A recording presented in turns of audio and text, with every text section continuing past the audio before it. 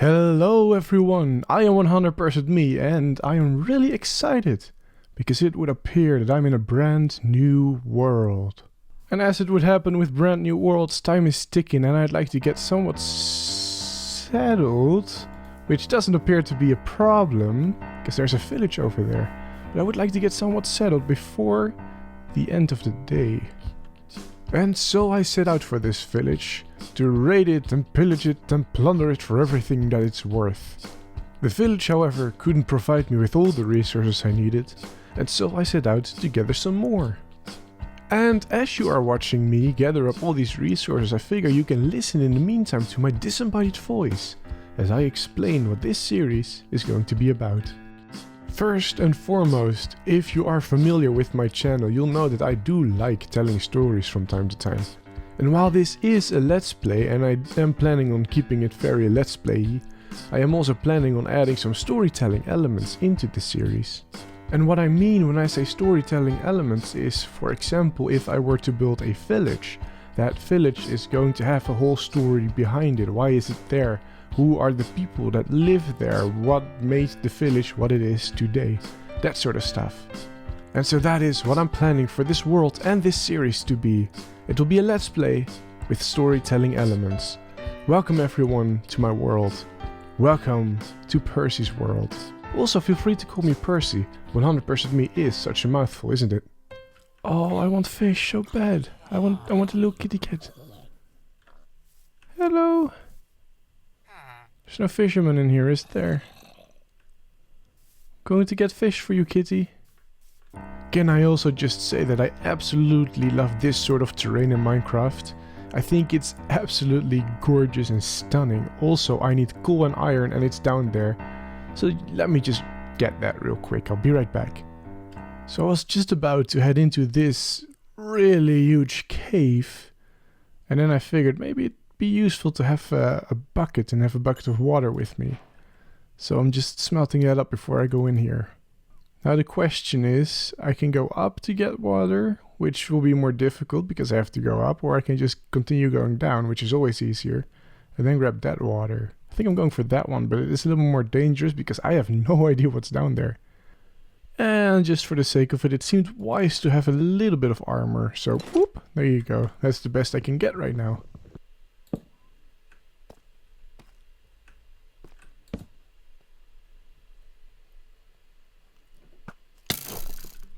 Nope, nope, nope, nope, nope, nope, nope.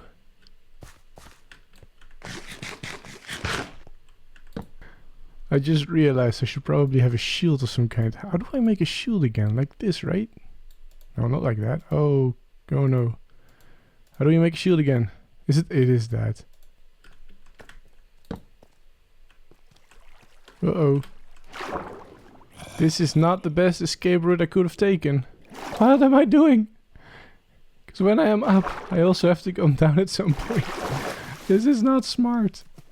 Oh no. Okay, well, I have some time to think. I was running out. I'm just going to make a run for it in that direction.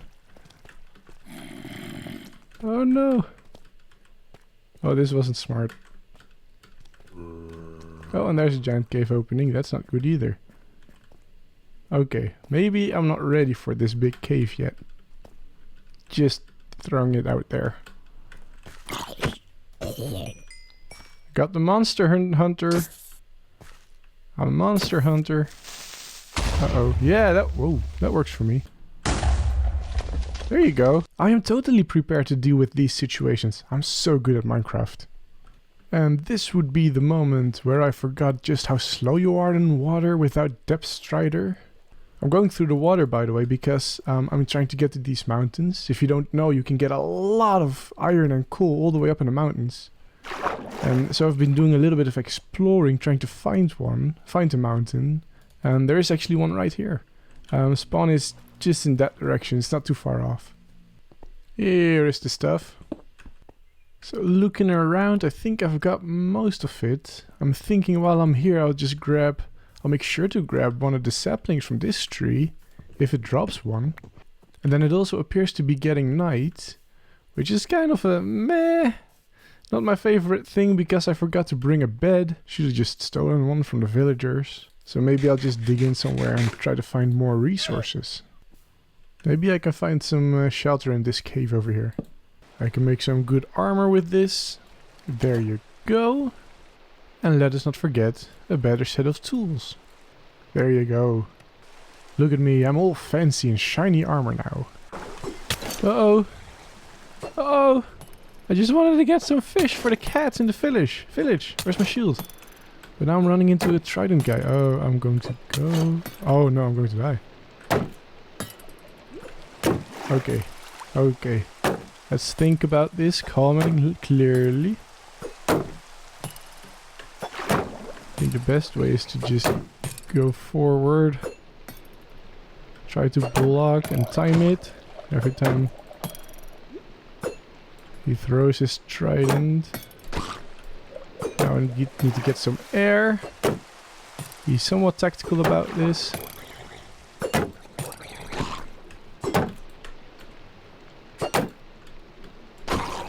There you go. Did he drop his trident? He didn't even drop a trident. Oh boy. Oh boy, there's more of them. So I've returned now to the village where I've dropped off everything in this little chest over here. And I've sort of been keeping my eye out for cats, but I couldn't really spot any, so I am going to hold on to the fish for now. What I'm also going to do for now is going to go deep underground. I'm going to mine all the way down to Y level minus 59, I think it is, where I might get a lot of diamonds. Alright, so I was digging down, right, just as I said I'd do, but then I stumbled across this cave. And this cave has, right up here, this block. This block is an interesting block, because this means, I believe, that we might have stumbled on one of those really big iron veins. So I'm going to dig a little bit around and see where it leads. We might just get tons and tons of iron in the process. And some gold too, apparently. Well, what do you know? I was here thinking I would find iron. I'm not even that far in yet. I was just up here, right? This is where I found the gold. And there you go. Diamonds. These are the first diamonds. How amazing is that? Quite a few too. How many is that? 5. That's pretty awesome. With that I can make a diamond pickaxe and an enchanting table. I don't actually think at this point that this is one of those big iron veins. Because aside from that bit of iron up there, I haven't found a single piece. Only other ores like this gold over here and the diamonds earlier. I have been misled. Though I'm not really sure what I'm complaining about. I did get those diamonds, didn't I? I have found, right behind me, looking around, a spawner. Look at that. Let's go have a look. Oh, it's a skeleton spawner. Oh no, don't kill me. Please don't kill me. I would so appreciate it if you didn't kill me. Thank you. Thank you kindly. Let's see if I can just... Oh, there's a few too many.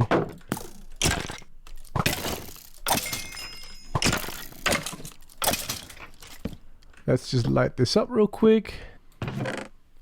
Anything interesting? Oh, my inventory is full. That's the one I got from this. Let's do some inventory management. So I've put a whole bunch of stuff that I no longer really need in here, and I've put some other stuff in here, and it's a little bit unorganized, but it doesn't really have to be. I'm also realizing with this string that I can make myself a bow, which I do really like having. Not that I can really use it a lot, because I have only one arrow. But for now, this dungeon is a really nice find. Look over here. This to me definitely seems like it would be one of those iron veins. I don't know, it's pretty close to the other one. It's just above here, I think. So maybe that one was an iron vein after all. I just got a little unlucky with that bit. I don't know. I'm going to dig here a little bit. See what comes from it. A over there, and B. Yeah, this is definitely one of those. Oh no. Ah, that scared me. Oh, they're coming from everywhere now. Oh, that's not good. That's no good. Oh, and there's that. My first death, yay! Alright, I can salvage this. I can totally salvage this. Food. Oh, this is not the place where I put my stuff. Let's just make a run for it. I think it's over here. Yeah. This is it. It's down there. Should be anyway. There is my stuff. Alright. Oh, the diamonds too. Oh, those Oh, okay, I was afraid those would have been blown up. Oh, now they aren't blown up. No, they haven't. Okay. Alright, I lost nothing. That's good. And I'm going to pour water over that because that is an accident waiting to happen. Now, can I get my diamond? There! Woo! Got my diamond. Was all worth it. Anyway, as I was saying, this is definitely one of those iron veins. Look at how far it goes. Oh, that's it. Oh, I'm missing my crafting table. Looks like I haven't recovered everything. Well, I definitely can survive making a new crafting table. I'll be fine. Alright, so I have done... That's close. Hello. Alright, so I have done my mining. As you can see, I've got quite a lot of resources. And, well, to be frank, I don't really feel like risking my life anymore today. So I'm going back up to the surface. And, well, just see what all I've got. Because it's kind of a mess here, isn't it? Something that I'd very much like to do is to craft a diamond pickaxe. There you go. Beautiful. Now, I said I wasn't going to risk my life anymore, but I am kind of going back into that cave because I do want to get some obsidian for an enchanting table. Ice bucket challenge! Now, I really only need 4 pieces of obsidian, I think, for a enchanting table. But boy, does this take long! That's 4, I'm out. Alright, so I've got almost everything that I need for an enchanting table. The only thing I'm missing is a book, for which I have neither the leather or the paper required. Now the leather is easy. You did not see that. What I am seeing though is sugarcane all the way over there. Alright, let's go have a look at this enchanting table. Let's see. Oh, there it is. Awesome. Let's put her there. Now I'm not looking for the best of the best enchantments. As you can see, I don't even have that many levels. But let's see what we can squeeze out of this. Ooh, both are tempting. This a little bit more because there's a chance of getting more. Let's just try it. Oh, okay. Well, that was kind of a waste then.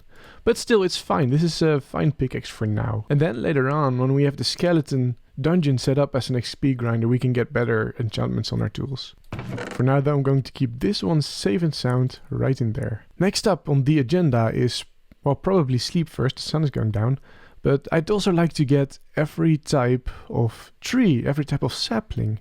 And that does not include the nether tree, so I'm not going to the nether quite yet. So far, I've already got the birch sapling, the oak sapling and the spruce sapling. And I'd still very much like to get the dark oak sapling if I can. A jungle sapling and a savanna tree sapling. I always forget the name of those. And if possible, I'd like to get one of the new mangrove propagules. I think those are really kind of cool. And so I set out in search of all these different types of saplings. The journey was long and not all without its challenges. For example, the acacia saplings could only be found way up on these perilous peaks. I did not, however, let that deter me, and I swiftly moved on to retrieve one of these saplings. I only got 2 saplings off of that. And then I found the jungle, which, as it just so happens, had way more accessible acacia trees right next to it. Having gained a jungle sapling or 2, I swiftly moved on to find a dark oak forest, from which, of course, I've collected a sapling. But then I found something that I thought was truly special. Look at this! This is so awesome! This is that new biome. This is the mangrove swamp. Oh, look, and these are the proper... Can I just... Oh, yes, I can just grab them like that. Oh, that is so awesome! I'm not sure what they look like when they haven't fully grown yet, so I'm kind of scared I'll ruin some of them. But so far, I seem to be fine. Look at how awesome this is! We have the mud, and the mangrove tree, and the mangrove roots that we can walk under. This is so cool. I really love this new biome. I really think they did a good job with it. And yes, for a second there I thought that this was a frog. I don't know why. I really find this one of Minecraft's most immersive biomes. It is just so well done with these roots, these trees. They are just amazing. Oh look, this is one of the smaller ones. Yeah, you can definitely tell when they haven't grown yet fully. Oh, it would appear this is where it ends. There is some other biome. Alright, so coming up this hill here, you can see that this biome, this plains biome I think it is actually surrounded by the swamp, which I think is really awesome. I mentioned earlier in the episode wanting to do something with storytelling, right? But this is the kind of Minecraft terrain that really invites for something really awesome, a cool story. Like, why is this biome like this? Why is in the middle of this swamp, why is there a plains biome like this? And so that's the sort of thing I want to explore. What is that? Hello?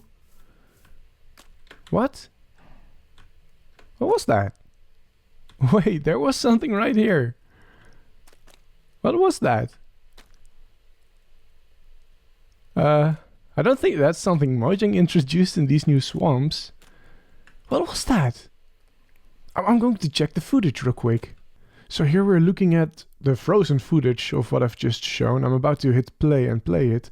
I've removed the audio from the footage though, so that you don't hear my voice twice, but let's hit play and see what happens. So here I am walking and talking, and then I notice that there is a little something over there, right? But look, just as I get close, it just completely disappears. What is that? Wait, let's see if I can show that again, but maybe in slow motion this time.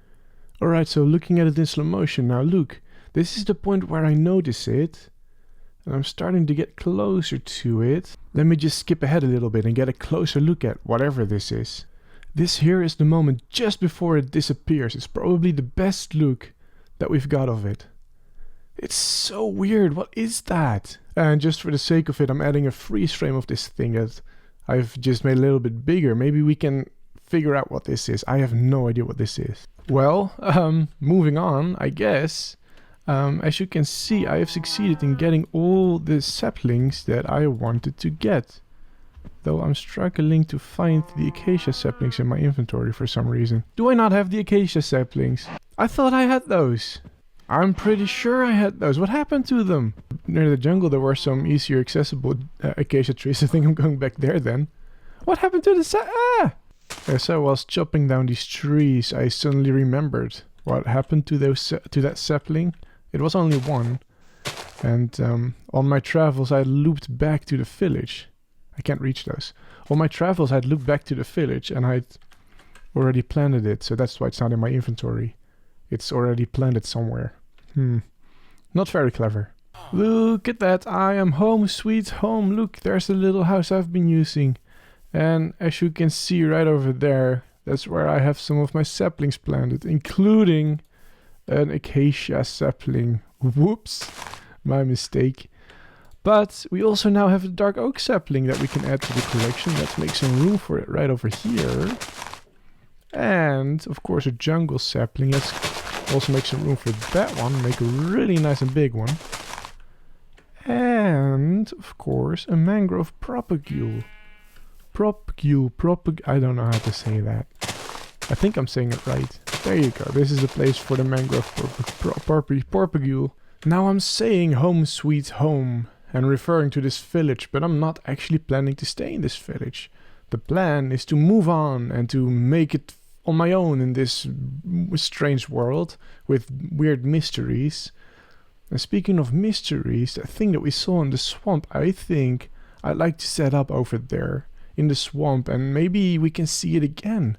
Study it a little bit, figure out what that thing was that we saw. And so the next step is to gather all the resources and move over there. The problem, however, with gathering all the resources is that I had way less resources than I needed.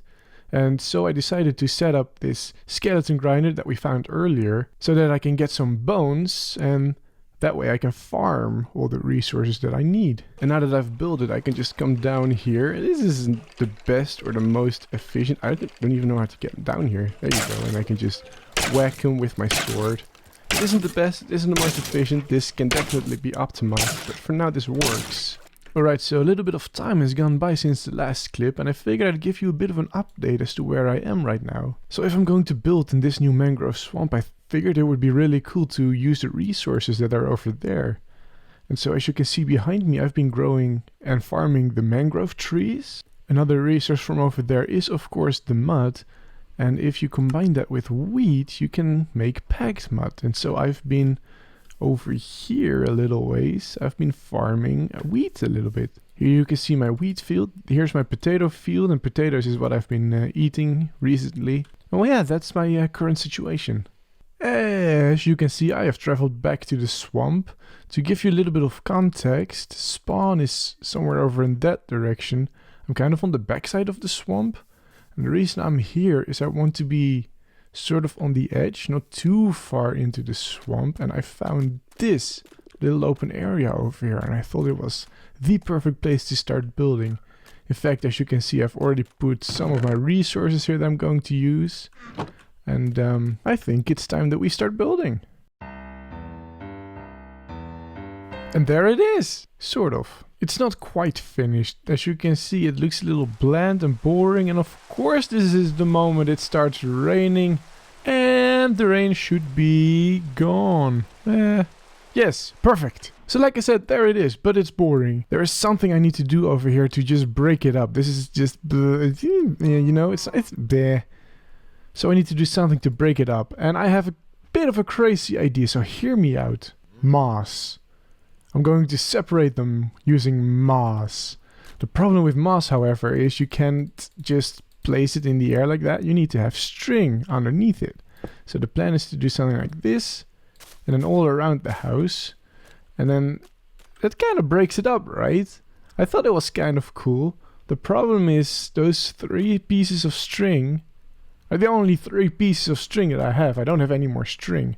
And so that means I cannot finish this build, and I don't have a string farm either, so this is going to take a while.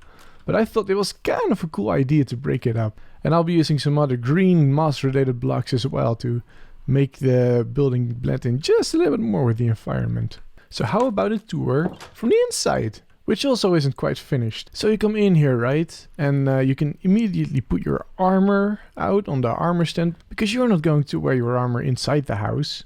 And when you come a little bit further, you see this beautiful fireplace where you can just warm up a little bit at the end of your day. Over here is the storage area. And this isn't quite finished, this room, because I want to fill this with all the utility blocks. Like the crafting table and the furnace and the smoker and the stone cutter and the grinder. All those blocks are going to come over here. Then, if you follow me over in this direction, there is a room with an enchanting table. And this room isn't also quite finished because I need all the bookshelves still. I don't have any bookshelves. And then, of course, the most important part of any house is the bedroom, which also needs some decorating still. Fixed! There's also a little closet over here in which I can put like armor or something, whatever. So all in all, the house isn't quite finished yet, but it is starting to feel like a home. And as we progress through this world and we start gathering more and more resources, we can start filling in our house little bit by little bit. Now you may be wondering, Percy, during the process of building that little hut down there, have you seen anything from that weird little green thing? The answer is no, I haven't. I have, however, found a lot of frogs and some bees over there, as you can see. So maybe we'll make a bee farm at some point, I don't know. The plan is still very much to figure out what that little green thing was. Hello everyone, I am 100% me, and I would very much like to welcome you back into my world, where I've been doing a lot of stuff. A lot of really boring stuff. Let's have a look. I've been really busy stimulating the local economy, starting with giving everybody a job. Which, yes, I do realize is kind of difficult to see, but I promise everybody has a job now. And one perk of those jobs is getting to work from home, which I hear is a very valued benefit nowadays. And as a result of the economy flourishing, guess what else flourished? Hey! They've grown up, there were babies here. There were young'uns here, but they've grown up. And it doesn't really make a lot of sense either, because 4 of them have jobs, but there are only 3 workstations for them to access. Villagers are kind of weird. And I've been very hard at work leveling, well, not all of them, some of them up. As you can see, these have got to diamond level, and I figured I'd wait at this point, because diamond level, I feel like, is something very special, and so I figured I want to do it with all of you. So here we go, let's buy all this really cool diamond gear. And where's the other one? There you are. Now this stuff, of course, we can disenchant and get new enchantments on them. Speaking of enchantments, look what I got. It's not that one, this one. Look, he's got mending, which is really awesome. Also, there's this guy over here, which has been selling me bookshelves. And that means that now I have enough bookshelves for a full enchanting table. As you can see. Another great benefit of a village flourishing is the level of security is getting increased. And I did not really do this on purpose. But there are a lot of iron golems here for some reason. And there's this house over here. There are 5 of them here in this tiny hole and they can't get out. I think it's kind of hilarious. But this does look like it would be a good source of iron. That's not a project for today though. That will be for a future episode. For now though, I'm going over to the house that we built last episode to get all the bookshelves in place so that we can enchant everything, which will be really cool. Let's go! Home, sweet home. Haven't been here in a while. Big X, we'll need it. I'll need a disenchanter. I don't have a disenchanter. There you go, let's disenchant.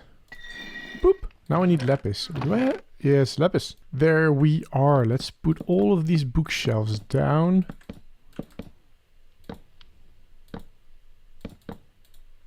Beautiful. Exactly the way I wanted it. Now let's have a look at all these. What they offer. They all offer unbreaking, won't they? Protection 3. Well, we're not going for that. Let's just put a safe bet in here. Alright, that's alright. I don't mind that. Efficiency 4 is really nice. And let's put efficiency 4 on here and hope that we get either fortune or silk touch. Okay, it's not the best. It's a really good work pick nonetheless. Finally the shoes, which only give protection 3, which is not exactly my favorite. But we'll go with it. Depth Strider. Oh, I do really love that. Alright. Yeah, I'm not mad about these very first enchantments. Oh! I forgot the shovel. Unbreaking 3. Let's have a look. Ooh. Yeah, that is definitely something I'm not mad about. Although I'm not quite sure what is fortune useful for on a shovel. Now I am debating, because I do have the levels, just re-enchanting these.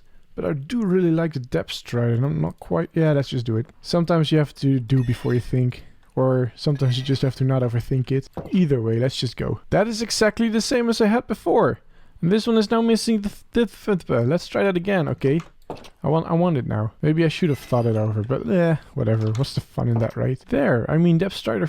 depth strider 3. I can't say that. I mean, depth strider... There, I've got the thing. Oh, that's actually really good. I don't mind this. Let's hope. Okay, yeah, that is definitely not bad either. I'm really happy that I re-enchanted those. And there you go. That is our current setup with our enchants. And why I have 3 shovels in my inventory, I do not know. Or 3 pickaxes for that matter. There's one thing I can try to do with the iron pickaxe, seeing as I've got some levels left over. I can try to get fortune on it. And I'm sort of going to take a risk, seeing as I've only got 2 tries here. I think I want to make sure I've got fortune on this one, so I'm going to try and enchant it like this. And then disenchant it, and hope that fortune will show up here. It won't. So I'm just going to take a guess now, a gamble now. Silk touch! Oh, so close! No! That's kind of a shame. That's fine. Silk touch is nice to have too. I wish though that I could transfer this onto this pickaxe. I'm thinking maybe I should just put lava down here somewhere and get iron passively. No need to make an iron farm, it's already there. Anyway, the reason I came back here was to mine for a little bit. Last episode I set out to mine for a little bit, but I ended up caving instead. And so I figured now is a good opportunity to actually do some mining down at the bottom of the world. I figured out what fortune on your shovel does. You get so much flint through one of these. Wooey! Look at that. That's a lot of flint. Alright, so I've been mining for just about an hour now, and this here is all the loot that I got from it. So what I've done, I've been mining with this pickaxe, and then when I got to the good bits I silk touched them. Though as you can see, sometimes I had a little bit of an accident and I accidentally mined them with the wrong pickaxe. I always feel just a little bad when I do that. because you mine an ore and you know deep down that it had so much more potential. So now all I need is a fortune enchantment on my pickaxe so that I can fortune all of them. Oh my, what's happened here? Now with my mending villager, I should be able to put that on my pickaxe and heal it back up. I'm also realizing that I have no anvil. If only I had a supply of iron. Clunk. There we go.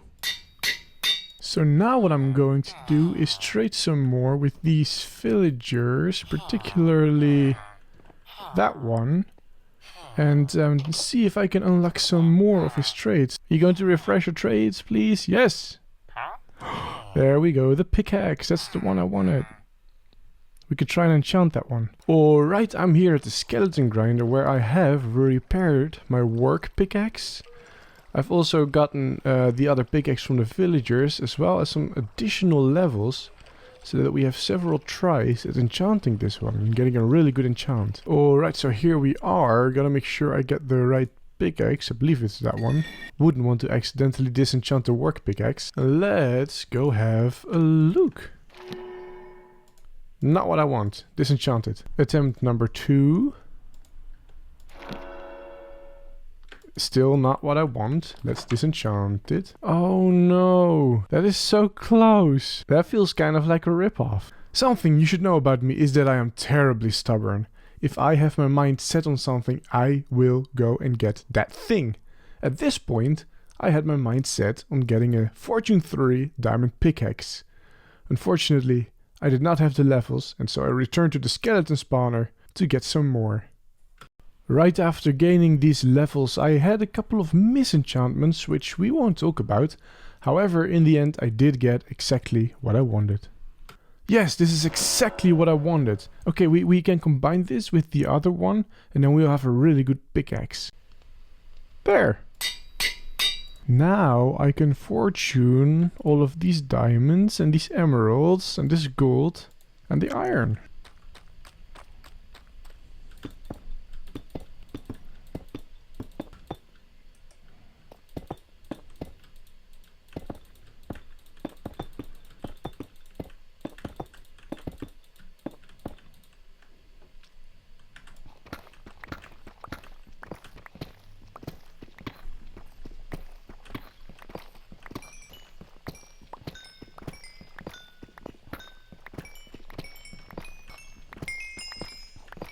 Let's have a look. Oh, look at all that. Yes, I love it. I love this. This is what you get the Fortune 3 for. Alright, so now that I've got all my tools sorted, well, most of them anyway, I think it's time that we start sorting our house just a little bit. As I said last episode, it's a little bit meh. And I think one thing that can bring it a lot farther into being less meh is blending it into the environment a little bit. And for that, I had an idea of using a lot of rocks. Let's see, over here. And then also using, where do I have it? Oak planks as a sort of a path, which I think is going to be really nice right in front of the house here. And if... Hey, that's the green thing from the... Oh, hello?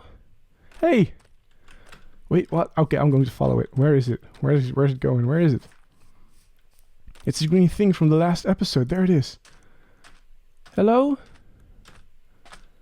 Hello, wait. Am I supposed... Where are you going? What are you doing? I'm just going to follow this for a little bit and see where it goes.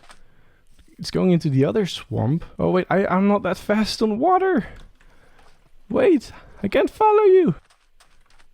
Oh, it stopped. Hello? Am I okay? Am I supposed to follow you? I don't know what that means. I need to craft a boat. Wait, I'm going to swim? Oh boy, that thing is going fast. No, it seems to be waiting. Is it waiting for me? Are you waiting for me? Am I supposed to follow you? Hello? Would you mind waiting so I can craft a boat? I'll be a lot faster on the water that way. No? Okay, that's fine. Let's just keep going. Do a lily pad parkour or fill at it. Where are we going? Are we going far? Yeah, I really do think that this, whatever it is, wants me to follow because it keeps waiting for me to catch up. Hello? Where are we going? We're not going in a very straight path, are we? Okay, we're going to the birch forest now. Can you slow down a little bit? Oh, hey, thanks. Oh, okay, there we go again. I'm starting to get a little out of breath. I'm not used to this much running. Not even in Minecraft. Alright, we're going really fast, really far. Wait, where did it go? Oh, it's behind the tree. Did it go through the tree? Oh, I need to eat too. So focused on the thing that I forgot to eat. Oh no. I think I might be losing it. I think I might... Oh no, it's waiting for me. Thank you. Oh no, that seems to be an ocean over there. Hey. Hey little buddy. I think we're going to need to stop for a moment. I need to craft a boat. I don't even know where you are anymore. Oh, there you are. Do you have just a moment? I just need to craft a boat. Look, I've got a boat. Now I can follow you over the ocean. Oh no. It's getting away. I'm not rowing that fast. Oh look, a village. That's lovely. Are we going to the village? Is that where we're going? Alright, wait. Hold up as I just grab the boat. This is a rather lovely village though, I do have to say. Are we continuing in the ocean? Oh, okay, let me get the boat out. Where are we going? Oh, there's a ship, I think. Is that where we're going? Are we going to that ship? Oh. We might be going to the savannah over there. Oh, hello, sorry cow, I'm in a hurry. Is that it? Are we going to the pillager outpost? Well, hey, wait, there are pillagers. Wait, let me get the shield out. What's the problem? Oh no, this one has definitely seen me. Let's just kill him. What is it? Is it these little guys? Is that what you've brought me all the way out here for? Am I going... Do you want me to save them? Yeah, I can save them. That's not a problem. Hello. Wait, let's give you all an item. So adorable. And let's save these ones as well. Hello.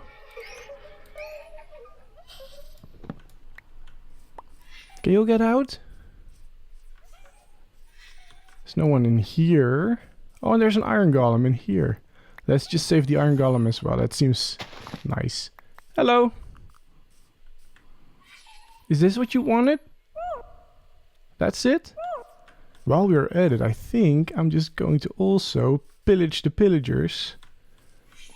Because there is a chance of there being a goat horn up here in the chest. Which would be really cool. Yes, there's a goat horn. Oh, and some XP, I'll take it. And I haven't got carrots yet. Mending book, which is really nice. Alright, we've got to get out of here now. I've got everything. Wait, let me just quickly get down. Oh, hello. Let's escape. Alright, let's go, let's go. Make a run for it. Well, I don't think... Oh, no, we're being followed. We're being followed. Are the others following? Yes, the allays are following. Alright, I think we're... No, we're not safe. We're still being followed. We need to find a quiet spot. Or we just can regroup for a little bit. A place where they can't see us. Maybe behind the hill. That's a good idea there. Alright. Oh, hello cow, sorry. Alright, let's have a look. What do we have here? We've got 4 allays, I think. Is that right? All of them have an item. Oh, we've got a zombie incoming. Let me deal with this real quick. Are we just going home? Is that it then? Or is there something else you want me to do? Where are you? I'm not spotting you. Oh, hello. Look at that! We've got all these friends. Oh, look, there's the thing, the green thing. Is that it? Is that it? We're just going back the way we came? Alright. Yeah, let's go, I suppose. Here, look at that. This is so adorable. I've been sort of traveling really slowly back to home so that they can keep up. I'm not sure how fast I can go for them to keep up, but they seem to be struggling from time to time, like the one in the back there. Look how adorable this is. And they glow in the dark. It's really cool. I love these little things. Alright, I think we're coming up on home. On the swamp anyway. Perfect timing. The sun is about to set too. It should be just behind this tree. Behind these trees. Yeah, look. There it is. Just over the river. And looks like we're just going to swim for it. Oh, no. Everybody's taking off. Hello? You're not following me anymore? Oh, you're all following the green thing, huh? Here's the clearing. Nope, I have no idea where they went. They've all gone. They've all vanished. Oh no, there's one. There's two of them. Oh, hello, frog. And there's the green thing too. Yeah, I don't know. It's getting night. Let's just go to bed. Alright, I've slept. Let's go check on them. I also sort of cleared out my inventory and then I realized there's a goat horn and of course... Oh, that's a creeper. And of course we had a little bit of victory saving the allays. And so I think going on top of this hill and doing a... is very justified. Where are they though? Oh, there's a wandering trader. I'm not sure where the allays went. They sort of disappeared in that direction. Oh, you don't really have a whole lot that I need. But thank you anyway for visiting. Yeah, you're welcome. Let's see if I can spot them. Although this swamp is of course a bit of a maze. Yeah, there really is no sign of them. Where did they go? Yeah, so I've gone pretty much around the entire swamp. I'm pretty sure I've been everywhere. There's no sign of them though. I'm pretty sure I watched them over here. This is where I saw them last. I'm pretty sure they must have disappeared into the swamp over there, but I have absolutely no idea where they are. I've searched everywhere. I guess we can just add this to the list of swamp mysteries. So we just went on a rescue mission, led by the green thing that we saw last episode. And it answered some of my questions. We know a little bit more about what it is. For starters, I think it's an actual alive being, but it also raised some other questions. Why, for example, would the green thing want me to save those allays? Like, why me specifically, right? I don't know. Those are things we'll figure out, I suppose, as we go on. Maybe we'll see more of the green creature. For now, anyway, before we went on the rescue mission, we were planning on building. So I've got a couple things collected now, and I think it's just time that we dive straight in.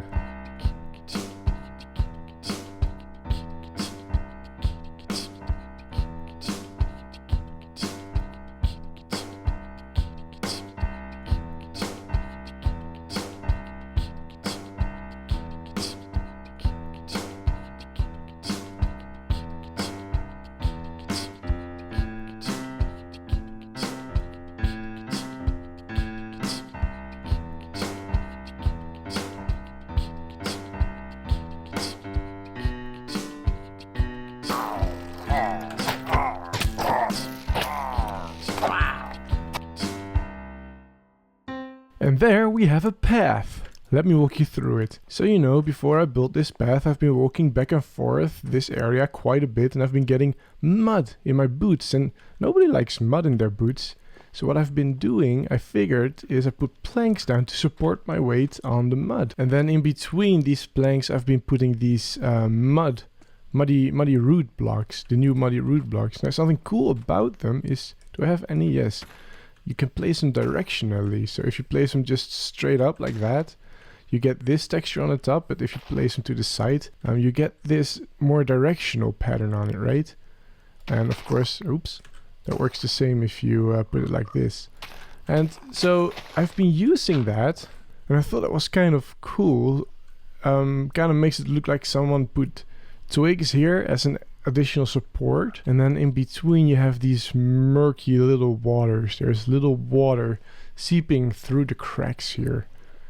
It's exactly the sort of thing you don't really want from a path, and I figured I'd add it. I kind of like the idea. Now then, if we go a little bit further and we go through the trees, through the swamp, you may see that the path stops here. The idea is that it continues on all the way over to spawn at some point. I'm going to do that.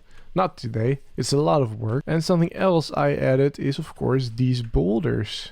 that I talked about a little bit before the rescue mission. I'm not quite sure how much sense it makes to have boulders in the swamp. I sort of figure they might fall down or sink down in the mud, but I kind of like the idea of having them, so I've added them. As you can see, they have a bit of a gradient to them, with the deep slate, the tuff, and then the cobblestone. The gradient itself is kind of inspired by Pearlescent Moon's hardcore series, where she's done something similar with her rocks. However, the reason I did it here is because I sort of figured these colors, the mud and the deep slate, they're kind of similar, right? And it's kind of as if the mud is sort of on the rocks themselves.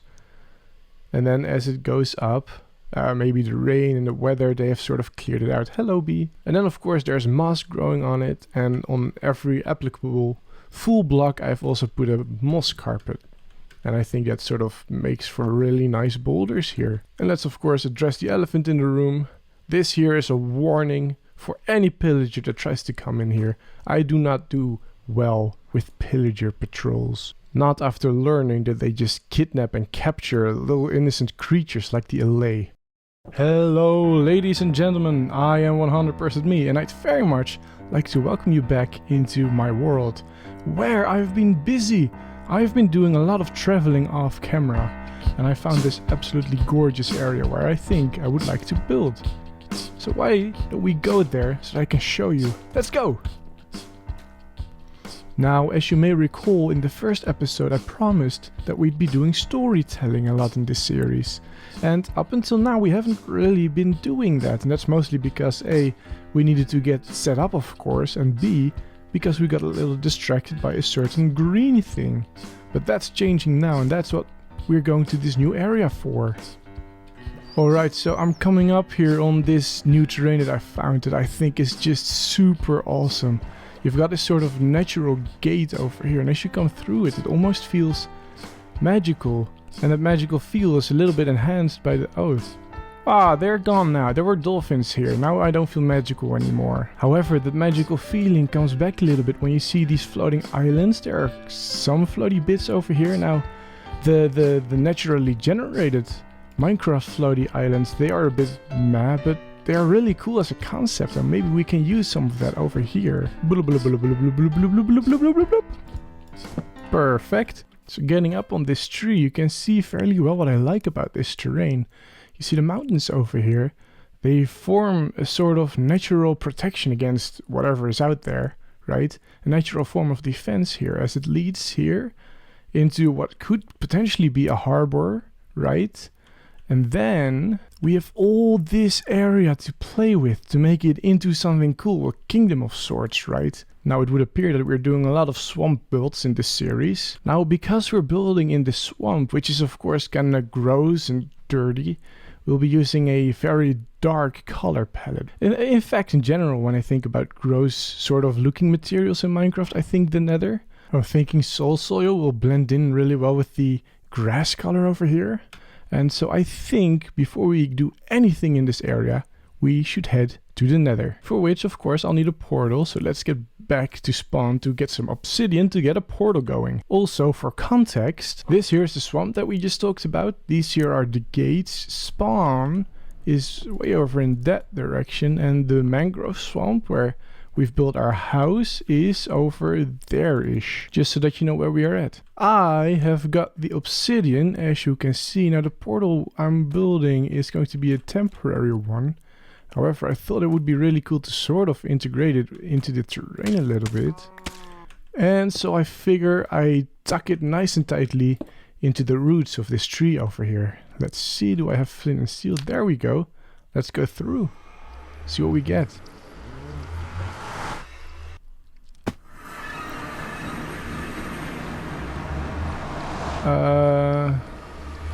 Okay. Well, this is certainly less than ideal.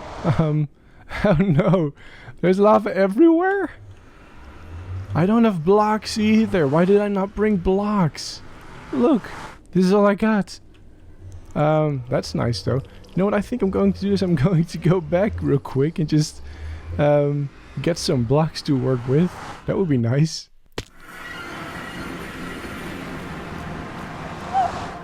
Huh? Wait, what? That was the green thing again. Why Why did it disappear again? What is up with this green thing?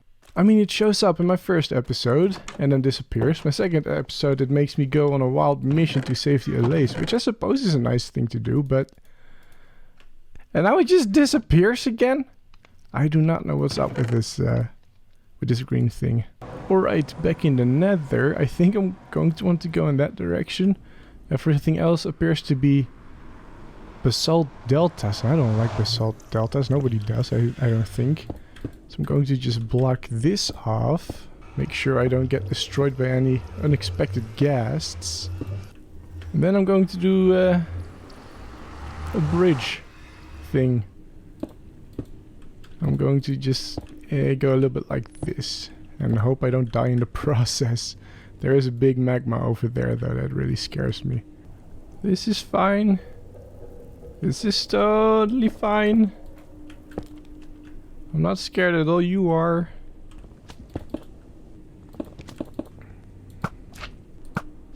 You know what I should probably do is grab my shield. I can just block this off over here. Oh, of course those still do damage. That really scared me. I forgot that they do damage. Hello, I'm just going to kill you real quick.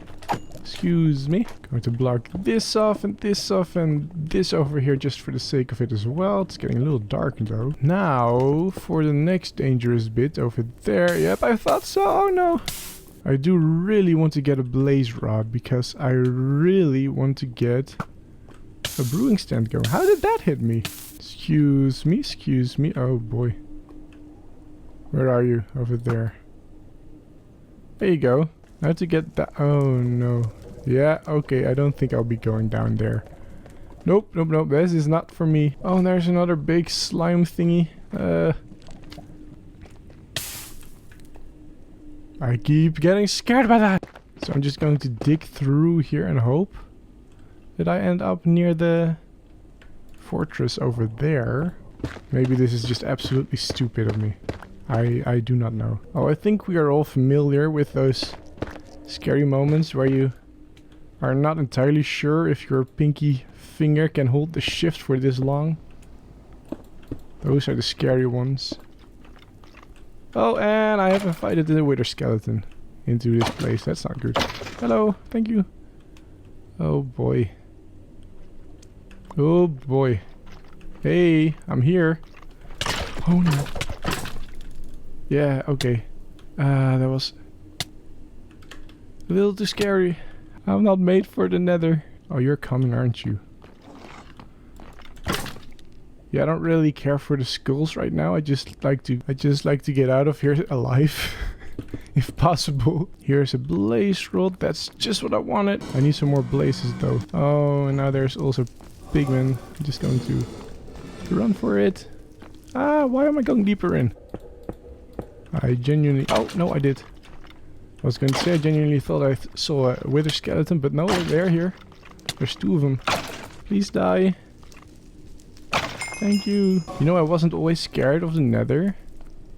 But then the nether update came, and now I'm frightened of it. I'm terrified of the nether. Oh, and there's more guys. Ah, why am I going deeper in? I just need one other blaze rod so that I can power the brewing stand. That's it, and then I'm out. Oh, there's more wither skeletons. This is not good. Look, if you just give me your blaze rod, I'll be out of here. Yes. It is so dark here too. How many blaze rods do I have? One! No, I need more than that. Oh, look, a chest! Are you going to kill me? I am so scared of the nether. Well, this is... Oh, that is so nice. I really did want a saddle. No, I really did want a saddle because there's tons of horses around, but I didn't have a saddle. And I do tend to go back and forth between the village and the house quite a bit. So having a horse to ride a horse, that'd be cool. I also realized that sentence wasn't properly English. Oh, look at that. There is the nether wart. There's 2 rooms of nether wart. That's nice. I'm just going to grab it and be out of here. Oh, you scared me. I might also be running out of arrows soon. Yeah, I really need to go. I'm going to grab this chest and I'm out. I do not have everything I need. But I still have my life, so I think I'm good for now. Ooh, diamonds. I'll take it. Oh, I'm so scared. I'm also so lost. But I do see a chest there, and so I now need to check it out. Okay, this is not exactly ideal. I'll take it. It's another saddle, that's nice. Why am I not going back? When I fairly clearly said that I would be going back. I can't help myself, I'm too curious. I'm going to need to put these on my hotbar, I think. In case I do happen to run into Piglin, I can distract them. Oh, hello. Come on, just die. This isn't fun for either of us. Yes, a blaze rod. Oh no. Hello. Yes, follow me please to your demise. It's right down here. Can't miss it. Whoa, that's a lot of them. Oh, another one. Let's go. I really can't help myself. There's another tunnel here and I need to follow it. No, I need to stop. Percy, what are you doing? Get out of here. Look, there's nothing here. Let's get out. I'm so scared. And I don't know why I can't stop exploring this thing. Wait, this is where I came from, isn't it? Yeah, that's the way out. I want to see what this tunnel does. Ooh, hello. Oh, hello. Oh, no. Oh, hello. You were closer than I thought you were. Oh, I'm going to die. I need to get out. Why am I not just getting out? That's a blaze spawner. Nope, nope, nope, nope, nope, nope. Not doing that. Ooh, we can go down here. Oh, we cannot go down there. Well, we can, but that's not really what we're supposed to do. Want to do, really. Oh, no. Too risky. Too risky. I'm just going. Okay, I'm out. I don't want to be here anymore. I believe that's the exit right there. I'm going. Oh, no. Magma cube's coming as well. Oh, no. Everybody's here. Why did I make this so flimsy? I'm out. I'm out. I'm out. I'm out. I'm out. I'm out. I'm out. I'm out. I'm so out. Ooh, okay, where's the portal? Where's the portal? It's right there. Oh boy. Oh boy. I nearly fell off there. There you go. I'm safe. I'm safe. I'm in the overworld. It's all fine. We can pretend it was all just a bad dream. I'm good. Thank you. Oh boy, home sweet home. I am genuinely... Oh, my helmet is gone too. I was genuinely scared right there. Oh boy. Like this nether update a couple of years ago, I just can't do with the nether anymore. Ah! So, for the next bit of this episode, I figured we're just going to do something a little bit more calm, a little bit more relaxing. I thought we could go break some horses. Which is why I've returned to spawn, because there were a whole bunch of horses around here. Yeah, there's some. Let's go have a look. Let's go try you. We have a lot of hearts, that's good. There we go. Let's have you try on a saddle. Alright, I think the speed is decent on this one.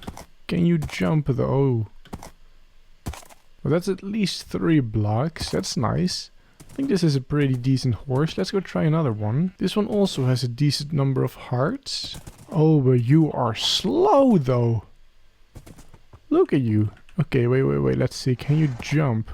Oh, you can jump. Let's see how many is that. 1, 2, 3. Oh, you can only jump 3. Okay, you cannot jump. You're a terrible horse. Sorry, horse. It's nothing personal. It's just I'm looking for something specific, you know. You have way less hearts, but already I feel like you're faster than the others. There we go. Let's have a try. Oh, you are fast. You feel really fast. Can you jump? You cannot jump very high. But you are fast, and I like that. Wait, let's go make a pit. There you go. This is a pit for all the horses I do end up liking. Oh, there is no better time to break a horse than when it's raining out. When you get kicked off the horse, you land in the mud. Nobody likes that more than... Well, nobody likes that. Oh, there's one all the way down there. I feel like we need to save it. Ouch, ouch. Hello. Thank you, though. Let's see. Can you jump? Or you can jump up here. Oh, okay. Maybe not. There you go. I don't know. This is neither the fastest horse or the one that can jump the highest. You're going to get a special pit. Yeah, that's right. I saved you from one hole in the ground and I put you right in another. And the rain is gone. Perfect. Look, there are some brown horses over here, which is really nice. Like a lighter brown. Then there is this white horse, which seems decently fast. Let's go to the tree where I've been doing the jumping tests. It's a very specific trees where we have to do this. Others just don't work for this. There we go. Alright. It's about average, this horse. has very little hearts. One of these is better. So, you're not it either. Sorry, buddy. So, having tried some of the other horses around in the area, I think I'm going with... Whoops, hello. I think I'm going with this one over here.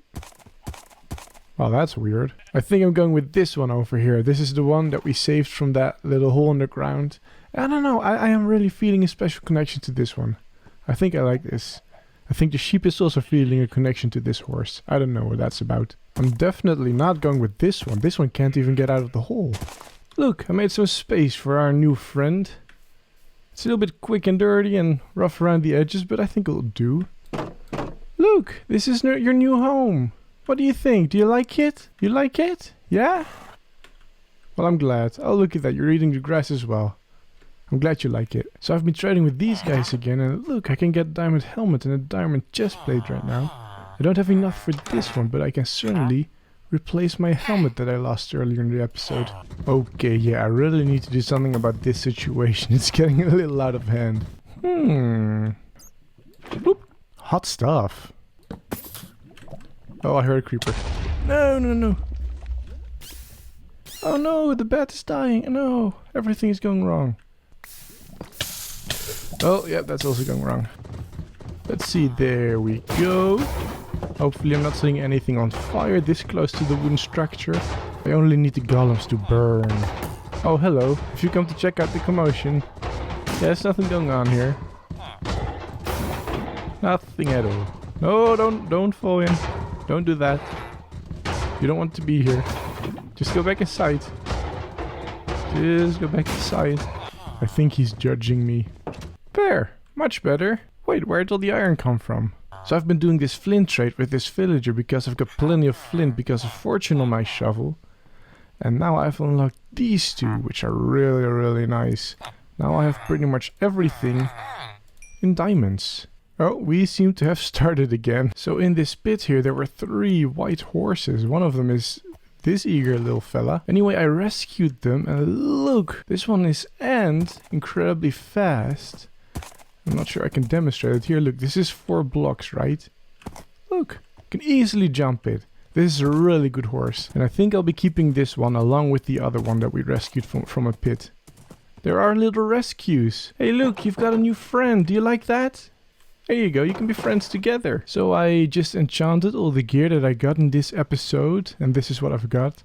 I've also been to the skeleton grinder and just combined together some of the bows that were over there. So now I've got this bow, which is really cool. Alright everyone, let me tell you the story of this swamp area. There is, right underneath the swamp, an extensive cave network. How long ago there was an ancient civilization of water creatures that lived here in these caves. And they had a really good way of living here. It was grand, it was beautiful, it was, well, some would have argued that it was just perfect. However, time has a way of changing, and so time changed even for these watery creatures. And as time moved on, these creatures evolved to be amphibious, not unlike our new froggy friends. And these new creatures, they started a civilization above the water. Now this was all centuries ago, and that old civilization is long gone, and whatever structures they left behind have long been reclaimed by the water and the environment. Nowadays, this old civilization is only a story told by these frog people, but every once in a while, something from these old times rises up to the surface, a little statue here, an intriguing object over there. Some have made it their business to sell these ancient wares. One has made it their business to fish it up from the pit.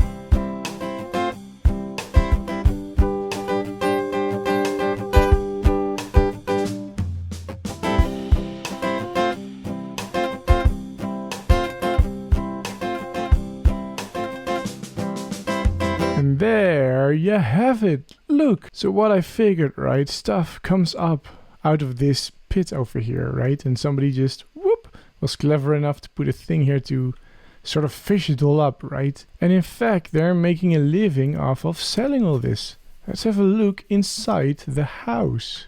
Now, one thing you may notice is that it's kind of small, and I'm kind of doing that on purpose. I sort of figured that these frog people wouldn't be very big. Anyway, this is the inside. It's very cozy with candles everywhere. And well, this is where he'd be selling his wares. Though looking at it now, I sort of figured it doesn't really make a lot of sense. I literally just said that these people are tiny. So selling it from your window here is not going to sell a lot because they can't access. Do I have something? There you go, little step up. That would be fine. I think that would be fine. It's not pretty though. Wait, let's make this better. Here, like this maybe. So back on the inside, this has kind of got the bare minimum of what someone would need. Over here you can see he's got some storage for all the stuff that he gets. And if you come up the stairs, you see these little platforms. Right now everything is lit with torches. I would like everything to be lit with candles, but as I mentioned in the first episode, I really do not have a lot of string. So that's what these are for. Eventually I'll put candles on here. And of course get rid of the ugly torches. So coming up further, you may notice that you have all these tiny windows everywhere. I thought they looked kind of cool, so I just added them. And this here is where you get out. I figured this is where you operate the crane, right? And then when you get all the way to the top, you can see it doesn't really lead to anything. Which I guess concludes our tour. Hello everyone, I am 100% me, and I'd very much like to welcome you back into my world where I have become a shepherd. And that is because I need wool, and I need lots and lots and lots of it. So let me just quickly gather up some wool and let's kick the episode off, shall we?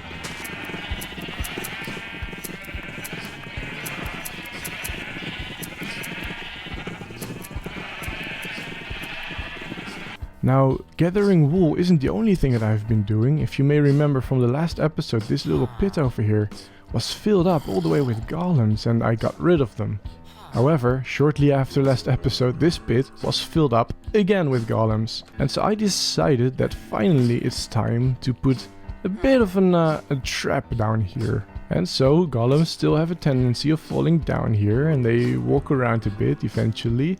They'll get into this water, which will slowly but surely push them into the lava, where they die. There are hoppers underneath, of course, leading into this chest, and well, this isn't the most efficient iron farm anyone's ever made, but it is good for a small trickle of iron. It's nice, it's alright. Then there's also this zombie that I put in just for the sake of it. However, I'm not sure that's very effective. So far, I haven't really seen any iron golem aggro at a zombie. I don't know, maybe adding the zombie there was a bit of a waste of time. But, well, whatever. Alright, as you may have noticed down at the bottom there, I've got 30 levels, and so I bought myself a new pickaxe. And so I figured we can enchant that together, just to see what we get. Ba-ba-ba-pom. Oh, that's a little boring, isn't it? It's alright though, we can still keep it, use it for something else later, or maybe just re-enchant it later. For now though, let me load up my inventory with wool. We'll need it later on in the video. But first, I'm going to conquer my fear. If you cast your minds backwards, way back to the very first episode of this series, you may remember this big cavern. Now, in that first episode I attempted to go down there, but I decided not to because I realized I was not at all prepared. Well, I am prepared now. A lot better than I was back then. So let's go in and see what mysteries it holds. Iron, for example, is a good mystery to have.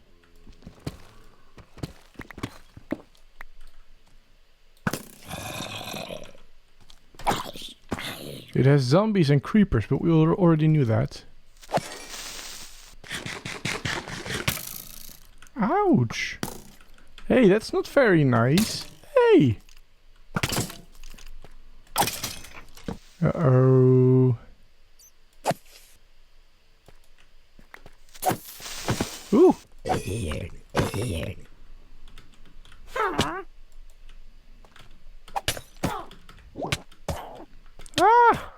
It's a witch!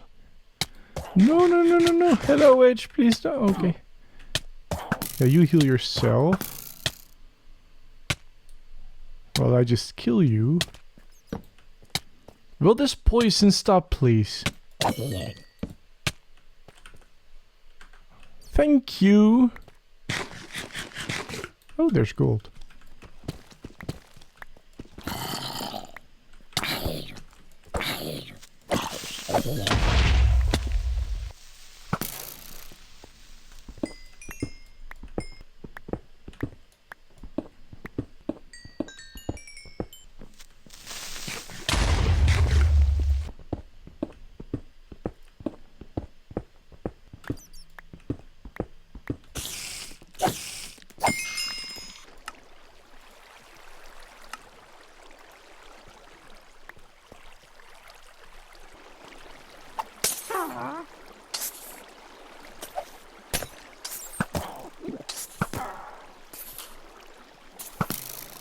I dealt with that perfectly. Woo! Diamonds!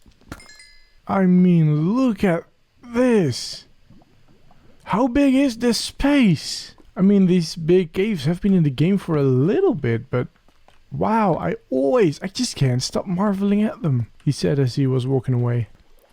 This right here, I just want to say I think is also really cool. Look at that!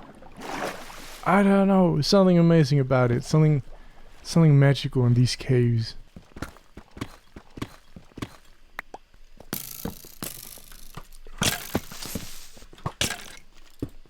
So this situation, there are like 10 creepers and 10 skeletons out there. It's dark, they're hard to see, but they are here. Nope, nope, nope, nope. Oh boy, what is this? There are no creeper spawners in Minecraft. I am not going to lie, this seemed like an impossible task, but look, I've actually lit up the entire cavern over here. And then some. There are some caves that I've explored as well and lit up. I mean, look at this. This thing is so incredibly massive, but I've tackled it finally in the 4th episode. But now, as you can see, my inventory is pretty much full. I do not know why I brought lanterns. And with a full inventory, I think it's time that I head back home. Hey, look, I've got more levels. I can also re-enchant this pickaxe. Let's have a look-see. Okay, I can re-enchant it again. It would have been great if that was a combination of the two, though. Let's have a look. Alright, cross your fingers. Oh, that's what we had. Well, okay. So if you walk just outside the house, right, over here, there's a little thing in the ground, right? This cow has been stuck here like forever, and I really feel bad for this cow. And so I figure what I do just quickly is rescue it. Can I get up here? There we go. I've got some leads. Come on. You got me? Oh, that's also a way to get out. There we go. There, you're free now. We've saved the cow. Fantastic. Let's just patch this up. There. We saved the cow. Seeing as I'm conquering fears anyway in this episode, I sort of figured we can face the Nether together. The main reason for that being that the Nether has all sorts of goodies that I'd very much like, but don't have access to. Now, off camera, I've been looking for resources in the Nether, and I sort of dug this thing all the way up to bedrock, as you can see, and I went a little bit in that direction, but that didn't really lead to anything, only more basalt deltas, and so I just turned around and left the Nether. But maybe I can go in this direction now. It's the opposite direction. Hopefully this bit has something other than basalt deltas. So I'm just going to be digging here in this direction for a little bit until I find something that suggests there is something other than a basalt delta down here. Oh wow, I almost fell down there. And I guess I'll bring you back in when I find something interesting. I swear my entire nether is basalt deltas. It is stupid. Like, I've been mining in this direction for a good 5 minutes now. There's only basalt deltas. Oh, look at that. Look at that. That's sort of what I'm looking for. Oh, and look, there's another fortress. Okay, yeah. This is good. This is good. Finally something else. I wanted to get to a soul sand valley because it's got, well, soul sand. Soul soil specifically. So now the challenge is to get down in a safe way. Oh, hey, soul soil. You know what, we can just mine this over here. That is scary though. Woo! That's a hole. Let's not fall down there. I'm trying to look for an easy way down there. I'm not seeing one. Maybe a bit more over in this direction. We may just survive a drop from down there. Okay, I'm just risking it. Oh yes, I'm fine. Need to remember that that's where I need to be. Let's build a staircase. And yes, I am seeing the Enderman over there. And no, none of this is exactly ideal. There! Now I've got a staircase up and down. That'd be great. Let's light this up so I remember where it is. Of course, there's more basalt deltas over here. Meaning I want to stick to that direction over there. More basalt deltas over there. There's basalt deltas everywhere. Hey, that's interesting. That suggests that there's one of those red biomes over here somewhere. I wouldn't know where though. Maybe below? Nope. I'm being shot by something and I don't know where. Well, a skeleton most likely, but I still don't know where from. From below here? Oh no. Yeah, I'm not going in here. I don't think I was being shot by a skeleton. Also reminds me I really need to start bringing gold into the nether with me. Uh-oh. Let's see if I can get the achievement. No, it's not shooting at me anymore. Problem is, and I need to get up here without getting shot down. Okay, I'm not going to get the achievement. Well, maybe.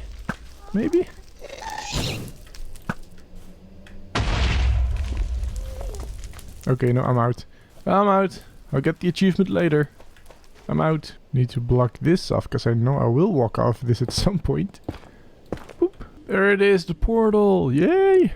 I am realizing I never really properly said why I wanted the soul soil and the soul sand. It's the soul soil in particular that I want, because I think that it would make for really good roads over in the new swamp area. Speaking of the new swamp area, let's head there right now. So last episode we found this swamp, right? And we built this beautiful little house. And the idea is to build a town or a civilization over here, right? Now you cannot really build a town or a civilization or, well, anything really without some proper planning first. So we'll be needing signs, lots and lots of signs. This right here will be our ideas board. We'll put all the things that we need in this town or this village. We'll put it on here, right? And personally, I always like to start with a sort of religious system. What do the people here believe in? So we'll need a church. Then we'll need some more practical things like food. So who gets the food around this place? There are builders, of course, because they're building this village. So builders / architect. It doesn't quite fit on there, but I think it's clear enough what that says. We'll probably need something with an economy. What is their export and import? Maybe there is some valuable resource over here. And to tell you the truth, I don't quite know yet what that would be. So let's have a look around at the environment. What does a swamp have to offer that others might want. I'm seeing lily pads that are somewhat exclusive to this area, but I don't think that would make for a good export. I'm not sure how many others would want lily pads. There's of course lots of grass over here, but that's pretty much everywhere. Then there's of course the stuff that comes up from the pit, but I don't know, aside from these people, who would care about what comes up from the pit, right? Oh, I know what there is quite a lot of over here. You can't see it now, but at night there's lots and lots of slime around. So maybe these people, they farm and sell slimes. Export slime. Boop. I think I need to rearrange these things because it's already getting a little bit messy. Let's do categories. Religion. So that would be the church over here. Then infrastructure. So we have food things over here. And then the builders / architects. There you go. We'll have a category for economy, which will of course be the export of slime. We'll of course need to think about the welfare of these people. So that would be things like an apothecary. I'm not sure that's how you spell that. And of course entertainment. And the first thing that comes to mind is a sort of arena. I'm thinking of like ancient Rome for some reason. I don't know. I feel like that would sort of fit well with the area and the sort of theme that we're going for. Oh, I thought I saw something over here, but that was just a horse. So for now, this is what we've got for a plan. And maybe you have some suggestions as well. If you do, feel free to let me know in the comments down below and then I'll add them to the board. That'll be really cool. Now I'm nearly forgetting the most important thing. This place needs of course a name. And I don't know what that name is yet, but maybe we'll figure that out together at some point. I might have made a few too many signs. At this point you might also guess what all of this wool is for. We'll be using it to plan out the city and get a good feel for it before we commit to any build, right? And then we'll color code everything. For example, if we want a road somewhere, that would be in blue. For buildings, I'm thinking like a bright red. A little bit like this. For the more religious builds, like the church, I'm thinking more of a yellow. A little bit like so. And I've put it over here because that will be one of the very first things you see when you come in over there, right? And then I believe I was also planning to have a dock area, which we'll do in orange. I'm not yet quite sure how I want to do the dock area, but at least this way I know that this bit is reserved for the dock area, right? At this point I must confess I'm not quite sure what to do about the trees because they're already kind of getting in my way. However, I don't really want to just cut them down because you cannot really regrow these particular swamp trees, right? They can only be generated by the game itself. They don't really grow anymore once you plant a sapling or whatever. So I need a good game plan for the trees as well. I just thought of something kind of dumb. I put food here with the intention that I need to build a place that gets food. But remember, these people are frog people. And frogs in Minecraft eat slime. You see the connection here? I don't think we'll need that one. Instead, I'm just putting paths, because that also seems important. Look, I made a really colorful mess. Yay! First of all, I have labeled all of these with their respective colors. You may notice that over here in economy, there is one missing. I wanted to do that with lime wool. I ran out of other colors, but I do not have lime green wool yet. Other than that, you can see the blue is the paths. Red is where the houses are going to be. Well, I think I've already explained the colors here a little bit, but here you can see the layout. So, right, connecting up to the docks will be a house with a little bit of a tower that will take you up from down there to up here. I thought that would be really cool. We've got some houses over there. Of course, this church over here, I already showed that. Path continues on. As you can see over here, I ran out of red blocks. Now you can see it sort of leads over to this open water area. And I thought every town needs, of course, a meeting place, a town square of sorts, right? Seeing as these creatures, they're frog people, right? They are amphibious, and so they'll want to also be in the water. And so I figured this would be a really cool meeting area. And so I decorated all of this with the magenta wool. What is it? Oh, that's purple wool. It does mean, however, that we'll have to block this off somehow, right? Because you don't want your town square area exposed. And this already provides a natural sort of protection. So we will have to just expand that a little bit. The magenta blocks I used over here, and they are for the town hall. I thought that would be a really good color for it. Now, like I said, I don't have the lime colored blocks yet for the economy section, but I figured that would be over on this side over here. Of course, this is the harbor. There's going to be lots of trade here. And so I figured this would be a really good spot for that. And I also sort of figured, let's worry about this bit first and then we'll worry about that bit later. We do, however, have a choice to make, though that won't be in today's episode. Of course, we'll need to build a slime farm if slime is going to be the economy. We can do 3 things, I figure. We can sort of have a free-range slime farm, in which case we just hunt for them at night as they spawn in the swamp over here, which I figure could be cool and sort of fit the area, give some extra lore to the place here, right? Or something just a little bit easier is to build, of course, a slime farm. And we have 2 choices of slime farms. We can have the underground one that everybody's been using for years. Or recently, Doc M and Ilmango, I believe, showed off a surface level slime farm, which could work, but I think that would be ugly in this area. So I think we'll be doing the underneath the ground one there. And then so below ground somewhere we'll have a really ugly industrial slime farm, right? But then above ground we'll make it really cool and fancy and give some sort of impression that slimes are being produced there. But like I said, that's not for today's episode. We'll probably not build that for a little while to come. Alright. As you can see, I've got another 30 levels. So let's give this one another try, shall we? Just put these and these in here. And let's see we get... Okay. It's still fine. It's still fine. It's not the end of the world, is it? Hello everyone, I am 100% me and I'd very much like to welcome you back into my world where, wait a second, this house wasn't here before. That's so weird. What's going on? A time lapse is what's going on. Look, you can see me on the screen. I'm really busy building buildings. You see, I figured it was really kind of important to just get some buildings in place, just to get a feel for what it's going to look like and what it's going to feel like. Get some general sense for what this area is going to be. You know, how the people live and what they do on their day-to-day basis when sometimes it's raining. If you remember a couple of episodes ago, we established that these people are relatively small, and so these houses were going to be relatively small. That they do have kind of big roofs. I don't really know why. It kind of gave me sort of a mushroom sort of vibe. I kind of like it.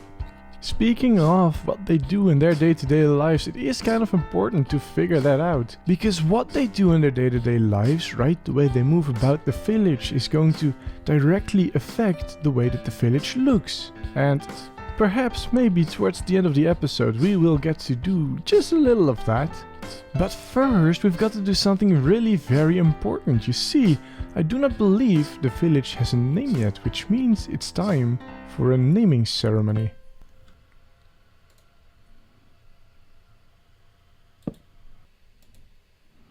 Gorf! And I sort of figured this is the perfect opportunity to give you a little tour of the place. Now let's start at an area that everybody knows. This here is the ideas board that we made last episode.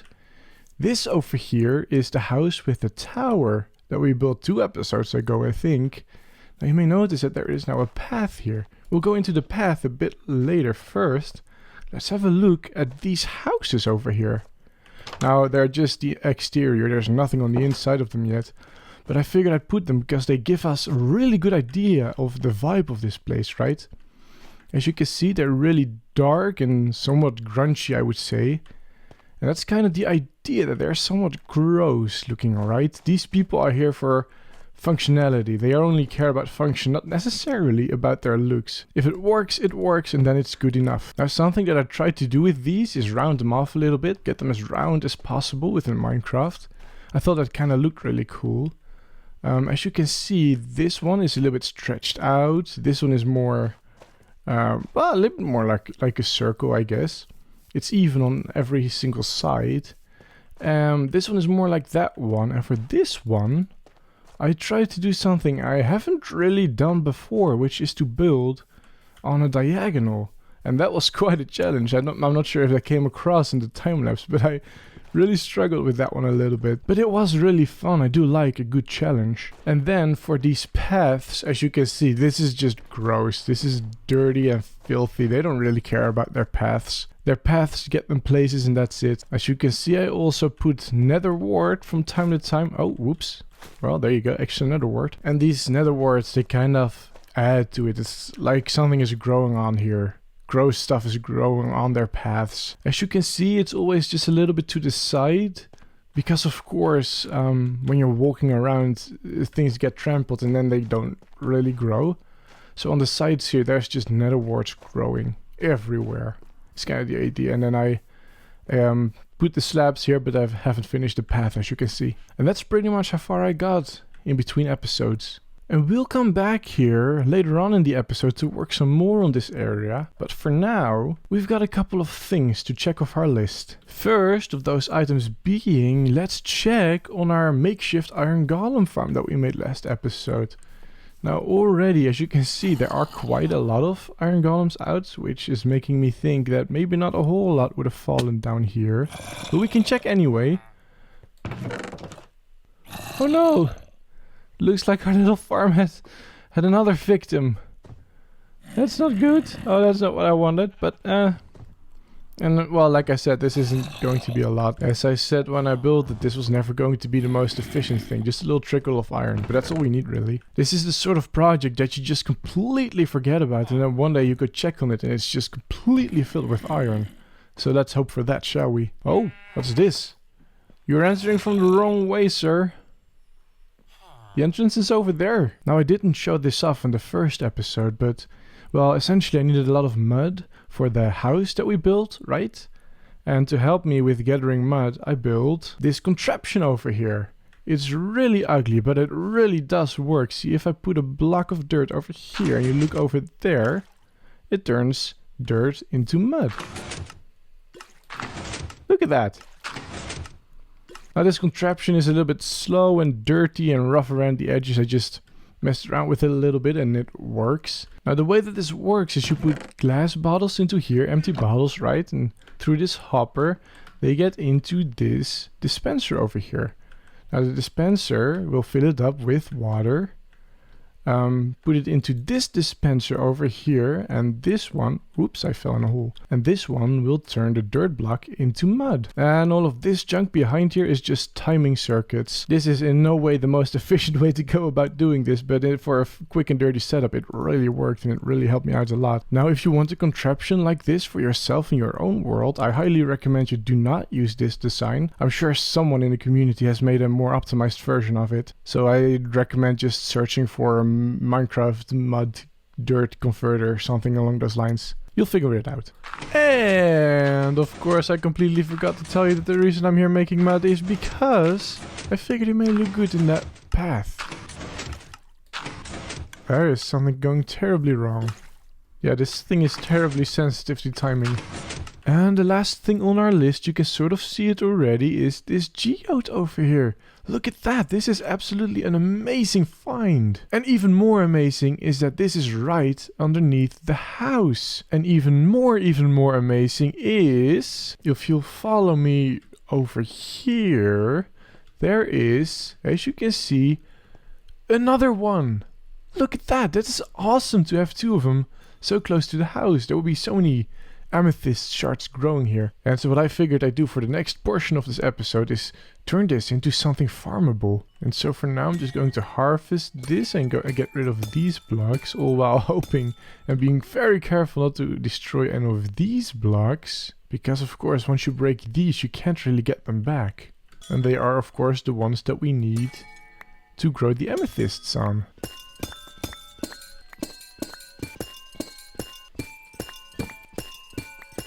Now you may be wondering what I need the amethyst for. And that is mostly for tinted glass. But I was also thinking that this purple kind of contrasts really nicely with the green of the grass in the swamp. And so maybe we'll be using it as a building material as well. And yes, I just got scared. I accidentally mined one of the budding amethyst blocks.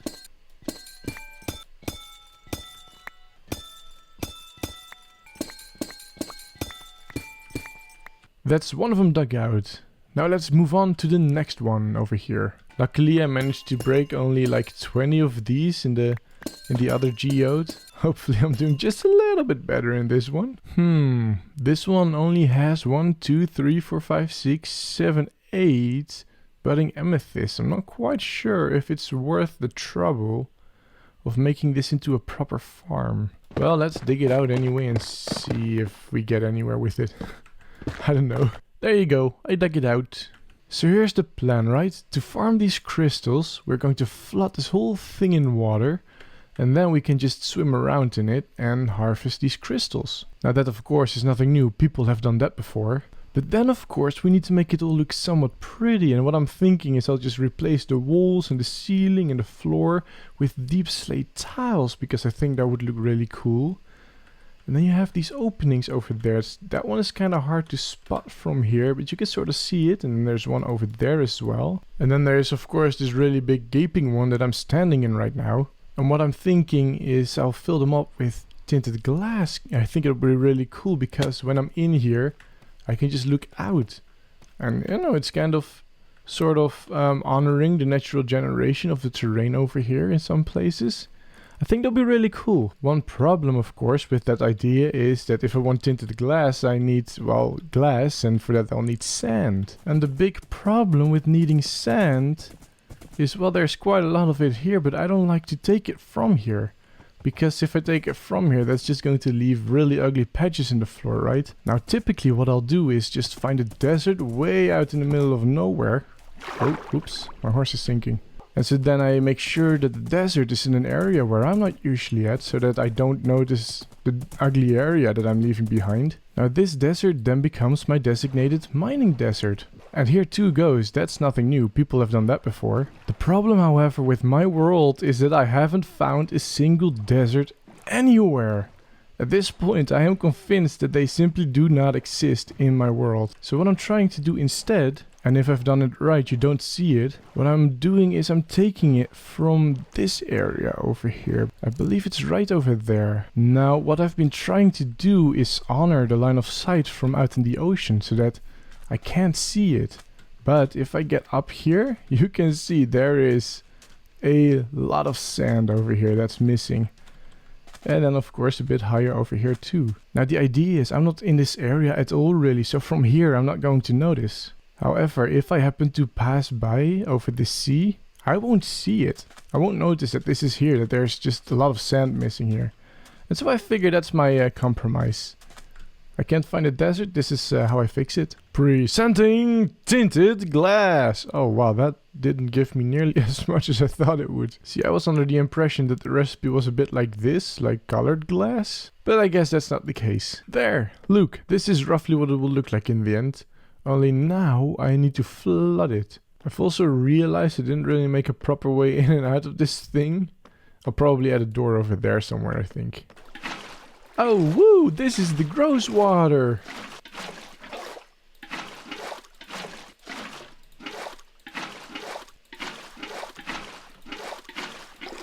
Ta-da! That's one of them complete. And now I've got 2 aquariums to swim around in. And in the time that it took me to build all this, the crystals have grown. Which means that if I just quickly go for a breath of air, I can harvest all of this. Of course, always being careful not to break the budding amethyst blocks. I can also get some of these silk touched. And then you get these crystals, which is really cool. Now ideally for this you'd have like a conduit, right? But I unfortunately do not have a conduit yet. And so I'm just going to have to, well, try and get some air every once in a while. Or not. Yeah, there we go. And go back in. There we go. That's quite a bit, isn't it? I didn't harvest it all. I couldn't really be bothered. So I went ahead and repaired my pickaxe at the skeleton grinder all the way down there. And in doing so, I got to level 30. Which means we can do another level 30 enchant. There we go. Let's take that off. And stuff it in here and see what we get. Oh! That is a really good pickaxe! It's such a shame that that's fortune though. I already have that. Oh Oh, but that is a really good pickaxe. We'll keep it for something else. What I also figure I do is I put mending on this shovel over here. There. This is the part of the episode where we go back to the village of Gorf and figure out just exactly how they move about the village and what these people do in their day-to-day lives. Allow me to give you a bit of a refresher on the story in this village so far. Right over there and expanding all the way underneath this swamp is a really vast network of waterlogged caves. However, at some point they came up to the surface and they evolved to be amphibious and they started the civilization over here. And that is what Gorf is. Now, of course, they need a religion, and that is what this outline is for. This is going to be a church. This is what they go to worship whatever they believe in. And it is up to us now to figure out just exactly what it is they believe in. Now what I'm thinking, that civilization that lived over there underneath the swamp in the water caves, well, what if they believed in a water god of some kind? However, they feel like that water god has let them down. And that's why they moved up to the land, and now they worship a god of the land. And that is what this building is for. It's in honor of the land god. And I figure now is as good a time as any to build this structure.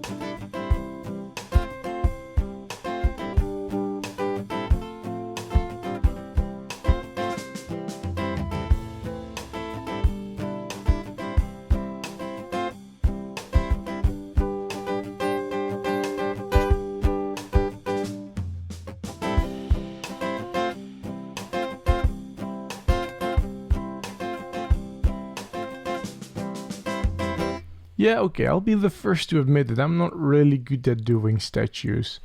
What I was thinking here, right, they worship their earth god, so I figured I'd put a statue here, and well, this is how it turned out. I sort of figured it makes sense. It's made of deep slate, which of course is found way down below in the earth, right? And so they would have made a statue out of that material.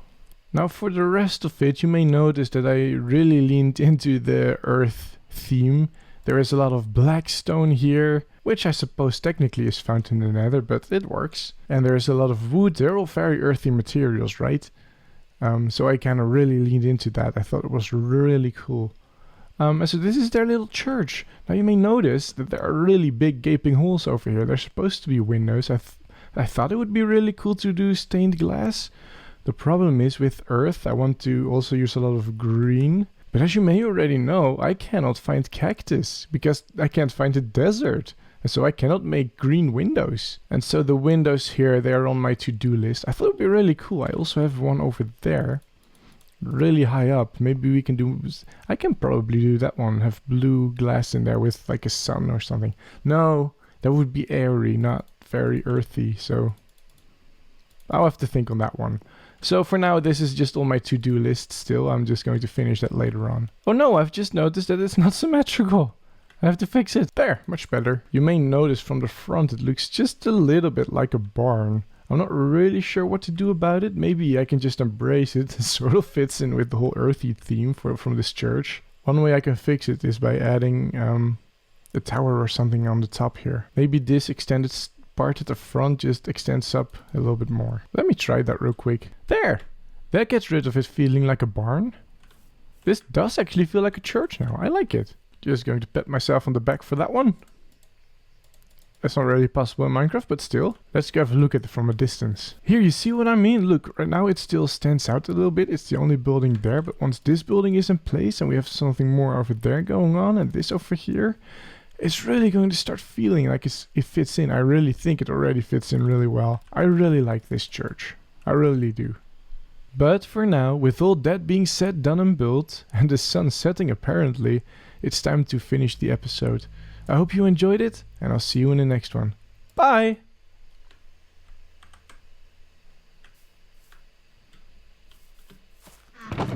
Doom. Let's clean up all of this stuff real quick. Let's hop on our horsey. Let's get home. Oh, it's getting dark too. There it is. Home sweet home. Let's take off my armor and let's just go to bed. There we go.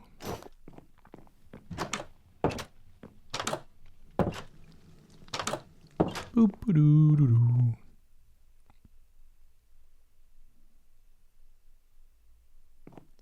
Do do do do do.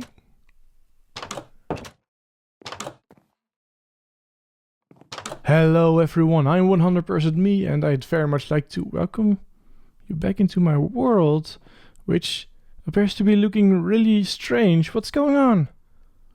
Why is Why is everything looking so weird? Why is everything white and green? What's going on? I mean, this is the swamp, right?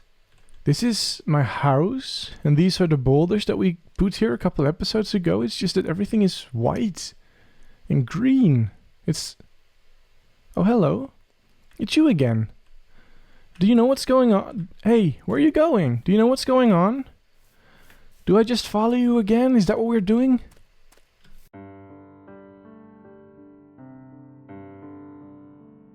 Hello, Percy. Hello?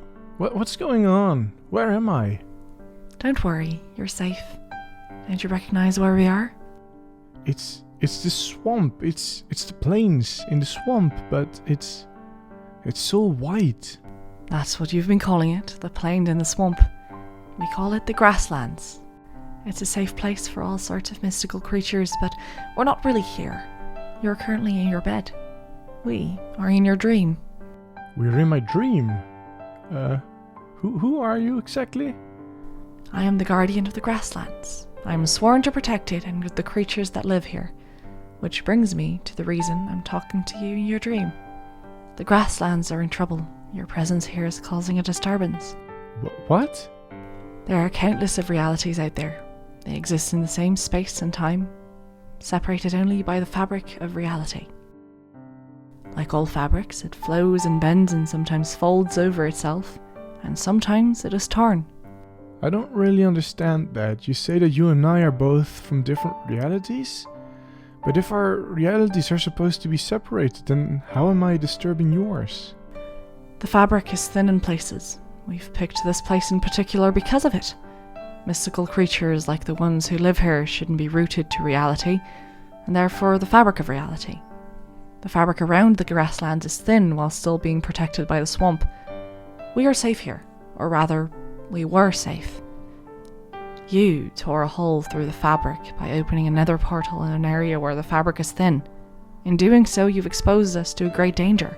Wait, what? I didn't know that. Wait, I can fix it. I can fix it. Yeah, I can close the portal. If I close the portal, everything will be fine, right? Closing the portal would be great, but I'm afraid it won't mend the hole you've torn. The problem is that we can't fix it either. It needs to be fixed in your world. It can't be fixed from the grasslands. Which is why I, the guardian of the grasslands, hereby pronounce you, Percy from your world, the caretaker of your side of the grasslands, and bestow upon you the task of mending the tear. Wait, no. I can't mend the hole. I don't know how. You won't be alone. I believe you've already met Woot. He'll be your guide on this journey and accompany you on your path. I think he likes you. Well, okay, but I still don't know how to mend a hole in reality itself. You should also know to trust the frogs. They're the knights of the grasslands. They're tasked with protecting it. Sorry, the frogs? Yes, the frogs. Percy, we don't have much time left. I must leave you now and trust that you'll save the grasslands. We all depend on it. Why are we running out of time? Because you're waking up, of course. Okay, well, if that's the case, we can just meet up in tomorrow's dream, can't we? That's not how it works, I'm afraid. Wait, no, don't go. I have questions. Tell me, What happened to the Allays that I rescued? Oh, that was just a dream. None of it was real. It didn't really happen. Just a dream.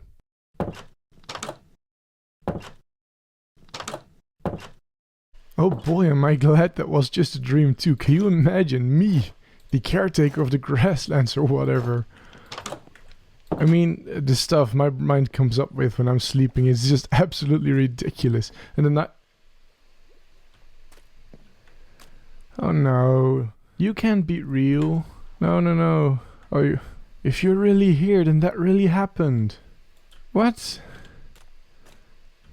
You're Wood, aren't you? Is that your name, Wood? That wasn't just a dream, was it? Please tell me it was just a dream.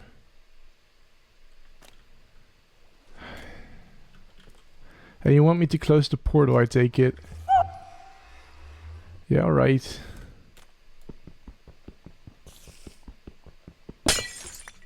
I mean, does that really mean that I'm the guardian of... sorry, does it really mean that I'm the caretaker of... what, this side of the grasslands? Look, I can't even take care of myself. I'm being shot at. How am I going to be a caretaker of the grasslands?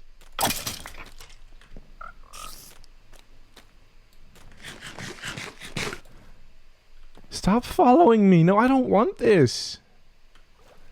I can't even take care of my own horse. For real, my horse died and it happened off camera and I wasn't recording and I feel really terrible about it.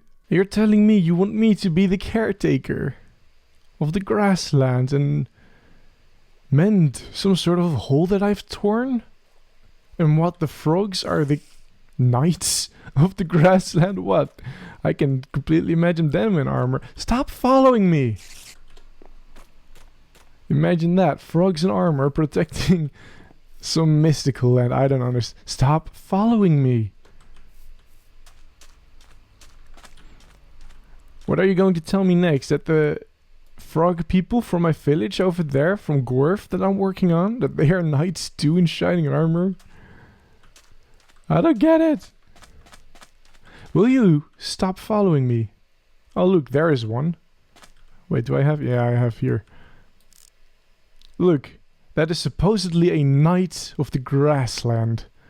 He's coming to protect us all. This can't be real. This is not real. This is not happening.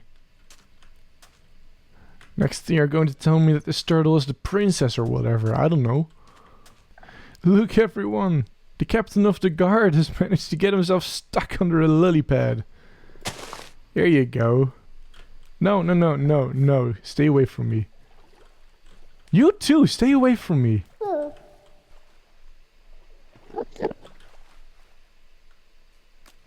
You scared me. Look buddy, I'm really on edge right now. Do not mess with me. Here we are everyone, the grasslands. With all the mystical creatures like the cows. And you apparently. This is not happening. This is not real. Tell me this is not real. You are just a figment of my imagination. You're not real. Will you stop following me, please? What's going on? There's no mystical world beyond this? Is there? Is there? So I've been making my way over to spawn because, well, I kinda need a new horse and this is where my other horse is. And this thing has been following me the whole way. Yes, I am aware that you have a name. I don't really care right now though. Get away from me. We do have a little more iron though, so that's nice.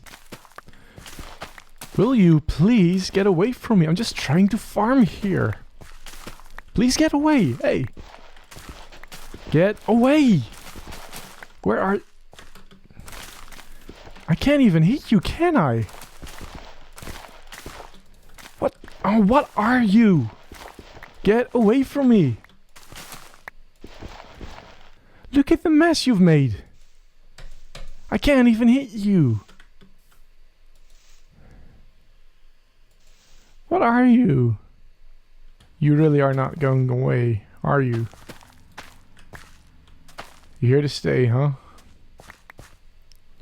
Look at this mess. Yes, I'm aware I'm the one that did it, but it's your I blame you. I need to go find a hoe somewhere. Good thing I only have a few from trading with villagers. Here, you want a potato? Will that make you happy? No, you don't want the potato? You don't eat. Of course you don't eat.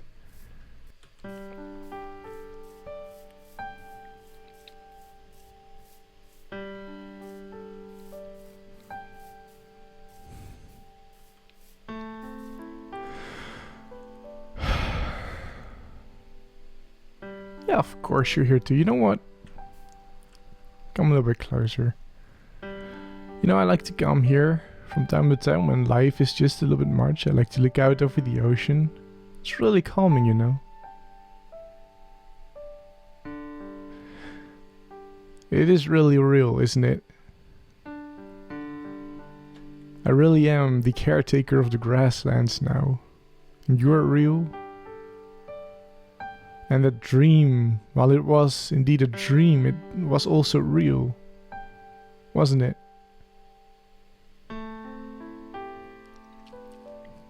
I'm sorry I was angry. I'm sure you can imagine that it's all a little bit much right now. You know? Meeting someone in your dream, being told that you're responsible for tearing some hole through the fabric of reality or whatever that even means. I don't understand any of that.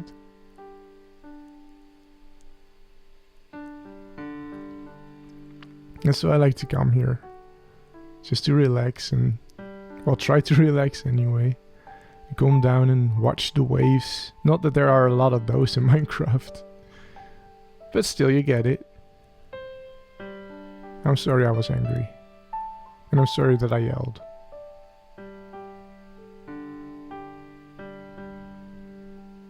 And I promise, I really promise I'll do whatever I can, whatever it takes to fix that hole. I never meant for anything bad to happen to you or your people, to the grasslands or whatever. Yeah, no, I'll promise. I promise I'll fix it. I don't know how yet, but I will fix it. It's alright. We'll be alright. Are you on my shoulder? Look. Oh, that's cute. Woods decided to sit on my shoulder. Isn't that just adorable? You know what? Let's just stay here a couple of moments, shall we? Just enjoy the view and the waves and the water. Just for now.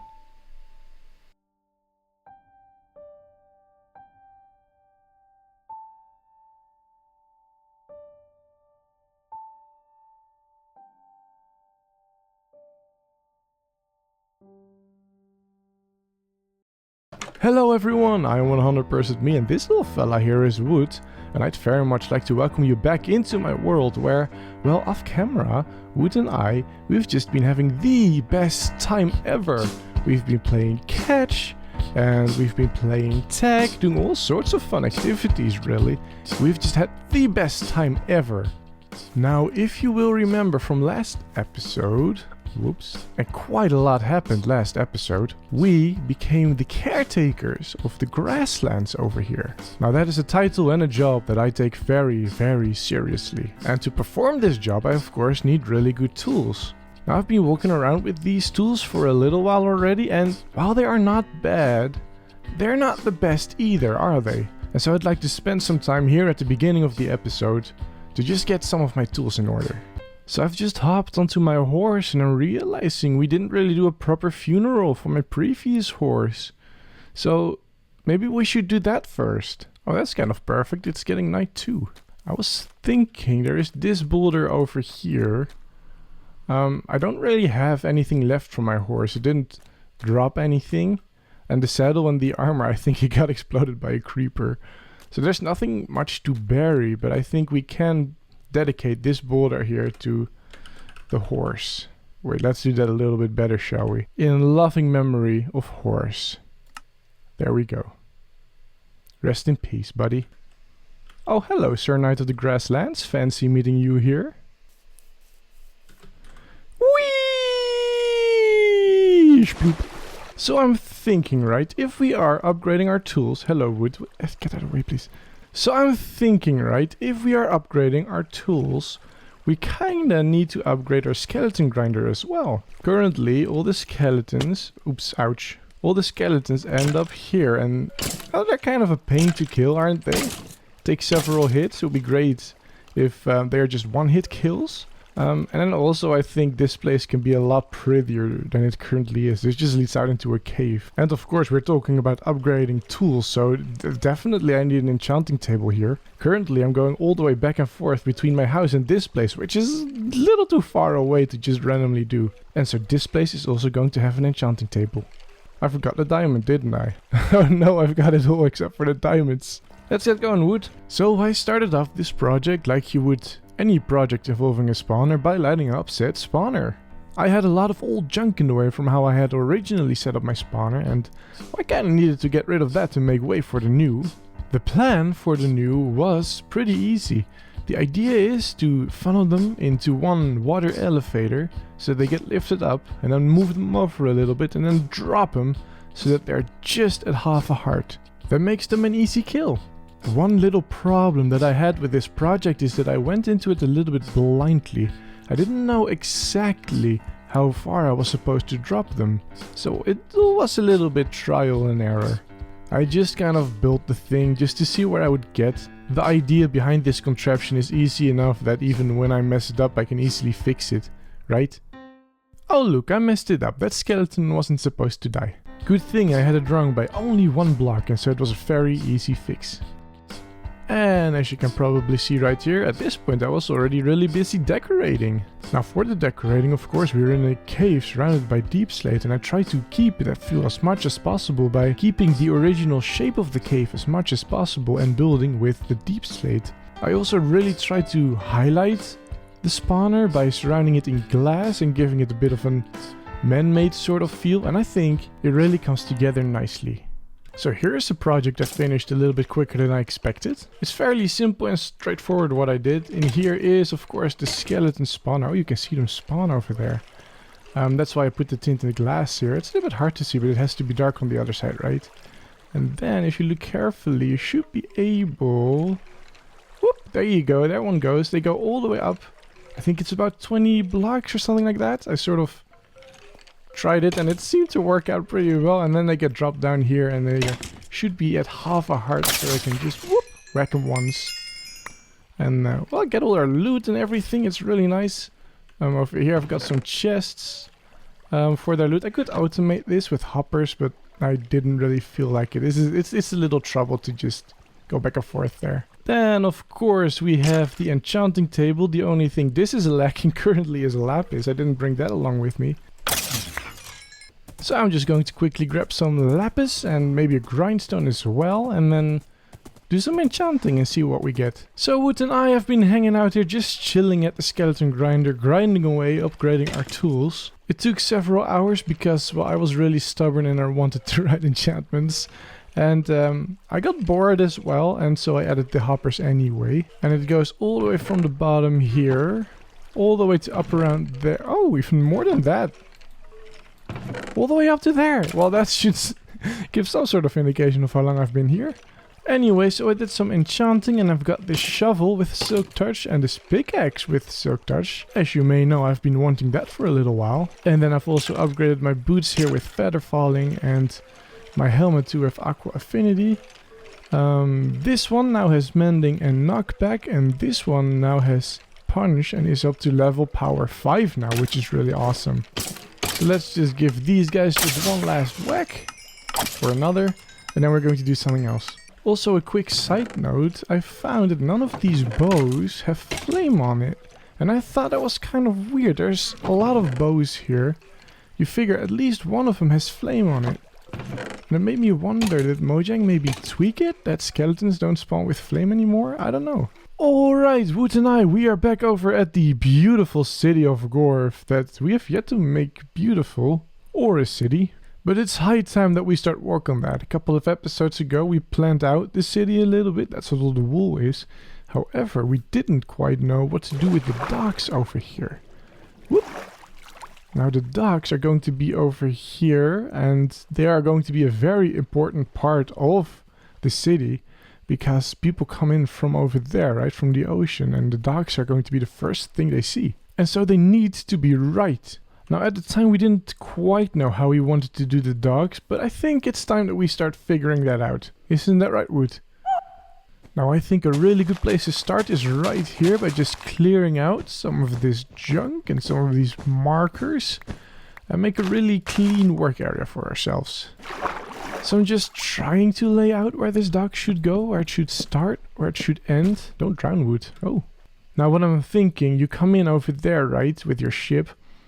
Now this is all a bit inwards, so that's not really where you're going to go. What I'm thinking is we're making this old dock, right? You can just come in over there, park your ship or whatever, and you'll be good to go, right? As you can see, this isn't very deep either, so there isn't a lot of cargo ships that will be coming this far into the harbor. They will be sticking to this area where it's a little bit deeper, right? Here you can see it a little bit better. And what I'm thinking is we just accommodate for that a little bit. And then all of this is going to be part of the docks. I think that'll be really cool. So now we have a lot of blocks everywhere. Look at that, these are the docks, but not quite finished. This is only the foundation, only the start. So I'm thinking they can't just be sort of floating on the water. Then again, this is my world, they will do whatever I want. But no, I want them to be supported by sort of struts in here. Now here's the thing, right? You have these blocks, the logs, we all know them, we all love them. But then you have these new blocks, you see that they match really closely in color, only these are darker. And the lines on them are horizontal as opposed to these where they are vertical. So what I'm thinking, if we put them a bit like that, but then we put them underwater, it kind of looks like they're just soaked logs. Just regular oak logs that are soaked with water. Only this bit doesn't quite look right, does it? So if we do it like this... There, that's cool, isn't it? So what I'm thinking is I'm going to just put these logs in everywhere, and it's going to be a little bit of a pain because I first have to place a block like that and then we'll place that one. But I think this is kind of a look. I really kind of like this. I think I'm going to do this in some areas here. And then they'll have a slab like that on top.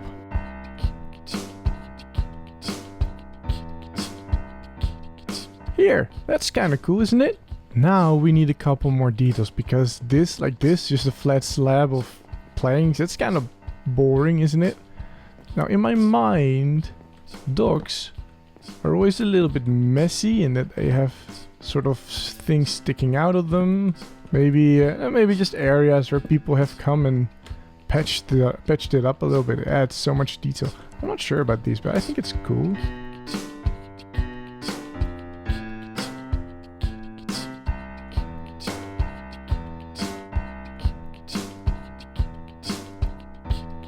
Alright, so now we've got it looking a little more rough than it was before, as if someone has patched it up a million times before. Oh no, I forgot this bit. Wait, hang on a second. There! Now it kind of looks like someone has patched it up a million times over. It is still kind of boring though, isn't it? This is helping a lot, but it's still not quite there. We need something else, and I think that this crafting table over here has the right idea. We need to fill it up with things that are over on the docks. Now I've prepared some barrels and some more crafting tables.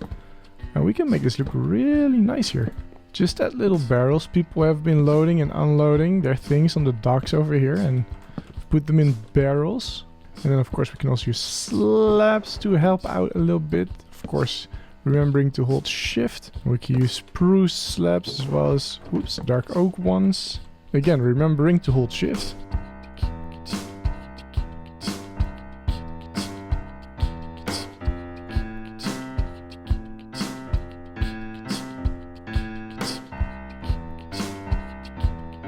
And why not add just a pile of logs like this?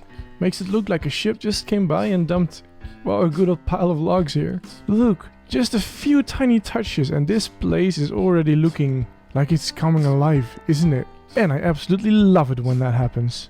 However, some areas of the docks, like back there, they aren't quite there yet, so let me just work on that real quick. Oh boy, I haven't done anything over here.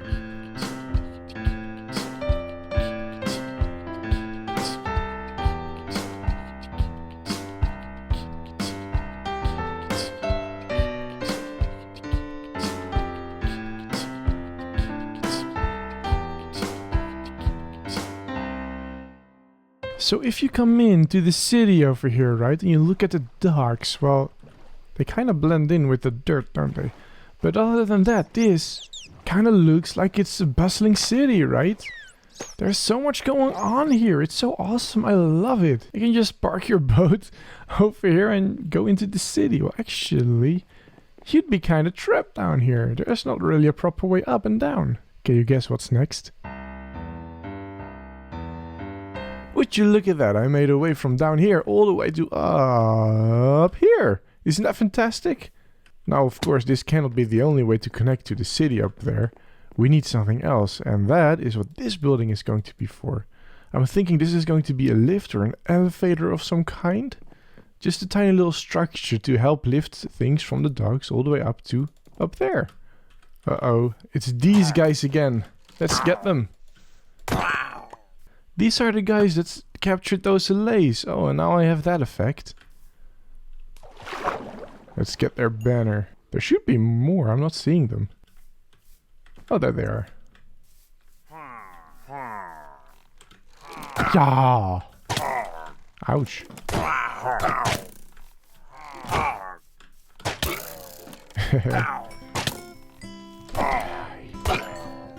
Thank you. We did it, Wood. Oh, I thought that was one of them. We did it, Wood. We saved Gorf now.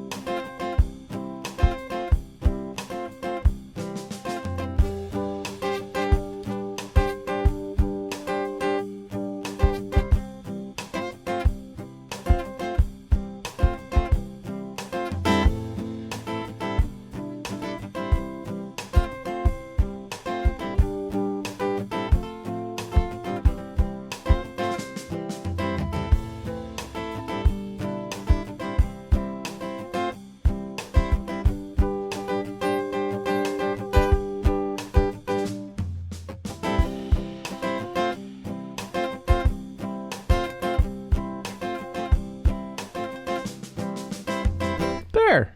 How's that? So as you can see, I've got a little elevator sort of thing over here. It's currently in the process of moving stuff up to the second floor over there. I thought this was a really nice little detail, having it indented a little bit. This is where the elevator sits, where the platform sits when it's down. And then of course we've got the chains over here, pulling it all up so it snugly fits into over here. And then you can just move all your stuff out to that side or to that side. And I'm realizing that having a door here doesn't really make a whole lot of sense when this is just wide open. But okay, it's a fun little detail. It will add to the structure. Yeah, it does add to the structure, doesn't it? Gotta go sleep, gotta go sleep, gotta go sleep. Nope, not yet time for sleep. There we go. And so then I decided to put a tower over here, like a thing that controls all these chains going up and down. Oh, I just thought of something. And there, look at that. Now it kind of looks like these grindstones, they're kind of pulling up the chains, right? I think it's really cool. And I think that that is what makes this build complete. Awesome. And I think that that pretty much concludes our work over at Gorf. Hello, Sir Knight of the Grasslands. Good day to you too. I just wanted to get back home real quick and just put this banner that we just got somewhere in the collection over here. Now again, these are a warning sign, right? For all the pillagers, do not come here again. Because we kind of hate the pillagers, of course. They captured the allays. And we don't like people capturing allays, or any creature for that matter. Is it right, Wood? Oh my, I just had a realization. Let's go over to the grassland so I can explain.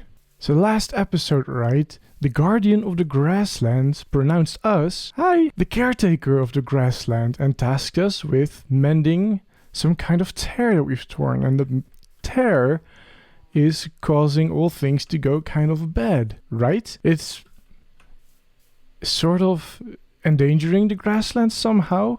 Here's what I just realized. It's the pillagers. Look, okay, this makes perfect sense, right? Hear me out, hear me out.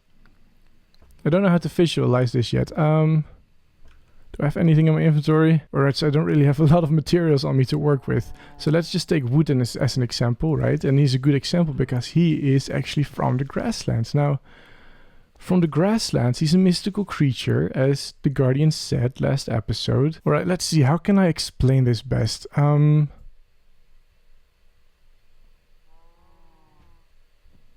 Look, I mean, there's my point. This is proof. Okay, look, what? They just spawned. Oh, I need the shield.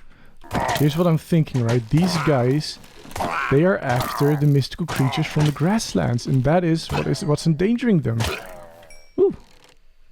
Yay for thorns. So somehow, because I tore a hole through the fabric of reality or whatever, I think those pillagers can get to the grasslands. And we know they want to get to the grasslands to get to the creatures, because we know they already stole the allays that we rescued a couple episodes ago, right? I think the danger to the grassland is the pillagers being able to get there now. And so it's important that we mend the hole that we've torn. Hello, cow! And so it's important that we mend the hole that we've torn so that we can prevent that from happening. We need to stop the pillagers from getting to the grasslands. We need to mend the hole in the fabric of reality so that the pillagers do not get to the grasslands. But until we can mend the hole in reality, we need to make sure the pillagers don't get to the grasslands, right? Until we have fixed the hole in reality. In the fabric of reality, rather. There you go, that one is for the collection.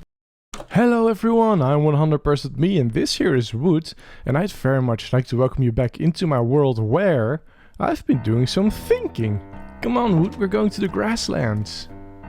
Now if you'll recall, last episode, all the way at the end, we concluded that the pillagers are a really big problem. Because they kidnap little innocent creatures like the allays, right? You may also recall that these are the grasslands, right? They're all the way surrounded by the swamp. And the purpose of the grassland is to protect these kinds of creatures, right? That is of course creatures like the allay and wood over here. And apparently, because I have torn a hole through the fabric of reality, I've sort of disturbed that. And so, I think we should start today's episode off by working on a little something that can help us. What I was thinking is we put a watchtower right here. Because if we have a watchtower right on such a high point, we can look over all the grasslands and always see when the pillagers will come. And so I've gathered up some materials that can help us, that will help us, build this structure. I hope it's enough. I'm not quite sure now that I'm putting it all in the chest. Wait, what? This doesn't go in here? I thought you could... Do you craft the bricks like so then? Oh. But these go in here. Oh, these do go in here. Alright. Let's do that then. Now this tower is not necessarily going to be a really big one. I don't think that's really necessary. It just has one function to let us get up and down and let us look over the grasslands, right? Hello, wood. And so what I'm thinking is we sort of mix and match these two different textures together. They are of course the exact same color, and I think they'll make for a really nice little texture. Now, here's the thing. I've always been a fan of a bit of a wonky tower. Have it lean over a little bit. I've never really properly constructed those, so I don't really know what I'm doing. But it'll be fun to try. And of course it starts raining. That's exactly what I need right now. Let's go find a bed.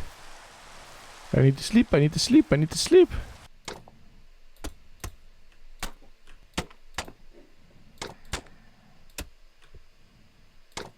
Let's see. Did I already mention that I've got no idea what I'm doing? I feel like I should have mentioned that. It's got potential though. It's got a lot of potential. I kinda like it. Just need to smooth out all these curves and all these weird edges it's got now. And I think that's mostly a matter of just placing slabs and stairs everywhere.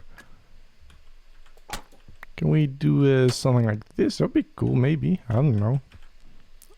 Ouch, not what I intended.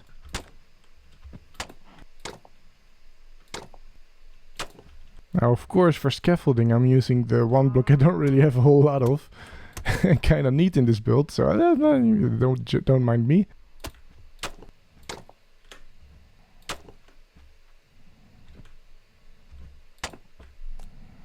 I really think this is starting to come together over here. What do you think, Wood? Is it nice? Is it a good tower for the grasslands?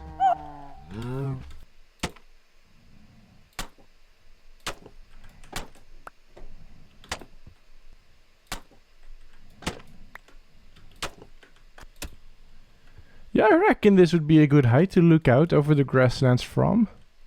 Wouldn't you agree, Wood? Let's just extend all of this up. And actually, let's also have a look at what this all looks like from the bottom. I think that also kind of is important. Yeah, I think there's not enough wonk at the top there. I think I might just redo that bit just a little. And also, I've just noticed this. We can't stand for that.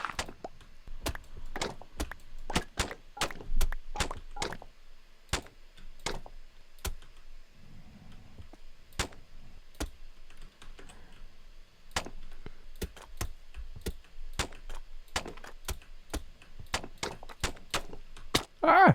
Well, let's see how this looks.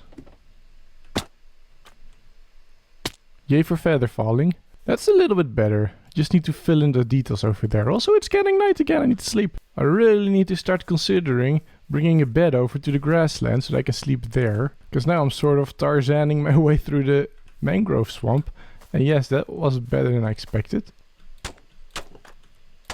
Alright, so as you can see, it's raining. And Wood and I have sort of been wandering around my world to wait for it to get night so that I can clear the rain. Because recording with the rain there makes a really terrible video. Anyway, Wood and I wandered ourselves over to the top of this tree and we found, look at that! That's the tower we're working on. It's starting to look really cool in between the trees over there in that little clearing. I think that is starting to look really, really awesome. I'm really happy with where this is going. At least from a distance over here, it looks really, really cool. Don't you think, Wood? We can see clearly now, the rain has gone. Alright, so now that we are here, what I'm thinking is we're going to add the top of the tower to the tower. And I think we'll just keep it very 2012 Minecraft with oak slabs and oak logs. And I'll add some of these spruce stairs in there to make it blend in a little bit nicely. But then for the roof, I think we'll be doing the mangrove logs. I think that'll be nice. Let's just see what happens. Let's see. First off, I think what we'll need is a floor, of course. But I think we should have this just a little bit bigger. I'm not quite sure how this is going to work. Like, I still want it to be somewhat rounded. Yeah, this isn't right. Alright, I'm not going to lie. I'm having some difficulty with the top bit over there. Particularly its shape. I was hoping to try and keep a bit of a round feel to it. But in doing so, I'm kind of messing it up over there, right? And I don't really want to make it too much bigger than it already is, because I feel like that's just going to be a little bit weird. This here, by the way, is what it looks like from on top. It's just a little bit awkward, isn't it? So I'm not quite sure what to do here. I'm just going to continue messing around with it a little bit. Now, so far I've kind of tried offsetting it to one of the sides, right? To add just a little extra wonk to it. But maybe I should try not to do that. Maybe that will work better.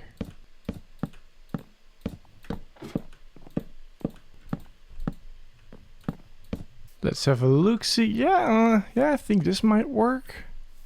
Let's have a look from over here somewhere. Whoop. Well, I still need to fill it in, of course, but I think this might actually work better than what I tried earlier. So let's just go with this.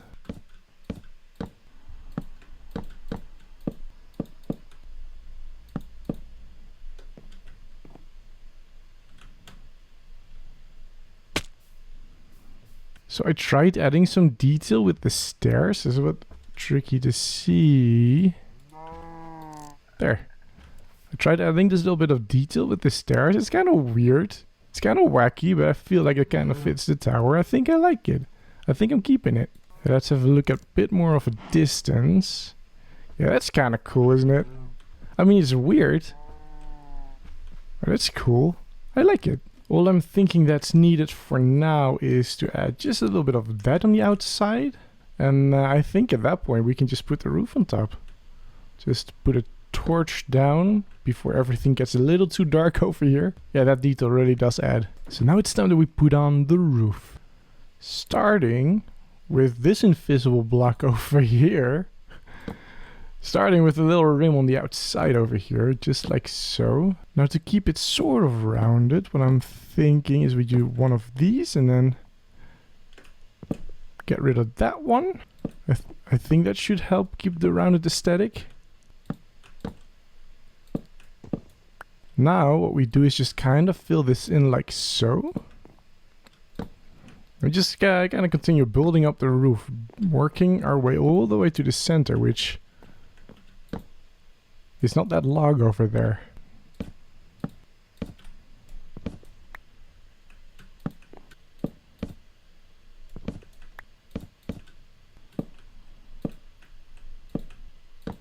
Typically what I'll do at some point, and this is that point, is I just work the sides or the edges to the center. And from there, once I'm at that center, that's where I'll try to make sense of all this over here. Hello, wood.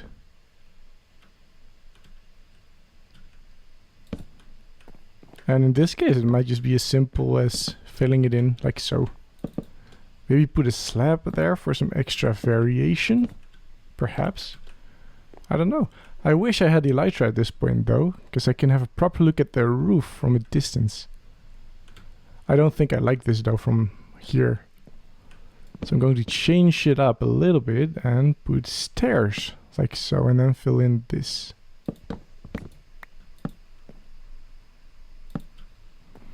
And that means it won't be entirely symmetrical, but that's alright. We can live with that. And maybe put another one of these around, make it just a little bit smoother, the transition. Well, as long as I place them right, that is. And ta-da! We have ourselves a roof. Let's go have a look at it from down below somewhere. Yeah, well, I do not think that I like that roof. But from here I do. It's mostly from over here that I don't. Because you don't quite see how tall it is. And the point is kind of that you get to see how tall it is. I'm gonna have to think on that one. I do in general like the shape of it. It is kind of wonky, somewhat mystical, exactly what I was going for. But I don't think I like it from all angles. So I'm not quite sure what to do with that. You see, from here I think it's really cool. You have sort of a whoop sort of vibe, right? That's exactly what I wanted. I think this really only just works from certain angles. Maybe we just won't look at it from too close then, I guess. Look, we can look at it from here. That's really nice. I like that roof. Ooh, let's try and find that tree where I stood earlier, when it was raining. I think this is the tree. Look! Okay, no, I'm in love with it. I love it. This is fantastic. I like it. I so like that tower. Yep. No, this is it. I'm keeping it. Maybe put a little something on the top, like a fence post or something. But other than that, this is really cool. I like it. I really do. Hey, Wood, this tower looks out over your homeland. Do you think it's nice? Do you think it's a good addition? Look at that. Oh, even when it gets dark, it looks really nice. It's a good thing I placed that torch inside. Just makes it look so much alive. Not quite done with it though. I just want to add some little details. I thought it would be really cool to have like tiny windows, a bit like so. Boop, boop. And have those windows like all over the place in the most random of places. English. And I sort of figure that would add quite a lot to our building over here. Mostly in the form of a cozy atmosphere. Can you imagine what this looks like at night? And you just have these random little lights coming out of the tower? I think it'd be really cool. Right, so I just waited till it got dark, and you can see, right? You can see what I mean? It's got these tiny little lights coming out of it, just random places. I think that just adds so much. Here, that one over there. Ouch. I mean, just this one over here in particular. That adds so much, doesn't it? I think those might be just a little bit too bright, so I just have to move the torches around a little bit. Hello, frog. Oh, hello, cow. Oh, hello, creeper. Don't you blow up my tower. It's new. Look, that's much better. So now I'm kind of missing it over there. Look at just how much that adds. Oh, I love it so much. I mean, just look at that. That is so awesome, isn't it? And then you have some of them. Where is it? There. They just don't really have much light coming from them. And it kind of creates the illusion that this tower is filled with different rooms. And in some rooms there aren't just any people. And so therefore there's no lights on over there. And it's starting to rain again. So I'm going to sleep really quickly. But look, that is awesome, isn't it? Oh, I so love it when buildings come to life like that. But I think that's enough of staring at this tower for today. I think it's time that we start doing something else. Now I'm seeing details that I want to change now. There, tiny little adjustment. Think I like it. Now we're going to do something else. We have a really big problem. As you know, over at the village of Gorf, we use quite a lot of black stone to build. And I know I have it in one of these chests. As you can see, I don't really have a lot of it left. Now this is a really big problem because, if you'll follow me, a couple of episodes ago the guardian of the grassland told us that we had to close the portal to the nether because it was tearing a hole through the fabric of reality, right? And supposedly in this area the fabric of reality is very thin, and so that's causing all sorts of problems that I don't quite understand. But of course I do have to get to the nether, and so what I was thinking, what if, and hear me out here, we reopen the nether portal but we do it somewhere else, somewhere far away from the grasslands. Let's hope that that works. Yeah, I sort of figure we can put it right over here at spawn. I reckon it'll be far enough away. What I'm thinking is, because you know I just kinda need to put it somewhere, thinking I'm just putting it at the entrance of the mine that I used over here. I reckon that could look really, really cool. That should do. Let's get through. You coming too, Wood? Let's hope that we don't have as much of a rotten spawn as we did last time we went through to the nether. Okay. Oh, I don't mind this. It's not technically in a basalt deltas, but it's close to it. I can get the blackstone over here, which is really nice. You know, because that's kind of what I want. But then we also have plenty of nether wastes to explore, it would seem. Oh, actually, it kind of looks like I'm surrounded by the basalt deltas. Still, it's not all that bad. It's definitely better than the last nether spawn I had. You know, I wonder, have you ever been to the netherwood? You have? Did you like it here? Yeah, neither do I. I do think though, somewhere in that direction-ish, maybe more in that direction, there should be the soul sand valley that we found a couple episodes ago. Might be worth traveling in that direction. Maybe not for now though. For now I just need the blackstone.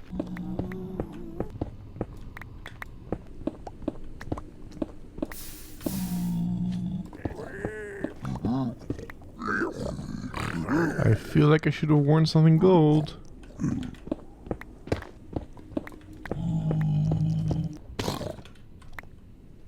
That scared me. Oh, hello. Oh no, this one is at me now. Uh-oh. Yeah, maybe I should go grab something gold real quick. That doesn't really have a lot of durability, but we can try it. Hey, we're good now, aren't we?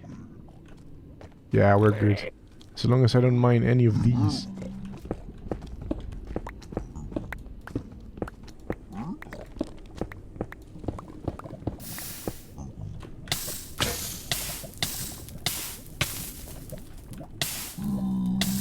Uh-oh, missing my helmet now.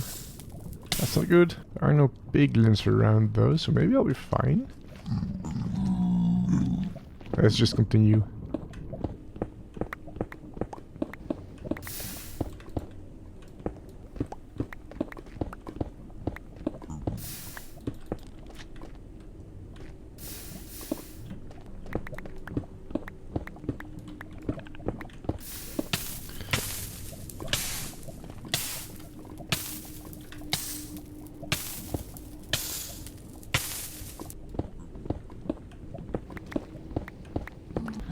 This place is getting increasingly scary, and so even though I haven't quite have my inventory filled up, I'm going to leave. It's alright though, I've got more than enough for now. I've got a bit of a distraction for us all. Spawn is over in that direction, and the mangrove swamp, as you can see, is over there.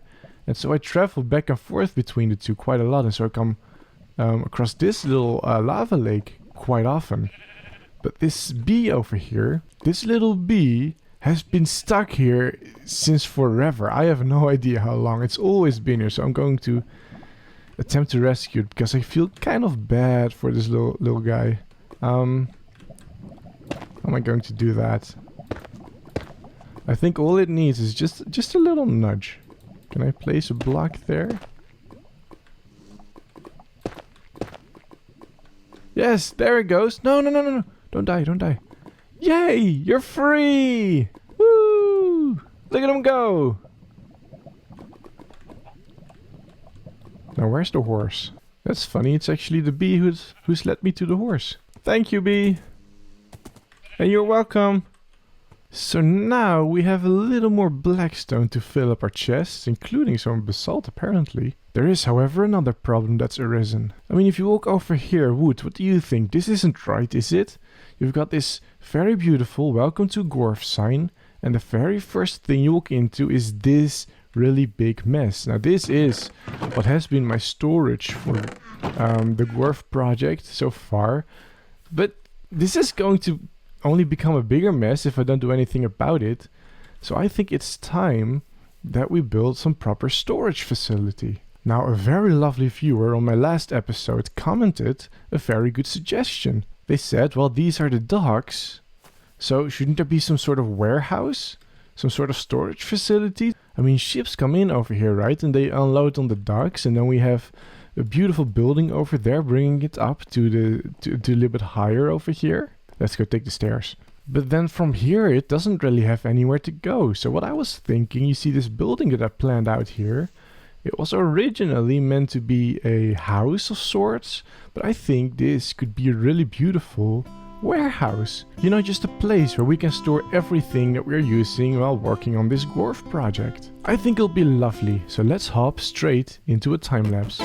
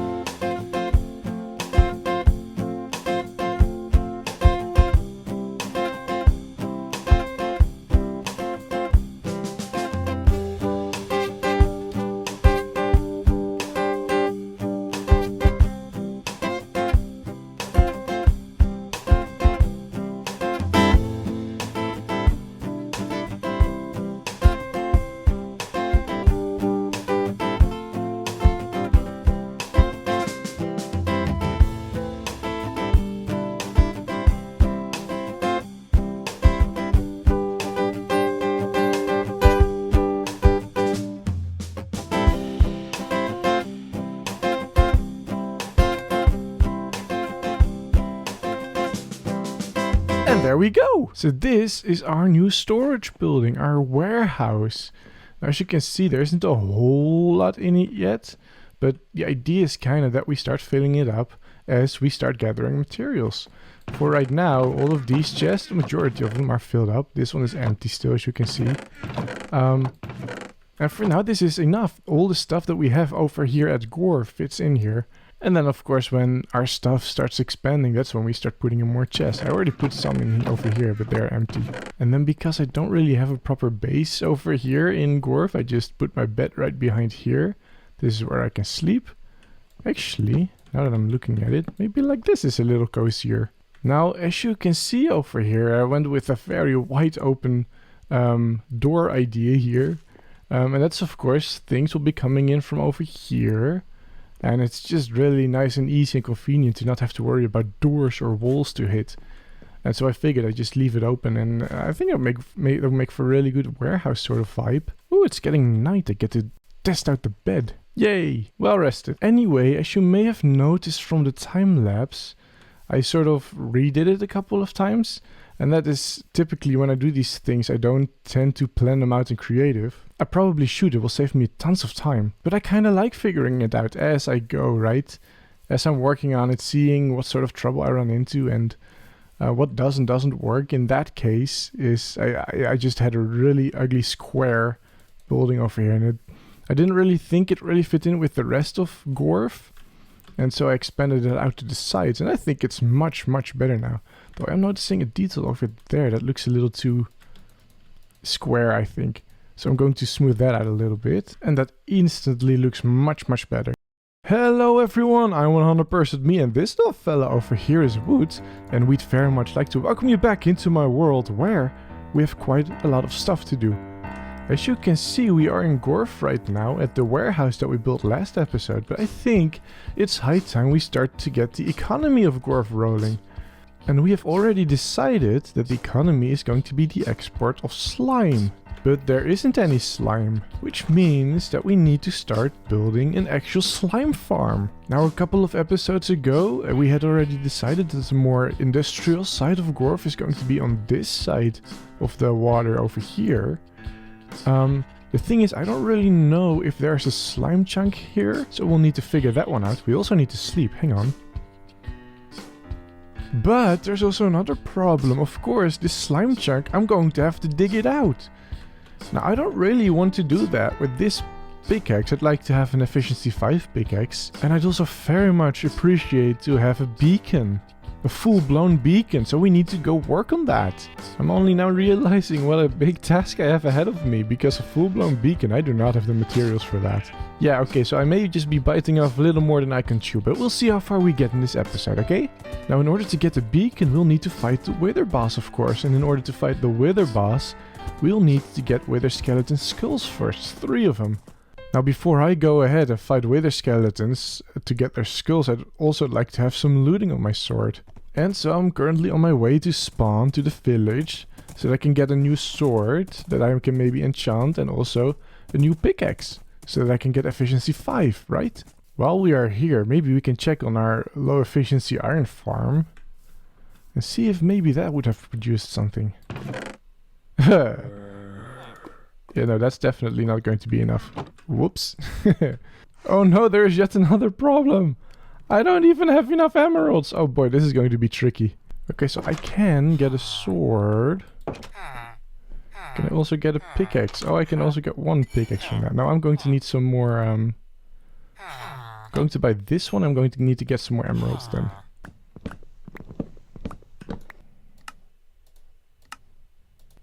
Emeralds. Ooh, just enough. Fantastic. Ta-ta-dum. Sword. Ooh. Now, Wood and I are going to spend some time down here in the skeleton grinder, where hopefully we can get enough levels to enchant these with hopefully looting and hopefully efficiency 4. Alright, so I just enchanted the pickaxe, right? I got this, which is insanely good. It's too good to just randomly combine with this, isn't it? So I'm just going to get myself a new pickaxe and hope to get a worse enchantment on it. I don't know. This is just too good to waste, right? This is a backup pickaxe right there. We did it! As you can see, this one now has efficiency 5 and this one now has looting 3. Woo! It is terribly scary out. Oh! Well, what? You got a thunderstorm? Turns out all you need to do is just sing a song about it. Now we have a whole other problem that I fear we must face. You see, last episode, if you remember, we relocated the nether portal to over here. And I'm afraid what that means is that I have no idea anymore of where to find a nether fortress. And I'm also realizing I'm not wearing gold. I'm going to go back to get gold. Luckily, we just collected a whole bunch. Let's just combine a whole bunch of these helmets. There!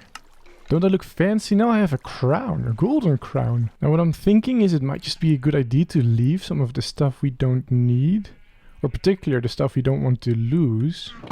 And of course, let's go in a little bit more prepared and actually bring some blocks. I don't really have a lot over here. You know what? Whatever. Now we can do one of two things.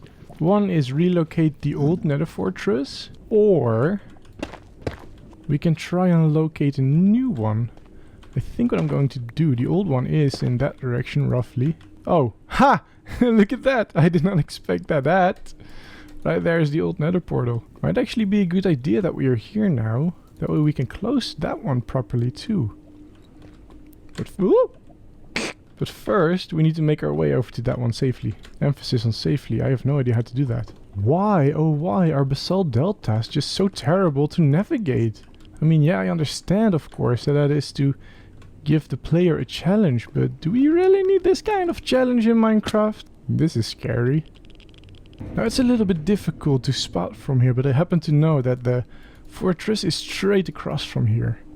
And so I think the best thing to do is to just bridge across and hope for the best. Oh, that is scary over there. Would you help me, right? You'll let me know when something happens? Something scary? Here is something scary that's about to happen. I'm about to run out of blocks. That one is going to be a problem. Though probably more so now that there are more of them. Whoops. I definitely won't make it with these 8 blocks left. 3, 2, 1. Well, I mean, it's close enough. Do you have anything? Nope. Let's go back. Let's go grab some blocks. No. Oh, yes, of course. I need shield. How did I go in here? Wait, I had a different route previously. Hey, I was down here. Oh, that's right, this is terribly flimsy. I remember now. Let's see if I can do something about this. Let's just block this off. A little bit like so.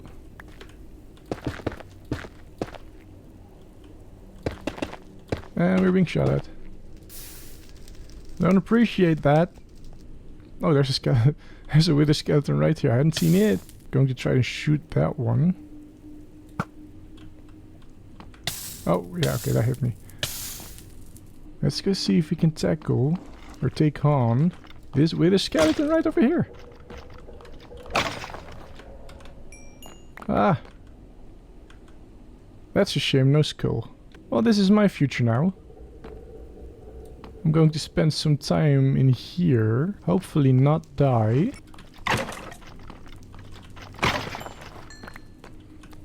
And just fight wither skeletons. Oh boy, this is so scary. It's so dark too. I'm also away. Oh no. What's going on? I'm being attacked and I do not know from where. Wood, run! I think I'm going to hide for a little bit. Right here. This is too scary. I can't handle this. Wood! You said you'd let me know when something dangerous was about to happen. Yeah, I didn't see him either.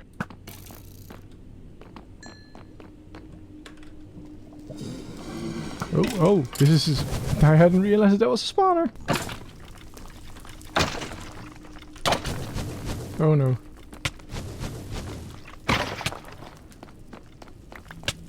Oh, another one.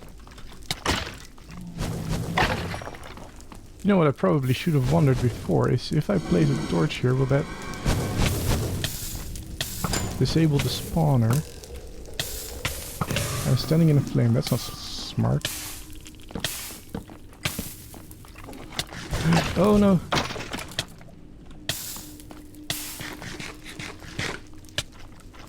Oh, what?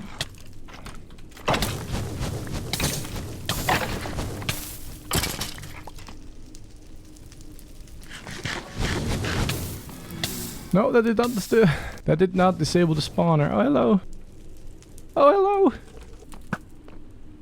I'm realizing I'm doing something terribly unhealthy, and that is holding my breath. Always remember to breathe, especially in these kind of situations.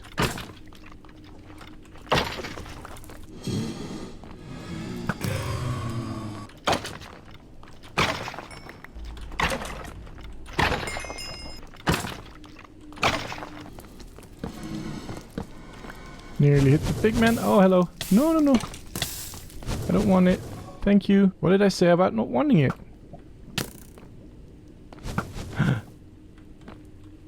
Ooh, I nearly hit that pigman.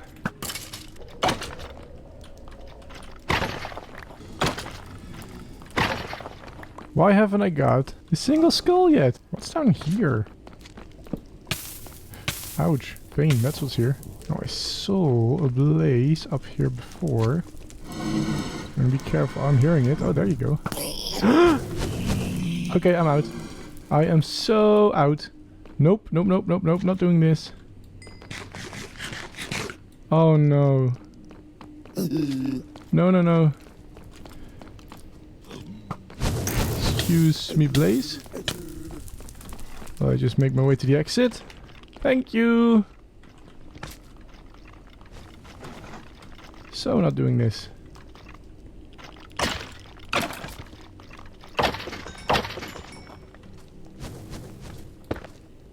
Oh boy, I think I'm just leaving.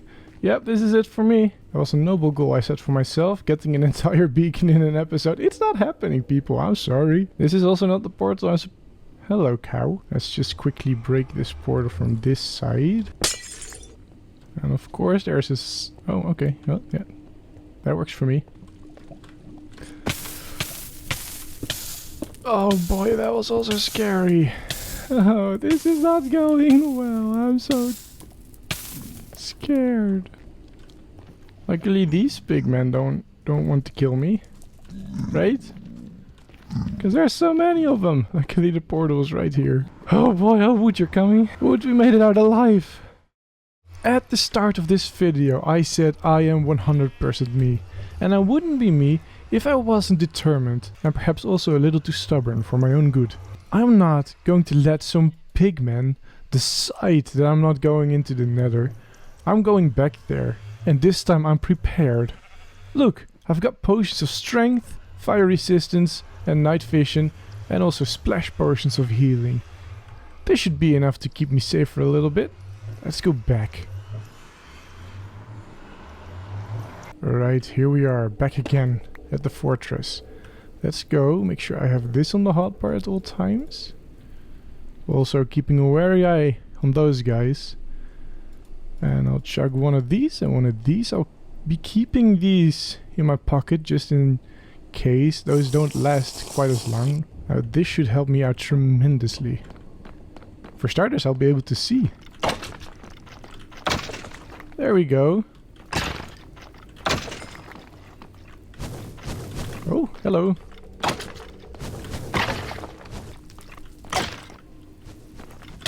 Uh-oh. He got me.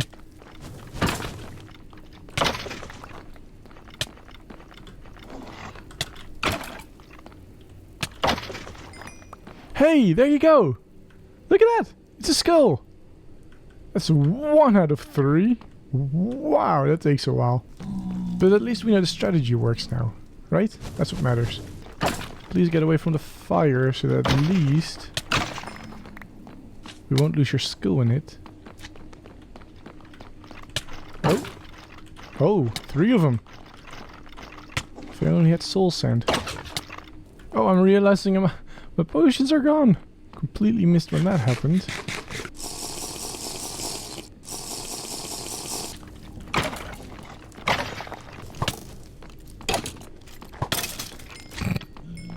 That's always funny. Oh no! I lost my helmet! Yes, there's another skull. Okay, okay. Wait, where are they? There were so many up here. Oh no. Okay, okay, okay, okay.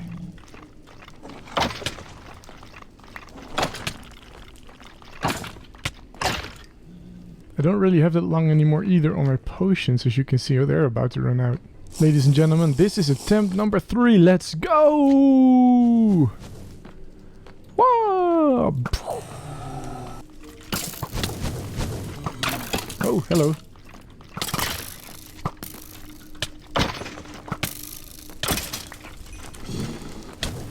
I'm already half dead. That's not good. I haven't even properly started yet.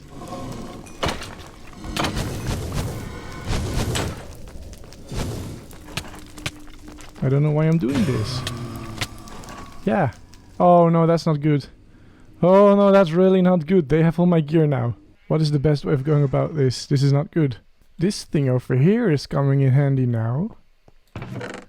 We can use this to make some proper armor. I've already started trying mixing and matching some. But I think that's not really the way to go. Though I have to say I do like these boots because they have feather falling. Now here's the thing, all the mobs will have despawned, right? Except for the ones that have my gear on. Now those will be the I need this shield. What am I thinking? Now those mobs with my gear on, they'll be the scariest ones. And of course new mobs will have spawned. My plan currently is to just go in blazing. Try to recover as much gear as I can. And then, if possible, find a good safe place to hide for a bit to regroup. Alright, Wood, what do you think? Do you think we've got this? Let's do this.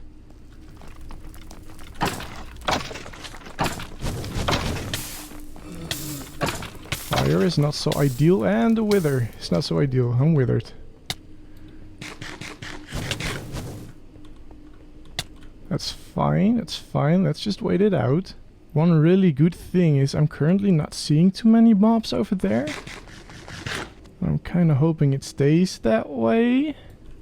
There's just this blaze over here somewhere that I'm worried about. But I think we can just rush it. And there's some more blazes over there. There's my gear though. Hello. Oh, there's a lot of mobs over here. I've been hit. Oh boy. Oh yeah, let them fight, let them fight. Let's just dig in over here. Woo! Okay. This is not too bad. I think we've recovered mostly everything. I'm missing my bow. Oh, one of those will have my bow, won't it? Well, if one of those has my bow, then I kind of need to get those.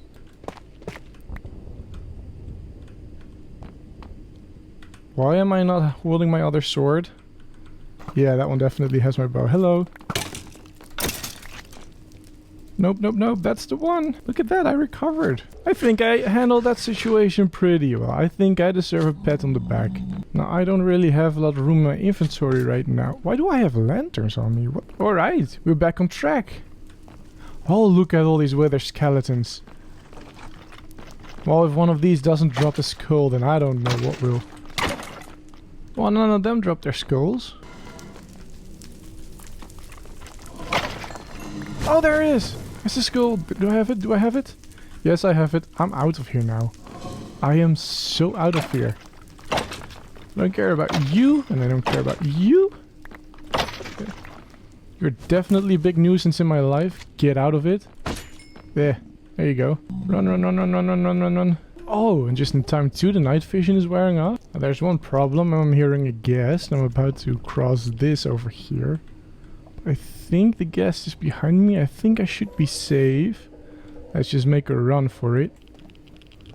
Woo! I do like knockback on my sword, especially for these types of situations. Ah! There I am. I'm safe. It's fine. I have the skull. I have everything I need. Wait, do I have the skull? I have the skull. I have everything I need. Wood, how are you? You came out of it alive too, huh? Yeah, I don't want to do that again either. I'm afraid we're sort of going to have to, because we'll be fighting the wither next. Look, look, look. It's a kitty. It's a kitty cat. Do you remember the first episode? There was a cat, and I tried to tame it, but I didn't have any fish then. Where is it? Ever since, I have not seen a single cat. So I've been holding on to this fish for the moment where I would find one, so that I could tame it. And this is that moment. Please don't run away from me. I want to tame you. I want you as my friend. No, stop going the other way. Please don't go through the portal. I've just been there. I can tell you, it's not fun. Oh, yeah. Here we go, here we go, here we go. Hello? Oh, you're in the grass.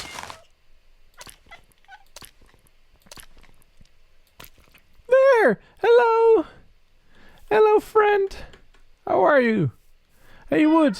What do you think? We have a friend. This little friend over here needs a name though, Wood. What do you think? Well, maybe someone in the comments will have an idea. You need a name, don't you? Oh, or you just do that. That's fine. Look at that, that's so cute. Look at us. This is so cute, isn't it? Hello. So at the start of this video, I made a lot of promises that during the introduction I already realized were kind of ambitious, right? I mean, digging out an entire slime chunk in an episode, getting a full-blown beacon in that same episode, that is terribly ambitious. And I realized I'm not going to make that. I'm not going to make that happen. But then I also realized I don't need to. What? You see, I wanted this full-blown beacon because that would of course help me out dig this slime chunk, right? Oh, what's this? I think this is the world not loading. The thing is, I've realized I don't need to have a full-blown beacon, and I also don't need to dig out an entire slime chunk. You see, in order to get the beacon, I will have to slay the wither, right? That's what we spent all episode on, getting the skulls. But the wither itself is terribly explosive. So what if we let the wither dig out the slime chunk? This is a first on my channel. This is a do not try this at home. Yes, that is right. I am planning on unleashing the wither, and Gorf, you know, that village that we're working on that we do not want to lose, is right up above. I'm not going to lie, this may just be one of my less good ideas, but it's still a fun one. I hope the aftermath will be fun to clean up. So this here is roughly the center. I'll need to clear out a little bit of space to spawn the actual wither. And what I'd like to do, I'm not sure if this is necessarily a clever idea, make some tunnels right behind here so that I can sort of hide if I need to. Of course, the idea to have the wither destroy a whole bunch of this, and so hiding it out might be a clever idea for a little bit anyway. At least having some places to hide might be a clever idea. To tell you the full truth, I have no idea what I'm doing. Also, Wood would like to make it very clear that this was not his idea at all. He was kind of against it actually. But then again, this is my world, so I will do what I want. Alright, so this here is the plan. We're going to summon the wither right here where this torch is. I'm going to chuck some of these potions. I don't really have a whole lot, but we should be fine. I don't know, probably not. Then we're going to hide out here for a little bit, see what the wither does. The wither will try to find a target, but if I'm hidden behind her, it won't. And then I'm just going to attack it, hoping that I kill it before it kills me. I am going to first put some of this stuff away. Hello. Including my shovel and my axe, because I don't think I'll be needing those. And then I'll give you a little bit of context as to where this fight is going to happen. So as you know, oh hell, oh, not these guys again. Oh, this sheep is going to get itself, yep, I said it. It's going to get itself killed. There's a creeper in my boat. Anyway, as you may remember, this is where I stood at the start of the episode. This is where the industrial district is going to be. See this tree over here? That is pretty much at the center of a slime chunk. And before I decided to attempt such a dangerous feat as to unleashing the wither onto Gorf, I did check, double check in a creative copy of this world that this was indeed a slime chunk. So now we know for sure that we should be fine going down here and unleashing the wither. And again, this may just be the stupidest thing I'll ever do in this series. Who knows? I'm dizzy. Alright, here we almost go. Well, apparently not. Boop. Let's get this on the hot bar and this on the hot bar. We'll be drinking that as soon as I place this. Let's just go for it, shall we? Run, run, run! And the strength is really short, so I'm going to wait a second. There you go. And you notice the wither isn't doing anything. And it won't right up until the point I do this.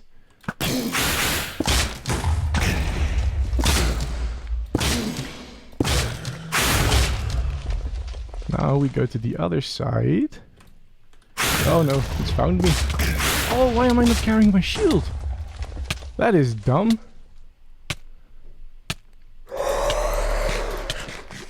So far we're good though. The wither isn't doing a whole lot.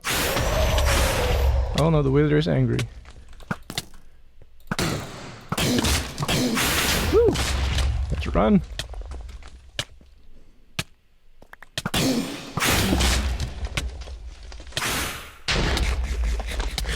Now this is still pretty doable.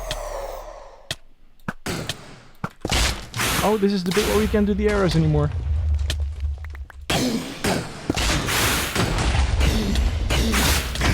Oh, I'm about to die, I think. Well, not. I haven't really done too much damage on this side. Let's go lure the wither over here.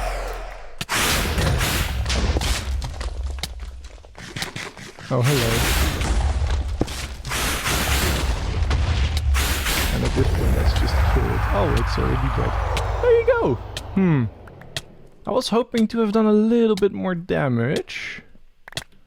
But other than that, this is pretty cool, isn't it? And look at that, we have another star. What? I told you it would work, didn't I? Yeah, whatever. Look, it's another star. We can make a beacon now. There you go, that's what you get for sitting in my boat. Let's have a peek. See, 1, 2, 3, 4, 5. 1, 2, 3. And then we shall craft a beacon. Oh, wait, actually, I think it's supposed to go a little bit like this. Oh, there it is. Ooh. Hello everyone, I'm 100% me, and this here is my good friend Wood, and we'd very much like to welcome you back into my world where we've got quite a lot of stuff to do, don't we? Now, as you may recall, at the end of last episode we unleashed a wither right over here, and we did that hoping that it would bring enough destruction so that making a slime farm would be a lot easier, right? Now, as you can see, the wither did quite a lot of damage, but not actually nearly enough for what we need. Which means that I will still have to be doing a lot of digging to turn this into a proper slime farm. There is, however, a much more efficient way in which we can use our time. You see, we have a beacon now, and if we can make it into a full-blown beacon, really, that means that we can get haste too, which will make this entire mining operation a lot faster and a lot smoother. Now, in order to make a full-blown beacon, of course, we'll need a lot of iron or gold or emeralds or diamonds, right? Now, I think the easiest resource for us to collect right now would be iron.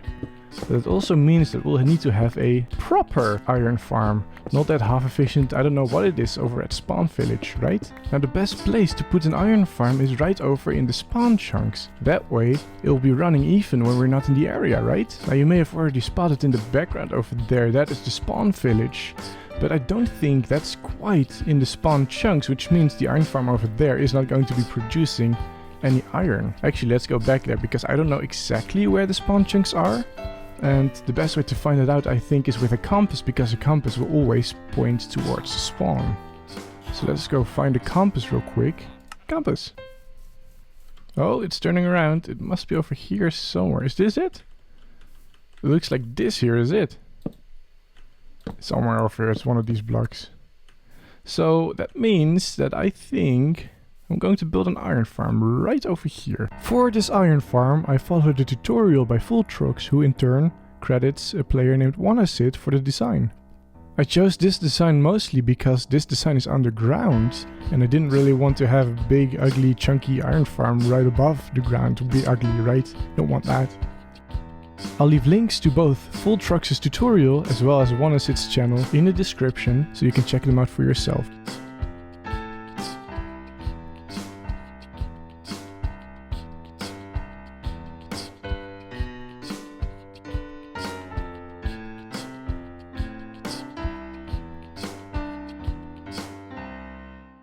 So here we go, this is the iron farm. It's not quite finished, I haven't got the villagers in yet. And I also haven't got the zombie in yet, which is supposed to go over there. However, there is also another bit of a problem. I seem to have built it right next to a cave, and I kind of fear that this cave is going to interfere with the iron farm. Because of course iron golems are going to spawn over here, but I suspect they might also spawn, into this cave over here. So what I'm going to do is I'm going to just get the zombie in and the villagers in, try to anyway, and then I'm just going to see if this interferes, if it's going to work or not, and I'm just going to have my fingers crossed. So in truth, I don't really know how to go about this. I need 3 villagers. I've got 2 over here that don't have a job. Will you please get in the boat? Oh, you are one of those villagers. You're not supposed to have a job and you're in the boat. Nobody else go in. Nobody else go in. Okay. We've got 1 then. Let's go through here and hope the villager doesn't die. Okay, this is actually working. I did not expect that to work as well. Now I need to get the villager over there. Whoop. Over there somewhere. What? Don't mind me, just drawing my villager in a boat over the land. Hey Wood, how are you doing? What do you think? It's kind of weird, isn't it? Is this it? This looks like it's the hole. Let's just drop him down. Woo! Like the terrible friend that we are. There you go. Fantastic. That's what we... Okay. Let's go grab it. That was surprisingly smooth. Oh, yeah. Okay, this is where the smoothness ends. Yeah. Now I need you back in the hole. Oh, thank you kindly. Come on. Yes. Fantastic. All right. We got this. Oh, maybe I don't got this. Sorry, friend. Oh, I would look you in the eye if I could. Please accept my sincerest apology. I do understand it may not look very sincere, considering I'm about to stuff you away in a dark hole and exploit your simple existence for my personal gain. But still, I really am sorry for hurting you. Here we go. Whoop. Would you like to go any further? Maybe? There we go. Oh, I would like to have that boat back though. What if I'm really quick? Ooh, yeah, you wanted to come, huh? Let's just dump all of these carrots in as well. Oh, there are love hearts. Maybe we shouldn't be witness to this. Come on, I just need you to go a little bit further. Yes. Oh, and there's a little one. Look at that. Well, it looks like that's all sorted then. Let's go clean some of this up because I made a bit of a mess over here. Now for the zombie, I'll be needing a name tag so that he stays around. And I'll also be purchasing here another name tag. One of them we shall be naming Zombie. That's the original. And the other one, we'll keep it nice and safe in this chest over here.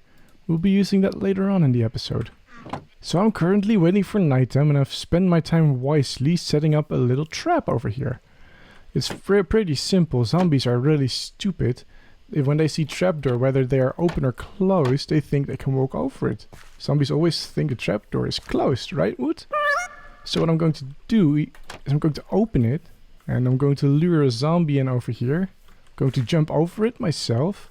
But again, the zombie will think this is closed and so the zombie himself will fall down. Oh, there's a zombie. I'm spotting a zombie. And the zombie is spotting me, which is great news. Make sure the coast is clear a little bit. Don't want any nasty surprises, of course. Hello, zombie. Yes. Ah, you have fallen for my trap. Excellent. I don't actually know what the best way of going about this is. Because now we've got the zombie over there. Let's just grab the bucket. Nope, this is not working. I have an idea. It is kind of a weird one, but it might work. See if we just do something like this. I put the bucket there. Oh, we don't need the name tag anymore. He's already grabbed the stone. I'm still giving it to him, just to be sure. Get my bucket back. There you go, zombie is in place. Now supposedly this should start spawning straight away. Should start working straight away. I don't think it is.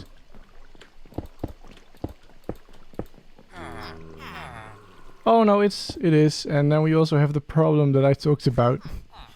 Oh no. Yep. This cave. We need to do something about this cave. Things can spawn in this cave. Don't worry, it's a pretty easy fix. Just a bit of work. It's annoying. You see, all I need to do here is put slabs in every spawnable spot. And that's pretty easy. That's done in a jiffy. The only one problem is this guy over here. I kinda need to get rid of him. Because if I don't, this entire farm won't work. Luckily he can't get to me. There we go. Now I'm not even finished yet, but you can already see that's working. Awesome.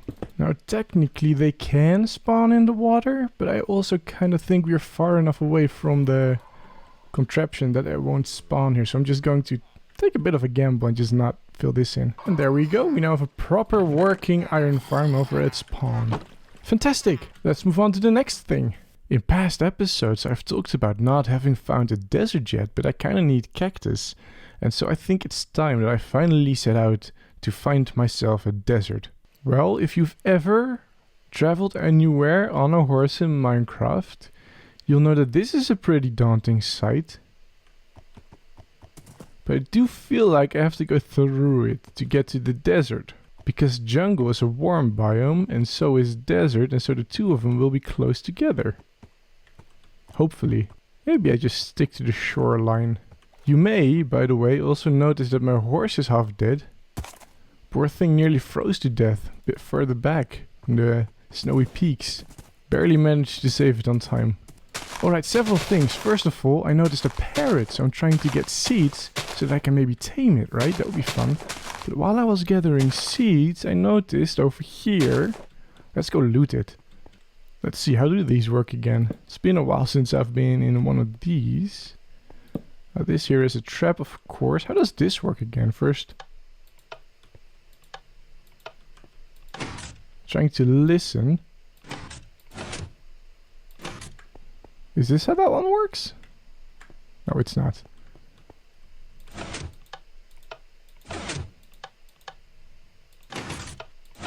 Okay, I forget how these work. Oh, it worked! Sort of. Let's just break in. Bones and gold? No, I don't need bones. I do like the pistons though. I don't have any sticky pistons yet. Let's go see what this one has for us. Boop boop boop. Well, that's just rubbish, isn't it? I will take the dispenser though, because they're terribly annoying to craft. Let's go see about this parrot though. Do you want to be my friend, parrot? Oh, is that a yes? Is that just an immediate yes? I got all these seeds and you just want to be my friend instantly. That's fine, yeah, I can do that. Hello! Now I'm hoping I'm not going too fast for our friend, maybe. Do you want to sit on my shoulder? Is he on my shoulder now? Oh, he's on my shoulder! Oh, look at that! Wood and the parrot are both on my shoulder. Hello! See that, horsey? Let's all travel together then. We are all friends now. This is all proving to be a very interesting journey indeed. Making lots of friends over here. So I've just checked and it turns out that I've been traveling for over an hour now. There are thousands and thousands of blocks between me and my house. And you know what happens when you travel for that long? You just start finding your own entertainment, right? And in my case, what I did is I grabbed my banjo and I wrote a little song. It goes a bit like this. I'm riding on my horse towards the desert. Riding on my horse towards the sea. Now I know it doesn't make a lot of sense, but it just might if you give it a chance. The point is, it's just my horse, my wood, my parrot, and me. Oh hey look! It looks like we've made it to the desert! Exactly where we wanted to be! And there is a desert temple over there, which is awesome. But for real though, there is a song that I wrote, it's somewhat similar to that one. And I'll put a link to the video in the cards in the right top corner of your screen. And I'll also put one all the way down at the bottom in the description. So you can check it out for yourself. After, of course, you've seen this video, that's important. But that video is still one of my favorite videos that I've ever created. So I do highly encourage you to check it out. It was a lot of fun to make.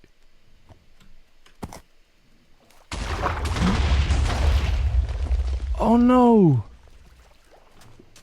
Oh no! Something must have spawned down there. Set off all the TNT. Yeah, well, nothing much to check out here anymore, is there? Oh, look at that! Uh-oh.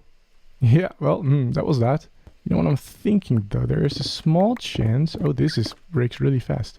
There's a small chance that maybe some of the loot survived? Well, this is a pretty big crater. I don't think anything survived. Let's go check. Anyway. No, I don't think anything survived here. Wow. Oh, that was of course a bit of a shame, but oh well, it's Minecraft, as things happen. I'm here mainly, of course, for the cactus. So let's make sure I grab a whole bunch of that before I head back home. Oh, and look over there, we've got a mesa as well, which is really cool. You know what I think I might just do? Is take down the coordinates over here. And maybe at some point just build a portal straight to here. That would be much, much easier than traveling back and forth for a whole hour. Looks like there's sort of a mine shaft here too. It doesn't really go anywhere, but it's here. Does this go anywhere? Oh, to cave spider spawner. I don't really want that, but there is this over here. Oh, a name tag! Wish I'd known that sooner. Wouldn't have had to buy an extra one. But now we can name this little guy. Alright, so I got myself a whole stack of cactus. I think that should be enough. So, I think I'll be making the tedious journey back now. What is that, though? That looks epic. Look, this is some epic... Oh, hello. Buried portal. Yeah, I'll take this gold block. Or not. Thank you very much. Don't really feel like excavating the whole thing. Well, I'll take the gold. Look. This is some epic Minecraft terrain generation, isn't it? Let's look at it from this side. I mean, that's just awesome, isn't it? I like it. Alright, so I made it back to the village. The road home was pretty uneventful, but I think it's time for a bit of a naming ceremony. What do you think? Now, last episode I asked for suggestions for a name for the cat, and someone suggested, because, well, the cat seemed to really enjoy laying on the bed there. Somebody suggested that we name the cat Snores. There you go. I like it. It's a good suggestion. Now, of course... Hello, you're Snores now. Of course, we'll now need another name for the parrot over here. So if you have any suggestions, feel free to let me know. Also, I've been gone for nearly 2 hours, and in the background the iron farm should have been running. If I've built everything correctly, that is. So I kinda wanted to go check that out, of course. Oh, and of course, this is the moment it starts raining. Blech, I don't like the rain in Minecraft. But regardless of the rain, let's go see if this has been producing. Or if I've maybe made a mistake somewhere. Yeah, I feel like that should be a lot more than it is. I'm also wondering... That one has a job. And I'm wondering how that one has a job, because there are no workstations over here. Everything in here looks to be good, except for that there are 4 villagers. Will that mess up the farm if there are too many villagers here? I don't know. Perhaps I need to get rid of one, but I don't really know how to do that. Yeah, I don't really know what the move is here. What exactly is going on. But I think I will figure that one out another time. For now, let's just close everything up. And, leave it be, I guess. Well, I should think I've done enough procrastinating for one episode. Let's finally go build that slime farm, shall we? So that was 3 hours. I completely forgot how long it takes to dig out an entire chunk. Plus a little bit more without haste too. Though I suppose the real hero of the hour is my pickaxe over here, who is almost dead but still kept on swinging. So what I'm going to do now is just repair my pickaxe real quick. And right after that, we can start filling in this empty chunk with slime farm bits. Also, my brain feels a little bit like mush right now. Also, I got rid of one of the villagers down there in a very humane way. And it looks like that's exactly what this farm needed, because now it's producing iron ingots. And that is a very big yay for us. So I was just running along in my world, and I was on my way to my horsey over here, and then I noticed in the grass... You see that? Let's go try and get close. There we go. Oh boy. want to, if possible, not get the horses hurt. No, that's what I didn't want. Okay, that's fine though. Look at that. There we go. We have skeleton horses now. Let me just quickly borrow your saddle. You're not getting replaced, don't worry. But look, we can ride the skeleton horses now. That's fun. Look at me with an arrow in my eye. This surely should inspire fear in the eyes of my enemies. My enemies, of course, being the pillagers that kidnap the Allays.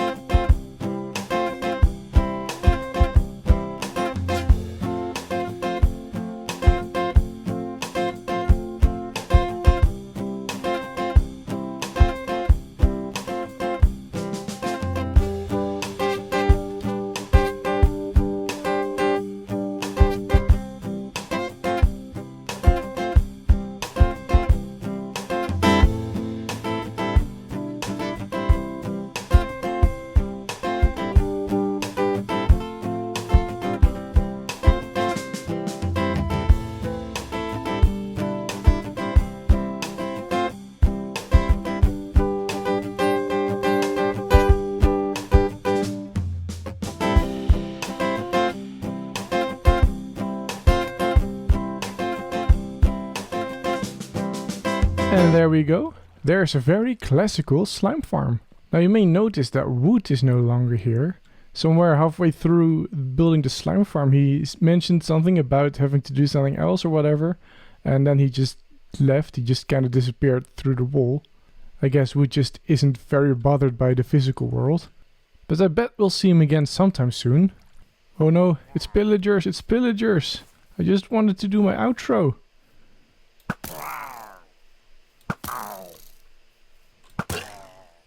There's also a creeper. Can we snipe him? Nope. I cannot. Why can I not hit this creeper? There you go. Yay, I dealt with that like a pro. Yeah. Hello everyone, I'm 100% me and I'd very much like to welcome you back into my world, where you may notice that this structure here behind me is very new. This over here is the start of our slime factory. It's where all the slime that we farm gets processed. Now, to talk you through some of the design decisions that I made over here, I think it's best I take you on a time lapse.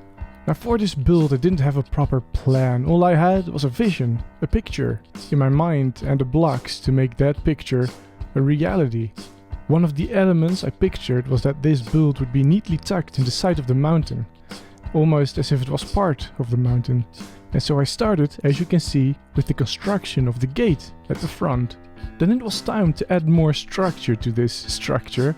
One of the other things I pictured were these big chimneys, pretty much everywhere. And so I started on building some of those up. I decided to build them really high and tall to reach over the mountain, because that's of course where the wind will take the smoke away. Kind of the purpose of a chimney.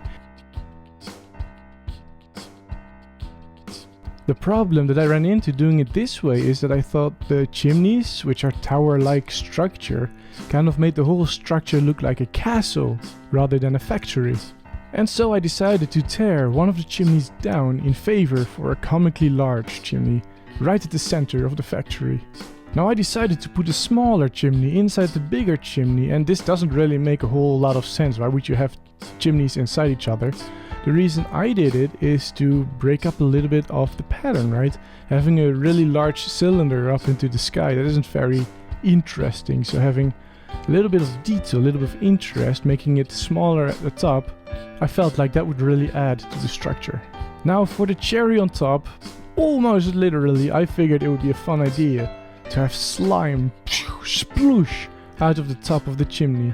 Which again doesn't really make a whole lot of sense, but why should that matter? We're in Minecraft. We're here to have fun.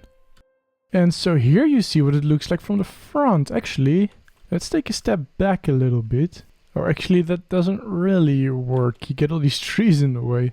Maybe I'll get rid of them at some point. Now the reason I put the factory over there exactly is because you can see the water sort of indents in that direction, right? I figured since these creatures that live here are amphibious, some of them will probably go swimming to work, like so. And then we can still make a path for those that prefer to walk over to here. But I reckon the majority of them will be swimming, and so that's why I put the entrance right over here at the water. And of course on the inside there is nothing much yet. You see, building this really big chimney kind of slurped up all of my materials, and so I kind of need to gather more now. And I do really kind of like the sploop at the top with the slime drooping over it. I think it's cool. The interior of the slime factory is going to have to wait a little bit though. First I want to do something I wasn't planning on doing this episode. You see, I've had to climb up and down this mountain quite a bit to get this chimney in. And I didn't really like that very much. I'd much prefer having wings for that in the future. And so for now what I'm going to do is I'm going to try and gather some ender pearls. And then we'll go fight the ender dragon.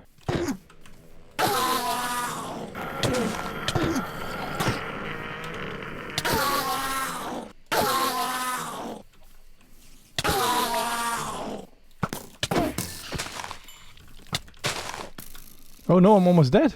Oh no. Oh no! There is an ender pearl over there though. I need a shield. What am I doing? There it is. My precious.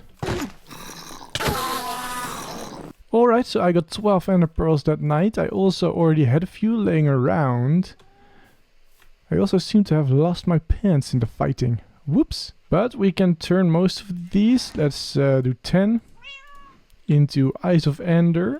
I'll take this with me in case I need more. I'll also buy myself a new pair of pants. There we go. Now of course we want to disenchant that and hopefully get a better enchantment on it. Now of course we're going to disenchant that and hopefully get a better enchantment on it. That's worse! Now of course we're going to disenchant that and hopefully get a better enchantment on it. Unfortunately though, I don't have the level, so I'm waiting at the skeleton grinder. And while I'm here, I can stock up on arrows and get a better enchantment on this. You know what? These won't really be much good in a dragon fight, but they will be really good if I ever get to the nether. So I'll take it. I'm thinking I'll probably also be wanting to take some health potions with me, including perhaps a strength potion or two. I'll want a bed as well. Of course, I'm going to need some blocks with me. And I always like bringing a chest with me to the end as well. And finally, I think it's also a good idea to stock up on food. And now I'm struggling to come up with what else I would need for this fight, which kind of makes me think that I might just be prepared. It's either that or I'm missing something blatantly obvious and I'm about to die. So as you can see, I'm right back over at Gorf. And as I was riding my horse all the way back to Gorf, I realized that there wasn't really a clear reason for me to go back to Gorf. I mean, this is where I had the idea to get wings and fight the dragon, but the places where strongholds generate is not determined by where you have the ideas for finding them. It is entirely possible that when I throw one of these, that I have to go all the way back. So that would be fun. I also noticed these... Wait, where are they now? These guys over there. They're always here. See if I can shoot them off the platform. Woo! Oh, they're all going. Uh-oh! Engage the shields! I don't want the effect, so I'm trying to get them to shoot their leader. And it's working. There you go. Ugh, just look at all the pillager patrols we've had recently. They're out for the allays, I just know it. But enough dilly-dallying, let's throw one of these and see if we were right to go to Gorf. Oh! Looks like we might have been. Hello! Now to find this thing. Guess it did drop, right? Where is it? I do want it back. I've seen it, I've spotted it, Boop! There it is. Come on, horse. We shall be heading in that direction. Ish. Now we're coming up on a different biome, which I find is usually a good idea to throw another one. So let's see. Oh, we're still sort of headed in the right direction. Uh-oh, I'm starting to get a little bit worried, horsey. There is a chance you may not actually get to come along. Let's have a look. Yeah, no, that is smack in the center of the ocean, isn't it? Oh, and it was destroyed. That's also a shame. I'm going to do, Horsey, is I'm going to dig a little hole for you. And apparently make a path. And you'll be here when I get back, okay? I will be back for you, don't worry. I'll need a boat. Let's go grab some wood. And there we go. I hope we get to the stronghold somewhat soon. The sun is setting. Should I try to throw another one right about here-ish? Oh, yes. Okay. Catch it. Oh, it exploded. It looks like I've passed it, though. We need to go back just a little bit. Let's see.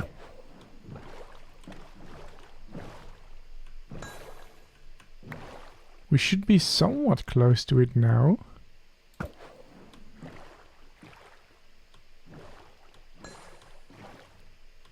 Yeah, I think it must be right beneath us, which is kind of annoying. Though we appear to be somewhat in luck, I think this is showing us exactly where we're supposed to be. Straight down from here. Now we'll block this off. So that hopefully there's no water in here. There we go. Oh, there it is. There it is. You know what I should have done? That would have been nice. Brought some more torches with me. Oh, and there's a chest. With garbage in. Looks like we've got a geode here as well. Oh, this is weird generation. Isn't it? What if this was the portal room? This is genuinely some nice loot. Don't really have the space for it though. I suppose I can get rid of the dirt. Ooh, let's not fall down. Oh, I found it. Quite by accident too. Let's pour some water over that and some over that. Make sure we are somewhat safe. I do not fancy a bath in the lava. There we go. Oh, it's dark though now. Whoops. Let's go put a torch right over. Well, let's do it here. Oh, look at that. I've got exactly enough. There we go. There's a portal. Not quite ready to go through though. I want to set up a couple of things over here. For example, the chest and the bed. And in here I want to put some of the stuff I won't need. I won't need 2 of those, for example. I won't need my axe, nor will I need my shovel or bone meal. Gravel's kind of useless there.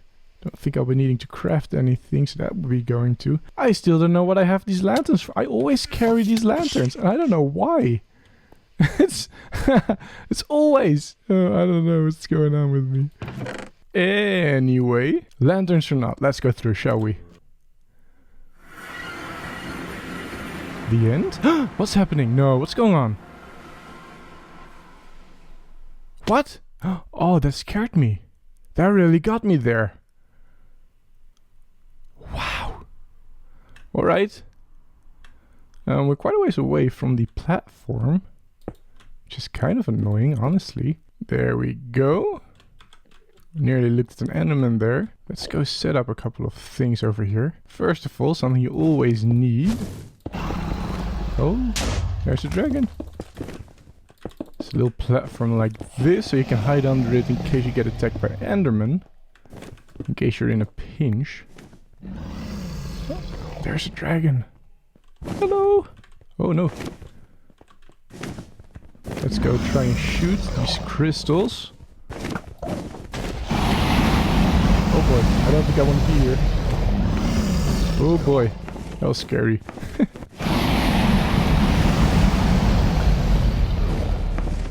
I've forgotten that this dragon is so incredibly loud.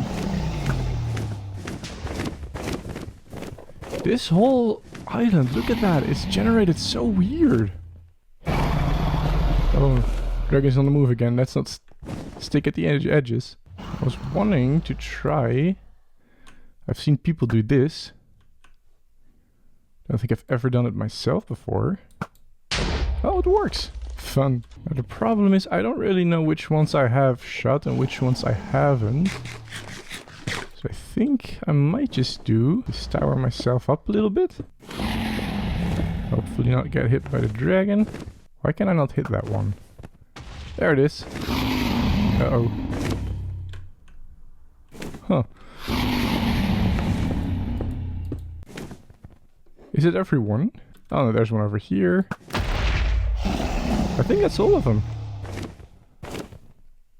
Oh no, there's one over there. Hello, dragon.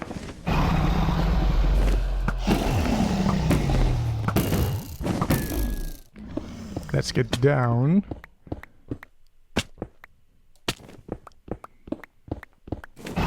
Yay for feather falling. Hey, I thought you were supposed to be able to hit the dragon from here.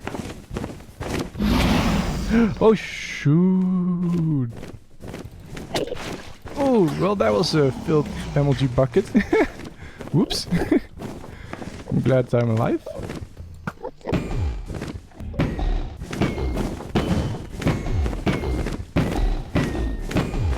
I can't. Uh-oh. Hey, that one worked. There's not much health left on the dragon. This will be the final couple of shots.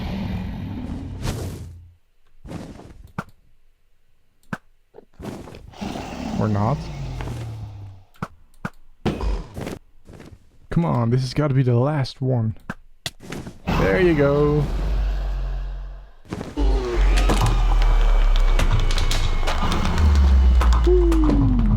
Loud.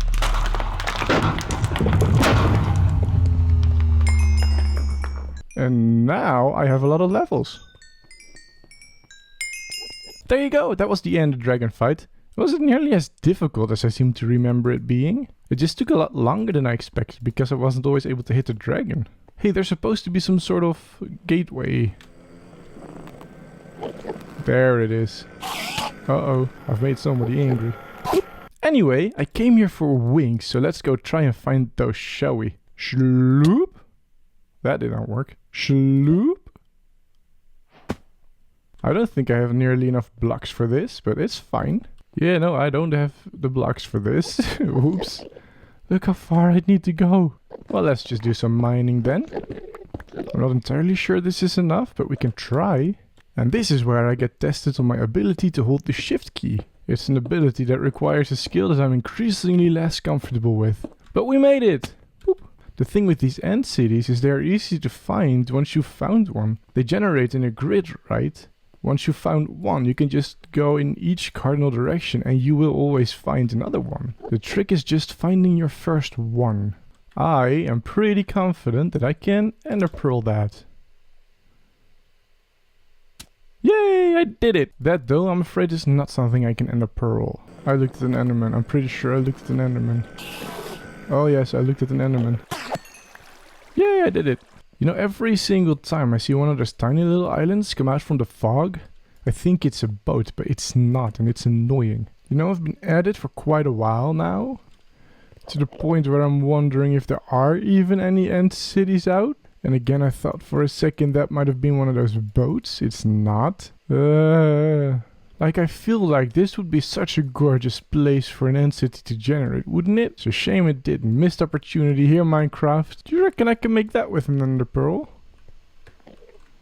I'm a little bit scared to try, but that's... Oh, no, I'm not gonna make that, am I? Good enough. I'm alive. I'm pretty sure that's one, though. Yes, okay, I just need to bridge this gap. Here we are, let's engage my nearly broken shield. I'm so well prepared for all this. I don't think there's a ship there. That's alright though, we can just tackle this one and find a ship elsewhere. I mean, as I've said, these generate in a grid, so we know where to look now. Uh-oh. This is one of those rooms. I do want these beautiful shulker shells. You know what I haven't yet gotten in this series? An ender chest.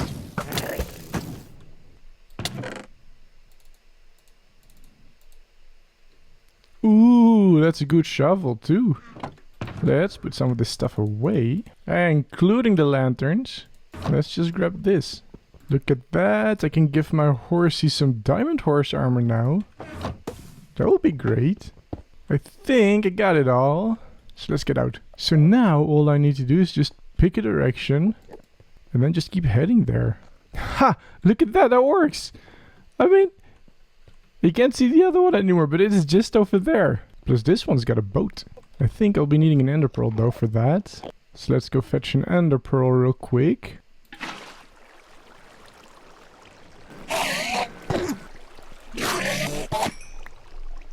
Two ender pearls, that works for me.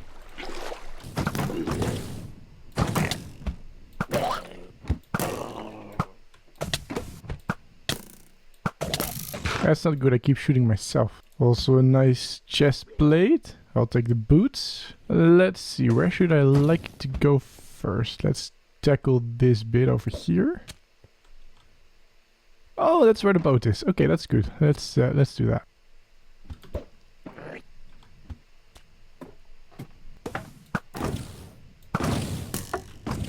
As long as he's there, I cannot get down there.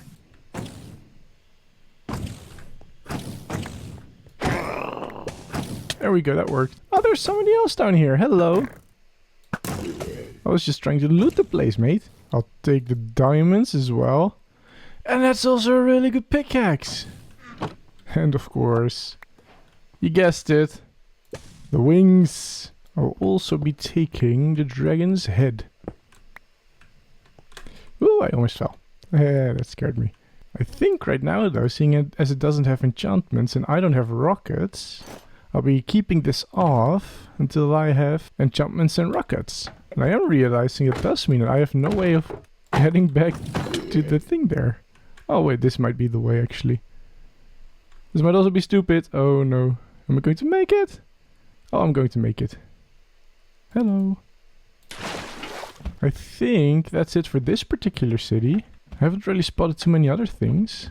So let's get back down again. Oh, well, the fast way. Now I feel like I got what I came here for. I've got the wings, right? So perhaps it's time that I leave.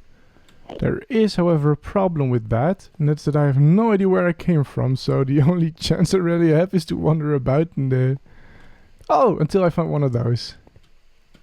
There it is. Oh no, I don't have an ender pearl either. There you go.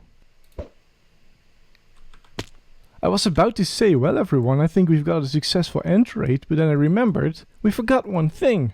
And it's right over there. It's hard to see, it's dark, but it's boop. Oh no, it teleported up there? I'm starting to think it did not teleport up here. I don't know where it is.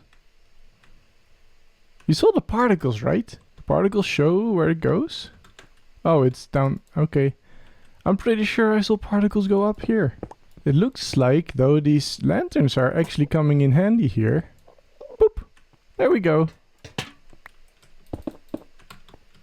And let's get through. Woo! Now, I've got an idea that is somewhat silly. Now, what I'm thinking is we put this in here, and some of this in there, and I don't know, maybe that as well.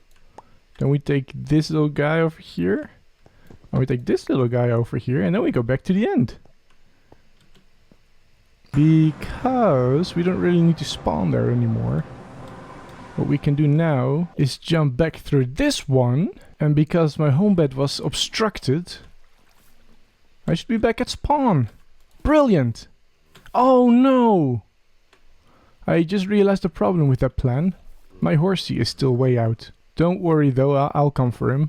Alright, so as you can see, I got quite a lot of loot from that, including, of course, some of the gold and iron that I already put away. And including, of course, the wings that I already enchanted with mending and unbreaking 3. All that we need now is some of these rockets. Let's go take these wings for a spin, shall we? Whee! Oh, this is amazing! Oh, I love this. Look at the village. It's so small from up here. Let's go fly over to Gorf, see what that looks like from the air. Well, suddenly I think it's not going to look nearly as good as I expected it to. It's raining. Why, Minecraft? Why? But let's fly into Gorf here, still. Yeah, let's redo that when it's not raining, shall we? I do figure in the meantime though we can get the horse. Horse, I have returned and I've got a present. Look, it's diamond horse armor. Oh, you're so shiny now. Do you like it? Yeah, me too, buddy. That's exciting, isn't it? Alright, let's get you back home. I hope you enjoyed yourself somewhat. And that tiny little hole. Alright, here we go. Take 2. Look at that as it comes in through the mist. Isn't that awesome? And if all these little houses over here. Woo! Oh, I so love it. Oh, I want to go check out the tower now. Look at that as it comes in the mist. That is so awesome. I like it. Can I get in? Can I get in? Oh, I cannot get in. I'm willing to bet I can get in without using a rocket. Nope. Nope. That was very optimistic, wasn't it? But look what I can do when I'm up here. Woo! And there's the house too. And all the many banners we have. We definitely need an ender chest over here somewhere, so let's just put it there. You know, we have all these shulker shells now with which we can make 8 more shulker boxes. We'll have 10 in total because we already got these 2. I think I'll be spending some time off camera and in between episodes getting some of these shulker boxes set up. Mostly because I think it'll be terribly boring watching me go through all my stuff. Though I have to say I'm really glad that I went to the end today. It's a shame Wood didn't get to be a part of it. Woo! I'm really happy that I got my wings. Hello everyone, I'm 100% me and I'd very much like to welcome you back into my world where I'd first like to take a moment to just say thank you to all of you. You see, as a YouTube content creator, I get to see all sorts of really cool numbers and statistics about my channel, and those numbers and statistics, they have all been going up quite a bit recently, and that is because of you watching. It is amazing. I've been getting the most lovely comments too, like I'm a little bit overwhelmed kind of lovely. Just everybody is so kind and everybody is so nice, and I just wanted to take a moment in my video to just acknowledge that and to just say from the bottom of my heart, thank you so much for your support. It is so weird.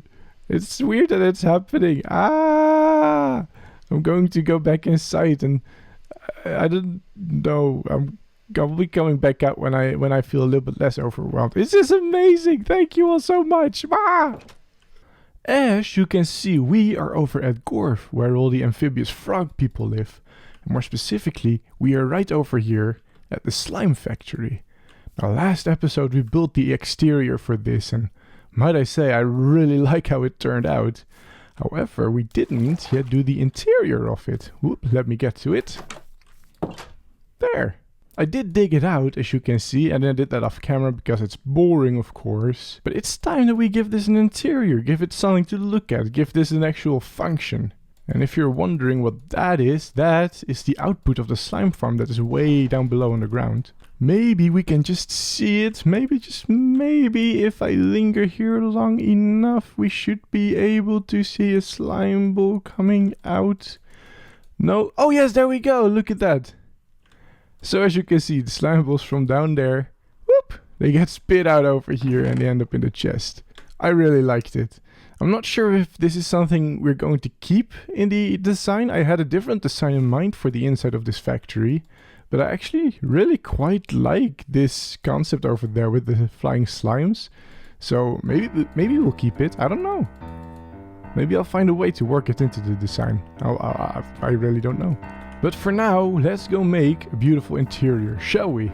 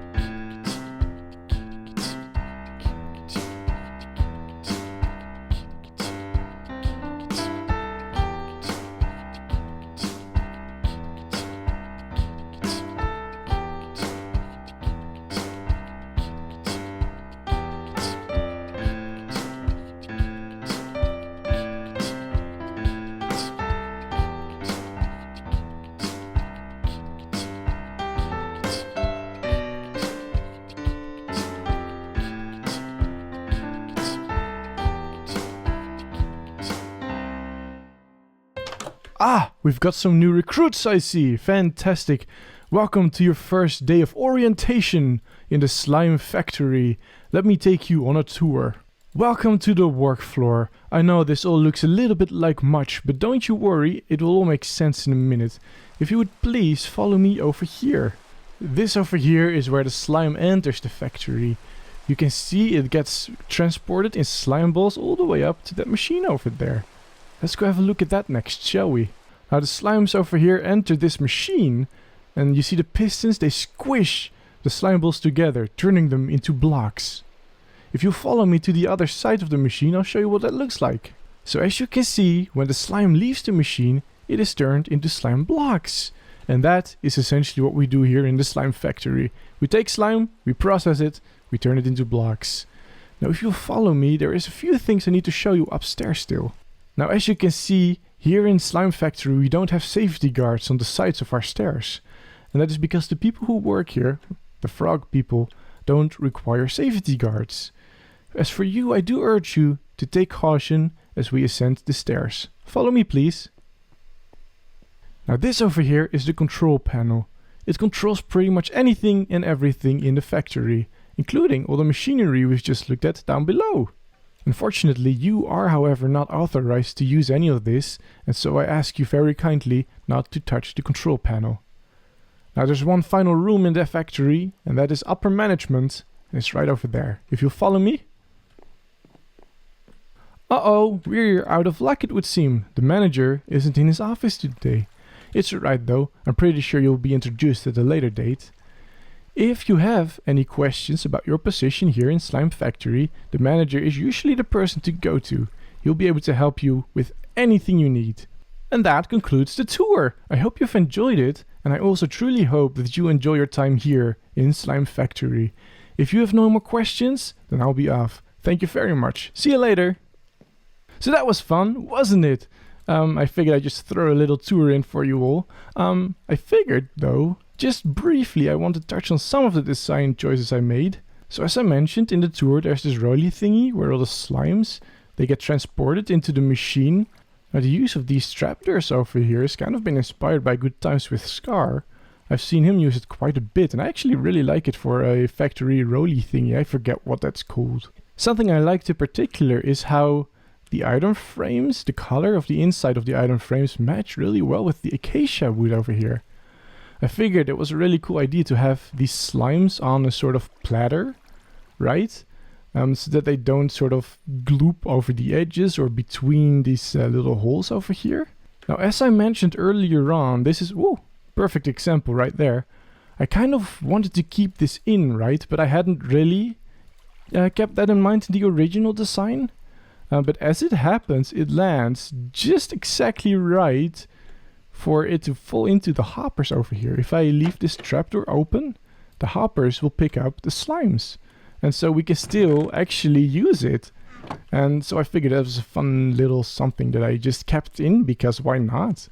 Now you get slimes flying everywhere. I thought it was kind of a cool detail. There's no real use to it, no real function to it, but other than that it looks really cool. I've also just noticed this torch over here. It's not supposed to be there. And this torch isn't supposed to be here.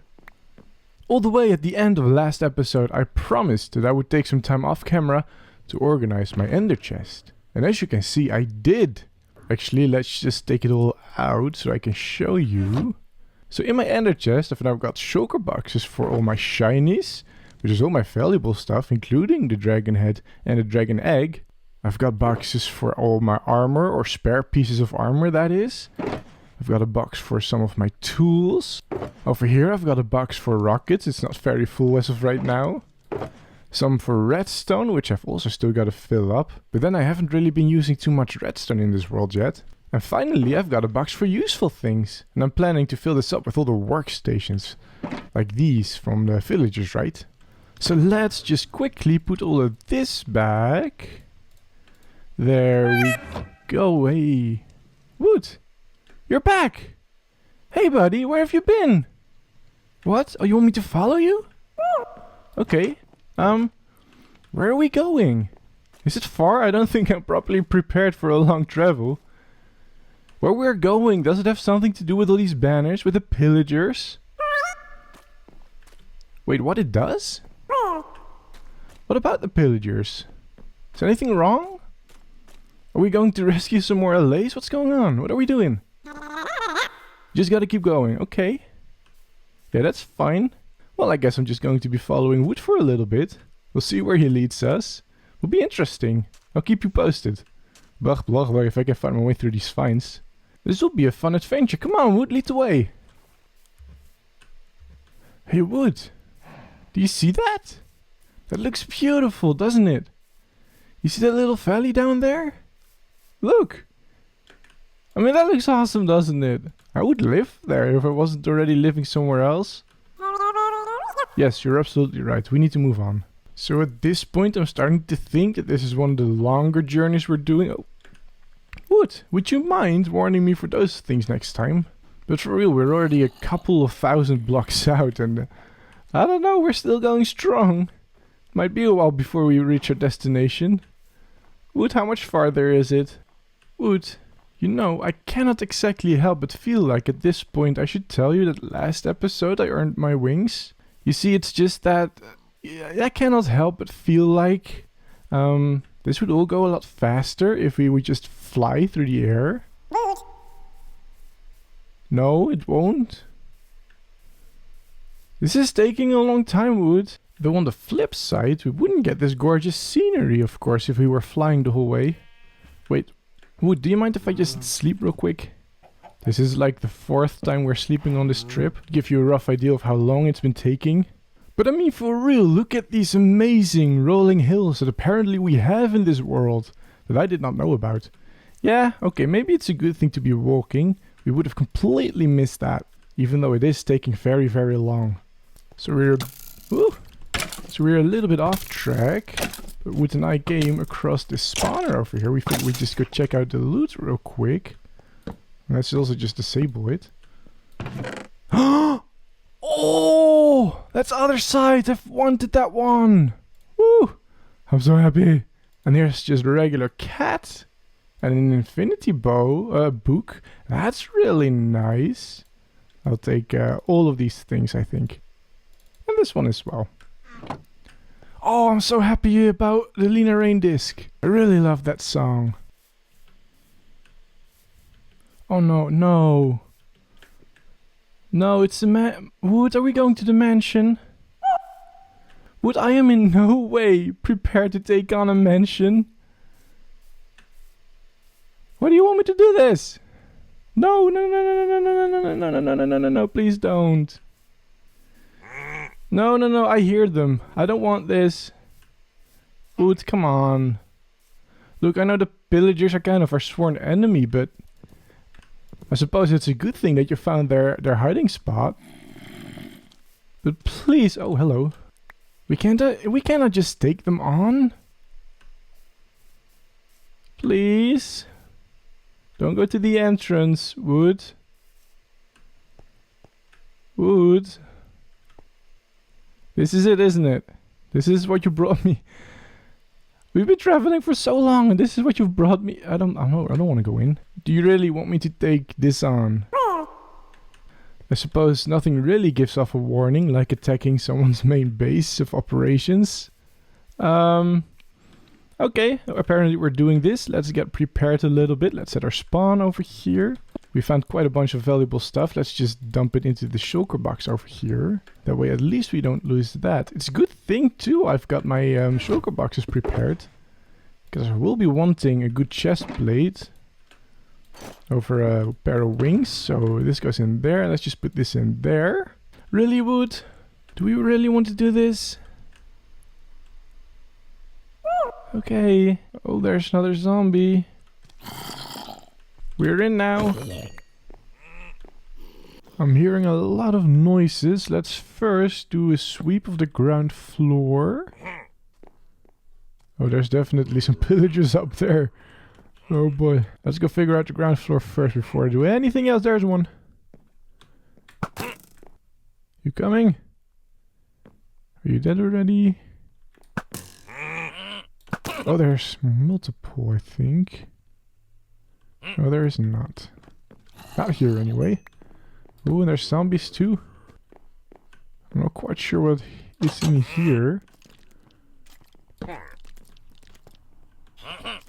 This is somewhat ominous, isn't it? Ominous, but I'll take the cauldron though. Cauldron is nice. There will definitely some in here, I think.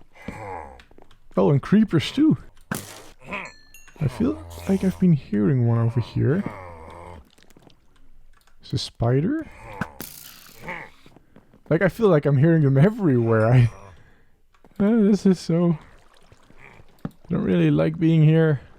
Or maybe they're in here? Oh no.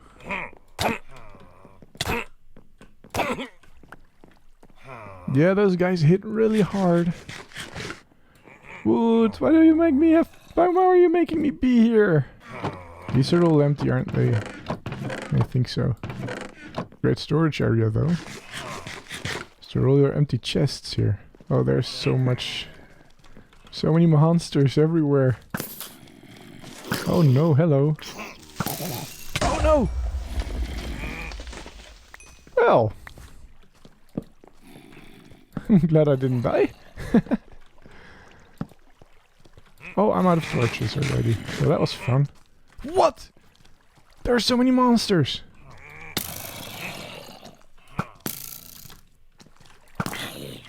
This is not good.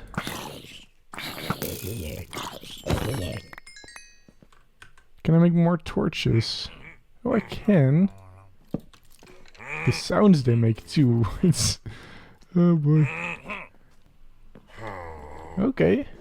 Alright. Hey, they decorated a little bit, I'm noticing. That's interesting. Yeah, I've been to all these rooms, haven't I? Yeah. Oh, and that brings us back to the front over here. Oh, now there's a good big gaping hole in the wall. Oh, that's kind of hilarious. Yeah, I think that was a good sweep of the first floor. Let's move up in the building. Oh, okay. Oh, no. I'm panicking, I should not be panicking. Nope. There were a whole bunch of them, and why can't I hit them? Ah! I'm getting some lag as well. It's getting me a little bit nervous. Oh boy. That was scary. Wood! Don't make me be a part of this. I don't want to be here. I can just go out now, can't I? Yeah, I know. There's gonna be dudes up here. Oh, please tell me you're taking out the skeleton for me.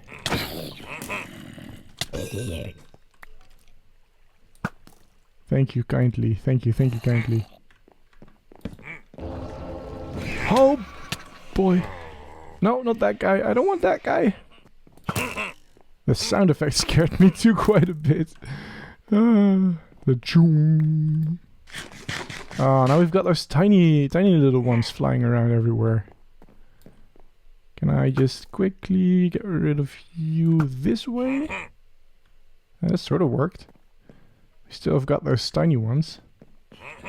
I would like to go in and grab the totem. I'm supposed to get a totem, I think. There we go. I think I have it. That is the wrong button. I was planning on hitting F. F. There we go. Now if I die, at least I don't die. I will be wanting this on my hotbar though. And that one's going to die too. Oh no, that's one of the ones that spawned the dudes. Well, at the very least that's another totem for me. Whoop! There you go. Yoink. Go. Run. This is fine. Oh no.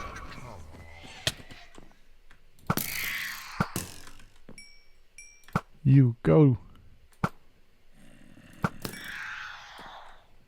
I'm actually pretty good at shooting those. I also wanted to check out this room over here. That has zombies in. Oh no! I hadn't seen that one, but I seem to be holding up alright. Now I wouldn't lie and say that the idea of stealing these bookshelves, is It's just a little appealing to me. Okay. Okay. These guys know how to hit. I thought they were supposed to die after a little bit. And I was under the impression that a little bit would be over at this point, but it's okay. There you go. They can still die. What kind of a room is this? Oh, this is a master bedroom of sorts. Ooh, there's stuff up there as well. There's a chest. I'll take a chest. With another music disc. Nice, nice, nice. A name tag. And some gold I definitely don't mind. Alright. It's a good chest. Pretty sure there's a spider in. Oh, it's not one of those again. Let us craft some more torches real quick. And then see what this is all about. Oh, yeah, I thought there'd be somebody over here. Woo! Okay, let's go do all these rooms one by one. Oh, I'm starting to run low on arrows. Need to be careful of that. Although maybe I can get some more over here. Whoop. Look at the view though. Look at all the bookshelves. I'm start taking all the bookshelves. All of them. There's another creeper in here. Oh. What? What's... Did you see that? My arrows went straight through the creeper. What? Does this room have a creeper spawner or something? It's just supposed to be a library, I think. Let's go take all their books. Alright, so that was the woodland mansion. I just did another sweep of the entire building pretty much. As far as I can tell, there are no more hidden rooms. And it kinda leaves me to wonder, Wood, why were we here? What is the reason we came here? Because I was sort of under the impression that maybe the pillagers had more allays captured and we were rescuing them. But I don't think that is why we're here at all, because I couldn't find any allays. I don't think they are here. And I must confess, Wood, that kind of has me worried, because it's one thing to break into a place to rescue innocent creatures, and it's another thing to break into a place and kill a whole bunch of the inhabitants, and I don't know. It doesn't seem to me there's a really clear reason that we are here. Look, the pillagers, they are our sworn enemies, right? It's because they kidnap allays and other innocent creatures. And essentially they just pillage and they plunder, and that's why we don't like them. But I'm kind of wondering how what we just did, because we did go in and pillaged and plundered the place, kind of wondering how what we just did is any different than what they are doing. Do you get what I'm saying? I think what's done is done. We can't just bring him back to life again. I think what I'm doing is I'm going to put a whole bunch of the stuff that we got in a chest. Because look, obviously I'm not entirely innocent either. I was really happy to get all these bookshelves. And we'll take it all and we'll take the bed. And I think what we'll do then is just head home. What do you say, Wood? Let's go home. And also, can we fly this time? I don't want to walk the whole way. Okay, let's go fly. Here's an open area over here. Oh, that filled. Oh, that's why I'm not wearing my wings. This isn't my brightest moment. Alright, so Wood and I, we made it home. And on our journeys, on our travels, we did some talking with each other. And we decided that it was indeed a good idea that we took down the pillagers. Because as you know, they've been pestering us for a while, and maybe they will stop doing that. You see all these banners? They're from all the pillagers, right? And there are a lot of them.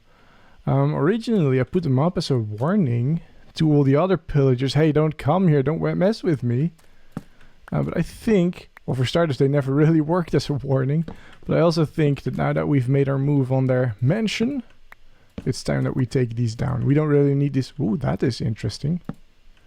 We don't really need these ugly banners in our front yard. The pillagers are something that we can now leave behind. Let's burn them, shall we? Let's burn all these banners. Let's go to the beach to burn the banners. We don't really need them anymore. And there we go. We can leave the pillagers behind us now. What do you think, Wood? Is that a good idea? Hello everyone, I'm 100% me, and this here is my good friend Wood. And we'd very much like to welcome you back into my world, where we have a bit of a problem that we need to take care of. Now I feel like to properly explain the problem, we need a little bit of a refresher. This village over here, it's pretty close to spawn. And this is of course where we landed when we first came into this world over here. Now, in this village, there were a lot of iron golems spawning everywhere. Like, it was absurd how many iron golems there were. And somehow, those iron golems always ended up in this hole, unable to get out again. So I decided, why not take a little bit of a profit out of it? And I put in this water stream to push the iron golems into this lava. And this kind of gave us a little trickle of iron. And roses and also one piece of wool. Now you may notice that there are no longer any iron golems. Because you see, if we go over in this direction a little bit, this is where spawn is. True spawn, it's somewhere over here. There it is. I decided to build a proper iron golem farm, right? That one was it was never really going to be anything efficient. I decided to build a proper one. The thing is, there aren't any iron golems in here either. It doesn't seem to be working, and okay, we had more than we had before for some reason. Somehow it sort of started working. I don't really know what that's about. For the longest time, this only had 44 iron in. And we got a little bit more than that now. But still not a massive amount. The thing is, I don't think it's working properly. Right? And I think I kind of want to fix it. Because there's no point in having essentially 2 iron farms. None of which are working. So here is what I'm thinking, right? And I'm going to sleep in this. Actually, let's go sleep now. Huzzah! We've slept. So here's the thing, right? Ever since I built this iron golem farm, iron golems stopped spawning over there. And so my theory is that somehow these and that... Oh no, not this, not now. I've just slept. Let's go wait out the rain under the cover of the trees. My theory is that this new iron golem farm over here and the village over there somewhere, that they are interfering with each other. Now, I'll be the first to tell you that I'm not the most technical Minecraft player ever, and I don't quite understand exactly how these iron golem farms are supposed to work. But I do know is that these iron golems only spawn in villages. And what we do when we build iron golem farms is we sort of mimic a village, sort of, I think. And I think because I built that one pretty close to that one, it thinks that it's one really big village. That's my current working theory anyway. And for something in Minecraft to be counted as a village, it needs beds, I think. And so what I'm going to do right now in an attempt to solve the situation is remove all the beds from that village over there. Let's get rid of all the beds and hope that this actually works. Hello, do you have a bed in here? No, not seeing one. Excuse me, sir, do you have a bed? I don't think you do. Hello, oh, you have a bed? Sorry, I'm taking it. Yes, I'm sorry. It's necessary, okay? They don't have a bed either. And there's no bed inside here. Now, the only place where there's a bed still is my own little house over in this village. My home away from home. I kind of want to keep my bed over here. I sort of feel like this might be far enough away. Let's just keep it for now. And then I'll go checking throughout the episode on the iron farm over at spawn point. And hopefully this would have done something. Hopefully I'll see more iron coming in. Alright, so I've just decided to do the smart thing and actually read what the wiki has to say about villages. And the wiki says, and I quote, "A subchunk is a village center if it contains at least one claimed bed, bell or job site block. The 26 subchunks in a 3x3x3 cube around such a subchunk are also considered part of a village." That is all very technical, isn't it? I think what it means is that removing the beds alone isn't enough. We also need to remove the bells over there. Boop.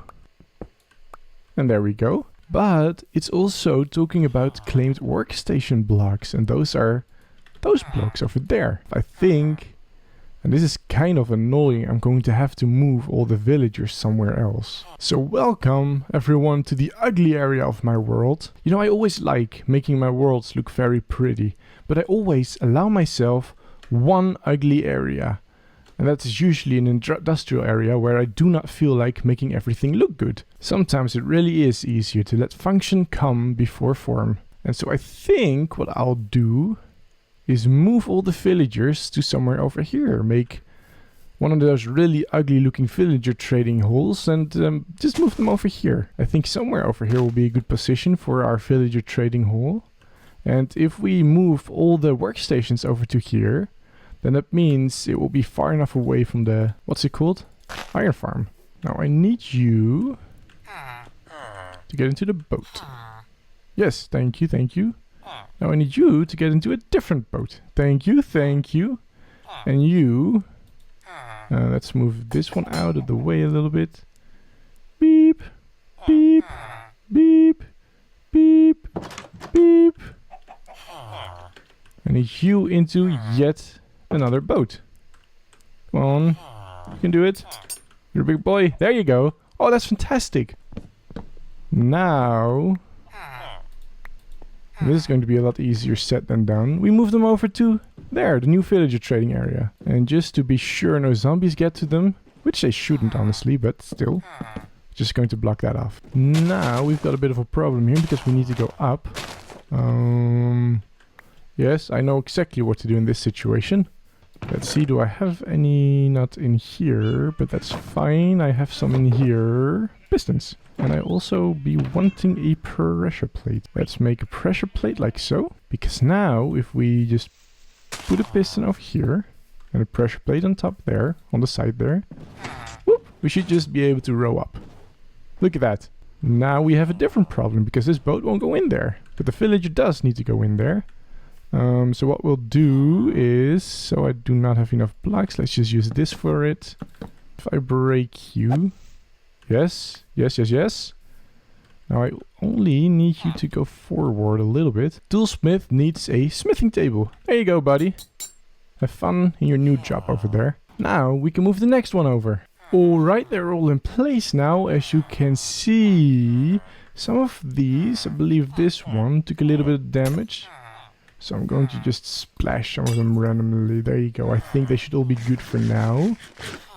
I kind of fear, though, that we can have the little tiny baby zombies come over here and give these guys a bad day. So I'm kind of needing to do something about that still. But I think that if we do something like this on all of them... Oh, there you go. They should all be good. I think. That's my theory. Let's hope I'm right. And I'm not sure if I've said it already. If I have, this won't make it into the video. But I put magma blocks underneath. They see that, of course, as a block they can't stand on. And I believe it sort of disables their AI, making them a little bit more lag friendly, I think. And so that means that now all the claimed beds, all the bells, and all the claimed job working blocks, they're all gone now, and so this is no longer a village. It shouldn't be anyway.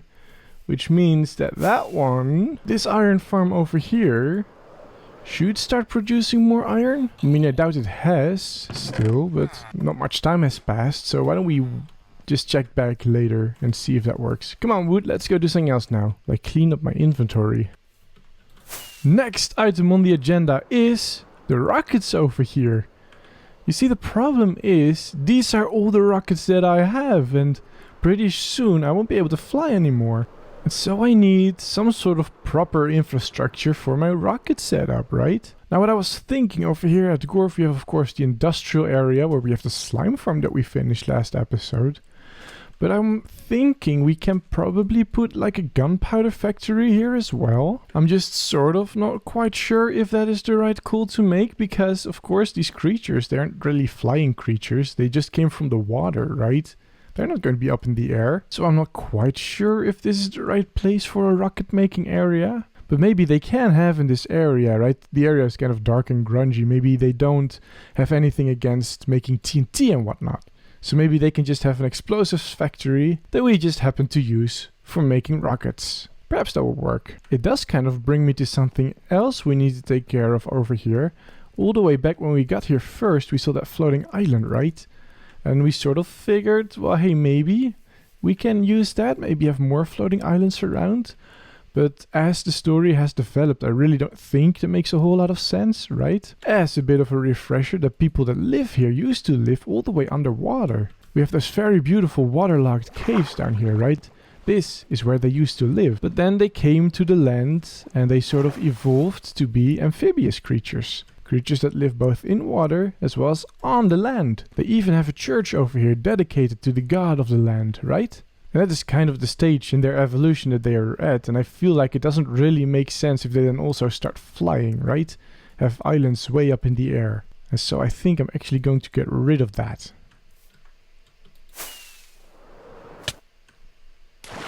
Yes, that's exactly how I intended to do that. We can just climb up the vines here, that would be easy. Ooh, we'll be needing to get rid of that one as well. Let's see if I can get up there without a problem. There, almost. Oh no! I've got a plan, I've got a plan, I've got a plan.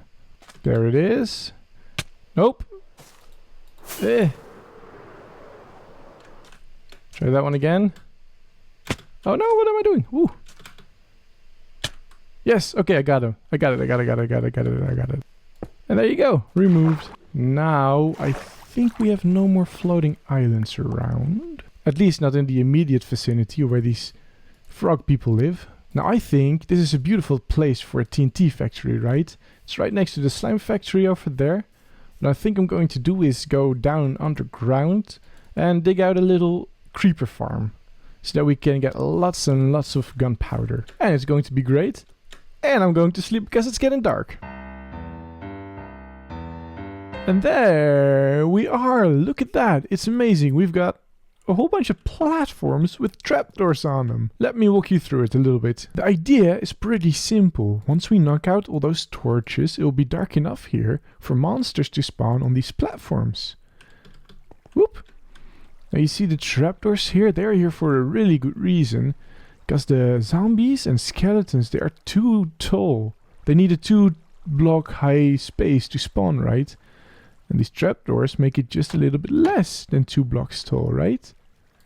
This is 2 blocks tall, and you see this is a little bit lower than that, right?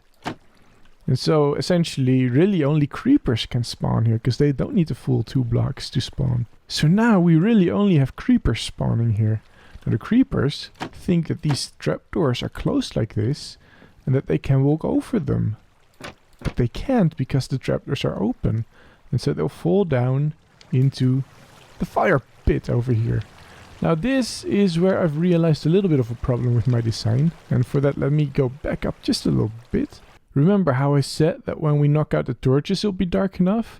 I just realized those campfires also emit light. And so it won't ever be dark enough, really. Most of the farm is going to be pretty inefficient, which is kind of a shame. I need to rip out these campfires. So these campfires, whoop, now it's dark. So those campfires are how I was going to kill them. So I'm going to have to come up with a different way of doing it. What I'm thinking is I'll do the same as what I did for the slime farm. Where I just had them in a water stream, the slime's in a water stream, right?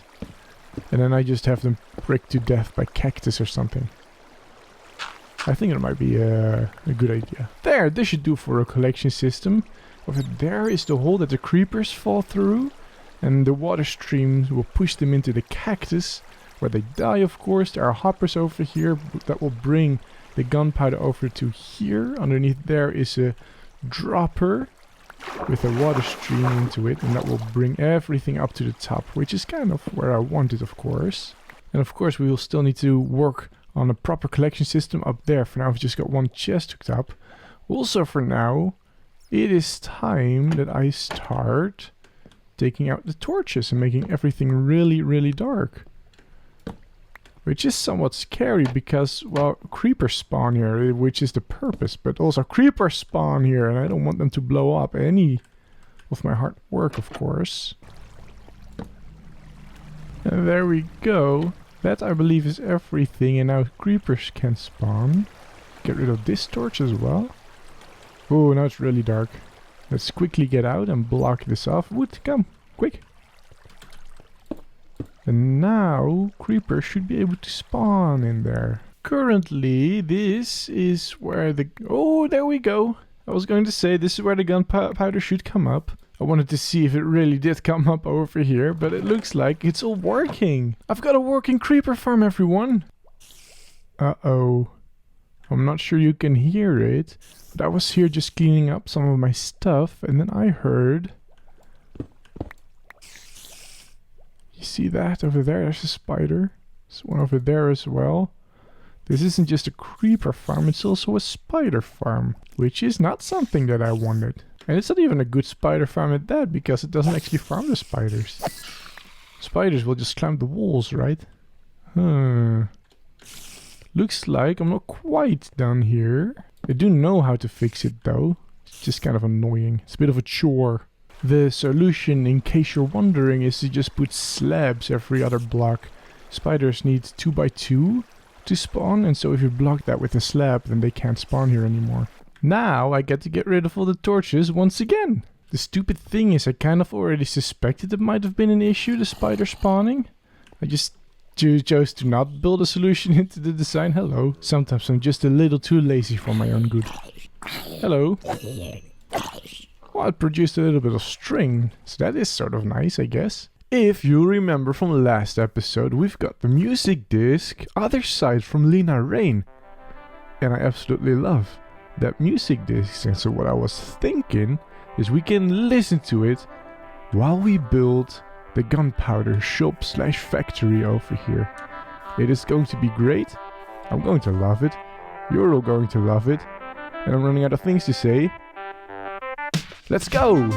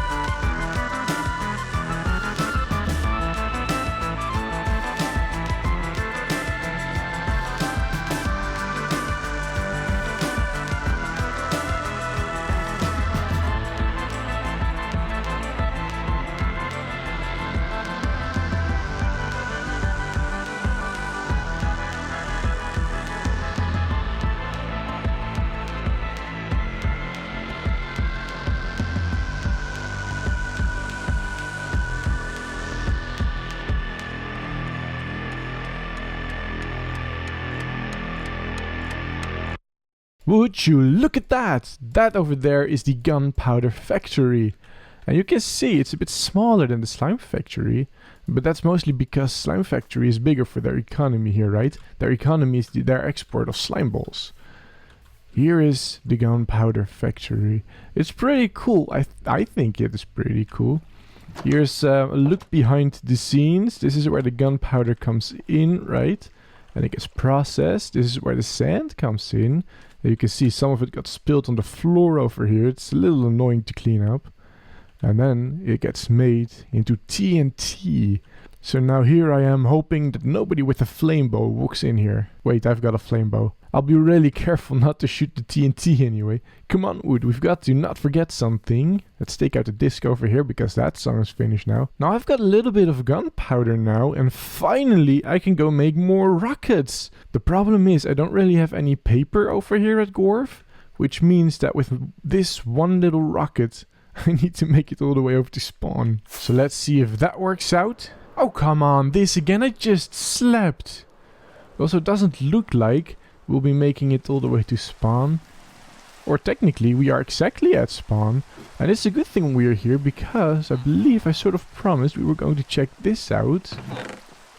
And it hasn't produced any more iron. I have no idea what to do with this farm over here. I don't think it's working properly.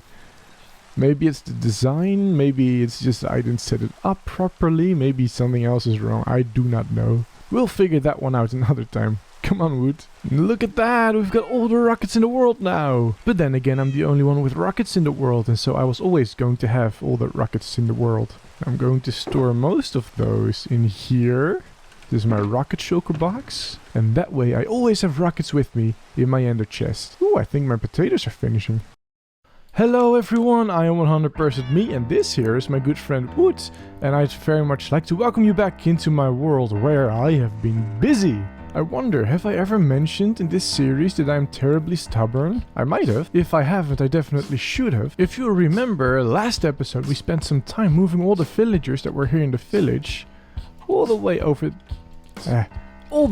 there, and that was in an attempt to get the iron farm going. Also, I made a gunpowder factory, so I really do not know why I'm walking. And as you may remember, at the end of last episode we found out that moving those villagers didn't actually do anything for the iron farm over here, which is why maybe I can show you. Now the way that I look at it, I have two options. Either I can just build a brand new one that I know for sure will work, or I can just reconfigure this one a little bit and hopefully get it to work this way. And I can tell you, I decided to reconfigure this one, and as you can maybe hear in the background, hear the golem dying?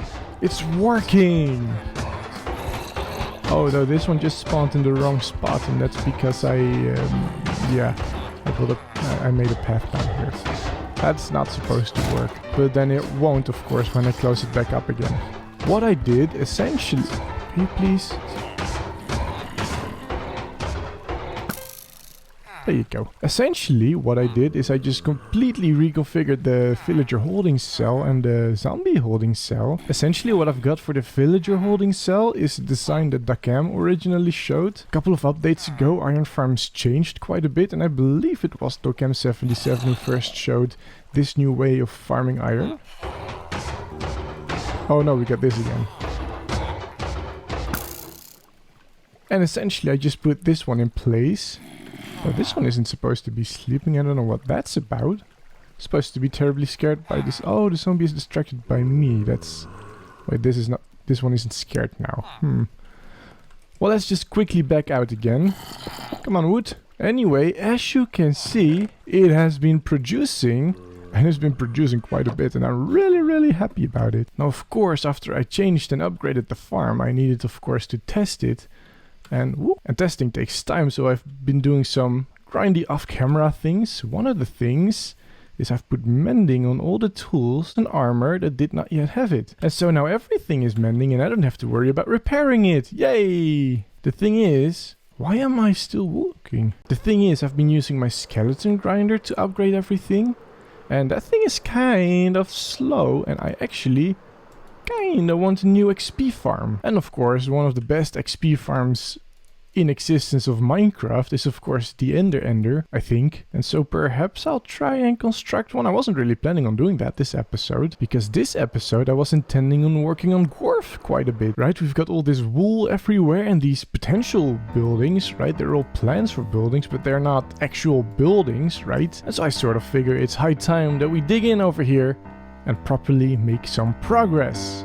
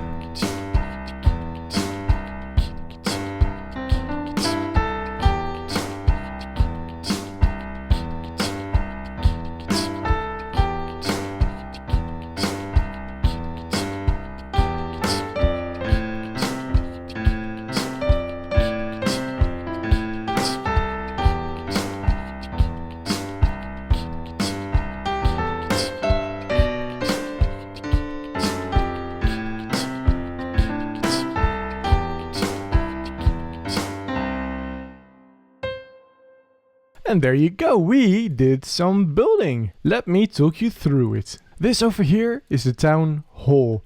It's where you get all your official stuff sorted. I don't really know what happens inside the town hall. I just think it's all terribly boring. I really only ever come in town halls when I need to. This over here, as well as over here, is a bit of a waiting area. It's where you wait on your turn, and then when it's your turn, you can walk up to one of these booths where one of those official town people will help you with whatever you need. Of course, on the inside over here...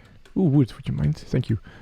Over here we've got little working areas for the town worker people to do whatever they do in town halls. I really do not know. Now something of course to keep in mind is that the people of Gorf, the frog people, they're really small, so I didn't really give them a whole lot of space. They don't really need it. But that pretty much concludes the tour of our town hall. Oh. Yeah, you might have noticed the creeper explosion at the end there. This got blown up apparently too. Let me fix that real quick. There we go. Good as new. Now, if you'll follow me over in this direction, this here is what I picture as the community center. It's where people get together. It's just this big open area, right? It's got a bit of a stage, and people can gather here or assemble here for important announcements, perhaps, or maybe just for special events, right? We've got the stage over here. Maybe we've got a band coming through town or something. Just a performance, maybe an open mic night, something like that. And then over here in the back we've got a staircase leading up to a second floor where you can do more really cool things. Just open areas where you can gather with people, right? That's kind of what I pictured for this community center. Ooh, it's getting night, I think. Is it? Yeah, it's getting there. There. Now this building over here is really just one big rectangle, right? Something that I did to keep it just a little bit interesting is the staircase that I just showed you. I just made it protrude a little bit, I suppose, on the outside here.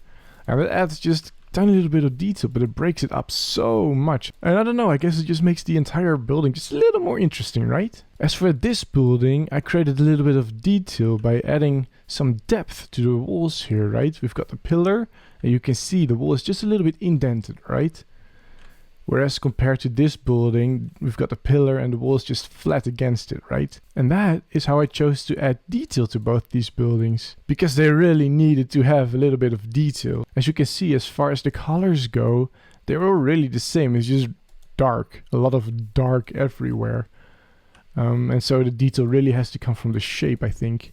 And so by adding a staircase on the outside over there and indenting the walls in this one over here, I think that really accomplishes that detail that I'm looking for here. Now, there is a really important reason that we have a town hall over here and a community center over there, and that is mainly this little lake type of thing. Would that be called a lake in a swamp? I don't really know. Now, this is essentially going to be the town square, right?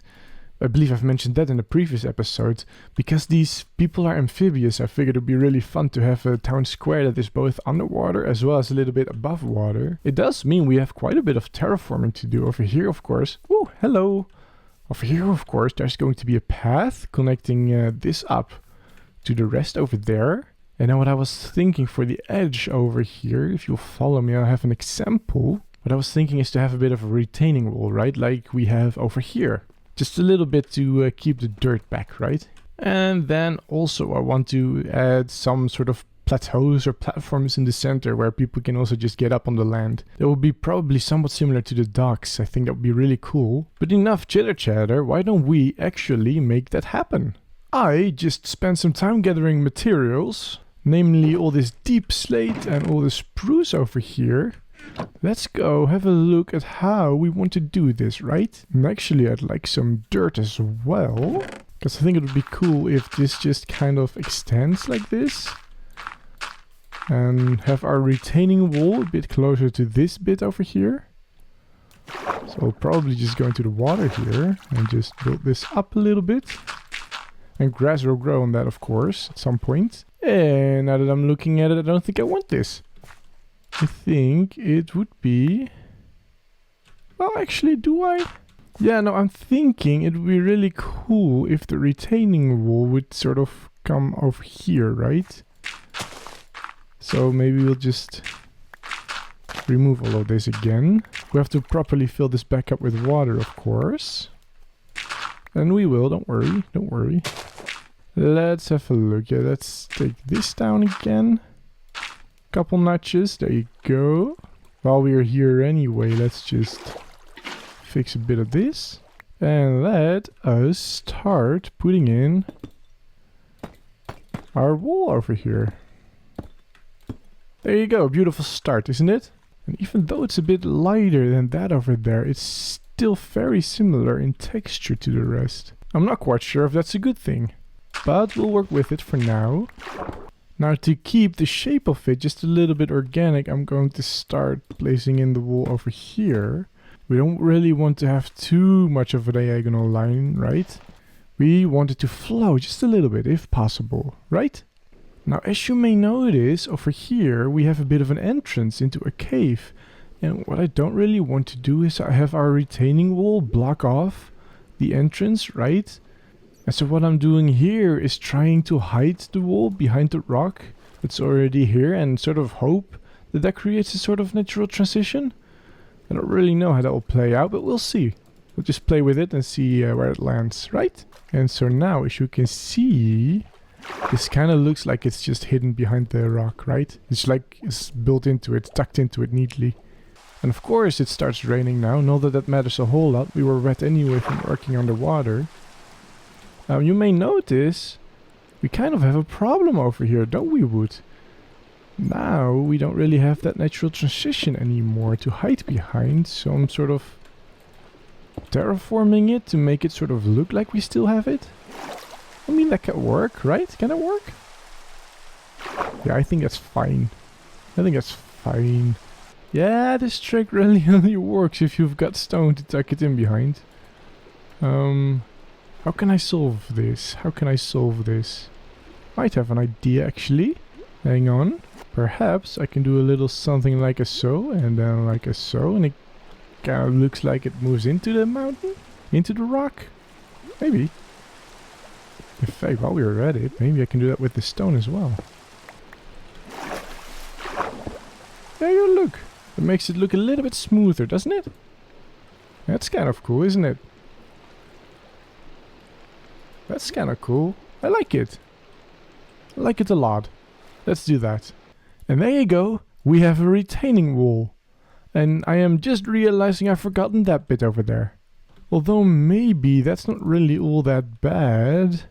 Because I don't really know what's going to be here yet. We have this really big opening and I sort of wanted to close it off. But I don't really know what that's going to look like just yet.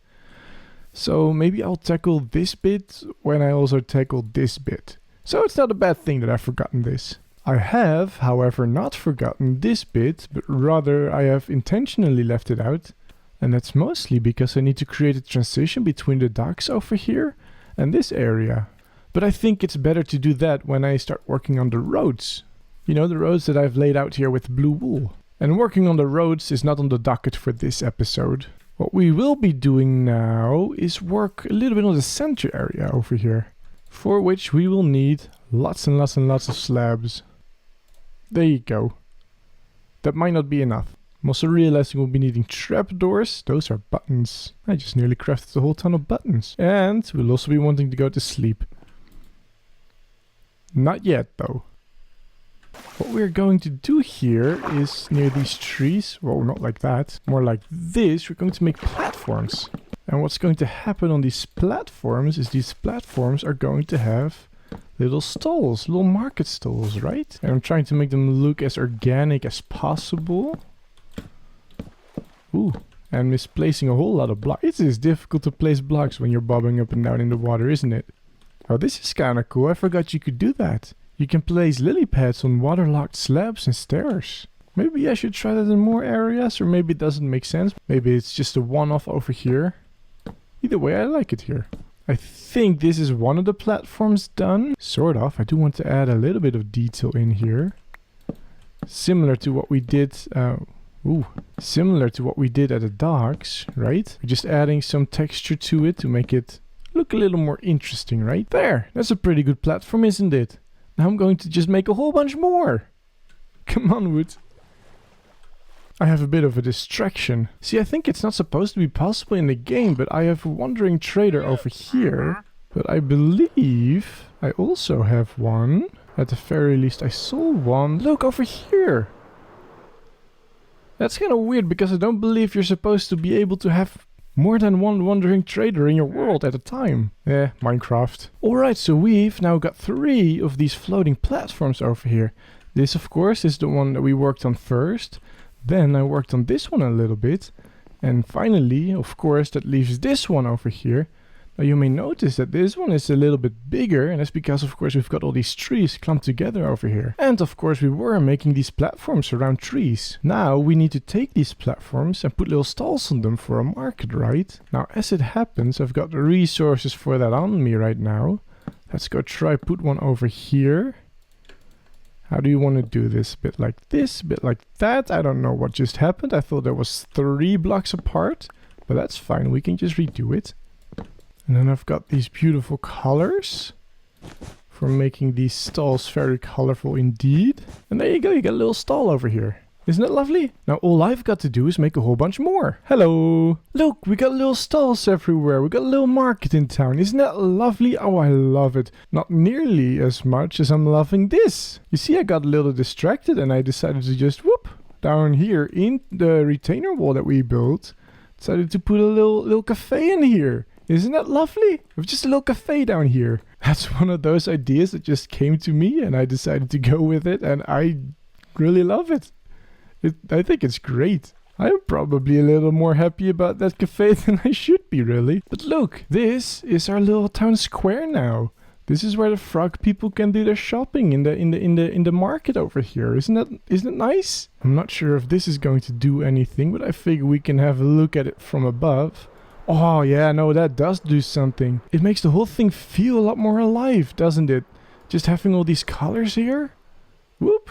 Let's go look at it from over here. Look at that, isn't that lovely? Oh, I love it. I love it. I'm happy. I'm so happy. Ouch. I'm so happy I don't care. I flew into the roof. Wood, what do you think? Haven't I deserved a pat on the back? I think I'm just going to pat myself on the back real quick. Oh, and it looks like Wood does indeed agree. Now there is one thing we must do before we end up the episode. Of course, we started the episode fixing the iron farm, and I think it would only be fitting to finish off the episode looking at if it actually worked or not. But it's getting dark and we can't look before we go to sleep first. It's morning! Let's have a look. Oh yes, I don't quite remember how much was in here, but it's definitely more now. You may notice I also came by and just sort of organized it a little bit. But we finally got a working iron farm in the world. Look, you can see it, it's working.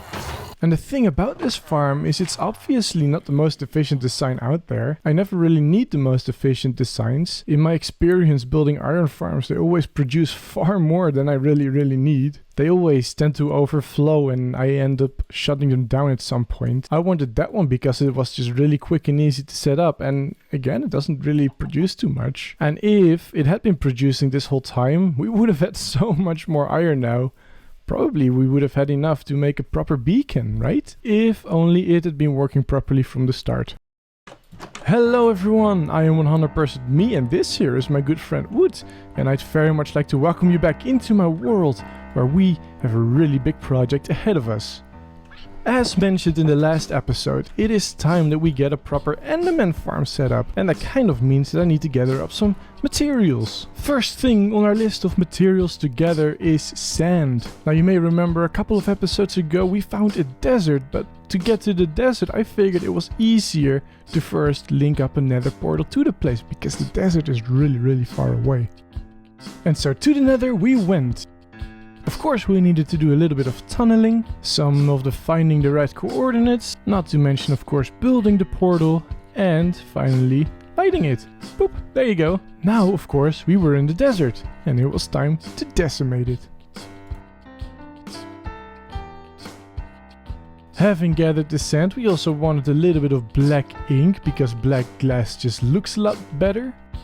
we'll be needing a whole bunch of wood as well for this project, and so of course I need to gather some of that up a little bit. We'll need a little bit of dark oak as well, of course, as spruce. But there was one more ingredient we needed.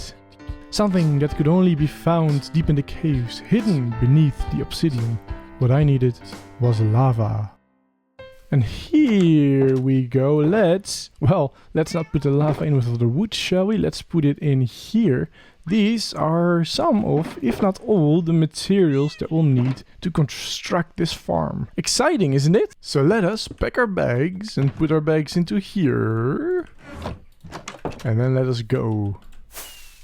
I just realized we have a bit of a problem. You may remember that our stronghold is somewhere out in the ocean over there, but I never really left any form of mark to let me know where exactly it is. Yeah. So I need to sort of try and find it now. Oh! Well, that is a good marker, actually. Well, that's lucky. That is plain luck. It is somewhere over here. I don't know where exactly. I know I left stone blocks at the top, but whereabouts I did that, I do not know. Oh, they're really hard to spot, but they're right over here. Now, there are several things I'd like to do before finding our way back to the portal room. And that is actually, I'd like to explore the stronghold a little bit more than I did beforehand. I didn't really get the opportunity to explore it a lot the first time around. And so I figured I'd just take the time right now to do it. This sure is a very interesting looking stronghold. Oh, this is where the portal room is, isn't it? Yes, okay, that's good. We know that one now. Bedrock? I think this entire thing is sort of carved through the bedrock. That's weird. I didn't think that was possible. Oh, and here it is. This is kind of what I've been looking for. I am super glad this stronghold has one. Wait, where's the chest? There's supposed to be a chest here somewhere. Oh, there it is. There it is. Oh, that is not bad. There's supposed to be one down here as well somewhere. Ooh, hello. There it is. There it is. Okay, okay. Still not complaining. Still not complaining. Now, what I'd very much like is to have all of these bookshelves. If only I had the space for it. Let's go make some space real quick. And there you go. We've now got an empty library and books for days. Now you may be wondering, Percy, why do you need all those books? And that is very simply because I enjoy decorating with them. Come on, Wood, let's go. Ooh, let's not walk into the cobwebs, shall we? I think I've explored most of the stronghold now. It's a very big one, full of twisty surprises everywhere. But I think I got the majority of it. You know what I'm thinking? I think that I'm good for now. Let's go find the portal room again. Oh, here it is.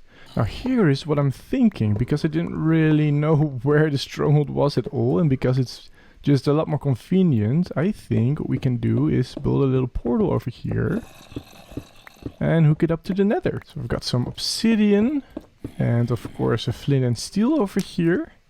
Now what we're going to do is take the coordinates and then I'm going into the end. If it will let me. Oh no, this is a problem. Every time I go through that portal, I end up either through the floor or getting knocked off. I don't know what that's about. But then what I'm going to do is go back home and hook up the nether side of the nether portal we just built. And there we are. It worked. Look, we are here now. We can dump some of this stuff into this chest over here. We don't need it. Now before I go through, I do kind of want to restock on my rockets. And while I'm in my ender chest anyway, let's just put this away, shall we? Let's go through. Now what we want to do is we want to go as far away from the island as possible. We want to be at least 128 blocks out. And not only that, let's see, 1, 2, 3, 4, 5-ish. We want this over here-ish. No, we don't want to do that. Okay, that was misplacement. Oh, we just messed it up. I just messed it up. I need to get new lava. I panicked. Oh no. Okay, it's fine. It's fine. It's fine. I can get new lava. Did I just make the biggest mistake ever? Oh, I'm so glad I didn't. For a moment there, I was scared that I'd left my ender chest and the boxes of materials here. And that's a really bad idea because this platform always gets reset when you go through. Anyway, let's do a take 2 here. As I was saying, or trying to say, is we want to go down all the way as far as we can, right? And we do that by pouring a bunch of lava down. And when we can see that it won't go any further, we drop a bunch of water down, and that will turn all of this into cobblestone, right? But first we've got to wait for that to reach the bottom. That kinda looks like it might be it. So I'm going to quickly grab this and then quickly pour this. And now we should see all of this get turned into cobblestone. Let's have a cautious peek down here. Yep, it looks like we've got it all. Alright, now we need some blocks. Or rather, now we need to wait for the lava to be gone. And then we'll need some blocks. This really is taking a while. Should be nearly gone now. Come on. You can do it. And I'm just going to say that it's good enough. And I am going to go down there now. It's still not good enough though. And here we are. Be a little bit careful. We want to place a block over there. And then go stand on it. We want to place a block there. And as you can see, it's getting a little tricky to see. There and there. Now you may be wondering, Percy, why are you using black stained glass for this? To which the answer is, I'm just that kind of person. Look, now you won't be able to see where you walk. I thought it was funny. Alright, now we need to build a sort of walkway out of this black stained glass, and we need to build it 128 blocks into that direction, into nothing. So let's go do that. That'll be fun. So I'm already realizing this is going to take a bit longer than I anticipated. There must be a better way of going about this. See, the reason it takes longer is because I cannot see where I'm supposed to place it. This might not have been my brightest idea after all. I have an idea. Let's go grab this bucket and fly all the way up to the top. And then grab the water. And take the elevator down. What I'm thinking is maybe it'll be easier to see if I have water. Oh, that was scary. And it won't be easier to see because it won't go in all directions. Okay, here we are. And this makes it a little bit easier. So then we grab the water again, and now we place it over here. Yeah, okay, this will be slow going, but it'll be fine. It'll be fine in the end. Yep, I'm just going to repeat this whole process for a little while, and then I guess I'll see you at the end. I must say, this is a little bit more scary than I had anticipated. But the process is here. The progress is good. It's just a matter of executing it. It's a bit difficult to tell, especially considering I won't go into F5 mode right now, but Wood is on my shoulder. He hasn't come off since I started this. I think Wood's a little bit scared of this as well. And of course, it's absolutely fine to be scared of a thing. Especially when it is actually a scary thing. And this is admittedly a very scary thing indeed. We should be almost there now. This should be exactly 128 blocks away. Yeah, this is scary. Actually, I think I might just leave this here for now. Now this is not going to stay this way. What we're going to do is fly all the way to the top over there. Or should I walk? Or should I run? Woo! Oh, this is so weird. Why am I doing that to myself? Now, what we need is a whole bunch of slabs of the dark oak variety. And that is exactly as many as we need. So let's take that with us. I must confess, this is also really scary now. Now, there's one problem. My water is over there and I kind of need it to be over here. Yeah, that's a thing. Uh-oh. Okay, this is not going well. Hello? Am I on it? Am I on it? I'm on it. Okay. Oh, why am I doing this to myself? Okay. What we need now, slabs here. See, this is a little bit easier. Now, it's all just a little bit more accessible. And I need more water, which I believe I've packed in one of these boxes. Oh, I have it in my inventory. Well, that's fantastic. Now, if I'm correct... Uh-oh, which it turns out I'm not. Oh, I was hoping these two would mingle. Uh-oh. Well, then I need a different solution for that problem. Okay. We can just sort of temporarily put a bit like this down, and then a bit like this, and not like that. A bit like this. What am I doing here? There we go. I'm nearly dead. Very, very good. But what then happens if I do that? Yeah, it flows over the edge, doesn't it? Do I want that? It would be kind of cool, I guess. It's going to take a while filling all of this up then.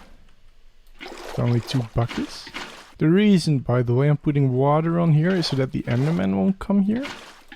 Oh, you know what I'm thinking now too? It's going to leak down here. Oh no, it's not. Look, this makes for a really nice tunnel, doesn't it? I think this will be cool. Yeah. Let's continue this. And there we go. And it would seem we've already got a bit of an Enderman farm going there. But that's fine. Now this here is the path that will eventually, once we build the Enderman farm, lead to the Enderman farm. Now originally, I wanted to put signs over on the side here so that the water doesn't spill over. And what you get over here, if I can get in, is just a lot of darkness. You won't be able to see the glass. You can't see the glass because of the water, right? But you won't be able to see the glass. And it's kind of like walking on nothing, right? And that is kind of what I pictured for this path. And then I realized just how scary that is, and so that's not what I'm doing anymore. I might still consider putting the signs up at some point, but that's definitely not for now. I am, of course, however, don't fall. Quickly going to get rid of all these water grabbing stations, whatever you want to call them, that I built. Obviously they are not part of the design. And there you go, that's roughly what the path looks like from on top over here. And this is the entirety of the path down here. Now there is no real way to get up and down. For now I'll be using my wings and my rockets. Eventually though, I want to put in a water elevator and a water drop over here, right? That would be really cool. And that will be mostly for the times where I don't really have access to wings or whatever. Now we are almost ready to build the actual Enderman farm. But not quite. There are a few things that we need to take care of first. For example, we need a bit of an area where we can stand and AFK while we are farming, of course. And we kind of need to figure out what that area is going to look like, of course. Now I figure if we fill this in, this should be big enough. And we'll have the Enderman farm somewhere in the middle, right? We'll have them drop through there to the actual area. Of course, we are on top still right now. Let's go figure out where the middle is exactly. For the farm, I was thinking we are having a 3x3. That scared me. Oops, I let go of shift. Let's forget that ever happened. Like I was saying, for the area, I don't even know what I was saying anymore. So for the center, we want a 3x3. That's where the Enderman will come falling through, right? Let's for now leave this in. We'll get back to that in a second. Let's just fill all this in. We'll make it just a little bit safer, right? There we go. That should be the top bit of our platform. Except, of course, for that needs to go. That's fine. We'll leave it for now. Now we need to go to the dangerous bit. Yep, still as scary as it was before. Now you may notice I'm doing this half a slab lower. I sort of have the feeling that aesthetically that will be really nice. Will give us a little bit of wiggle room, right? Jumping up and down. Now this here is very, very roughly what I had in mind for the platform over here. We've got an enchanting table over here. This is where storage will be, though I suppose technically there already is storage on this side. And then over here, of course, is where the Enderman will drop. You may notice I've already went ahead and you can't see it from here. Here you can see it just a little bit better. I put water on all the slabs, right? Now there is something you may notice that stands out just a little bit. And that's currently that these logs are floating. And, well, they're not supposed to be floating. The problem is the only way to place them is from underneath. Yeah, so I've got to do that now from down there.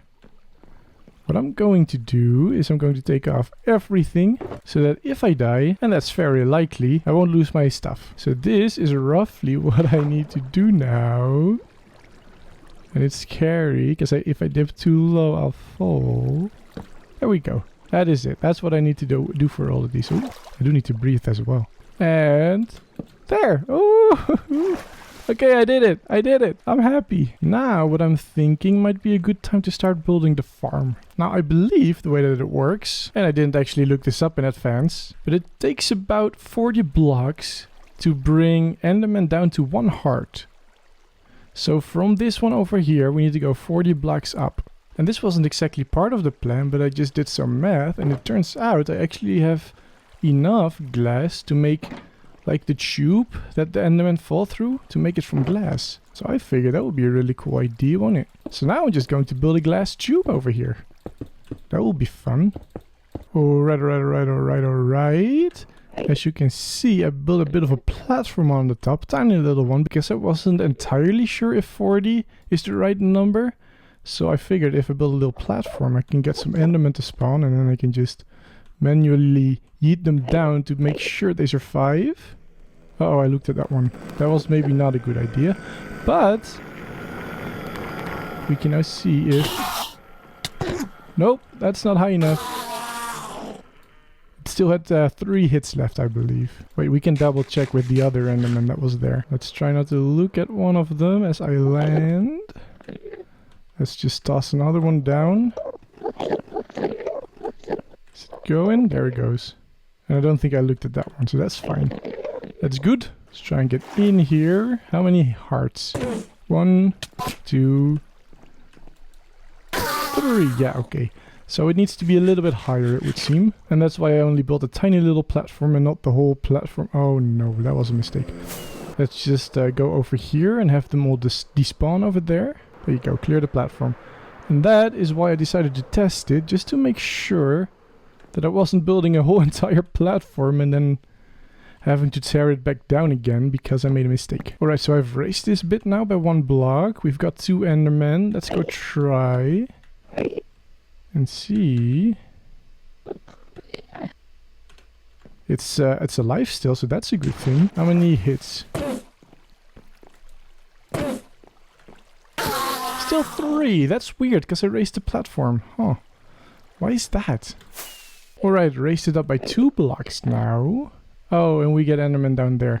Yeah, oh, I did not consider that. That's not a very clever idea. Now we've got a whole bunch of Endermen to deal with over here.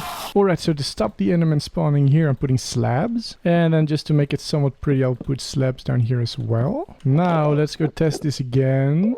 Shall we? That's just the one down there now. Very good, very good, very good. And that's just a 1-hit kill. There we go, that's what I wanted. Great, we now have the right height for our platform. And I kind of thought it'd be cooler to have glass here instead of the slabs. Enderman can't spawn on glass either, so this should be fine. Now the height did change, of course, a tiny little bit, so we should probably test that again, make sure they don't die. Yeah, no, it looks fine. I mean, of course, we don't want them to die before we get a chance to kill them, right? There we go. All good. Well, I think that brings us to the moment where we need to start putting in the actual platform. Like a really, really, really big one. Not that that really seems necessary. This platform as it is already really efficient, isn't it? The question is, how big do we make this platform? I do not know. I suppose it should have to be the range in which Enderman can detect Endermites, but I don't really know what that number is, so I'm just going to build a platform and see how far I get with it, I guess. And there we go! As you can see, we've got a platform now. And with that comes a question. What can drive a man crazy? The answer is the sound of Enderman. Non-stop. Whispering things to each other. It is more than enough to drive a man crazy. Alright, now we get to do something really... Actually, you know what I'm going to do? I'm going to go over here real quick. Make all those Endermen despawn. And then I'm going to do something really, really fun. Well, there are already a bunch of them spawning again. It's a bit less fun, but it's fine, it's fine, it's fine. We need an Endermite. And we kind of need the Endermite to not die. So I'm going to do... Let's make a bit of a platform over here. Now we're going to have some rails over here. And now I'm going to hurt myself a whole bunch. Don't hurt yourself. It's not a good idea. Only 16 ender pearls left. Come on. Oh, we have one. We have one. We have one. We have one. Oh no, I'm dying. That's why you shouldn't hurt yourself, people. Hey, it's in the minecart. Fantastic, fantastic. We need to give it a name. Preferably. Can we give it a name? I don't think we can give it a name, which is a problem. Oh no, that is a really big problem. Please accept this name. Okay, we can fix this. We can salvage this. We're breaking the minecart. Oh, and... okay. Oh, okay, that was the very first try. We're lucky. Why won't this get a name?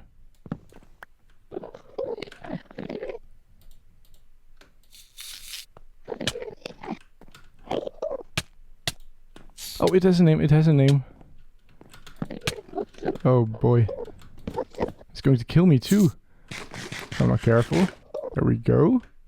I don't know why it took so long for it to get a name. Yes, okay, it's in the minecart. It's in the minecart. That's good. That's fantastic. I just realized I might have made a big mistake. Because those endermen are going to teleport up here and kill the endermite. So I need to be really quickly now. Oh, and it's not centered.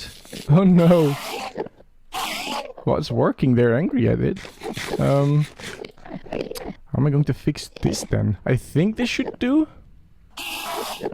We don't now. I need to make trapdoors. And hey, look at that! We did it! We've now got a functioning enderman farm. And boy is it loud! Let's turn that down a little bit. Hostile creatures there-ish. Alright, this is fantastic. We've kind of got everything now. We've got access to easy XP. We've got ender pearls. What I still need to do, of course, is put an enchanting table in. And just decorate this place in general. But more importantly, of course, I need to get something to eat. So let's go do that. And there you go. I can feed myself again. That's fantastic. Now, as you can see, I've made a few changes around here as well. I put some of these glass blocks around. I thought it'd be really cool to have like the wood as sort of a path around this place. And then have everything else that I put things on glass. I thought it'd be really cool. Over here, of course, you can see I added a storage area, and this is already filling up quite well with ender pearls, as you can see. As I've been working here, I've just been whacking these guys a little bit, and I'm putting, of course, the pearls away. But as I was putting in the glass over here, I had a bit of a realization, didn't I, Wood?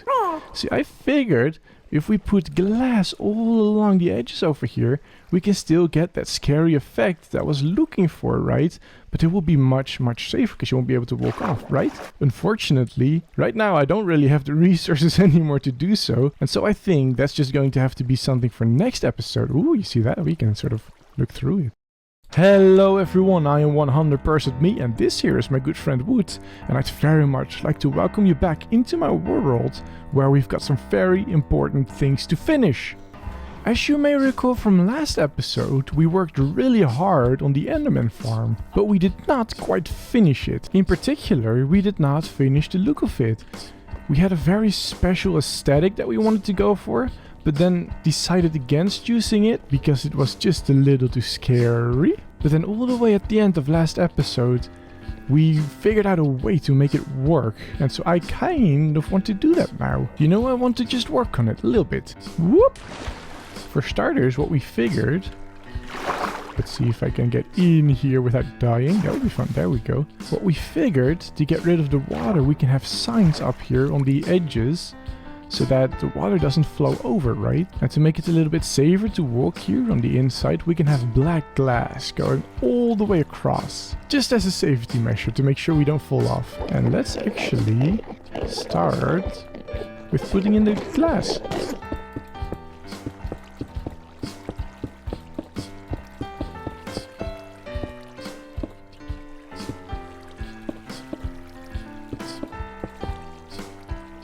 Oh no, I made a big mess of things. Now that I've got all the glass in, I'm realizing I didn't prepare this quite as well as I thought.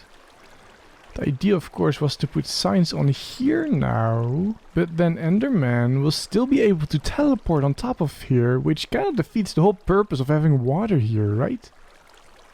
So, yeah, I need to fix that now. I think what I need is just to have an extra row of slabs over here with water in them, and then have the signs over on the side here. I think that won't work. So let's go try that. Oh boy, this is scary. Come on. Oh, no. Yes, I did it. Those would be the slabs. Now for the signs. As you can see, I already prepared a whole bunch of those. Now this is going to be just a little bit scary. But I should be able to just stick them to the side like this. Yeah, that's scary. Oh, this is going to take some time, isn't it?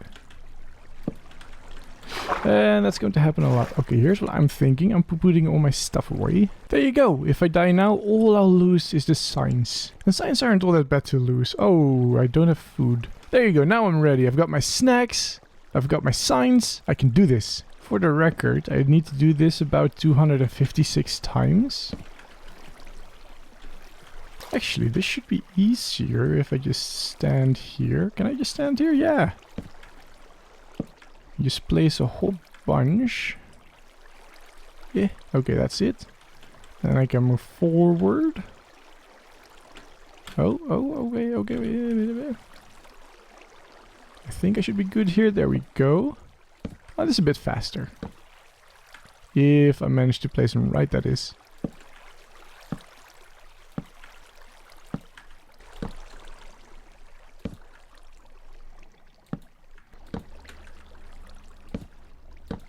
Oh no, I just ran out. And it's only a few more to go. That's annoying. But you do kind of get to see now what I wanted with this place, right? It's all black. It's kind of as if you're walking in nothing. In this big void, right? I just figured it would be terribly cool. Oh, now I'm about to die. Oh no, I'm fine. And there we go. Look, that's kind of cool, isn't it? It's all there. Now, what I'm going to do is give that over there the same treatment. And now I'm out of glass blocks. There we go. I made some more. They should get us somewhere. Let's get rid of all this for now. Oh, I thought I had this already. Look what an effect it has on this place over here. It kind of looks like you can walk off here, right? Like, if you were to walk forward, you just walk into the void. Black glass is absolutely fantastic if you want an effect like that, isn't it, Wood? And look, now we've got this really spooky, scary tunnel that kind of feels like you can just fall off anytime, but you can't. It is perfectly safe, but it's not quite finished yet. We still need a proper way up and down here, don't we? And the way we're going up and down is through the water elevator I installed over here and the water drop I installed over here. Actually, let's have a look at it, shall we? Goes all the way to the top, to the obsidian platform, and all the way to the bottom again. Oop. I am thinking though, right now that we are here, maybe we want to install some safety guards over on the sides here. I don't see how that can hurt. And I'm also thinking, seeing as we're here anyway, maybe we should install a proper staircase up. But I also have to say right now I'm lacking some inspiration for what this should look like. And so maybe you have some suggestions. If you do, leave them down in the comment section. For now it's just a very ugly stone thingy. And also for now, I think that this Ender Farm project is completely done. Finished. Check it off the list. A couple of episodes ago, we worked on this beautiful town square right behind me over here. And right below here in the wall, we put in a little cafe, right? Little cute cafe. And on that video, I received a comment from the Dr. Handshake who said, well, hey, that's a very lovely cafe. It should probably have a name. And Dr. Handshake suggested that we call it Wood's Watering Wall. And well, at reading that, of course, my imagination starts running wild. I instantly have the idea, hey, we can have Wood run the cafe. That would be amazing. But then I talked to Wood a little bit, and it turns out Wood isn't really up for it. Wood doesn't really want to run the cafe. See, the thing about Wood is he's a guide, and he's supposed to help me fix the problems in my world, right? And so he isn't really here to run a cafe, which means that we cannot really call it Wood's watering wall. And it also means that we need somebody else to run the cafe for us, doesn't it? No, the rain won't end. Please, Minecraft gods, end the rain. Also, while I've been trying to sleep, I've been staring at this thing for a little too long. And I'm wondering, is this one of those optical illusions where if you put your mind to it, it spins the other way around?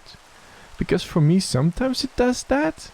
But then it also instantly reverts back to going this way around in my head. Or maybe the rain is just driving me a little bit crazy.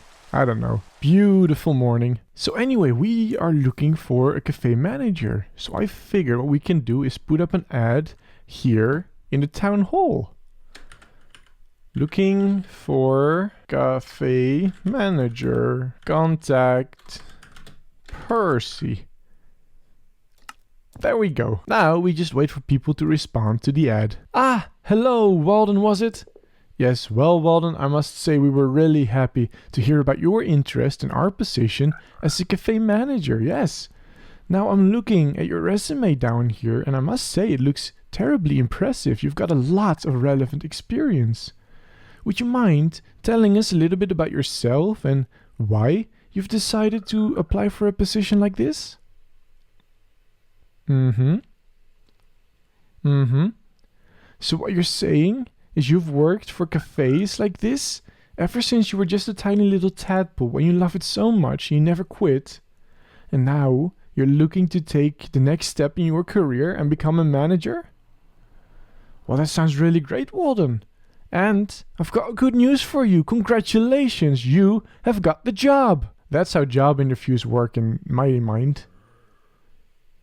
Walden, what are you doing? Looks like he's so eager he wants to start working straight away. But Walden, it's the middle of the night. There is no customers. Well, now that we've got our employee, we can take down this sign. And now we can put it... What's a good place for that? Let's put it over here. Walden's watering wall. And... Boop. There you go. Also, this little guy... Oh, where is he? Where'd he go? I think our employee escaped. Is he late on his first day of the job? Like, I'm hearing a frog. I'm not sure where. Oh, he is here. Sorry, Walden. I completely missed you. What were you doing? Just checking the floor, making sure it was clean? Well, that's their dedication. Here you go. Here's your name tag. Of course, employees should have a name tag. And this may look a little bit cruel. In some areas, it might be against the law to... attach your employees with a lead to a fence post, but we're just going to ignore that for now. And there we go. That is our first employee, and we can't even see him over the counter. What can we do about that? Hey, Walden, I'd like a glass of water, please. Can I have some water? Maybe we should just let him roam free. But do something here instead so that he doesn't escape. What I think we can do is just do something like this, and then like... Well, not like that. And then this? Yeah, that's kind of ugly, isn't it? Can we do that? No, we can't. On the inside it goes then.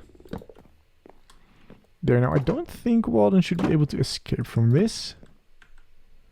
Oh no, this is ugly. There, it's a little bit different, but I think it will do for now anyway. And if frogs jumping is similar to how foxes jump, then I don't think he should be able to get over here. Back when foxes came out, I tested that quite extensively, and they were never able to get through something like this. They always jump a little bit higher and then hit their head in this, right? So I don't think Walden should be able to escape here, so we should always have an employee over here. And so there we go, Walden's watering wall. Thanks for the suggestion, Dr. Handshake. You have no idea how long it took me to get that stupid frog in place and get it to sit still so I can do that job interview. Now, as you can see, we're back at the Enderman farm. But don't worry, this is only very brief and for demonstration purposes only. Now, of course, the reason I built the Enderman farm is to get a lot of XP very, very quickly. But there is something else you can get with an Enderman farm. Can you guess what it is? Of course, I'm talking about ender pearls. Lots and lots of ender pearls. And ender pearls are, of course, terribly useful. Look, you can do that with them.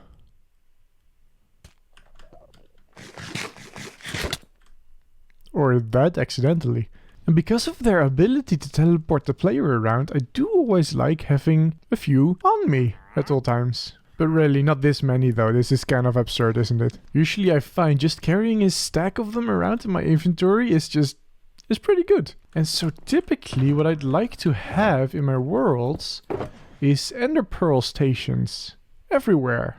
Ooh, I do not have the resources to make them though. But making ender pearl stations is definitely something we are going to do. So let me quickly go gather up all those resources so that I can just set up a couple of ender pearl stations around my world. Do I seriously not have quartz anywhere?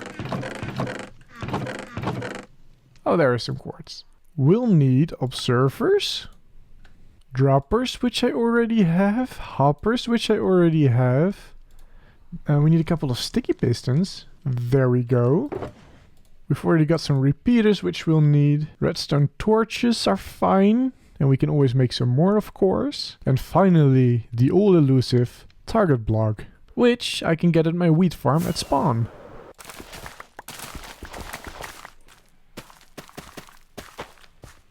There we go. Oh, forgot one.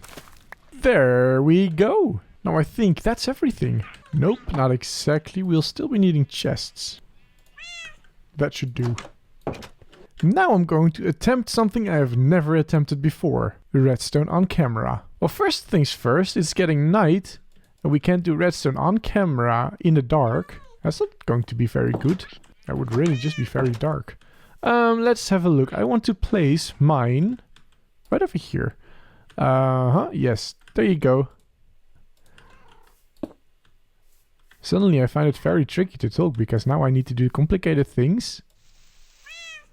How do I want to do this? When I have a block over there and we want to have an observer.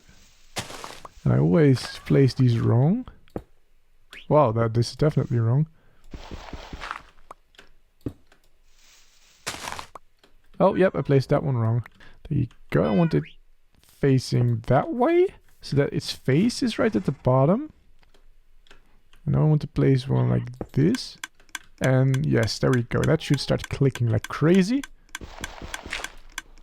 Now... Oh, what am I... Oh, okay. Yes, so what I want is not this.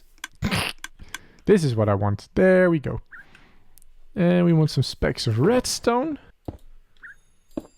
A piston and of course also a pressure plate. And the piston is going to go here. The pressure plate is going to go here. Now if I fill this up, I don't really have many on me right now, but if I put ender pearls in there, you will see that nothing happens. There we go. No, it's because this block is in the way. I forgot to remove it. Now you will see we get ender pearls. And one was still over here. There we go, that's an ender pearl station. Yep, even works a second time. This is kind of ugly, isn't it? So let's make this blend in a little bit with the villager style that we've got going on over here in the, you know, village. Ooh, this would be very ugly. And while I'm at it, probably just this one as well. Look at that, look at that. And let's just put a very simple roof on it. Oh, not like that. There we go, that looks rather nice, doesn't it? Not quite sure about this bit over here, this weird transition, but it's fine, it's fine. Now I can always come up here and get some ender pearls. And now I've moved the whole thing backwards because I thought it was ugly where it was. I think this is much better. Now you may notice that we didn't actually end up using all the materials that we gathered. For example, the target block we didn't use in that design. What I'd like to do in some cases is make sure that it is hidden. So let's rip out a little bit of this wall over here. Oh, but we are going to see the piston there, aren't we? I will figure that out later. Let's take out a couple of things over here. Make sure we have a little bit of space. And I also think that this should be a full block. There we go. And then what we'd like to do is... you know what I'm realizing? I'm really not good at commentating while doing redstone. That's something interesting I can practice. We have this over there, and now we need a Oh, not over there. Torch over there. And that's it for that little bit. Now we need another piston facing in this direction with a observer. Like so. Do we see its face? Yes, there it is. Oh, we're going to need to get rid of the roots of this tree. Luckily, this is Minecraft and we can just easily redirect those roots. There we go. Now we need to place a piston, or an observer, rather. Like this. Yes, there it is. And this needs a block on it. And I've done something wrong. Oh, yes. I've placed the observer wrong. Needs to be like this. Now this would be where the dropper goes. Now if I put a pressure plate over there, actually to get inside, let's just walk around. And also let's not ruin our beautiful floor. So we'll make it an oak pressure plate. There we go. Now in theory... Okay, a couple things are not working. Oh, I've made the same mistake as I did before. We need to get rid of that block over there. There we go. In theory... I think that's working. Yep. I think it's spinning out the things too soon. Like, huh? What's wrong with this? It looks alright. Oh, I see what's wrong. This block over here needs a speck of redstone on it. There we go. Now it should work. Let's put some pearls in for testing and close this off, like so. And there you go, it's working. It works. Now, of course, we need to do something about this still. This is kind of ugly, isn't it? There you go, that kind of works. Now we've got one problem. The whole point is to have a hidden thing, right? The problem is that, of course, if we go outside, you may notice that it's not so hidden and kind of ugly. So we need to kind of do something about that, don't we? Now, in theory, the solution is really easy. Just extend this wall over here. Oop, and I'm out of mud blocks. But yeah, I'm going to do that now. There! All pretty. I fell in a hole. Finally, I figure we can put one over here at Gorf somewhere. And I'm kind of already spotting this little empty spot over here. I think this would be perfect to put in an ender pearl station. Now, seeing as we are in Gorf, where everything is just a little bit more industrial and somewhat gross looking, I figure it doesn't really matter if this one is hidden or not. And so I figure we just show it out and proud. And that way we also don't have to fiddle around with redstone too much. So really, all we'll need... let's get rid of this for now a little bit. In theory, all we need is a piston. And an observer facing the other way. You'd say at some point I should learn how to place these. And then one observer facing that way. That one is right. And then we can just place a block of it there. And a block of it there. And I do not have redstone in my inventory. But I do now. And I think it should work. Yes, it's clicking. We've got it. We've done it. And so that means we can just close it up right now. We do sort of need to blend it into the environment, of course. Boop. And then there you go. Yeah, that kind of looks like that belongs there, doesn't it? We will need to load it up, of course. And let's just also double check while we're at it. It does seem to be functioning perfectly. Thank you very much. There! Now we've got 3 ender pearl stations. 1 in each of the very important areas of my world. And it is getting night again. Hello everyone, I am 100% me. This here is my good friend Wood, and I'd very much like to welcome you back into my world where we've got this really big and beautiful board filled with tasks of things that we need to complete here at Gorf. I've put this board here back when we started the Gorf project to get an idea for what needs to be done, and then I proceeded to completely neglect it. So why don't we have a look at what we've got over here. We've got religion section, we've got the church done, so that is... Ooh, not as bright as I thought it would be. Paths are not quite done yet, though we do have a start of them. We're not checking them off yet. I have no idea what this sign even means. We've got this one going, the export of slime. Apparently we still need to build an apothecary and an arena. To tell you the truth, right now I do not know what I was thinking when I made that board. It's a little bit fake, I don't quite understand it. Like, why are these the things on the board? Doesn't really make a lot of sense, does it? And this one definitely doesn't. What was I trying to say here? But this board did give me an idea. We might try and tackle the arena today, but it might not be what you think it is. Now I'm over here standing on top of the warehouse and I'm trying to look for a place to put this arena. I mean, the warehouse and this building over here are part of the docks. This building lifts up all the stuff from the docks and loads it into the warehouse. We've got a neighborhood over here of frog people that I figure sort of work in the factory, right? And of course we've got the church and the town hall and the community center and the town square over there. It's a bit difficult to see behind all the trees and all the church. But then we've got all of this area available still. What I sort of figure we can do is expand this little neighborhood out across this little pond over here.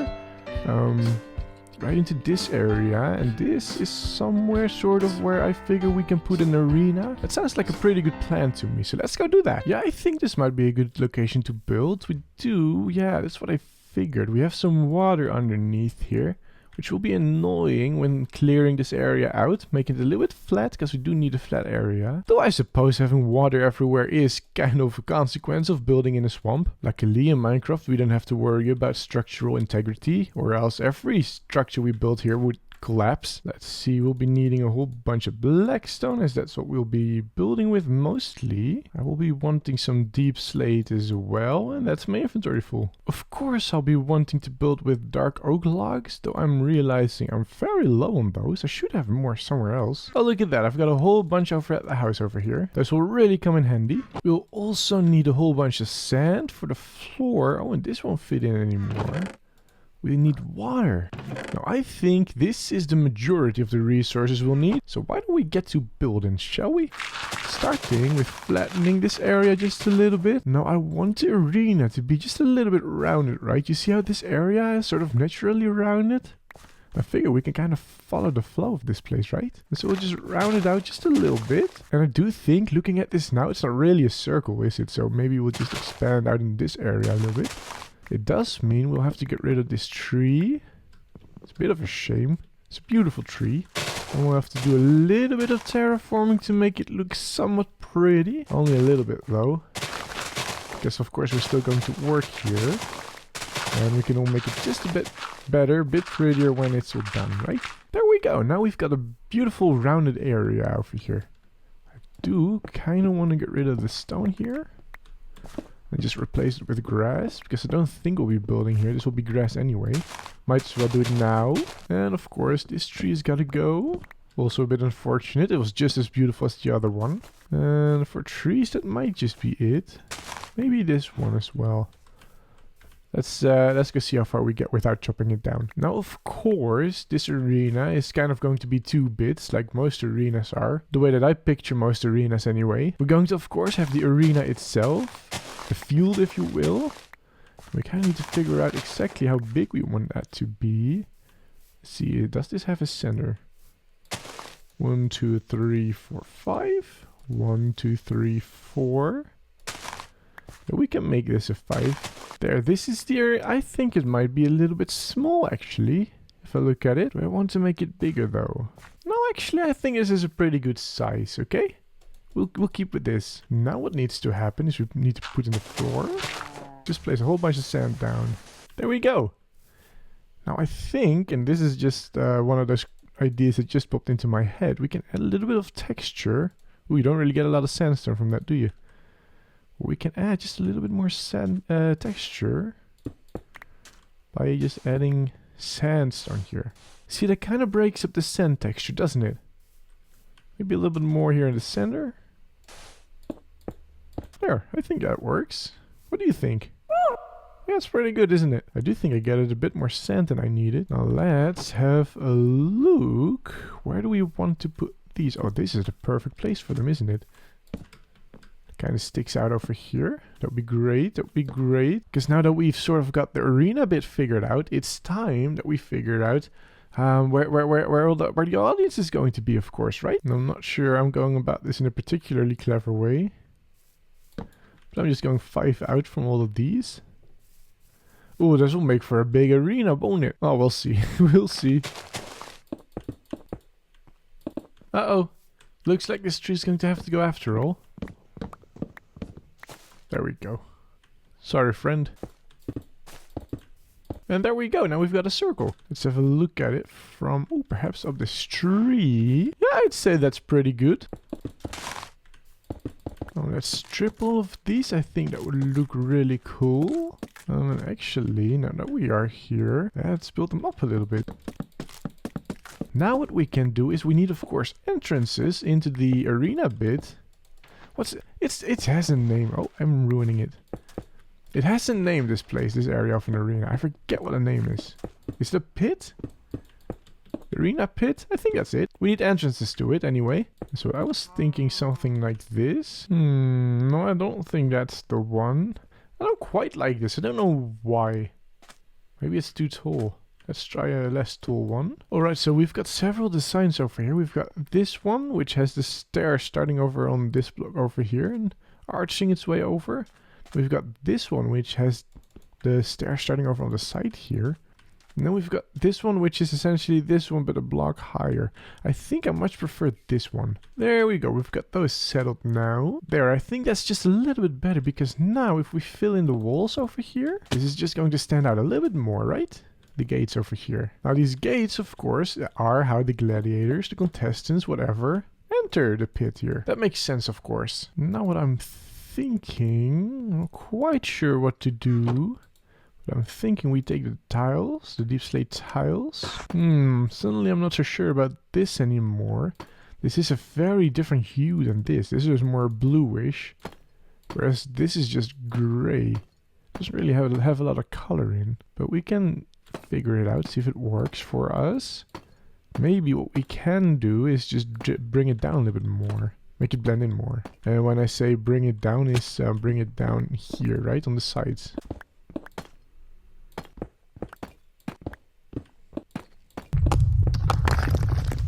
Oh my. What's that?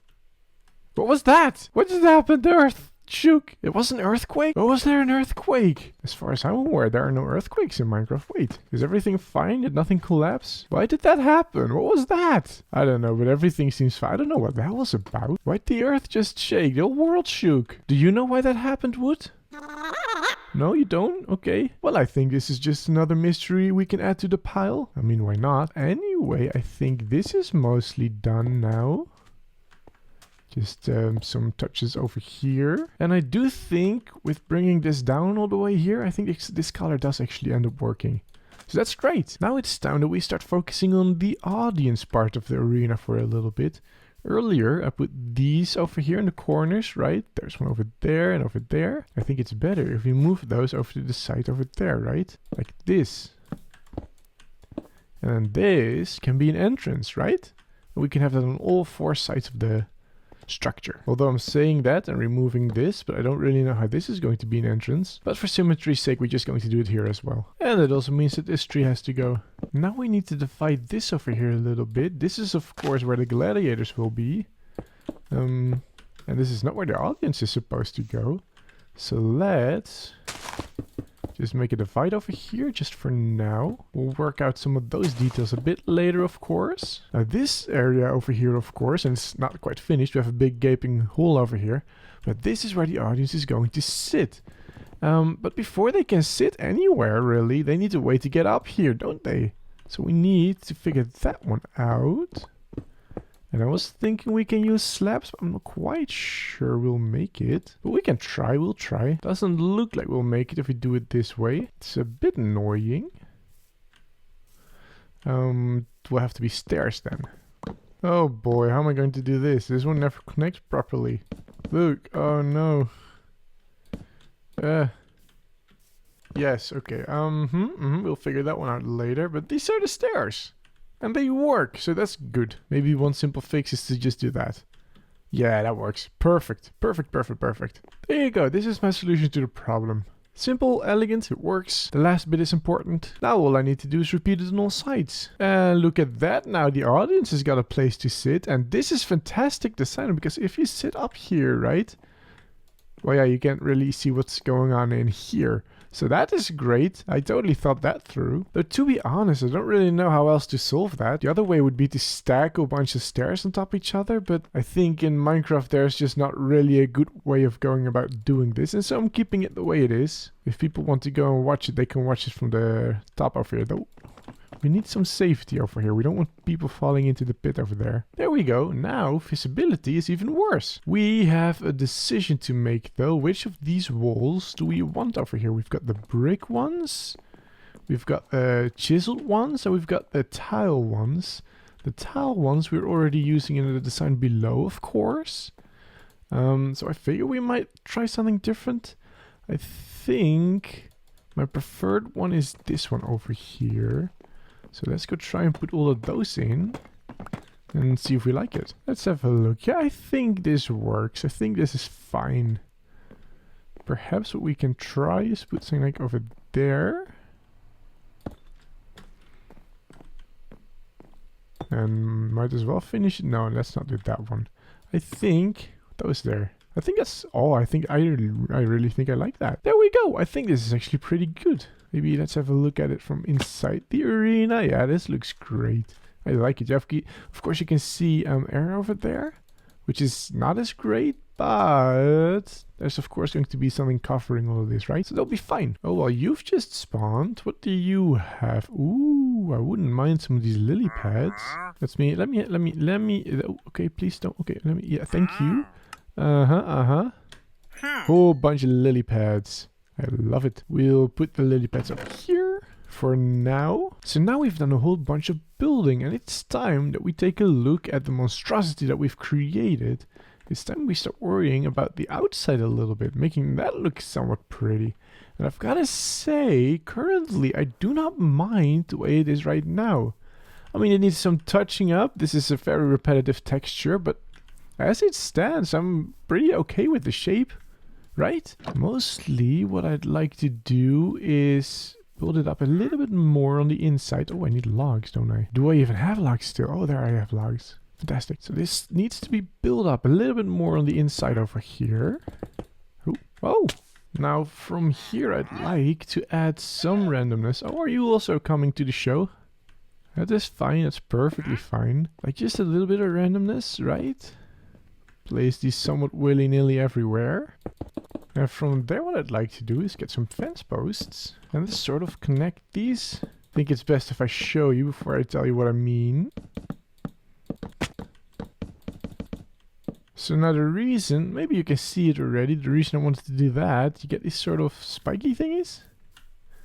Kind of looks a bit rough around the edges. Oh, I think we can rough it up a little bit more, bring some of these down a little bit, I think. And maybe just have some randomness, they all sort of end at the same space over there, right? So maybe do something about that too.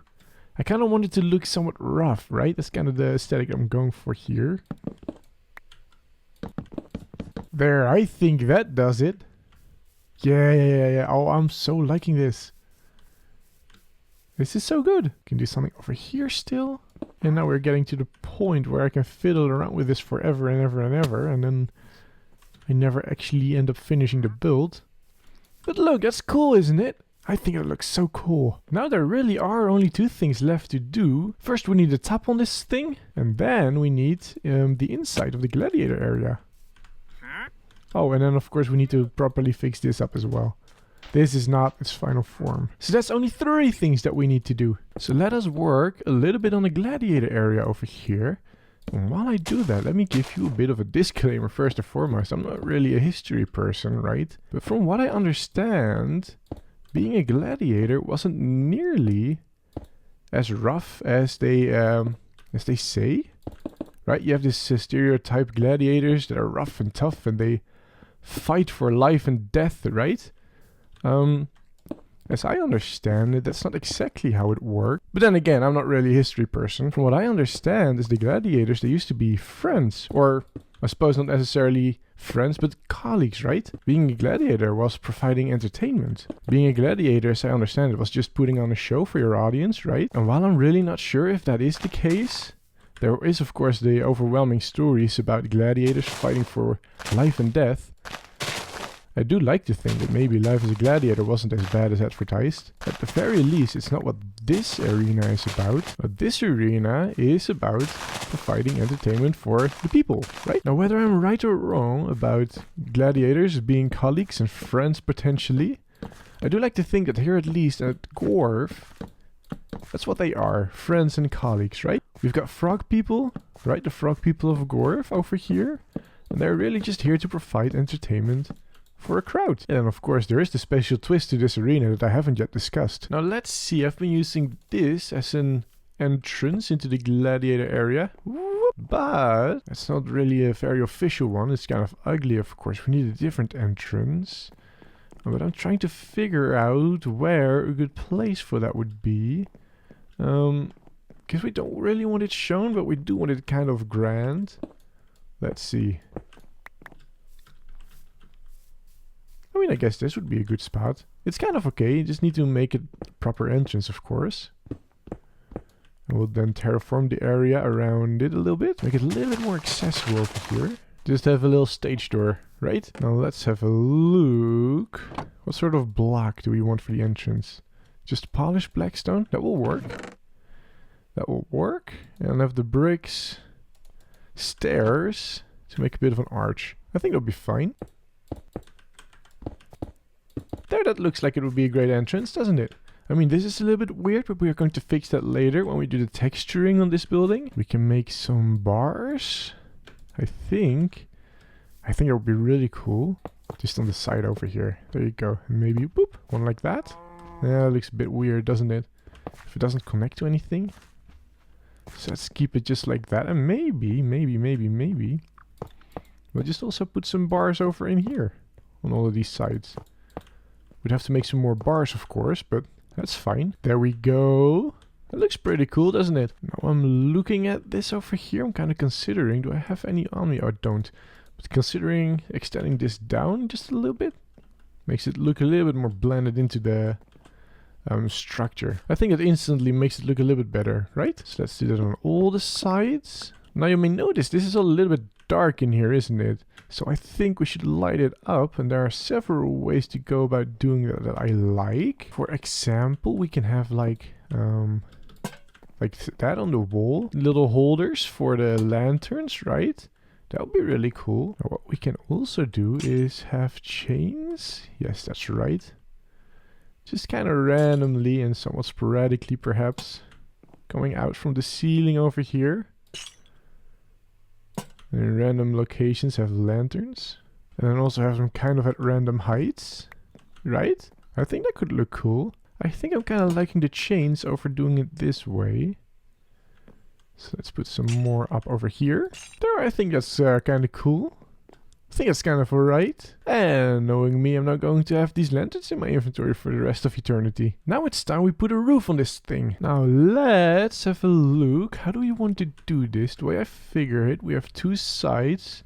We've got yellow over there and red, which I haven't put up, over there. How do we want to connect it to the middle? I want to have... Ooh, I should probably start by explaining what I'm envisioning. I want to have like these sort of almost tent-like things, right? Sort of dangling down. And I need to connect them up to something, but what? You know what I'm just going to do? I'm just going to place in some of these and just see how far I get with it. Seems like a strategy here. It's a strategy. Whether it's a good one, that's to be seen. Well, something like this, right? Now we need to sort of make it connect around it. Yeah, we're gonna have to do on a diagonal, which is going to be difficult and tricky. Yeah, I'm stuck. I don't know what to do here. Slight change of plan. Let's do this. Let's do this, and this. And now we can work this inward a little bit. So that is this side. I'm not sure if this looks good in any way, shape, or form, but we can... Hey, that's alright. Ooh. Yeah, I don't mind that. Okay. We need to just extend this one out a little bit. There. That's alright. Okay. We can do this. We got this. We need to do this side as well. There, I think that's it. That looks somewhat alright. Looks decent enough. You can see less and less of the arena itself, but that's fine. We had already abandoned the idea of being able to see. I would like to have this a little bit droopier though. That's better. A little bit asymmetrical, but I think that is also absolutely fine. It's a piece of cloth. Cloth isn't always symmetrical. Now all I need to do is repeat it on all sides. That will be fun, won't it, Wood? And there we go. As you can see, I've now put in the top bit, the tanned flappy bits that I talked about earlier. As you can see, I used yellow and red. So we've got the yellow side, the red side supporters. As a bit of an Easter egg, you can't really see it from here. Let's see, can I get up here? Yeah, as a bit of an Easter egg, I put in where they come together. I made it orange. You get it, right? Because they come together and mix and that turns orange. Yeah. And perhaps the orange over here and over on that side as well is a bit of a metaphor of the supporters being friends after all and coming together in the end to celebrate all victories and all the losses. And while I was at it anyway, I figured, as you maybe can see, I textured the outside of the building just a little bit, make it a bit interesting, right? And I honestly think it turned out really, really very, very well. Which means it's now time, finally time, to do the inside over here, the arena, the pit. Let's make this what it always was supposed to be.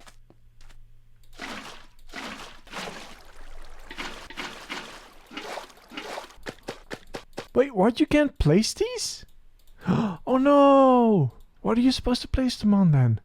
Oh no, there goes my whole plan. Can I place them on this? Oh, I can. Oh, that is somewhat annoying. Okay, so aside from having ugly dirt patches in the floor, this is the arena. Now we need to go and find our gladiators. Now one team we'll find over here. There are two very fine specimens over here. Come on. Now these two, of course, are knights of the grasslands. So that's the team they'll be representing. Welcome to Gorf, oh noble knights of the grasslands. There you go, that's one team. Oh, yes, I'm seeing, oh, there's one over here as well. Ooh. There you go, you're coming with me, you're going to be gladiator. And you get to stay here. I'm just taking your friends. And here we have the other team. The Frogs of Gorf. And actually, I think it means it's just time to unleash them now. And I'm just going to take a VIP spot over here. Now I see you wondering. Hey Percy, this is an arena, they're gladiators. What are they fighting? What are they doing? Well, my friends, this is a battle for skill. Parkour skill to be exact. The first one to get to the top wins. I haven't figured out how to get them to do that. Like, I mean, they'll probably just stay in there for a little while. Oh, now I fell in. Maybe I just get some slime. Get them to the center. Wait, hang on. Let's see if my lovely gladiators will respond to this. Oh, they're coming. They're coming. There we go. There we go. They're in the center now. Let me find my VIP spot again. And they're going back inside. Okay. So this is not exactly the way I was hoping it would go. But it's fine. Yeah, so this isn't exactly the sort of competition I was hoping it would be. But I did have fun building it, which I'm going to say is really all that matters. And so we too get to cross this one, boop, off the list. Check, done that, build an arena. Come on, go into the arena, guys. What's wrong? You're embarrassing me in front of my friends. No, go in. No, go on the lily pads. Go jump. Yes, go in. Yes, go. No. Oh, I can make you a star. I can make you famous. The frog that beat the arena, the parkour. Yes. Oh, almost. You almost went. No, I really don't think they're going to do it. Hello everyone, I'm 100% me, and this here is my good friend Wood, and I'd very much like to welcome you back into my world where we've got some end busting to do.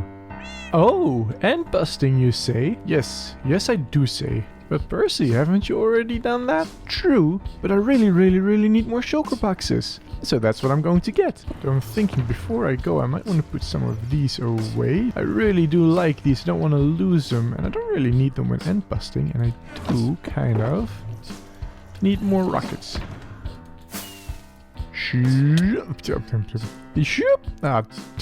Almost. Now here's the thing, alright? I believe I've said this in the first episode I went end busting, but once you've found an end city, it's really easy to find the next one. They spawn in a grid. So once you find one, you just can go in one of each cardinal direction. You will eventually stumble upon the next, right? The problem is I do not know where I found the other end cities that I've busted, which kind of means I have to search all over again. There's something tells me that I went in that direction. This time it will go a whole lot faster because now I've got wings and I can fly. I don't have to make terribly dangerous bridges like that one. Ooh, that was scary. Oh hey, look at that! We got one! We got one! Well, that didn't take too long at all.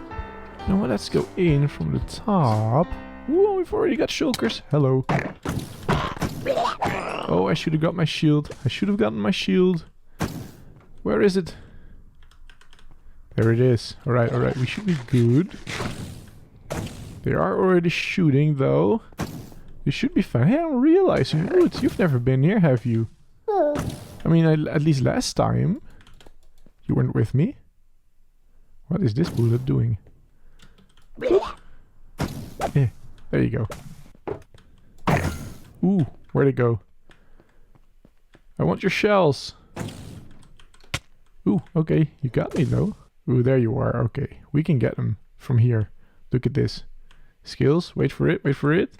And there you go. Totally planned that. Well, I think that we've just tackled this entire ant city. It wasn't a very big one. There's the whole lot here. We only got 5 shulker shells. We need more. But the good thing is, now that we've got this one, we can just fly out in any one of the cardinal directions and just find the next one. Shouldn't be too difficult from here. So let's pick a random direction. Let's go this way. Oh, there is one, and it has a ship. Oh, it's a big one. Alright, we'll be spending some time over here then. Let's first tackle the ship while we're here. Huzzah! Coming in hot. There you go. Let's have a look. Ooh, that's a decent shovel. I don't really think I'll be needing that one. Ooh, diamonds. A saddle I'll also take. I don't really need that. Ooh, and this one I'll definitely take. Let's put all of this in the shulker box over here. This will be where I put all my treasure. Now let's do this from the top down, shall we? Or not?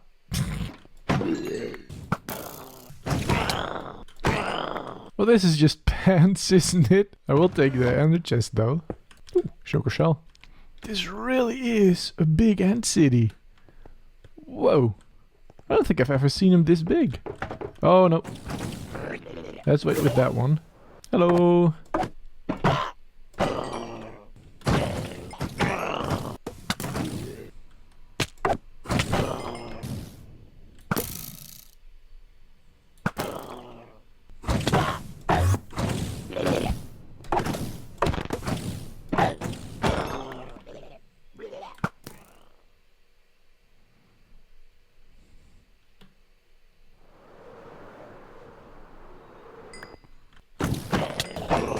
Hello.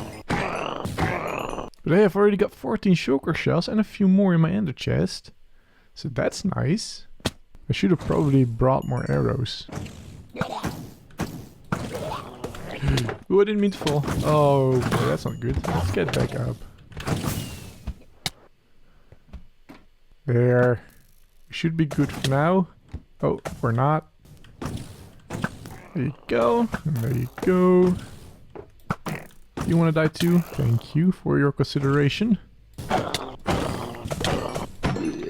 There. Ooh, now this looks all really good. Why must they teleport? They're so annoying. Oh, I'm out of arrows. Oh, that's a big problem. What can I do when I'm out of arrows? What can I do when I'm out of arrows? Well, not use my bow, that's for sure.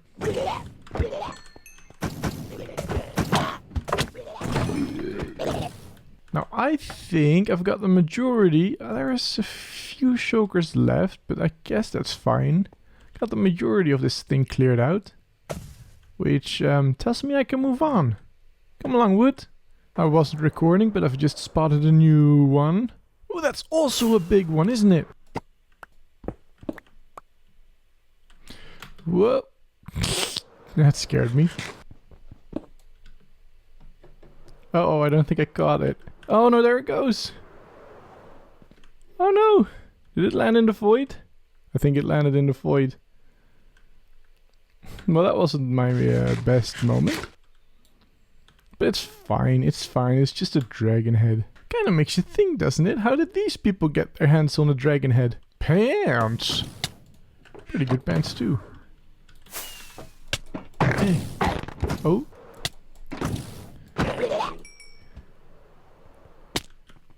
Oh, you're mad at me. Okay, I'm going. Look at me go! Oh, the Enderman got hit too. Hilarious. Oh, I'm making a whole bunch of them angry here. I am starting to run out of food, which is kind of a problem. And I've got everybody angry with me. Oh, they hit hard. Oh boy, they really hit hard. Okay. But the thing is with these end cities, right? Food shouldn't really have to be a problem. There's tons of it growing around here. Right? The problem with this food is you get teleported around quite a lot. But it's fine, it's fine, it's fine, we can do that. Oh, I'm outside again. Okay, so maybe that thing with the food is a problem, because I kind of have to eat, but I can't really eat. Because I have no idea where I'll end up. Do I not like have any spare food in my ender chest? Maybe in here? Oh, I do! I love myself! How brilliant. Number 5! Well, these are some cursed pants. Let's take them with us.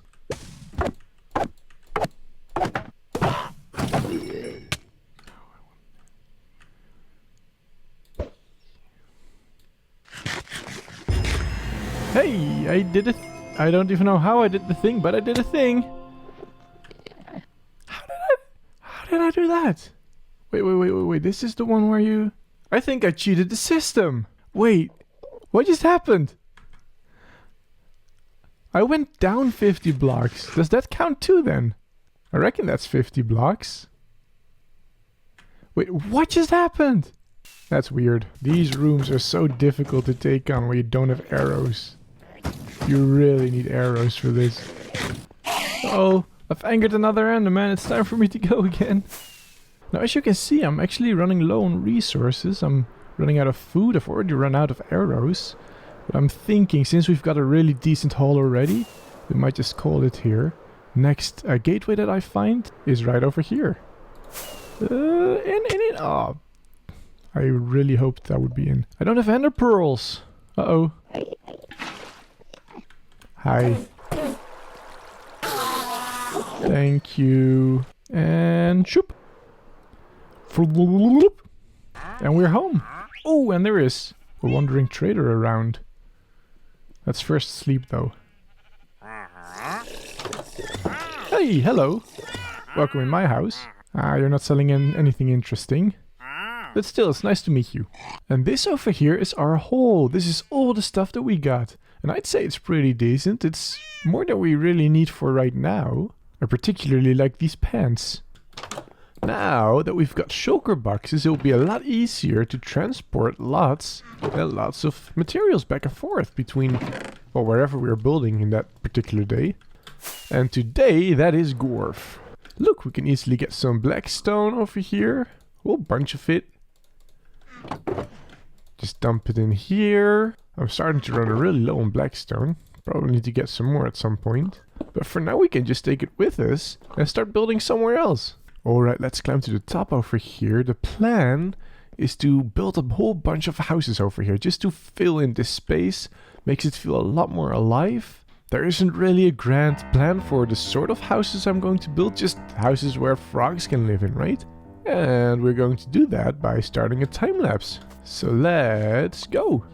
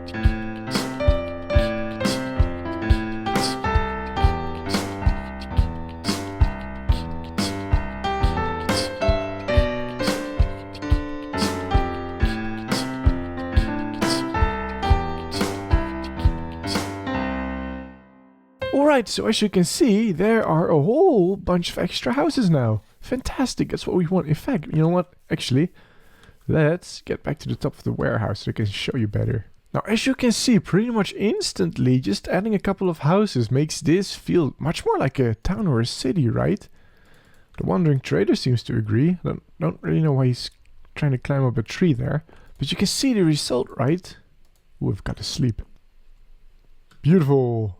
Now I wanted to do one more of these houses with you on camera just to show you how I go about building these. It's really very simple. What I do is I just place a whole bunch of logs in, well, somewhat close enough to each other, but also somewhat random. There you go. Then I just place these black stone bricks. Ooh, cow, get out of the way. I place them somewhat randomly, connecting the logs together. And in this case, I kind of feel like that's not random enough, so let's just put it like that. Or maybe a little bit too random, I don't know. One of the two.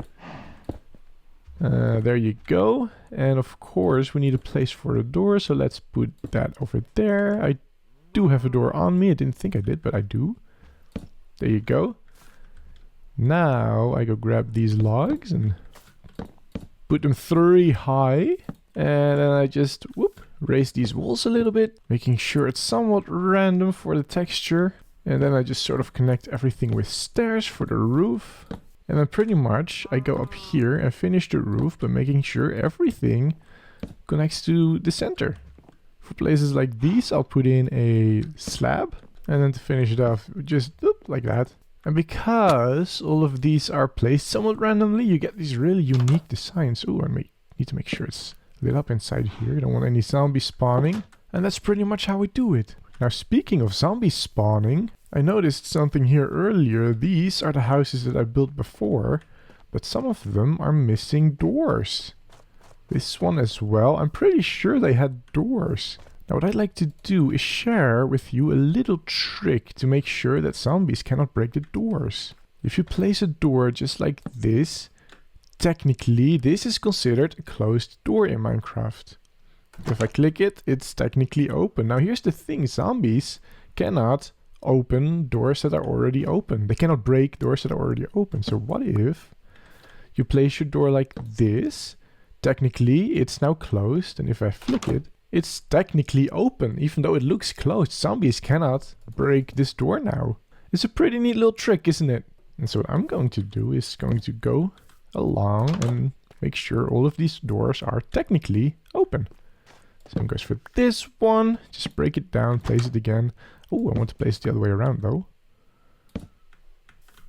There you go. And now technically all of those doors are open. And therefore technically zombies shouldn't be able to break them. And therefore technically you should never lose your doors again. Now I don't quite remember who discovered this neat little trick. I've been doing it for years myself, ever since I heard that this was a thing. He says, while replacing all the doors he just already placed wrong. No, I pretty much do it whenever I'm reminded of it. Whenever I start losing doors, I remember, all right, that's how you do it. That's how you make sure you don't lose your doors again. And oh my... What? What's happening? Is that another earthquake? Oh, that was another earthquake. Is it over? What? Why does that keep happening? That's so weird. So I've been walking around Gore for a little bit, making sure everything is fine. I haven't noticed any damage, really. So I'm not really sure what that's about. I mean, I'm glad the earthquake at least doesn't ruin anything. Yeah, everything seems completely fine. So weird. That's already the second earthquake. Anyway, you may notice we don't have any paths yet, and I kinda did that on purpose. The only place in Gorf where we have paths is over here. And really the only reason it's here is to get an idea for what these paths should be like, right? Somewhere in the future I want to do a really big Gorf infrastructure episode where I take care of all the roads and all the paths. And of course all the bridges in Gorf. I don't know when that episode is going to be yet, but be on the lookout for that. Perhaps it's a good thing I haven't put any bridges in when these earthquakes keep happening. And now I'd like to invite you to enjoy a show of wits, a battle of skill and a fight for glory. You will see great feats performed here today, in which persistence and pure will shall prevail. A fight between two rivals. I introduce you to the Knights of the Grasslands and the Frogs of Gorf. Fighting in the Gorf Arena for you, a parkour battle.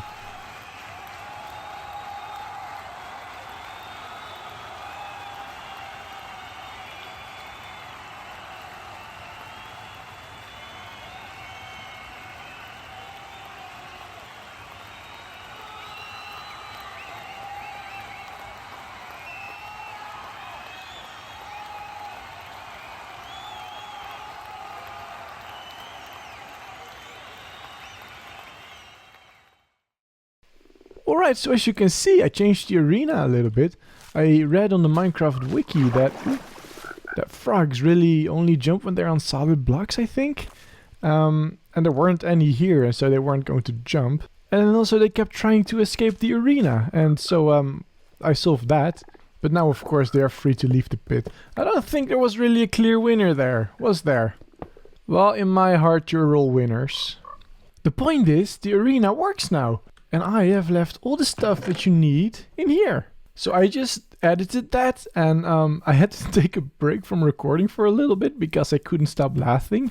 Ooh, I mean, the whole thing is just so stupid. But one thing I can tell you, I was having a lot of fun doing that. I'm sorry I made you watch that. That's, yeah, I'm sorry.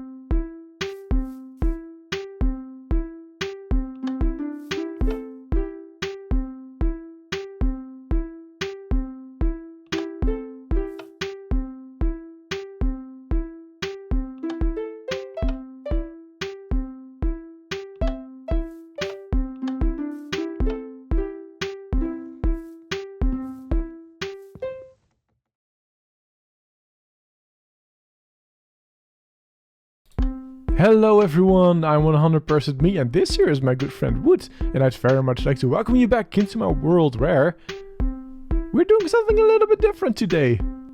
You know what I'm really missing?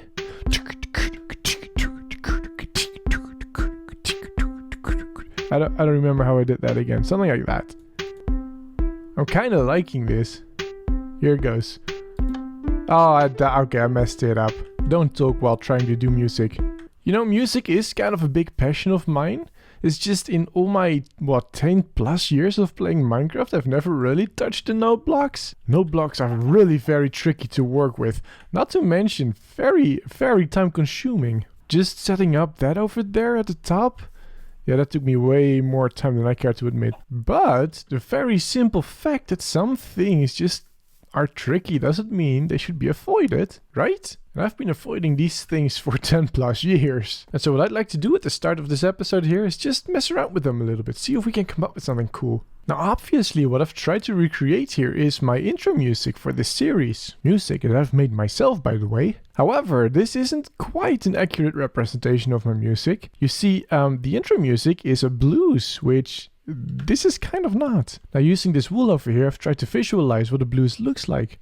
Every color represents a chord and every block of wool represents a bar. This is a 12-bar blues. Let us walk you through it. Starting over here at the start, you've got 4 bars of your very first chord of your key. Now we are currently playing in the key of C, making C the first chord. Then you play 2 bars of the 4th chord, which in our case is an F. Then you play 2 more bars of your first chord.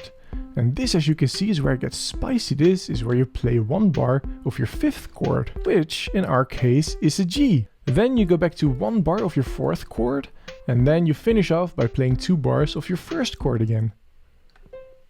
Now right here I've got a system repeating the first chord over and over and over again, and that's not really what I want, right? I'd like to make this a system that switches chords and makes this a proper blues, just like I've illustrated over there. Now I've got no idea on how to do that yet, but we've got all of this space for it. Alright, so I've been thinking about this problem for a little bit. The way that I see it, there are two ways of tackling it. Because the problem is really simple. We need to repeat this 4 times, then that 2 times, then this one 2 times again, then that, and then this one again. The easy way to fix it is to have just a really long string of a lot of note blocks going through the 12 bar blues one by one. That is terribly inefficient. The other way I figure we can solve this is to view all of these as separate modules that we can automate with redstone to activate at the right times. The problem with doing it that way is that it's really very tricky and difficult. I'm not quite sure I have those redstone skills in me, but we'll figure it out. Or at the very least try, won't we, Wood? We will probably need a really big open space. It's somewhat flat. I mean, this is all kind of flat, but you know what, let's just try starting over here. So I have been scratching my head a little bit about how to do this, and then I remembered a couple of years ago I saw a video in which the incredible Etho actually kind of came up with the solution that we need. Now I don't remember exactly how he did it, but I do remember the basic concept, and so I'm going to try and recreate what he did from memory. I mean, I could very well look up how he did it exactly, but what's the fun in that? Essentially what Etho did is he used items to figure out exactly when the note block should fire, and what order that is. Because as you can see, if I take a stackable item, the comparator will detect that and give an output of 1. Whereas if I take a non-stackable item, it will give an output of signal 3. You see, it won't go further than this. And this is really all we need. And now essentially we can detect exactly when the items come through and so when to activate the note blocks. To demonstrate, I've put a whole bunch of extras in so that you can see better. If I flick this lever, you can see that that was the shovel over there. And the rest of them was just sticks and planks.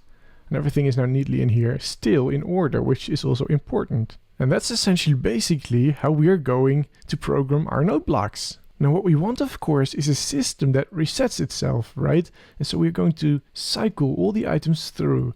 Otherwise we'd have to manually reprogram the whole thing every single time we use it. That's terribly annoying. So I've come up with this system over here.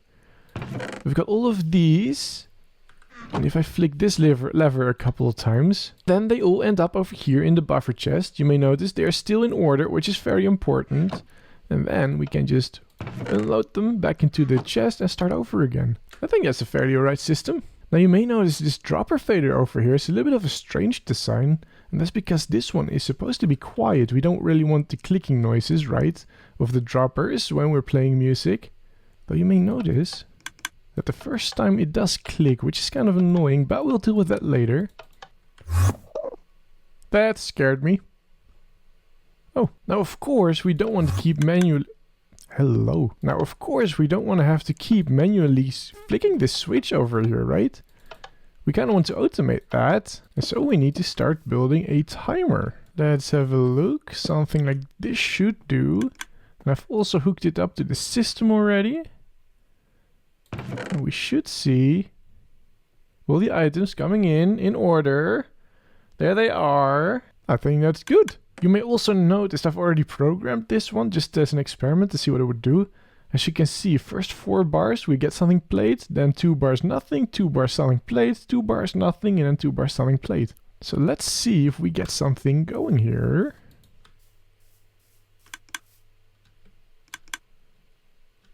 That's not working. Oh, I know why that's not working. Need to reset it first, of course. There we go, now it should work. And instantly we've got a problem. And I know exactly what the problem is. Let me try and explain this one a little bit. You see, there are several shuffles going through here right now. Only because they're the same shuffle, it doesn't change the signal over here. And so it doesn't really pulse, which it's supposed to do. I'm not quite sure I've explained it right. But the short version is we need to find a way to create more pulses through there. It shouldn't be too hard, we're already creating pulses over here. Alright, so here's kind of my solution to the problem. Let's see if it works. Oh yeah, it works, I think. And now we should have a couple of non-thingies. Yes, and now it should pulse again twice. And it should not pulse again. And it should pulse again. Twice. There you go, that should be it. So let's go build the other module, shall we? Alright, as you can see, I've now put all the other modules in. I've also programmed them. I am genuinely not sure if this will work. I might have made a mistake somewhere, but I suppose the only way to find out if it works is to, you know, find out if it works. So let's go.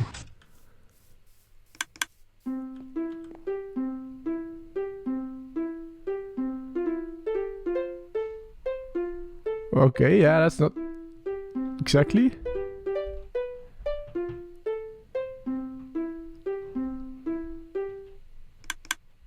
Okay, that sort of went alright, and I think the only reason it went wrong is because they kind of have to go through once, I think. What I'm trying to say is this should work now, even though I haven't really changed anything.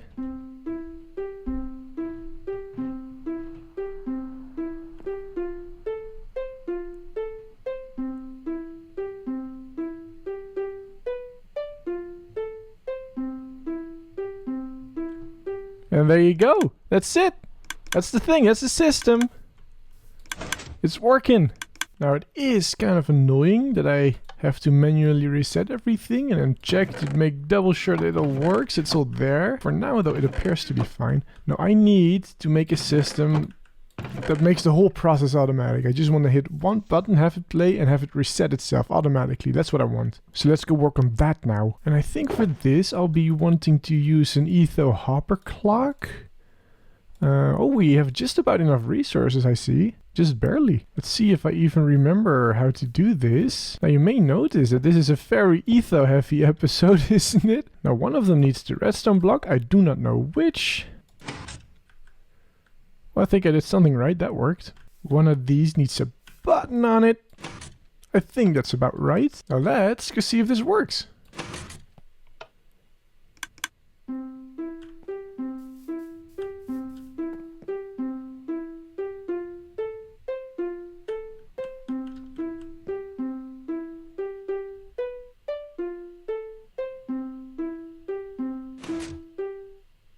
It seems to work! Hey, look at that! We did a thing! Now, looking at these hoppers, that kind of has me worried. There's an item in already. Does that mean it will activate again? I did not hit anything. I don't know why that just triggered. And that's also wrong. Yeah, okay, there's a lot going wrong here that I do not understand. Why did that trigger on its own? I mean, there must be a reason. I'm pretty sure I didn't hit the button. Wait, I'm gonna have to check the footage. Did I hit the button accidentally? No. No, I did not. So, there's a bunch of things going wrong here. For some reason, these trigger an extra time when they're not supposed to. Oh, the order is also messed up, which is also not supposed to happen. Now, there is one very simple way to fix this, and that is by putting a piece of dirt in there somewhere. It's just an extra item that won't really do anything, won't play, but it will be a little bit of a buffer in the system. And that should, I think, prevent that from happening again. So let's go try that.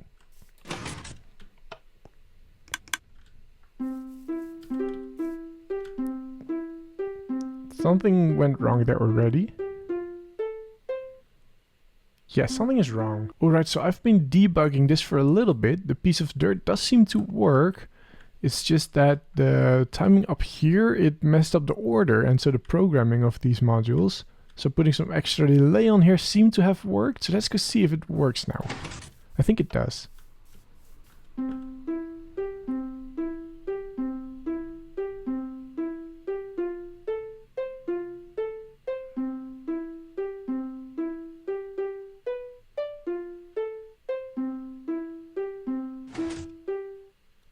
There you go, it works, it works, we got something, it works!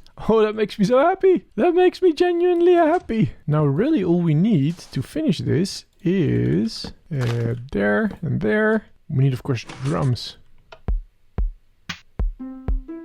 Wow, okay, that's not very in sync, is it? There you go, this is much better.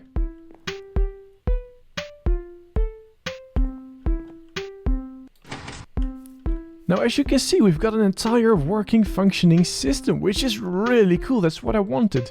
Does it have some flaws? Oh yes, definitely. This whole thing will work only once and then you have to wait for it to reset, which is kind of annoying. But it is completely programmable, which is what I wanted, which is really cool, I think. And I guess if I were to work some more on this contraption, I could work out all of its kinks. Right now I'm not going to though, whoops, because as I was working on this I had a realization. You see, the thing with these note blocks though, as I've said at the start of the video, I've never really touched them much, never really done anything with them. If you look at what other people are doing with them, it's somewhat similar to what I've done over there. Is you make a contraption that makes the sound for you, right? Ooh, I'm short a couple. But having messed with them a little bit, I think they have a lot more potential than that. Let me just tune them real quick. You see, you can use these note blocks to just create your own instrument out of nowhere.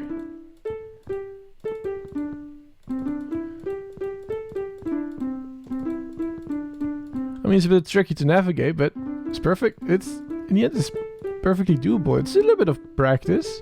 You can make a whole skill with these things. I don't know, I'd like to spend some time seeing if I can make an instrument that I can actually play. With the very limited controls of Minecraft and note blocks, you can really only use them if you point at them and click them. So over here I've set up a classical piano, right? With all the note blocks set to all the notes you can make in Minecraft. With note blocks, these are all the notes you can make. It starts with an F sharp over here, a G, G sharp, and so on and so forth. And it ends over here with an F sharp. The thing about this is impossible to use, really. You can never really get to the ends. You have to walk really quite far. I've sort of tried doing my own thing. Here it goes. Nope. Wait. Nope. Nope. There you go. I did it. But as you can see, it's kind of tricky to navigate this, isn't it? Right? So what I sort of figure you want to do is just have a set of note blocks set to a certain scale that you want to play in. So I've got C over here. And because I had some space left, I've got G over here. I'm not quite sure what that's going to do, but I sort of figure you can combine the two somewhat okay. So let's put some wool over here, which apparently makes a guitar sound. And let's make some epic guitar riffs, shall we?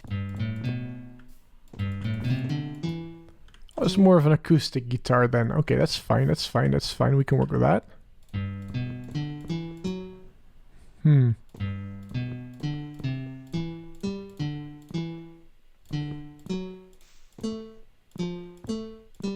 There, sort of. Alright, okay. I don't think this is the way to do it.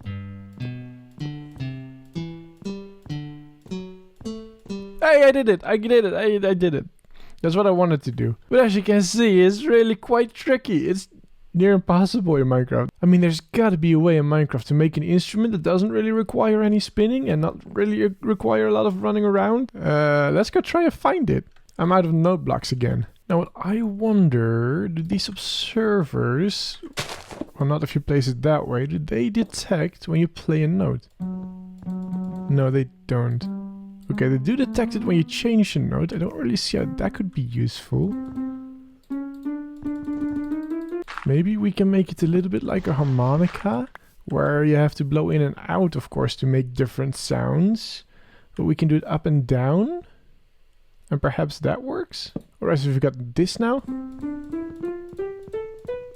Only this is not how a harmonica does. For some reason, when you do a harmonica, you have to do like this. Like you blow out, in, out, in, out, in, but then in and out again. It's kind of weird. But since we were going with harmonica feel, let's do it that way. I think that's how that works in a harmonica. Can we make music just a little bit easier on this than on any of those? Let's go have a C. I have no idea what I'm doing.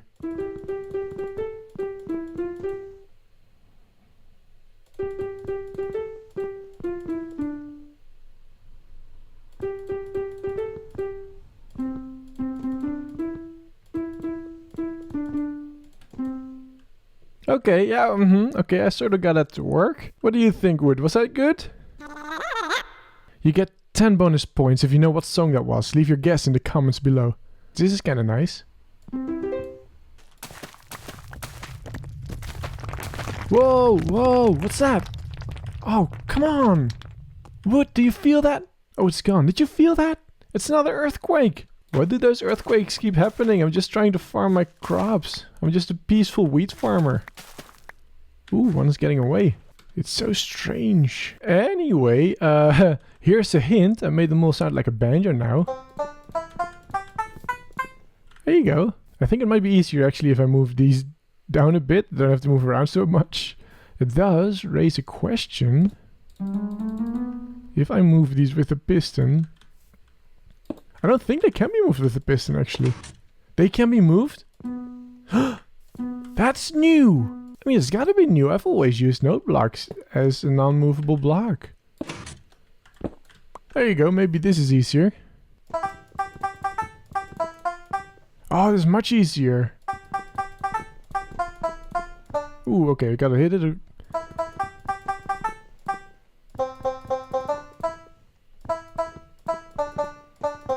Okay, I think this might be the setup.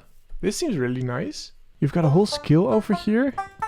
If you want more notes, you can maybe add them to the side here. I'm not sure if that's really the best way of going about it, but yeah, okay, I think there is a lot of potential here with these note blocks. A lot of potential that I didn't really see before. And I do kind of like the idea of being able to sort of make your own instrument like this, right? It's just that will require a lot of practice to get used to it. In fact, there's not any instrument that I play by moving my mouse cursor up and down. Right? Now, speaking about moving your cursor up and down, I've now put it like this. Because that's how a harmonica works, right? I think. But wouldn't it be easier if you did it that you played like this? It's a very similar setup, just a little bit different. Let's go try that. I don't know, maybe this is a little bit easy to work with.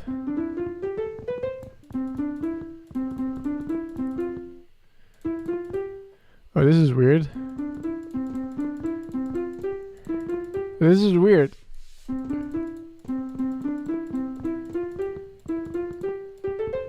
Ah!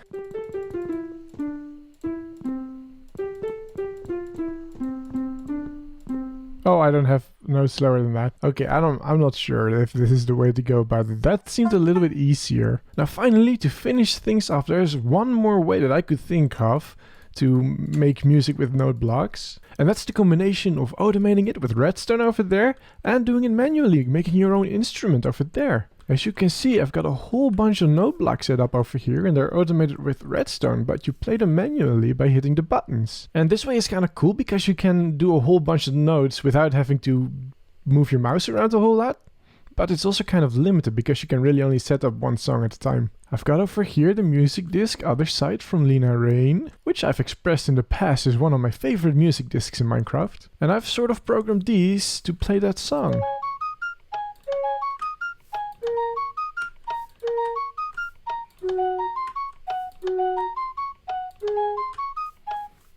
Oh, okay, I missed the last bit. No. Now, if you're familiar with this song, and you have really keen hearing, you may have noticed that everything is transposed half a note up. And that's just one of those weird and quirky Minecraft note blocks things, right? As you can see over there, you don't really have a very big range. So I've had to transpose everything up just a little bit. Just scoot it on over. But with all that being said, done and built, this is the end of today's very musical episode. It was a bit of a weird one. I did not think to spend the entire episode with note blocks. Whoops. Note blocks used to be something I avoided, I think, having messed with them for a little bit. I think I might just pick them up a little bit quicker than I ever would. I really don't think they're all that bad. What about you? Would you pick them up a little bit sooner now that you've seen me mess with them a little bit? They're really not that difficult, just very time consuming.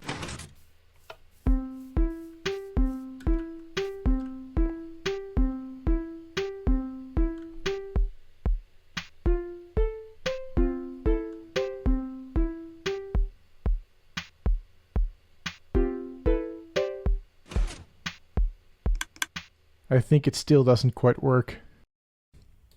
Hello everyone, I am 100% me and this here is my good friend Wood, and I'd very much like to welcome you back into my world where there is something that's really bothering me. Rah! Okay, well that was maybe just a little aggressive, but if you follow me over here, as you can see, this is where I do my oak tree farming. Ooh, one just grew. Now as you can see, it's not very big, but that's absolutely fine because I don't really tend to use oak wood a lot. This tiny little setup gives me all the wood really that I need. What it doesn't really give me is all the saplings that I need. Now there are 16 trees over here, right? So I like to plant 16 trees. Ooh, that one just grew. And then harvest them, right? The problem is they just don't produce enough saplings to always replant them, right? The point I'm trying to get to is I need a tool with fortune on it. And now of course I have tools with fortune on it, but you know, this pickaxe, it doesn't really matter how much efficiency you put on there, it's just going to be really slow. I need a hoe. Saplings. And not just any hoe. Ooh, I need the mother of all hoes. Do villagers sell hoes, I wonder? There's a weaponsmith. No diamond hose. That's a shame. Also, I just slept. What's this? I think I'm going to have to craft a hoe from my own hard-earned diamonds. Here's something you rarely ever do. Diamond hoe. There you go. Now I need to enchant it. You know, this is the very first time I've properly used this Enderman farm. Like when building it, from building it I already got enough levels for me to last a little bit. I hadn't really had a reason to come back since. It's always fun building a thing and then actually having a use for it. Though I'm noticing now that this farm is somewhat inefficient. Takes a while for the Enderman to get here. Can I be bothered to fix it? No. There we go, that's 30. Let's have a look, we get efficiency. Oh, let's just see what happens. Just efficiency. Let's have a peek. I fear I'm going to be here a while. No, close, so close. Oh, look at that. Yes. Oh, this is a good one. Well, that's pretty much what I came here for. There you go, the best hoe. What do we call it? Brandon. This is Brandon.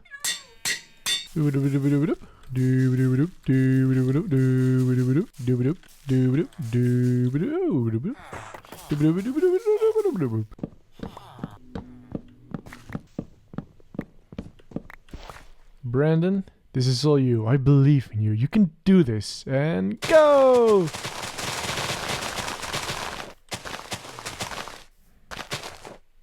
There you go. How many did we get? Oh, that is more than 16. That is more than we need. Fantastic. Thank you, Brandon. Now here is the actual plan for the episode. Any second now, the entrance of Gorf should come into view. Oh, there it is. And as you can see, it's really beautiful. You can sort of sail in through here, right? It is a wonderful entrance to a yet-to-be gorgeous city. And with yet-to-be gorgeous, I mean that this isn't yet gorgeous, is it? I think that Gorf deserves a proper, beautiful entrance. Now the plan currently is to make statues. One over here, make something out of this rock over here, and one over there, which probably means a lot of terraforming over there. And those two statues will be like guardians protecting the entrance, right? I wonder where I've seen that before. Are you okay there, Squid? Okay. There are several problems with this project though. But to explain them, I'm just going to go to land because I don't feel like hovering in the water all the time. First problem is a very practical one, right? We have this environment over here in Gorf. We are building a lot with blackstone, right? But of course, if we want to continue the story, we sort of need to build it out of something that would be easy to get, of course. Easy to get a large quantity of. These are large statues, and so the people of Gorf should have been able to get a large quantity of material to build those statues, right? And I don't really want to do it out of the grey and the sand, because I feel like that will blend in just a little too much. As for the blackstone we've been using, of course they're using it quite a lot, but in smaller quantities. I feel like that would have been feasible for these people as well. But making something out of blackstone this big, I don't think they would have done that. If we're just purely thinking about the lore of this place, right? And so the one material I can come up with that should be easy for them to make a statue with would be deep slate. So we need to gather a lot of deep slate. And then there's one other problem with this project. And that's that I'm really not good at building statues. You know, I see people online making really good organics, really good statues, really good natural shaped things, I guess. I'm not one of those people. I can't do that. Now you could argue that a clever person would go into a creative world to figure out exactly what the statue should look like, especially a person who doesn't know how to make statues. But I'm not really going to make that argument over here, because I like figuring it out in survival myself. I'm stubborn like that. So here's what I'm going to do. I'm going to What? Not when I'm up here! That's an... What? What? That was another earthquake! That is super scary when you're up here. In general, that's scary. What? The episode hasn't even started yet. Oh boy, that was scary. Yeah, I should probably figure out at some point what is causing those earthquakes. Anyway, let's move on with the episode. What was I saying again? Oh yeah, right, that I'm stubborn and not going to figure it out in creative. And I'm just going to get rid of this. This whole rock over here. And then I'm going to gather up a lot of deep slate and I'm going to build a statue here. How does that sound? Let's go do that. And there you go, big rock is gone. It's always interesting, isn't it? How a big rock like that one in Minecraft just sort of seamlessly seems to fit into the player's inventory. I mean, I'm not that big. So what I figure I do is I start off over here with a platform. And this is what the statue is going to be on top of. I've used a dark deep slate for it. What's it called? Deep slate tiles. Because they're a little bit darker. It gives a little bit of contrast while still using the same material. And now what I sort of figure I do is I try and sort of mark out how I want this to look like the dimension, how tall I want it to be, how wide, that sort of thing. Let's have a look. I think that's just about tall enough. I don't know. And there would be a head to like over there, and then a body to like over there. And then really short legs. Yeah, that should do. I don't know, this is going to be... Ooh, this is going to be challenging. Now, before you're all getting upset, I am very aware that I'm currently touching upon a space, a creative space that has taken many, many people, many, many years to perfect. And so many people are so talented at it too. You know, of course, I do not think that I can just, you know, go ahead, whip up a really awesome statue like it's nothing. I am very aware that I'm not going to make anything beautiful, at least not at first, but I'll try. You know, I just really like throwing myself in weird and uncomfortable situations like that. Because the best way to learn a thing is to just go ahead and do it. And potentially, probably in the stupidest way possible. By not preparing anything in creative at all at first. These legs are a little bit short still, I sort of thought. What I'm trying to do here at this point is I'm trying to sort of make an armature and sort of try and get the dimensions right that way. I'm not sure if that's working. I think those legs seem about right. And I'm just trying to gauge the height. They're not actual legs, of course. I think you want those legs to be just about as long as the torso. And then the head on top. And so I think these would be the legs then. Or thereabouts. And then the torso should be... I don't know, like this tall. And this could be the head. Let's go have a peek. No, I feel like the legs should be a little bit higher up. Oh, doesn't quite feel right having them here. Let's try this over here. Yeah, I think it's somewhere in between there. Ooh. Try to land on it. Failed. Oh, you know, ender pearls are so important for this, I'm realizing. Whoop. Yeah, I think that's about right. Okay, now to make the pose, right? I want to have the statue hold a sword right in front of him that is sort of sticking into the ground over there. Now the statue isn't going to be too special. I'm making something that definitely others have made before, sort of. I'm giving it my own twist, of course. But essentially it's going to be like this guard with the sword sticking into the ground, right? And the guard then holding the sword with his hands. And to make it easy on myself, it's going to have this big cloak sort of falling over his shoulders. That should make it easier for me to sort of...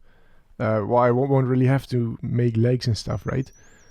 And then on top of it, well, that's going to be the big surprise. And you can probably already guess what that surprise will be, considering that we are at Gorf. There was one majestic dolphin over there. Now the sword I'd like to make out of iron blocks, which... I know I have an iron farm, but I can't really be bothered going back. So I'm just smelting up some iron manually. No, and that's the iron blocks that I have. Okay, yes, I'm realizing I'm definitely going to have to go back to spawn to get some more iron. Ugh, annoying. Here we go. It already looks kind of cool, doesn't it? Seeing it sort of come out from the mist. There, that should do.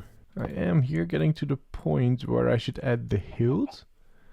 I'm also at the point where I should figure out exactly where the arms kind of bend, right? I mean like at the elbows, right?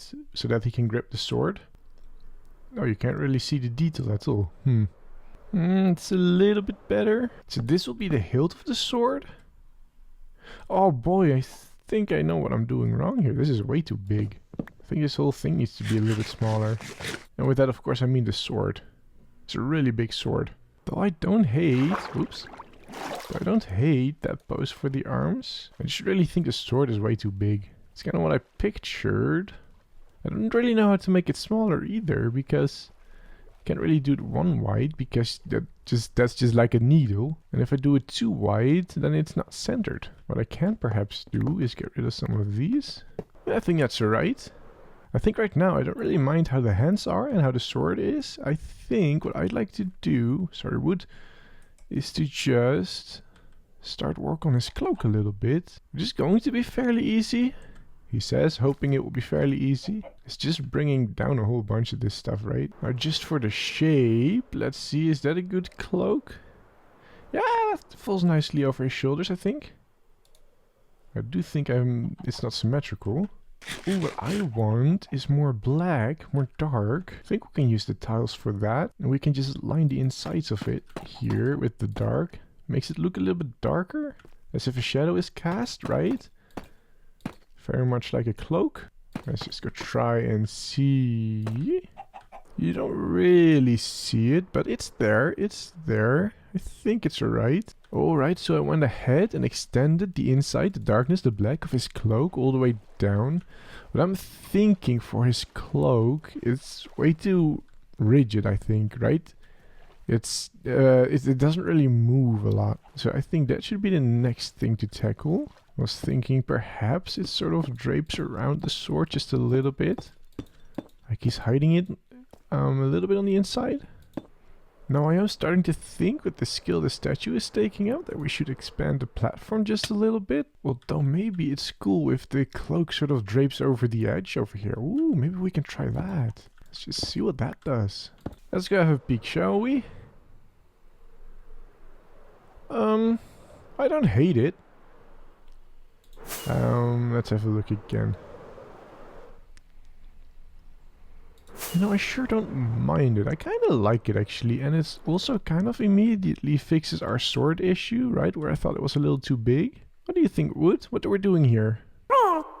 Think we're going in the right direction? Alright, so looking at this again, I mean, this part is not at all complete, of course. But I think to get a better scope or better feel of this whole thing, I should start putting in the head. That also happens to be the part I was least looking forward to. Yeah, so let's go and try something.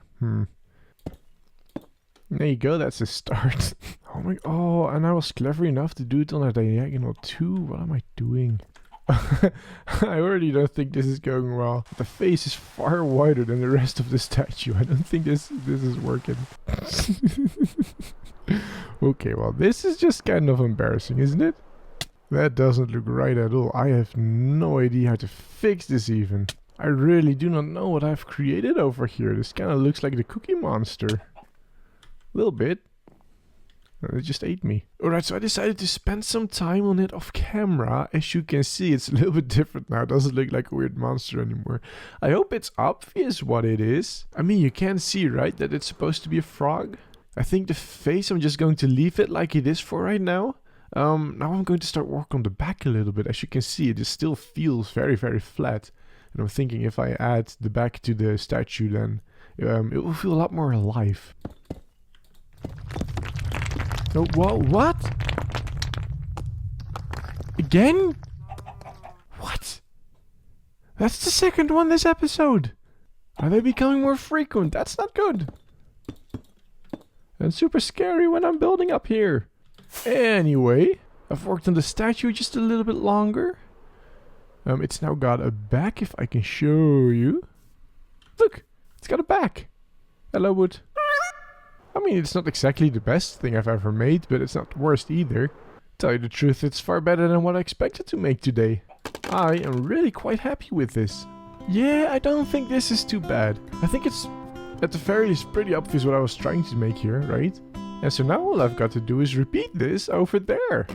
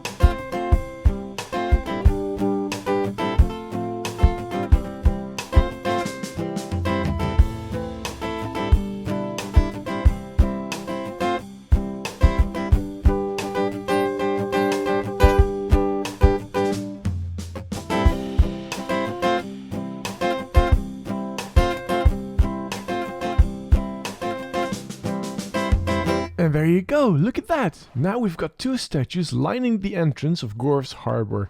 And I think it is pretty cool. The whole experience was of course very new for me. For this statue over here I just copied that one over there block by block, which was a little bit tricky having to go back and forth between the two. But I think I figured it out. I think it looks especially cool when you come in here and it's in the mist like that and it just comes into view. And bam, you go through the gates over there into Gorf. I think it is fantastic. I absolutely love it.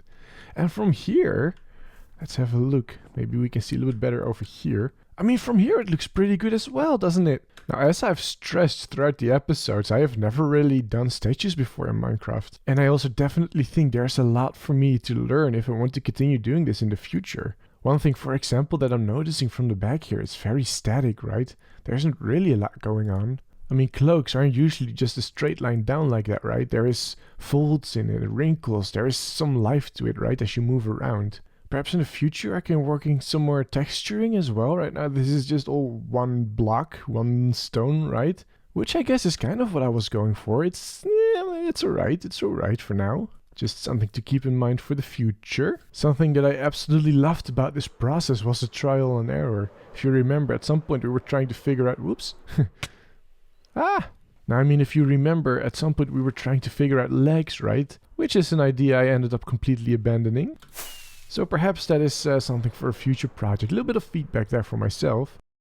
Hello everyone, I'm 100% me and this here is my good friend Wood. And I'd very much like to welcome you back into my world where... we've got a really big problem. If you've watched my videos recently, you'll know that there have been a bunch of really weird things happening. Earthquakes, to be specific. Lots of weird earthquakes, and I didn't know what they were about. And so I decided to investigate. I looked all over my world and then I found myself here in the grasslands. You know that area that I've sort of been neglecting for the past couple of episodes? It may not be obvious right now, but if you follow me over here, you will see that there is a pretty big crack in the ground. And that's not good. To be clear, this wasn't here before. And I think this crack appearing in the ground is kind of what made those earthquakes happen. So what I figure I do is I kinda go down here and investigate, see what's up. Trying to slowly make my way down. Because it's really narrow, you can't really fly. I'm sort of trying to fly. There you go. I landed somewhat safely. Ooh, iron! It did expose a whole bunch of materials. That's nice. Looks like we've all... Oh, whoa, whoa, whoa. Whoa! Okay, this goes pretty deep. All the way to deep slate. What? It even went straight... Oh, I'm being shot. It even went straight through the... Okay. Uh-oh, there's a... Oh no! There's a lot of bad guys here. What even is this guy? This one is one that spawned in the swamp, I think. Never seen that one before. Look at that, this crack even tore straight through a cave. I mean, you'd sort of expect that crack to make this cave collapse or something. I don't know. I don't understand Minecraft physics. I don't understand why there's suddenly a crack over there. Oh, no, no, no. You okay, Wood? Oh, I'm glad to hear it. Yeah, Wood, of course, isn't really affected by the physical. Like, for example, an explosion. Hello, thank you very much. Let's not do that. This really is a pretty big cave. Wow. I also appear to be getting myself distracted again. Let's get back to the matter at hand, which is this crack that appeared. Why did it appear? Rain is coming through. Great thing it's getting night, because now I can sleep it away. There you go, much better. So of course, there's the really big question. Why is this gap here suddenly? What's causing this to appear? What's caused this to exist? Now I know that some of you viewers are fairly new here, so I think I need to catch you up on a few things that have happened in this series so far. It's time for a recap.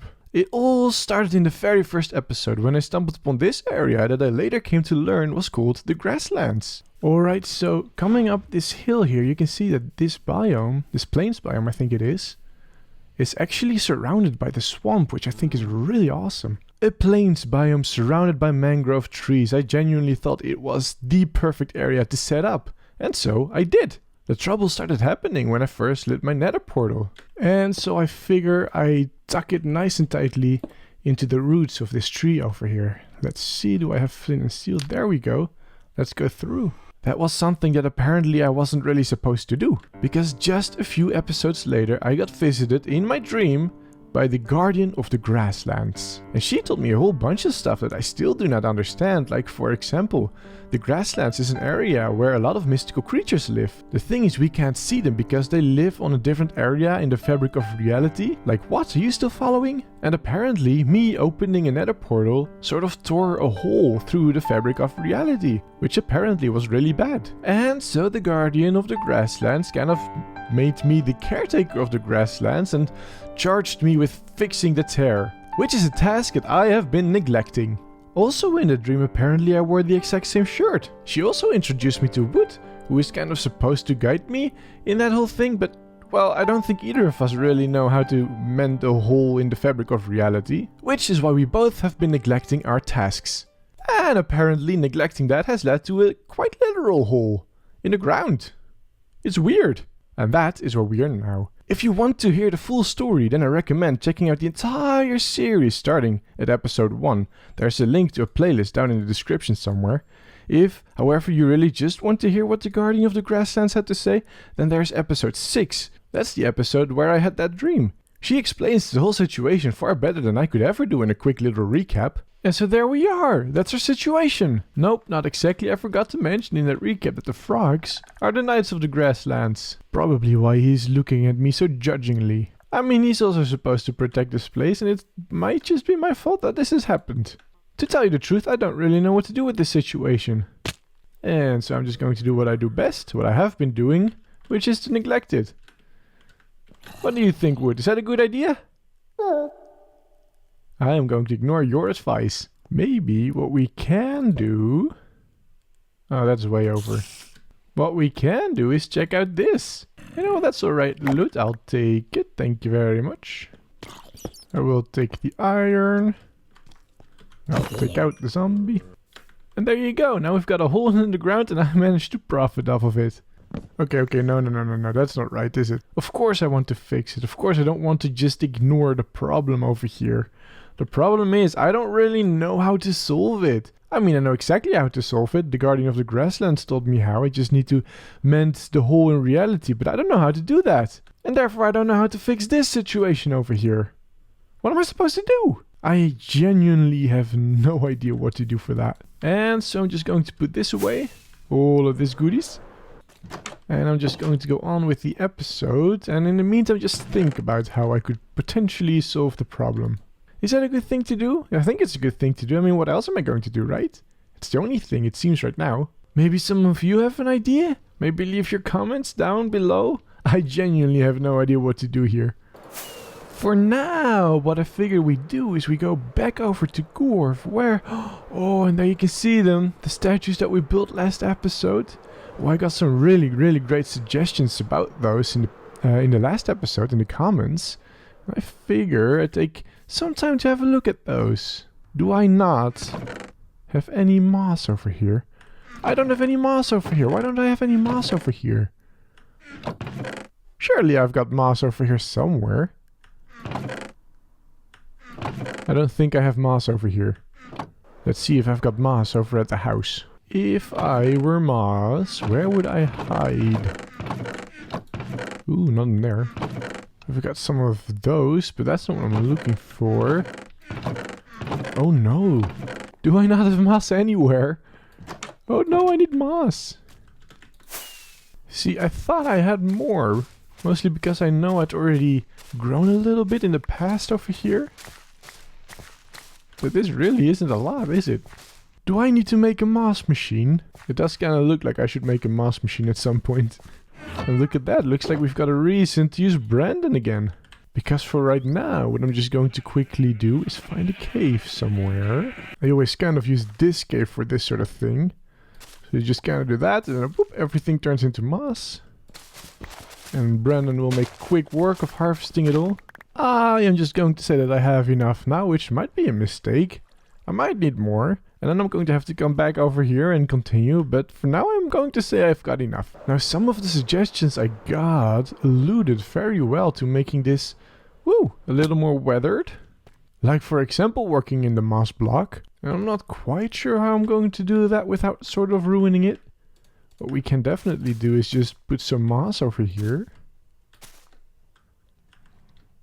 And I'm really curious to see what happens. Hello, that's empty on the inside.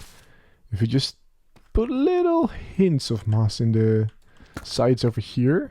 Oh, that just looks weird. That just looks really, really weird, I think. Yeah, no, that's not how to do it. I'm not quite sure how to make this thing look a little bit more weathered, though. This is not symmetrical. I think it is now. Perhaps we could start over here at the base. I mean, after all, moss would start creeping up from the bottom, especially when there's water this close, right? Also, that's supposed to be a dark tile brick, what is it called? So what if we just go in here and just moss this up a little bit? I kind of feel like that's working. It's doing something. Yeah, I don't hate that. Let's... Oh, that didn't work. Let's go put some more moss up here then, perhaps. Give the illusion that it's sort of spreading into here. Yeah, I think that's alright. I mean, it just gives that illusion, right? That it's a little bit mossy. Perhaps in the cloak a little bit too. Let's have a look at what we think of this. I kind of feel like it could reach a little bit higher. I'm not quite sure though. Like, this feels a little bit flat. It's really clear that, that's where it stops, right? That line over there. So how about we break that up a little bit by just going a little bit like this. And then over there. Oh, not like that. Perhaps it kind of breaks it up a little bit. And then maybe over here as well. And so it kind of looks like it's wrapping itself around, right? I think that's alright. Maybe a little bit more over here. Ooh, on something. Yeah, that adds some variety to it. I think I like it. Now let's go do that over on this statue as well. Let's have a look over here. I mean, I think that's working. I think I need to do a little bit more at the bottom here, maybe. But other than that, I think it's working fine. Look at that. Yeah, I'm liking that. I think something like this a little bit. I think this is good. Yeah, I'm liking this. Let's see if we can have a look at it from the sky. After all, people will be coming in from here. It needs to look good from here, from these angles. Ooh, there's one that I'm noticing is not something I like very much. Whoop. This one over here. I don't know why, it stood out to me and therefore it's not good, I don't think. Yeah, I don't know, I think it's good like this. Let's not touch it anymore. Good enough. Now something that I completely forgot during the construction of these statues, is the existence of slabs and stairs. And I kind of feel like adding slabs and stairs would make this transition a whole lot nicer. I kind of wanted to try that. Yeah, that does make it a little bit smoother. I'm wondering if it's better though. I don't hate it. I'm definitely not hating it. Let's go try it out on the other statue. Let's have a look. I feel like you don't really see it all that much. Like it's not something that particularly stands out. I think at this point I'm kind of against using slabs and stairs because I feel like it means that I would have to do slabs and stairs everywhere where we have corners and turns. And that would kind of change the entire aesthetic of the statue, which is not something I'm looking to do. And so I think I'll be changing them back. There you go, back to normal. That's kind of all I wanted to try for the statues today, but I do want to thank everyone for their feedback. Most of you really seem to like the statues. Whoop! Nearly fell off there. And most of you also seem to relate to never having built statues in the past before. It is kind of a scary thing, isn't it? And that just makes me extra glad all of you liked it so much. So thank you very much for that. Now we've been working on and off on Gore for the past, I don't know how long now, a little while. And something I absolutely love when working on projects like this is flying over them, right? Or through them as we did just now. And the reason I like it so much, this was originally swamp. But when you look it from way up above, we're going to get some more rockets. It's kind of like there's life here now, right? We've created this. Isn't that awesome? Wait, let's go stand on the factory over here. Whoop. There you go. Oh no! There you go, right? This was all swamp and now there is life here. And I mean, of course, it's far from finished, but there is a vision here, right? You see that, right? We are working on a thing and it is getting results. Now I've shown off this board a couple of episodes ago when we did the arena. Of course, this is the board of all the things we kind of set out to make in Gorf. I think it's time that today we tackle the apothecary. And if my memory serves me well, which, let's face it probably won't, I have over here... Oh, there it is! Just behind the church I set up this little area. This is supposed to be for the apothecary. I do think, looking at it now though, that's a little bit close to the church. So maybe we move it over into this direction over here. And I kind of feel like that makes sense because this of course is a town hall. This is the town square, right? I feel like having an apothecary close by to all of those things, it's a good idea. I feel like that makes sense. Now let's go set up my shulker boxes over here. I think it's absolutely fantastic. I've got these 2 shulker boxes filled with materials that I use regularly in Gorf over here. Now we've got some important decisions to make. Like, what level is this building going to be? Is it going to be like where we are right now? Or is it going to be up here? I sort of feel like the road is going down here anyway. It's going to go down there as well. So probably we'll just flatten it out to this level over here where we're standing. And it does mean we'll probably have to get rid of some of these beautiful trees. Now, as for most of my projects here at Gorf, I haven't really planned this one out too much. What I'd like to do with this building is mess around again with those organic shapes that we had in those little houses over there, but bring it to a bigger scale. So let's just say that it starts over here. And we just kind of... There you go. That could be the door over there. We've got a central door. Oh, I do think I want it a little bit bigger. Oh, but then we're encroaching on this thing over here. So maybe we make it bigger to the other side. And actually, I think it's good like this. And we can always... Yeah, okay, we can make weird shapes later. Let's see. Let's put something over there. Let's put something over here, and then let's put something over here. I think that should do. That should be alright. We need to clean up a little bit more over here, but we should be fine. I'm wearing my big boy pants. I can clean up a little bit more. Now let's go see what's going to happen when we connect all of these. There you go. That should make for an interesting shape for a building, doesn't it? Now we do need to think a little bit about what we want in here. But I was thinking the apothecary would be the place where we sell potions, perhaps. So we'll want a place where we can set a brewing station, a brewing stand, rather. I think it would be nice to have a bit of a front desk as well. So that should be somewhere over here. Actually, let's just mark that out with dirt. It will be our front desk. I think it'd be nice to have like a backstage sort of area. What's it called? Just a behind the scenes area. Where customers don't go really, where all of the brewing happens. Like so, something like this. I think it would be a cool layout.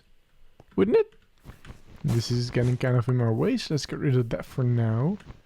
I think I can remember that there'll be a road here. I'm wearing my big boy pants after all. Now let's start by randomizing the texture just like I did over here. And it looks like, yes, I need some polished black stone. There you go. Should have all the different black stones now. There you go, we've kinda got the beginnings of a good building, don't we? I'm not quite sure what I'm going to do with the roof over here. It's kinda touching on this one. But we'll figure that out as we go. I think we can now start putting in the floor, for which I'd like to use slabs, but I happen to know that I've got a whole bunch more over there. So in the spirit of not wasting materials, let's go grab those. Oh, see, I've got a whole bunch over here. Wow, how do I have so many slabs? There you go, we've got a floor now. Let's go start with the roof. I do like a good roof. Now, of course, all of this needs to blend in a little bit, so I'm taking inspiration from what I've already constructed in the past. You can see I've got a little bit of a gap between the walls and the roof over here. So let's go try and stick with that idea, just like so. And there you go, it looks like we've now got ourselves a roof. Let's actually go see what it looks like from a distance. Yep, it looks like any other roof over here. Makes it blend in really, really well. Now let's go check this over here. Do we see any weirdness? Anything that we want to fix? Not really. Let's check the other side. See, this sort of solved itself, didn't it? Which proves that neglecting your problems might just be the way to go, sometimes. Alright, so this needs an insight now. And first thing that I'm thinking is I need to raise the walls up a little bit. Because now, as you can see, we've got some gaps in the walls. And that simply won't do. Is this the right color for that? I do think it's alright. It sort of blends in with the wall over here. Let's continue building and we can change this out later. This, of course, is going to have to be a spruce door. Like so. We're going to want to have some... I just call that a spruce door. Now we want a spruce door. That's an oak door. A dark oak door specifically. We're going to want one over here. And we're going to want one over here. But how it's placed, I do not yet know. Let's place it just like so. Whoa, not like so. Like so. There you go. Now I'd like to work on giving this place a ceiling.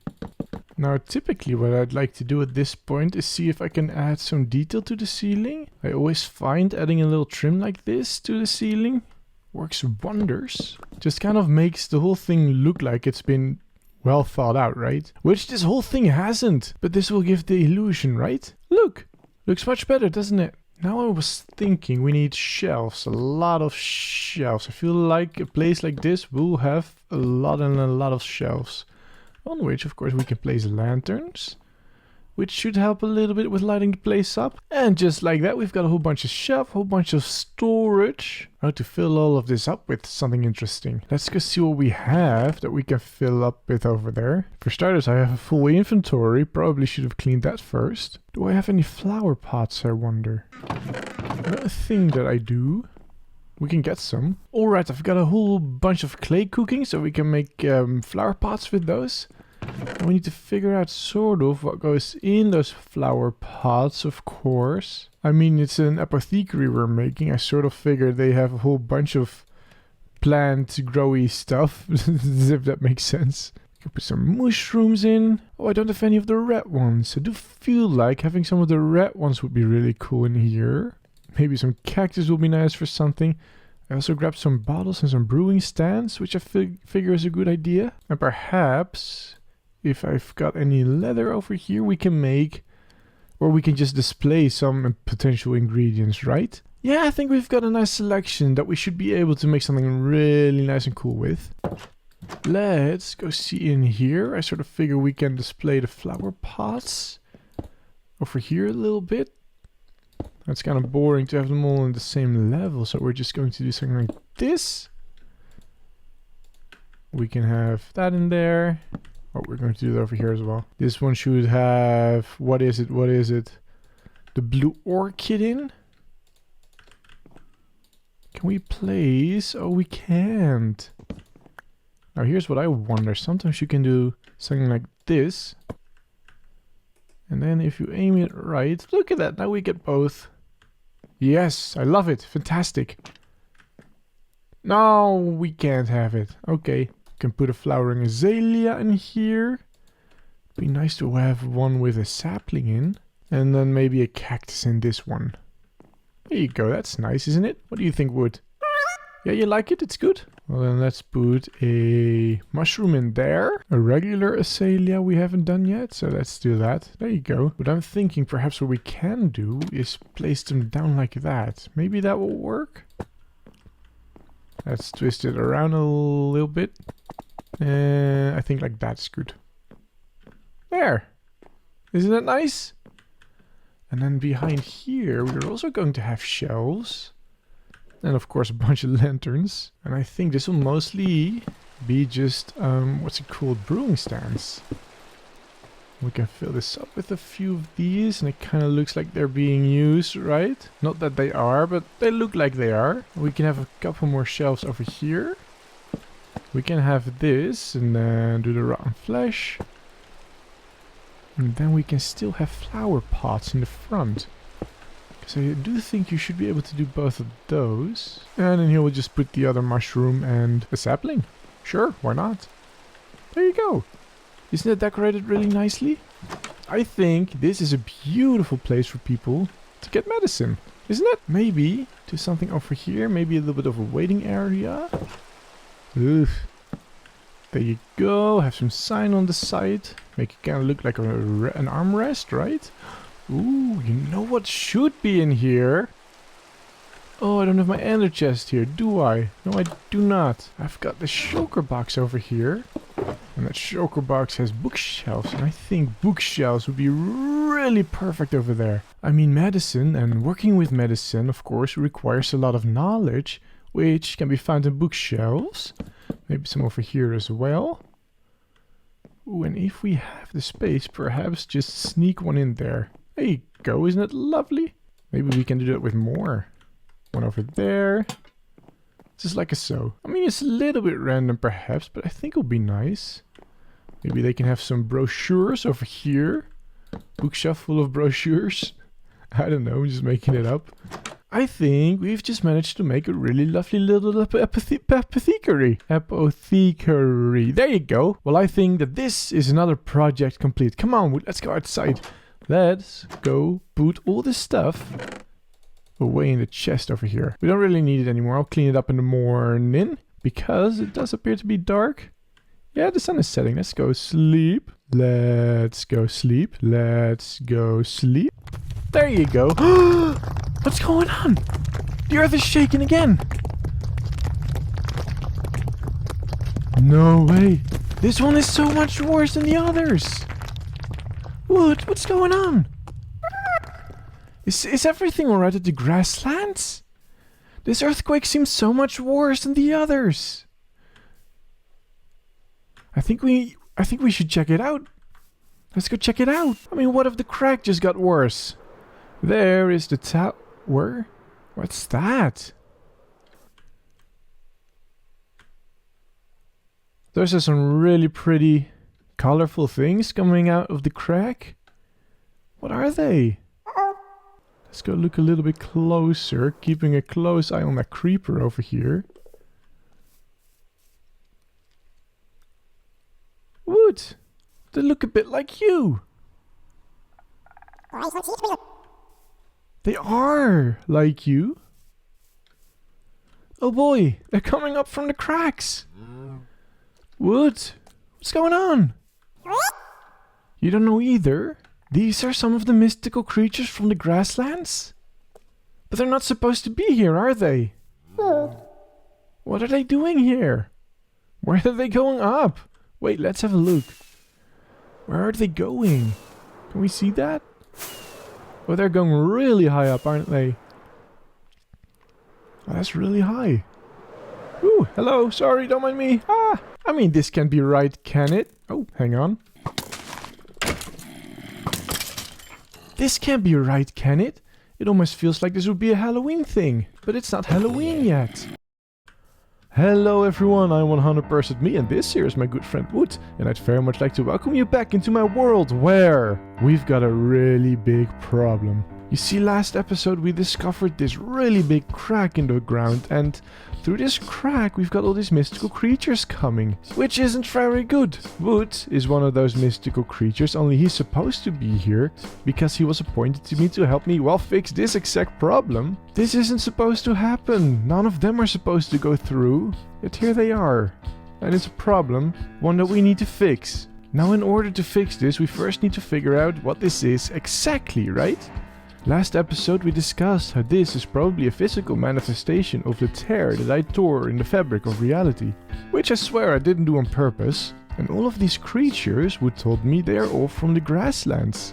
And so it appears to me that this is some kind of portal to the grasslands, and we need to close this portal. Now, to do that I brought a whole bunch of stone. I was thinking it's going to take some time, but perhaps we can just go down there and just manually fill it in. Perhaps that will close it.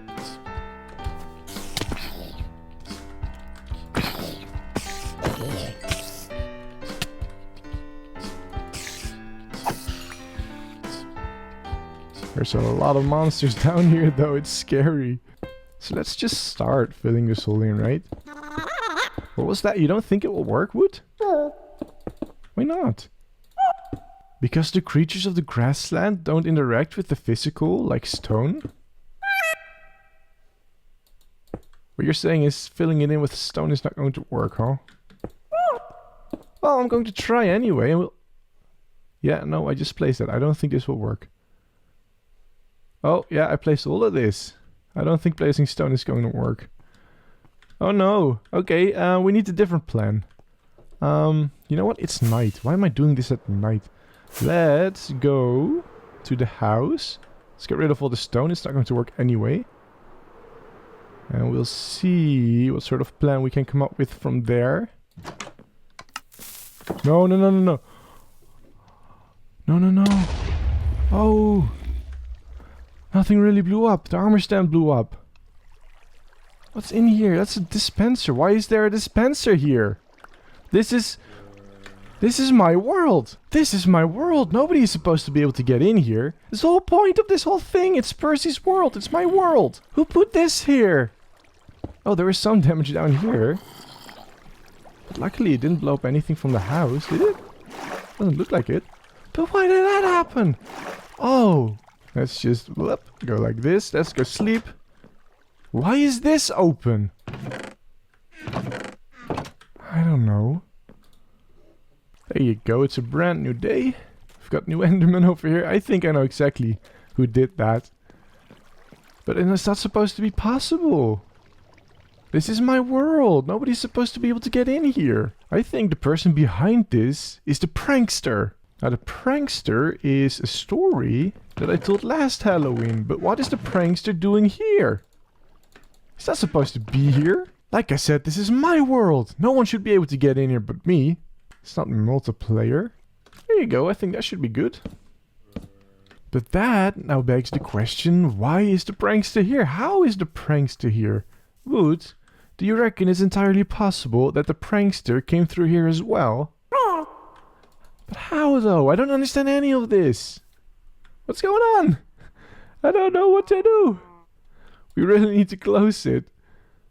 And preferably get the prankster out of this world before we close it. Oh boy, what a mess this is. Alright, so we need a plan. And I think the very first thing that we need to do is find the prankster. Because I am not closing that crack without the prankster in. I do not want a wild prankster running around in my world. Oh no, what is this now? Do you hear that? No, no, no, no, no, don't escape. Tiny chickens. No. Why are there so many chickens? I just came here to grab some food. I was running a little bit low. Why did the prankster put all these chickens here? Oh, no, no, no, no, no, this... okay, whatever. Yep, we really need to go find that prankster. So I'm thinking, right, if I were a prankster, where would I hide? We of course know that he's been at the house because he nearly blew that up. We know that he's been at spawn because he put all those chickens there. Now this house over here and spawn are kind of 2 out of 3 very important areas in this world. Which kind of makes me think he might be going to Gorf next. So let's go have a peek over there. I'm not seeing anything out of the ordinary. Is anything wrong here? Let's be careful. I'm willing to bet this is where you got the TNT from. I'm not seeing any pressure plates. So I think we should be fine. I'm not really seeing any trace of the prankster here in the industrial district of Gorf. Nothing out of the ordinary here. Anything strange in the storage area over here?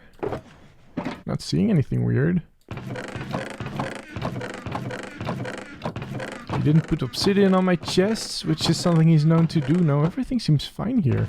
Nothing in the church here either. The apothecary we built last episode seems absolutely fine as well. Nothing in the town hall. Nothing in the community center either. Hey Walden, can I ask you something? Have you seen any suspicious activity recently? No? No prankster around here? Nobody out to get anyone? That's weird. I really would have thought the prankster would go here, but apparently he's not. Ooh. Blub, blub, blub. Which, now that I think about it, is really annoying. Ouch. I mean, we're completely out of leads now. We need to find the prankster, but we have no idea where. We need to close a crack, but we have no idea how. What am I to do here? These creatures, these mystical creatures, they're not supposed to be in this world. They're supposed to be in the grasslands. So what am I seeing there? Wait, hang on. What's that now? Is that some kind of weird prank from the prankster too? What is this going to do? It's just mangrove planks, slabs specifically. Is this a prank? This doesn't feel like a prank. What's this about? Well, I guess we can add this to the pile of mysteries.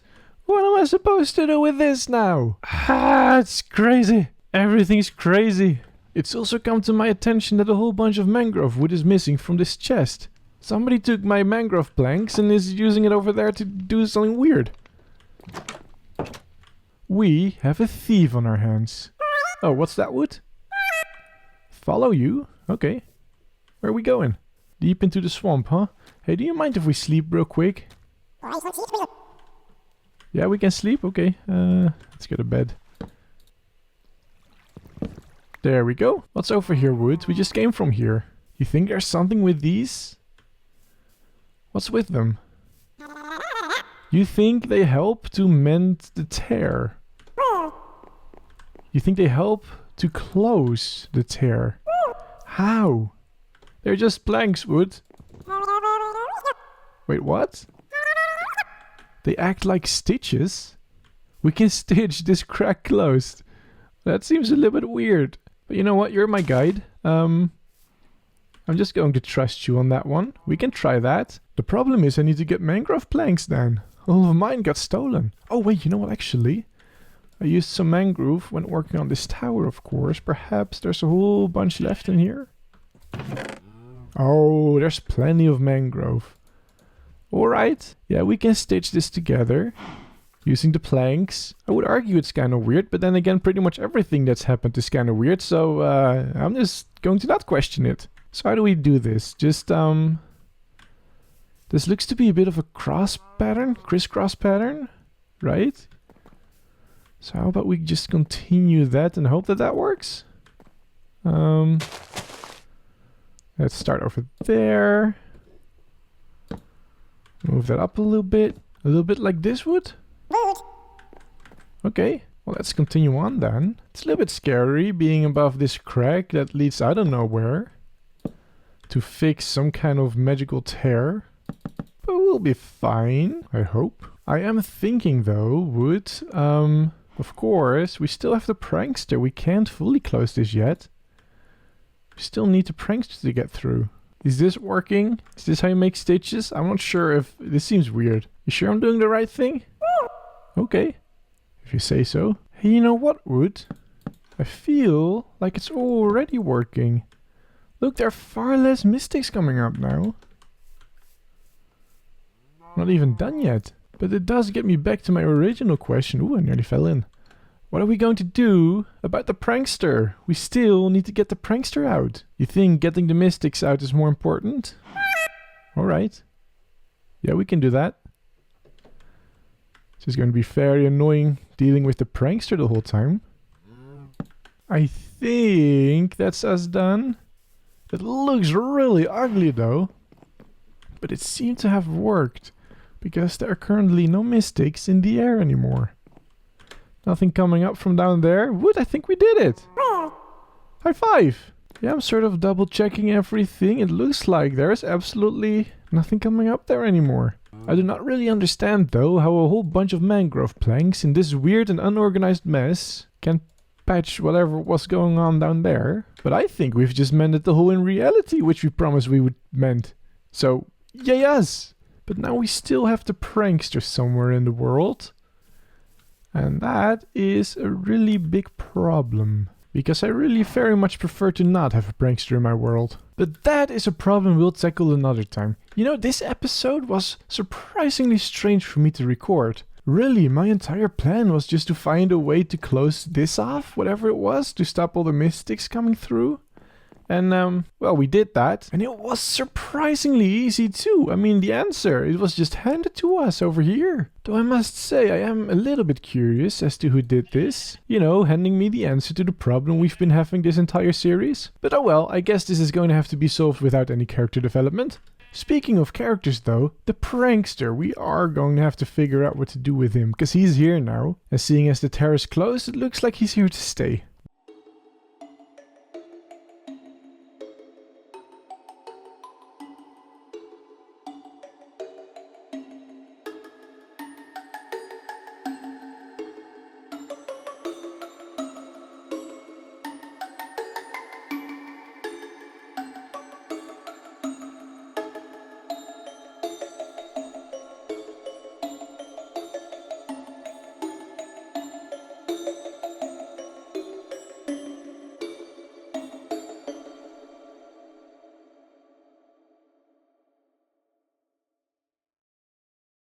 Hello everyone, I am 100% me, and this here is my good friend Wood, and I'd very much like to welcome you back into my world where we've got a catastrophe. I mean, forget everything that happened in the last episode. This is truly awful. I mean, this is Gorf, right? And we've been working on this for how long? I don't know. And this is how you get into Gorf. Welcome to Gorf, that's all you get. A really ugly sign over here. And, well, nothing too special. There's a hole here for your horses. That's been empty ever since I got these elytra. You know, I think today is the day that we need to start working on making Gorf's entrance a little bit better. Even the... Oh, it starts raining. I was going to say even the pig doesn't like it very much. Time for a sleep. And the rain is gone. Alright, this board over here, this is the ideas board for all the ideas we had for Gorf. As you can see, I didn't really end up using it much. I mean... That's done, that's done, that one is done too, it's not checked as done, that one is done. And these are very few ideas, so I never updated it. I mean, I never even updated the name. What was I thinking? Now, evidently this is not something I ever really used, nor is it something I'm going to use, so this is definitely going to go. These colors can go too, we don't really need them anymore. And this place for the horse, let's just fill that in as well. There you go, beautiful, Purdy. What do you think, Wood? Is that good? Yeah? Seems good enough. Now, of course, Gorf does have another entrance, which is of course over here, but this is from the water, right? We need a proper entrance from the land. In fact, most of the things in my world are in that direction, so this needs an entrance. Now, this of course is history. This needs to stay. What I'm thinking is we're making sort of an arch over in that direction. Create one of those really cool towery buildings with a bridge-like structure. Okay, evidently I'm not really explaining that very well, so why don't I go ahead and try and build it, and that way I can show you.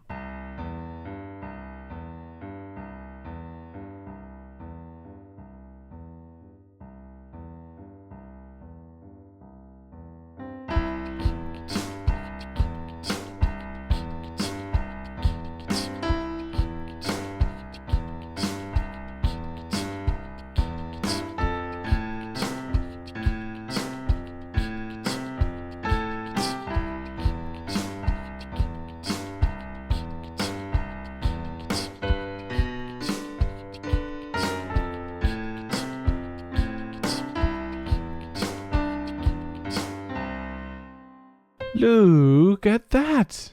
Hopefully this shows a little bit what I mean. I mean, tower, bridge in between. That's what I had in mind. So let's talk a little bit about some of the design choices I made here. These towers, they are both identical except for they're mirrored. As you can see, the welcome to Gorf sign is mirrored over to this side. I suppose the only difference between the two is that the texture that I added is completely random, and so that's not exactly mirrored. Other than that, they are exactly the same. So let me take you to the inside over here. There's nothing much to see. There's nothing much important over here. Then if you come up here to the second floor, as you can see here, we've got this bridge that I wanted. Now these roofs, as you can see, they're really very big, and so they oh, I fell. This isn't a very safe bridge. Anyways, I was saying they sort of create this overhang that I kind of really like. I wanted to do that, but it sort of automatically happened when I put in the roof, so that's really nice. And of course the other tower over here is exactly the same, except for mirrored. As you can see, I also extended the path out a little bit, and I just stopped it over here. I kind of need to blend it in a little bit better with the terrain and the area around, but for now, this is fine. Remember, I still want to do this really big episode around infrastructure in Gorf at some point, and we'll tackle this transition then too. But what do you think? Gorf now has a proper entrance on this side and on the water side over there. I think it's pretty cool. Let me know what you think in the comments. Oh, what's that, Wood? Follow you again? Where are we going this time?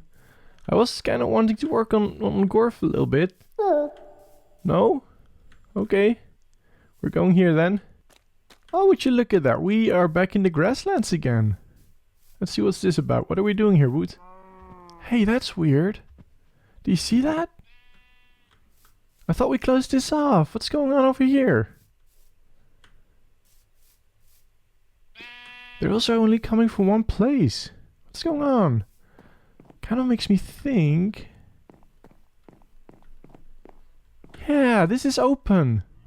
Look! Why is this open now? How did that happen? Let's go quickly fix that. Let's have a look. There you go, we cannot have this open.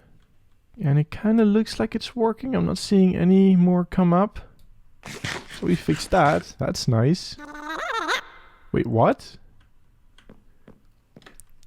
You want me to jump down here? Why is that? Well, I suppose I can lower myself slowly. Oh, okay, that wasn't very slow.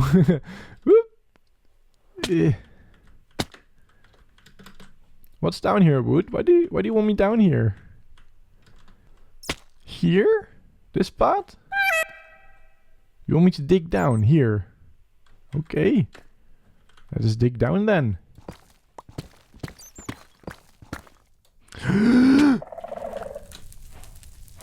What? No. What? Why did you lead me into the... Why'd you lead me into an ancient city? What? If I knew we were going to go here, I would have brought wool. I would have prepared something a little bit better. Boy, oh, this is scary. Going to try not to make too many sounds. Will this trigger that if I open this chest? Ooh. Oh, that should definitely come in handy. I've got nothing, Wood. I've got no wool. I've got nothing. Oh no. Oh no, that's not good. That is super scary. Okay, Wood, what are we going to do here? I can't even see you anymore. What's the purpose of being here? Are we going to take this thing on? I mean, I do like the sneaky boots while we're here anyway. Might as well, right? I'm just not prepared for this. Now, typically there is plenty of wool in these strongholds or ancient cities. What are they called? So we should be fine. Oh, I want to eat something, but I also really don't want to eat something. What I'd like to do, because I cannot see anything, I don't think you can either. So I'd like to get to a place where I can see something. Oh no, I triggered something. Okay, what's the plan of attack here? I don't know. I wish I had been prepared for this. I've got sort of an idea because I've got stuff in my chest. Ooh, this is a good place. Okay. I think this is a good place to be. This is relatively safe. There's... Oh, we're not close enough to down there. Okay, I can set up a little bit over here. And we can prepare some. I've got an ender chest. And in here I've got lots of stuff. I would like some extra rockets if possible, please. Thank you very much. Some additional potatoes would be nice too. And I would like a pair of shears. Did I bring that with me in my tools box? Oh, I did. That's fantastic. Okay. We've got something. We can do this. All I need is to grab wool. And wool, as it happens, is down here. And if I've got wool, I can traverse this ancient city. Yes, that worked. I was afraid it wouldn't. Alright. Oh, that made some noise. I didn't expect it to, but it did. And I think we should be fine placing stuff on the wool itself. Yeah, that didn't trigger anything. These shears are going to run out though at some point. I'm a little bit scared. Here's my goal, okay? I don't really want to face the warden, so I'm going to try and not do that. I mean, I do already have one strike, but we should be good. Like, if I'm really careful, we should be fine. What I'd like to get from here is the sneaky boots. The sneaky boots enchantment. It's not even boots. They are, you put them on your pants. Yeah, these shears are going to run out. That's a little annoying. I hope I brought some extra iron. Oh, there's actually a structure over here. I don't have a shield with me. I would have loved to have a shield right now. I'm willing to bet there is something in this structure. Oh, I should probably eat. Okay, let's sneak. Sneakity sneak. Is something in here? Let's have a look.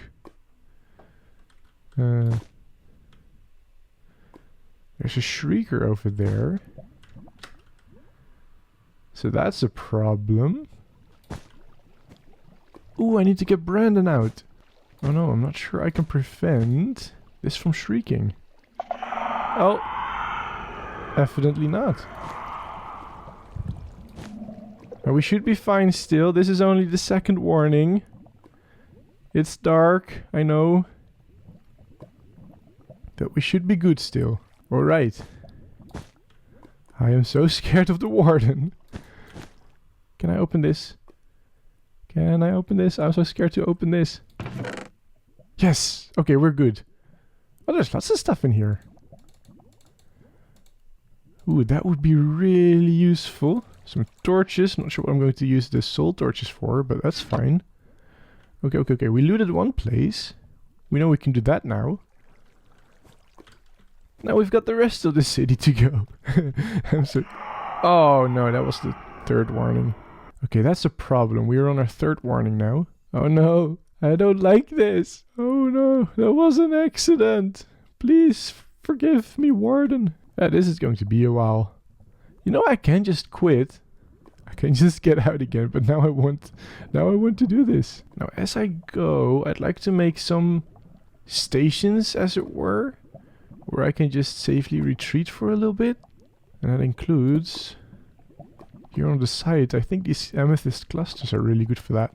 Although it's also important not to go here when the warden comes, should the warden come. Because then I'll be trapped in here, and that's not good. Okay, I can do this. As long as I'm sneaky and stealthy. Ooh, what I wouldn't give for some night vision right now. I have no idea what I'm looking at.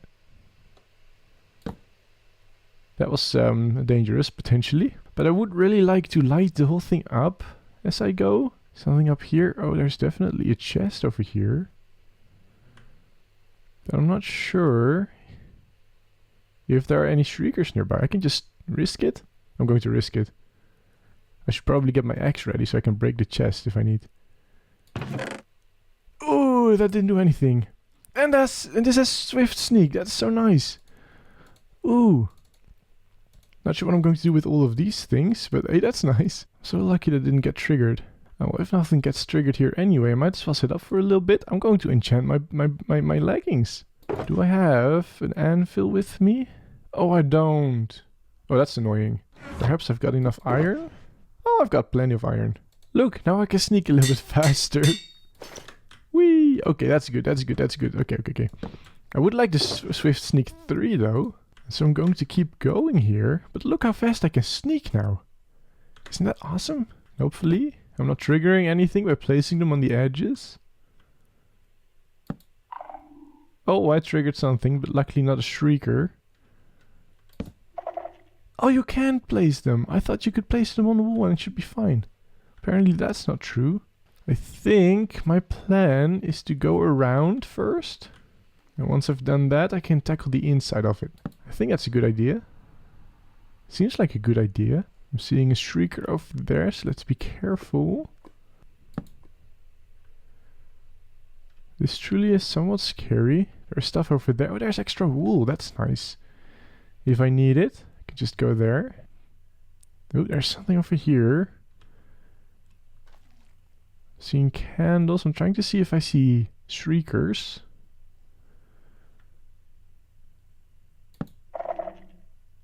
Well, that could have been a shrieker. Oh, there's a shrieker right over there. Okay, okay, now I need to be careful because if I step on those, that shrieker is probably going to go off. There are a few too many things over here I'm not comfortable with. I didn't see that.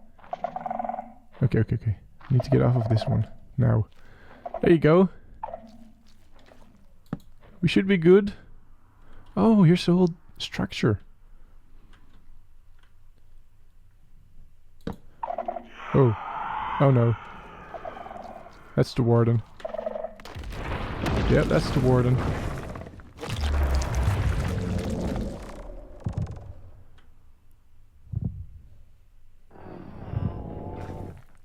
I'm being quiet.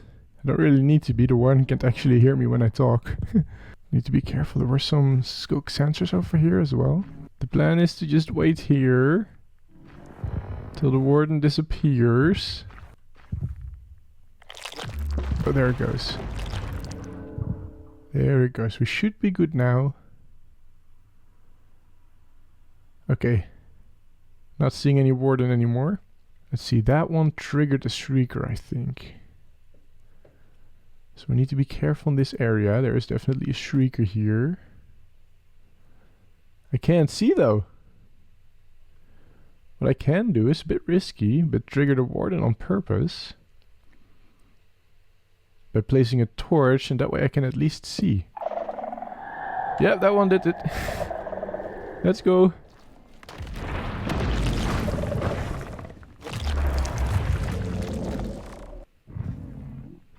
Who nearly triggered that one? That would have been bad.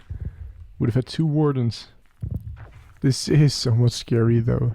Especially when you're not prepared with, I don't know, night vision. Oh, there goes the warden again. Now at least, by placing that torch, we should be able to see over there. Which would be really nice. Is there nothing up there? Oh, I want to see now. Oh, this is one of those places. I don't think there are chests in these ones. Oh, there's a chest over here, isn't there? Yeah, that's a chest. Oh, I so want it. Okay. Let's trigger the warden again.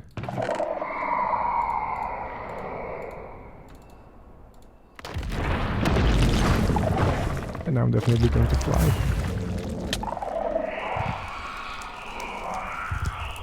I'm not sure where I am right now. I triggered another warden. I'm stuck. Okay, this was a bad idea. Genuinely not sure where it is. I'm so scared. I'm genuinely scared. This flying thing was a bad idea. Please go down into the ground.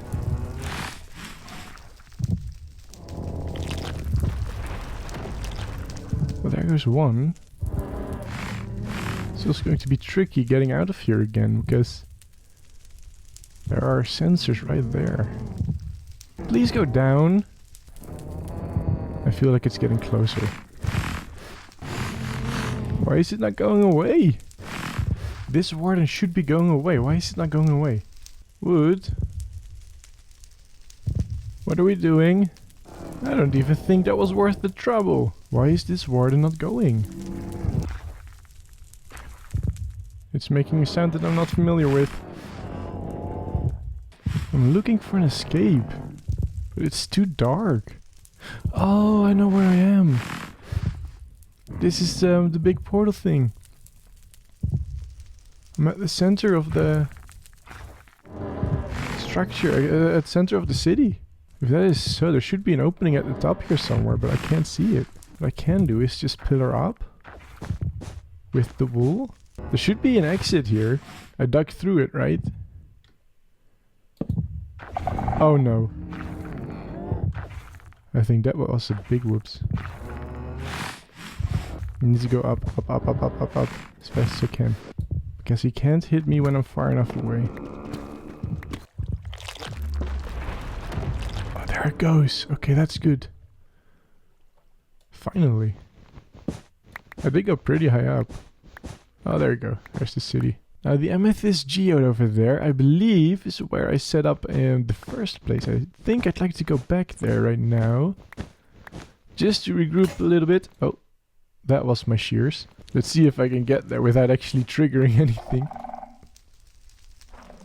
Okay, well that answers that question. Or is it that geode? I think it was that geode. Wait, does breaking wool... What made that sound? I do not know what made the sound. Something made a sound. There we go, we're in the geode now. What I think I need to do is get a good and clear goal for myself. What do I really want from this place? Why am I here even? I mean, Wood wanted me to be here, but Wood won't tell me why. What are we doing here? Maybe I just need to see this for some reason. In that case, mission accomplished. I would like still to get those sneaky boots. Like get level 3 sneaky boots. I keep calling them boots, they're pants. They're just pants, okay? So I'm trying to figure out if it's really worth continuing here. I'm really not sure if it is. I'm also running low on a lot of resources. Well, that triggered a whole bunch of them. There's a shrieker.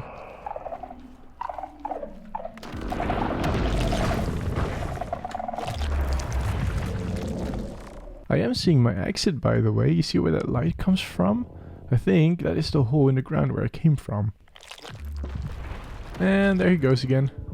Let's see, it triggered a shrieker over here somewhere. So I need to be careful. Oh, there's a shrieker right there.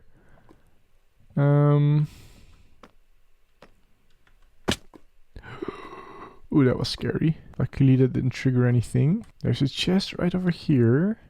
There's 2 sensors over there. And none of them seem to trigger that one. Okay, so that's good. And it triggered that thing. Oh no, I shouldn't be here anymore. Why am I here? I think I'm just going to take my leave.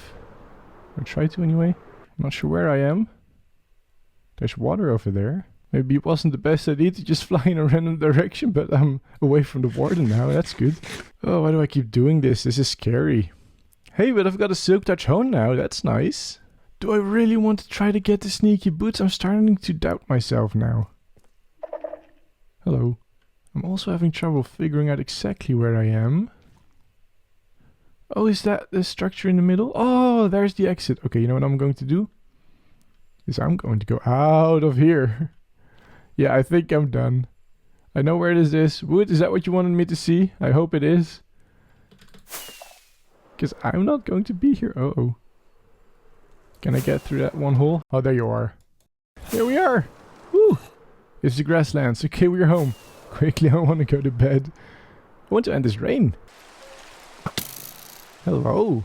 Morning. Oh, I'm half dead. That's not good. So that was a scary adventure. Woods, why did you make me go down there? Without preparation, without anything. What was that about? I mean, you're supposed to be my guide in solving the problem with the crack, but we solved that, didn't we? I don't even know where to put all this stuff. Sure, Skull can go in with the nether stuff. Why not? Oh, I already had a cat. I thought I didn't.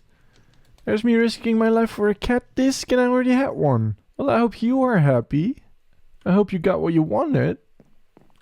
I got sneaky boots. I'm just trying to sort my inventory now, just a little bit. What do we have on here? Protection. Can I go in here? No, that goes into here, of course. Now, originally, I had planned to work a little bit on Gorf today. Ooh, ouch.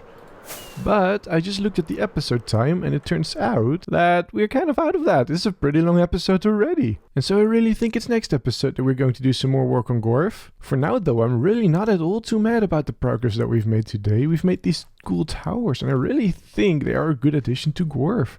They really make a good entrance over here, I think. Hello everyone, I am 100% Myuu. This here is my good friend Wood, and I'd very much like to welcome you back into my world, where we'll be doing some serious storytelling today. As promised in the last episode, we would be working on Gorf today, and we have a plan, a really good plan, I think. I hope. You see, we have quite a lot to build still here until Gorf is complete, and we are going to do that. Whoop. Whoa, wow. Right over here! Right now, Gorf kind of exists of 3 different areas. We have this area over here, which is sort of a communal area. And then over there we have a neighborhood where a lot of people live. And then that over there is the industrial area. But as of right now, they're kind of 3 separate cities. That's what they look like anyway. We are going to need lots of buildings in between these areas to make them look like they're part of the same thing. And so that's kind of going to be the goal for Gorf in the longer term. Today we'll be working on this area over here, connecting all of this up with all of that. And the idea here is we're going to start over here by building a blacksmith. And then I was thinking we need someone to sell these frogs food. Initially I was thinking a baker, but then I remembered, well, in Gorf they do not eat bread. They eat slime. And so there's going to be someone selling slime over here. And this wool over here is, yeah, I placed it at some point as sort of a guide, but I don't think we'll be using this anymore. So enough blabbing, I have prepared a whole bunch of things that we might need. Crafting table 2. Let's get to building, shall we?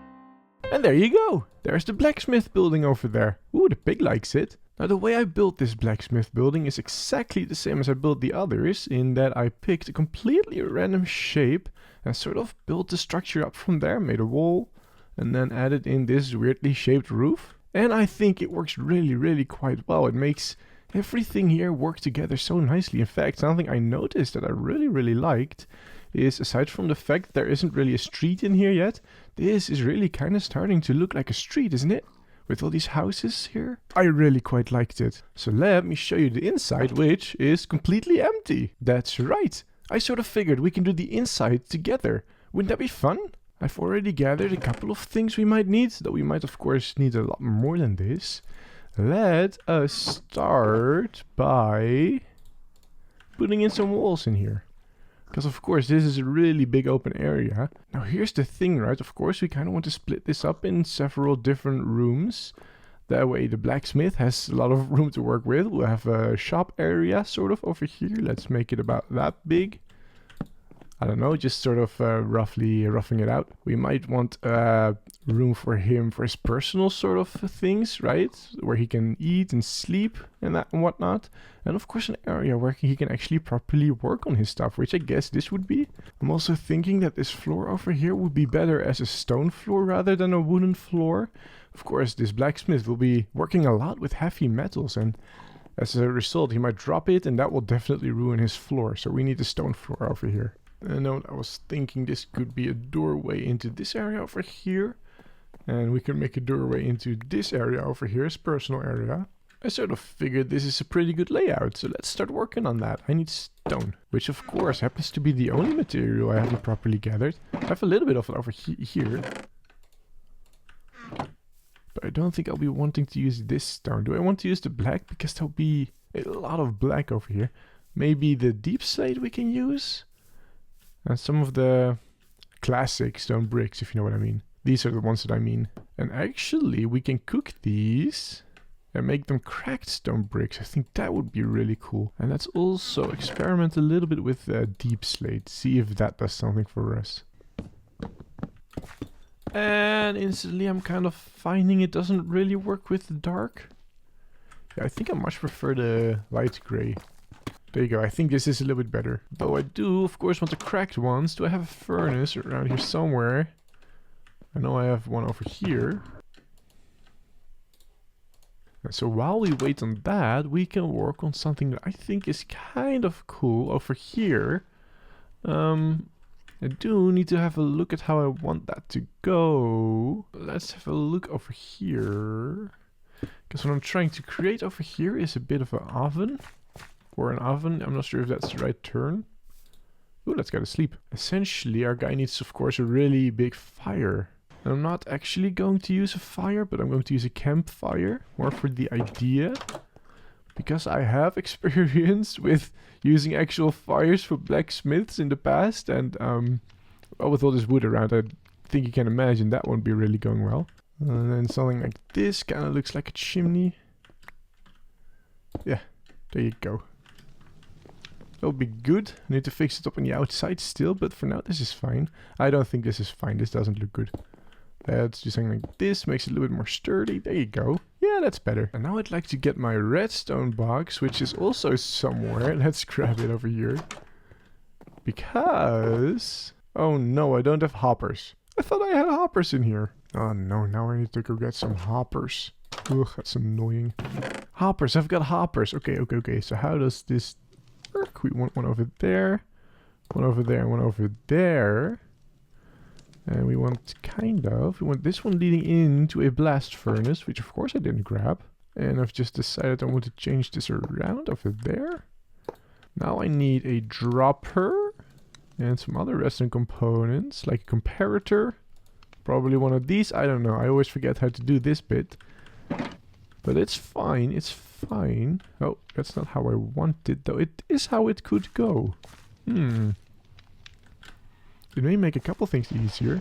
We do want one hopper over there. You know, I don't want this here. I've decided I do want it like... no, not like that. Not like that. Like so. Would you mind? And this is where I always forget how to do the next bit. Because essentially what we want to do is, once there is something in this dropper, we want it to spit it out. So we need to detect that with the comparator. And then send the signal straight through back again. And I always forget exactly how to do that. Actually, I did a tutorial on this one once. So I'm going to watch my own tutorial. Be right back. To put the items into a blast furnace and then just another hopper chain into a dropper. Oh, I did this very differently in my tutorial. Yeah, we can do that. It will make a lot of things a lot easier. So why don't we do that? A little bit differently. There you go, that works. That's what I wanted. That's the thing. And we need to put some soul sand there. We need to make sure this is all filled up so nothing can escape. Now really all we need is some water. And some more water. Ooh, it's night too. Let's go sleep. Ooh, that looks cozy in there, doesn't it? Kind of what we want to do now is make some sort of barrel looking thing. There you go. Put some more in there. Wait, you cannot have cracked stone brick slabs? I thought you could have those. This just surprised me. I mean, it doesn't matter a whole lot, but I sort of figured you could have them in slab form. Sort of be cool if all of this is cracked a little bit, right? This is where he's working a lot. This is where he will be dropping a lot of his items. Or blacksmith, and so it's really cool if we have this a little bit more cracked than others. There you go. That's really cool, isn't it? Now what we got over here is a system. Oh, let me actually Now I've grabbed some copper, and what we've got now is a system that we can just toss stuff into the fire. We do need to aim properly. There we go. And something is going wrong. Uh-oh. Oh no, this is messing up a little bit. Why is... Oh, I know why. That wasn't smart. There you go. We need blocks over there. There we go. You see it goes into the system over there, into the furnace, and then it comes out over here. Now the idea is... Whoop, there you go. It's another one. Now the idea is he's warming up his metals over here so that he can work them. And then he's putting them into here, right? To cool them down in the cold water. Now, of course, I still need an anvil somewhere so that he can actually work his metals, but after that he can put it in here. And that's kind of what I'm trying to mimic. It's not exactly accurate, of course, because now it's going into the water first, but I sort of thought it was cool. Also, you may hear we've got a wandering trader somewhere. I'm really curious. Hello. Oh, you're not trading anything that I'm interested in. But it was nice meeting you. Thank you, fairy. Okay, you can go now. Yeah, whatever. Let's see. I think this is a good place for his anvil then. Although I suppose that would have to be... Whoops. Cracked stone then. There you go. That makes more sense. And you can see where he's walking back and forth. That's where the things are a little bit cracked, right? I thought it was really cool. Now, while this is going, I was thinking we can just start building this up some more. And let's just try to ignore the wandering trader in the background over there. Oh, I'm out. So now that we've got this area somewhat sorted, still needs a little bit of work, but it's coming along. Let's focus our attention on the shop area over here. Let's see, what do we want? Let's make a bit of a display case over here. And we put barrels on top of that. And you know what? Actually, while we're at it, let's put them on the side as well. This is where he can display armor pieces, of course. An armor stand. There you go. I had some spare golden things laying around. There you go. Ooh, he's enchanting them too. That's nice. He's got a sword over here and an axe on display. Lovely, lovely. A beautiful display of all his wares. We've got all of this to fill, don't we? The wandering trader seems to agree. Let's just put some more barrels over here. That kind of frames this whole thing nicely. Sorry sir, we're not open for business yet. Yes, please go away. You've been making enough noise as is. You can go. Please. I don't think he's going to go, Wood. Oh, hi. Yeah. Awkward. Let's have a look. Maybe he's got more on display here. More armor. I don't have more armor, but I can make some. And we can use this again. And sort of frame in a nice shelving area where he of course can display even more things. And just because it's healthy, he's got a plant as well in here. Although I'm not quite sure how long this is going to survive. Of course it's going to be really quite warm in here, and I'm not sure the air is exactly the best air there is. But it'll be fine, it'll be fine. And then we can display some more over here. Oh, you know what I completely forgot about? The skeleton spawner. There'll be lots of armor there. Probably should empty my inventory for that. No, we should have lots of spare armor over there. That would be great. We can use all that. Let's have a look. Yeah, we got some chainmail, which would be really cool. Some gold. Let's grab all of that. More chainmail. Love it, love it. Ooh, let's actually give this guy some pants then. There we go. Some of this on there. Do I have a helmet somewhere? Oh, I've got lots of helmets. Ooh, let's also give this one the iron boots. And then make a fully chainmail one. There you go, isn't that cool? Oh, we need something to put in there still. Let's have a look. What else is something that a blacksmith could make? Ooh, I just got an idea by looking at that one. Where's my iron? Because wouldn't it be cool? Not like that. If you had like dull nuggets laying around in places. Wouldn't that be cool? I don't know. I think it'd be kind of nice. Like, can we put it over there? It's just a little nugget of iron. This is kind of gotten lost on there. Of course, this place is going to have proper lighting. So let's put some lanterns in. Get rid of the torches. Any more torches in this room? No, that's fine. There are some torches in here, though, which are completely unnecessary. I do want to do something with that, too. That looks kind of weird to me. Question is, what do I prefer? That one or that one? The slab. There you go. It's kind of cool, isn't it?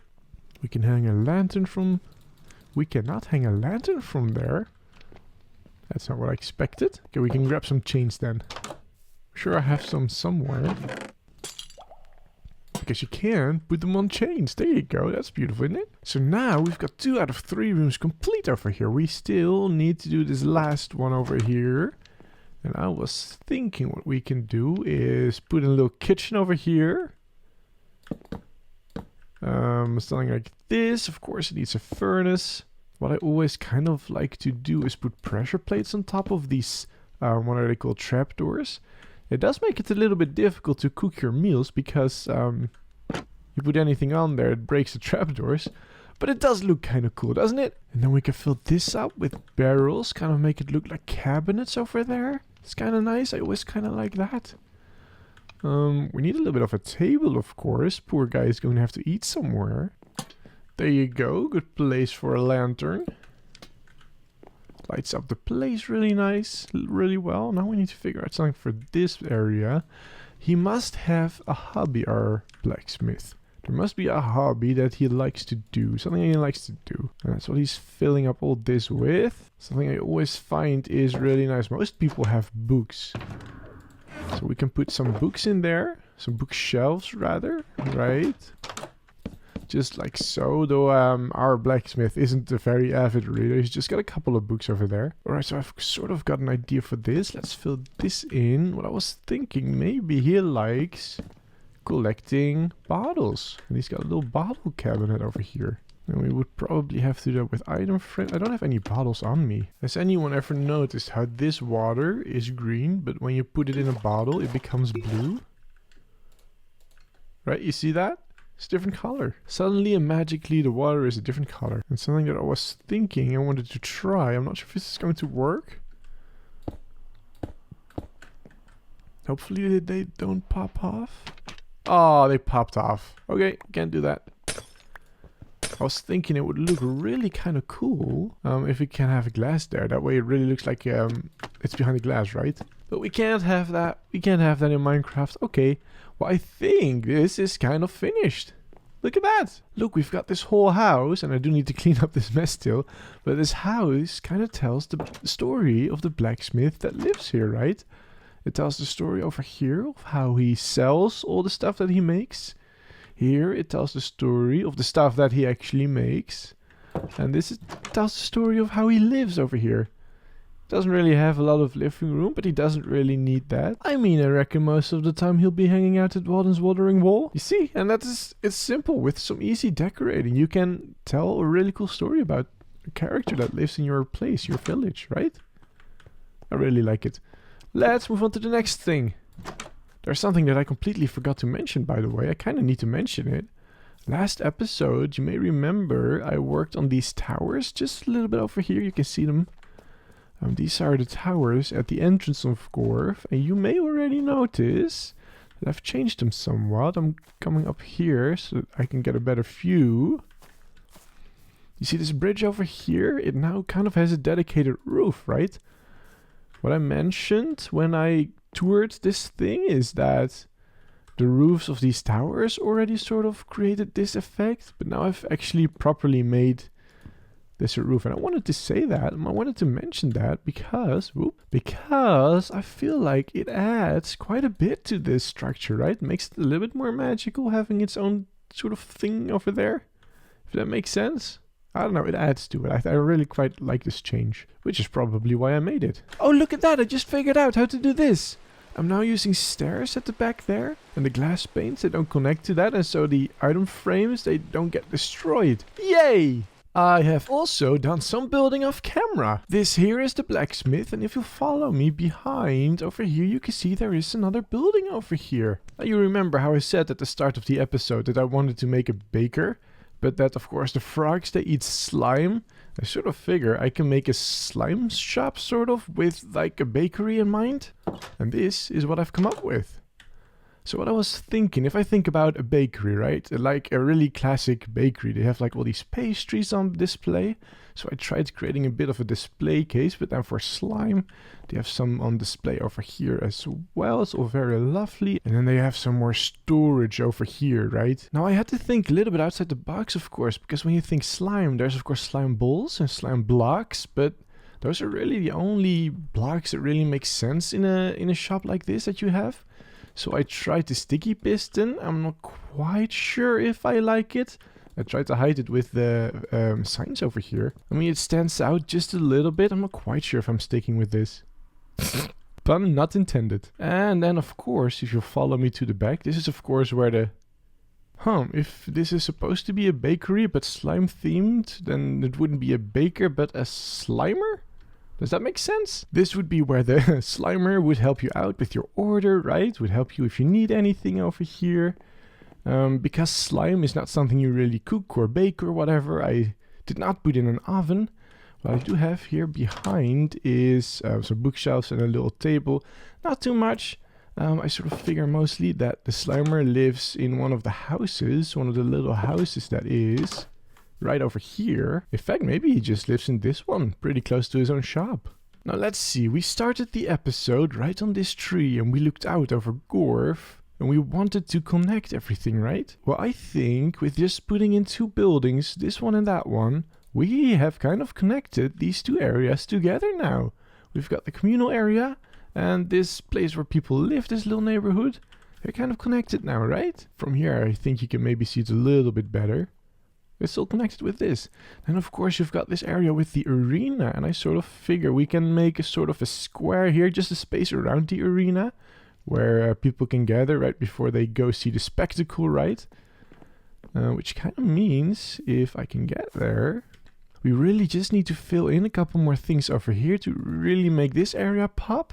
And then if we go over in this direction, we really just need to connect these two together, the industrial area and, well, kind of the rest of Gorv now, right? And I figure we're going to probably mostly do that through paths. Though I must confess I don't really have a proper plan for that, because I do like the terrain as it is over here. I don't really want to change that too much. I also don't really want to cover up the pit over here. And so maybe they just swim over there, but then there's no real connection, right? I'm really not sure about that one. Maybe some of you have some ideas. How can we connect this? And then lastly, we kind of need to make a proper transition between the docks over here and the town square that's kind of over here, right? This just sort of ends over here. We need to make this. Hello everyone, I'm 100% me, and this here is my good friend Wood.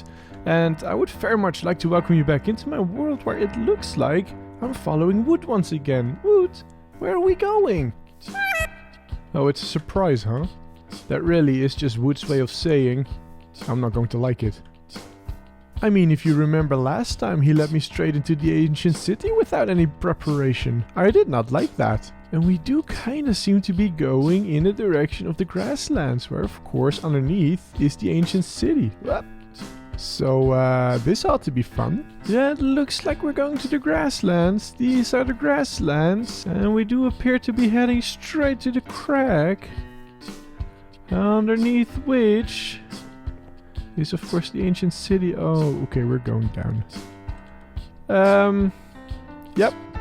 We're doing this. Luckily, this time I am actually prepared. I mean, I sort of suspected Wood might try something like this again, and I figure that's not happening to me again.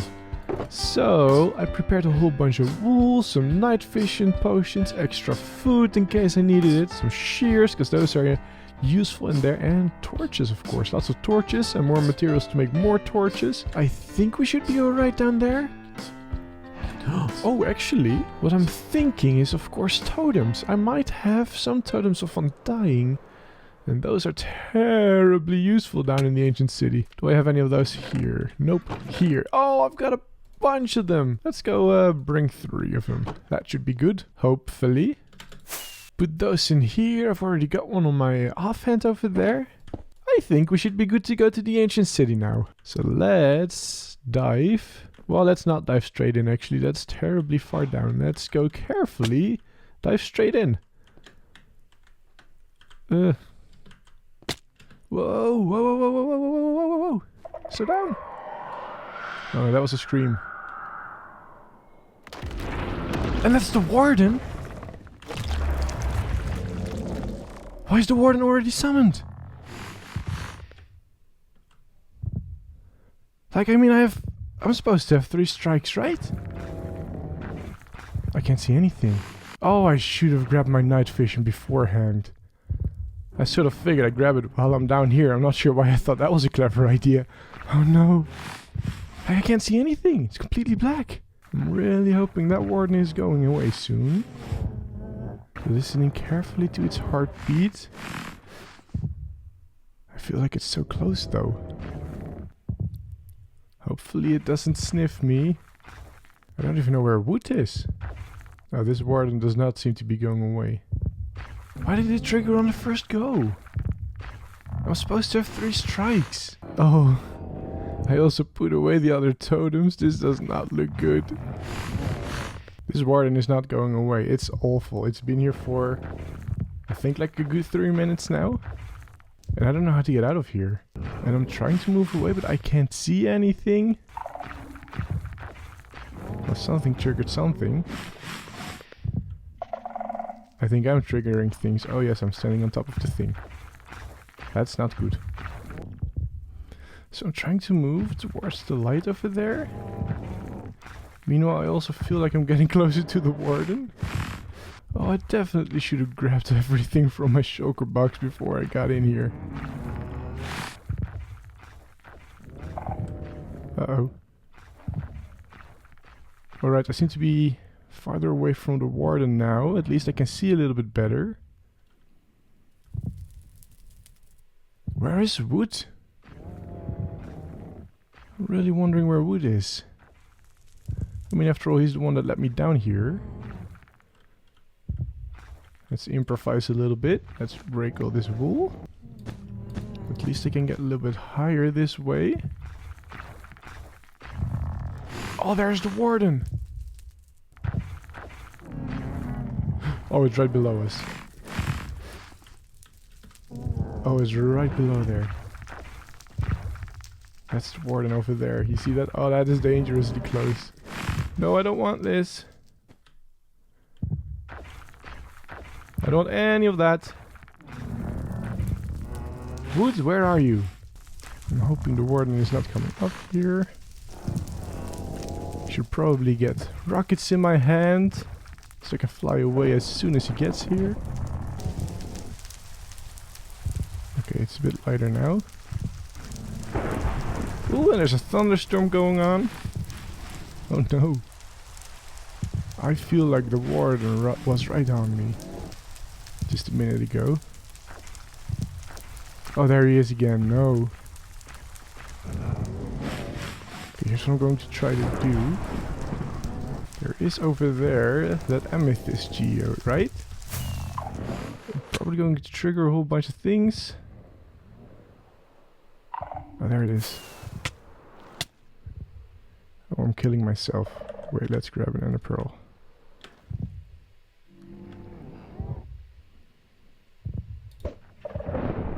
That triggered a whole bunch of stuff, but I should be safe up here. So we can just wait it out.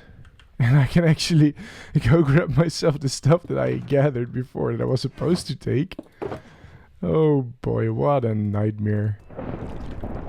Let's go drink this. There you go, not so scary anymore, huh?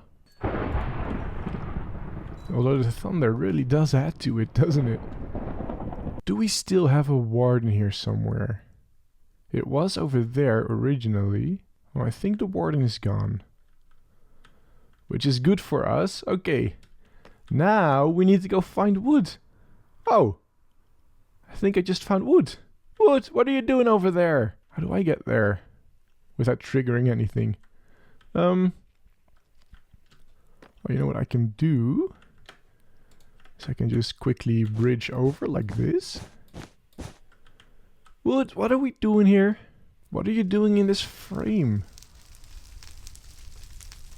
What even is this frame supposed to be? Does anyone know yet?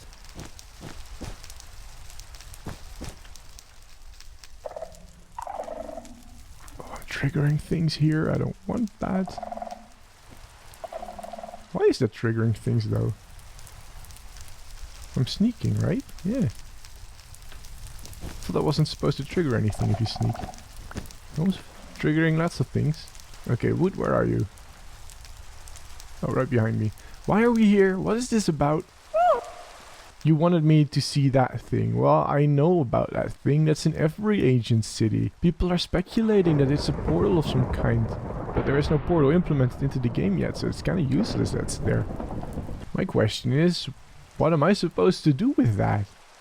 Why do you want me to see that? I know it's there.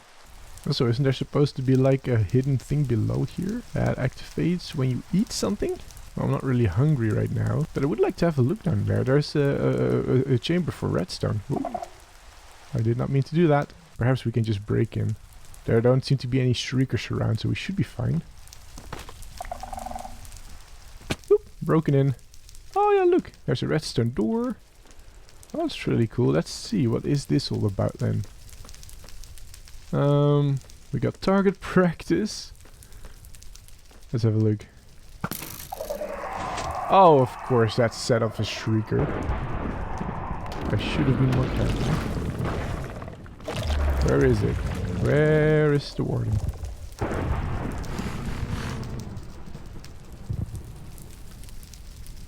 It's outside here, so we should be fine.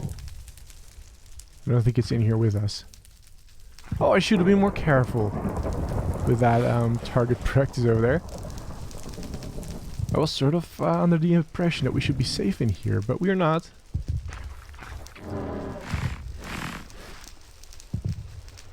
What's this supposed to be then? This shouldn't make any sounds, I don't think. Of course it made a sound.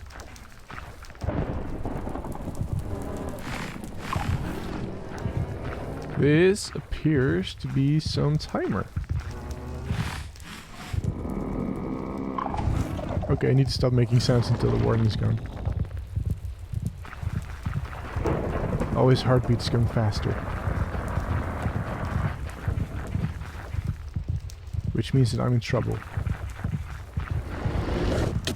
Oh yes, that's trouble. That is a lot of trouble.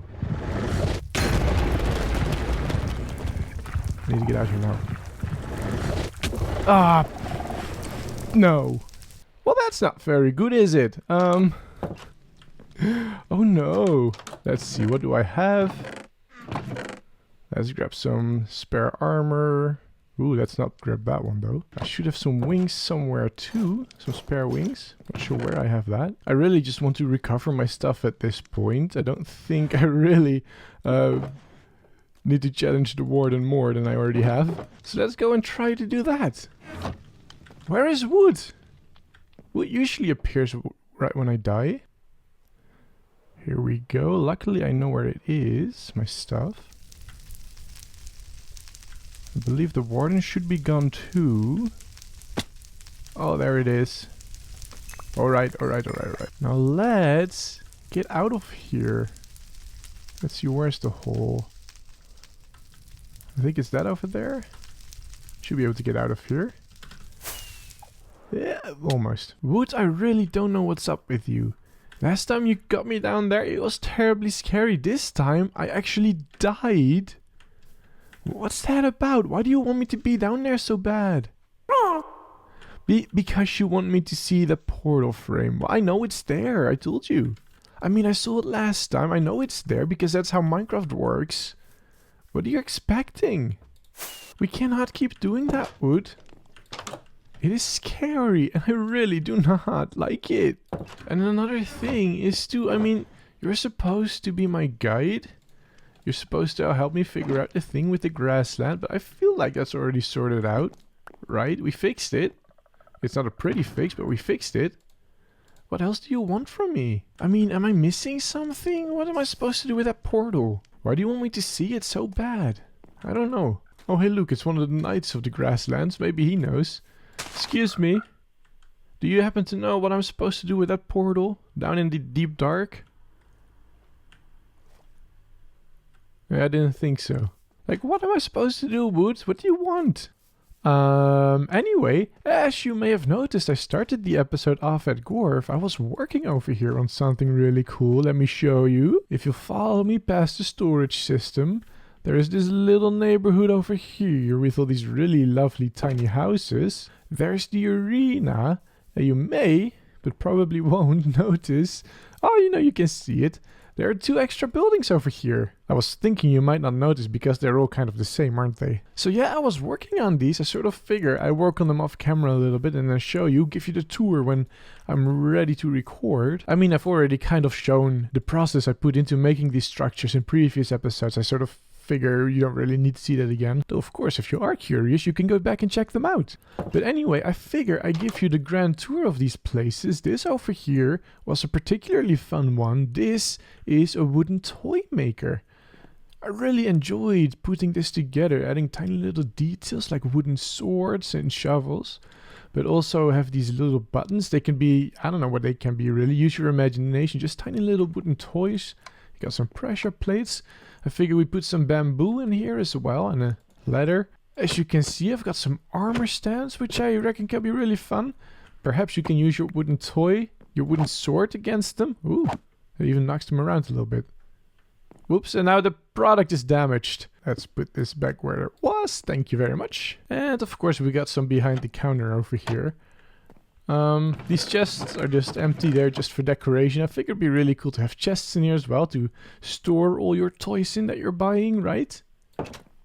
And then at the back here, you can see there is some work area over here. You can see he's busy sawing this wooden plank in little bits.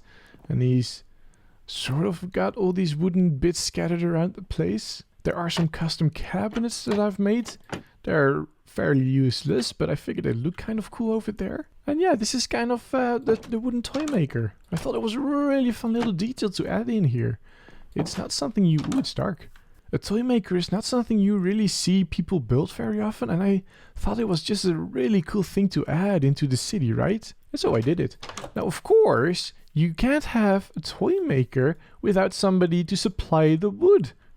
And so over here lives the lumberjack. Hello, welcome. Now this place very obviously is much more functional than anything else. He's just got his woods over here, his logs. You can order them. He might just even bring them to your own place, deliver them, right? There really is nothing too interesting here. It's just the logs. That's what he sells. He's got a few saplings, probably because somebody told him at some point that he needed some plants in here, some life. So he just put some of the saplings that he got in there. Now here are some barrels, of course. They're mostly empty. They are for decoration purposes for now. I sort of figured this is where he stores all his logs. And he can even sort them by category, right? Now if you follow me through here, you can see he is also working the wood a little bit. He's also using a saw to strip the logs. I thought that was kind of a cool, fun little detail. Although this one is not very practical. I mean, if you move this through here and then you hit the wall, none of this is going to get cut, or stripped rather. So I guess over here we kind of have to use our imagination. This works, okay? It's the lore now. And then over here, of course, he's also got a whole bunch of wood stacked up, ready to be sold, or maybe ready to be worked. Something like that.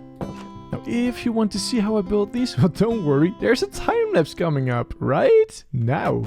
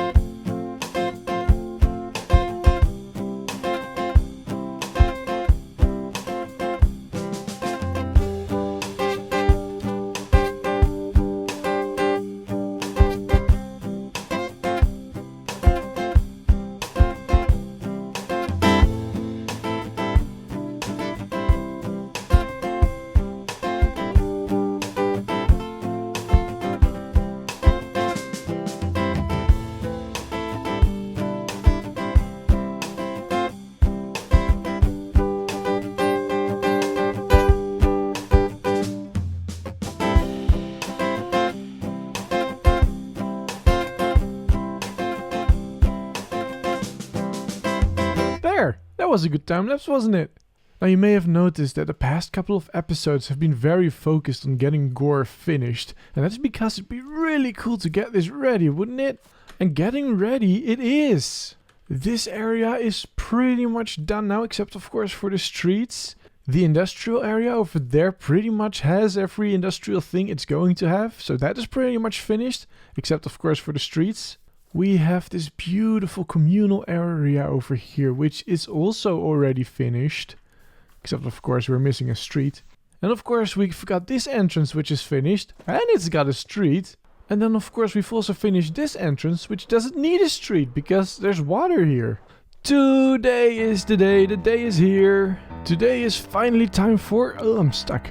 Time for Infrastructure Day! Hello everyone, I am 100% me, and this here is my good friend Wood, and I'd very much like to welcome you back into my world, where today we are finally doing infrastructure! I genuinely don't think infrastructure has ever been hyped up like this. But it's true, I've been talking about it for a couple weeks now. We are going to finally get the streets in place over here. And this little bridge over here. And we're going to make a connection over to the industrial district over there. And we're going to work on a transition between this area and this area. And we're also going to fix up this area a little bit. Filling it in, making it look like this is part of a town, right? But for all that, I shall be needing resources. Lots and lots of resources.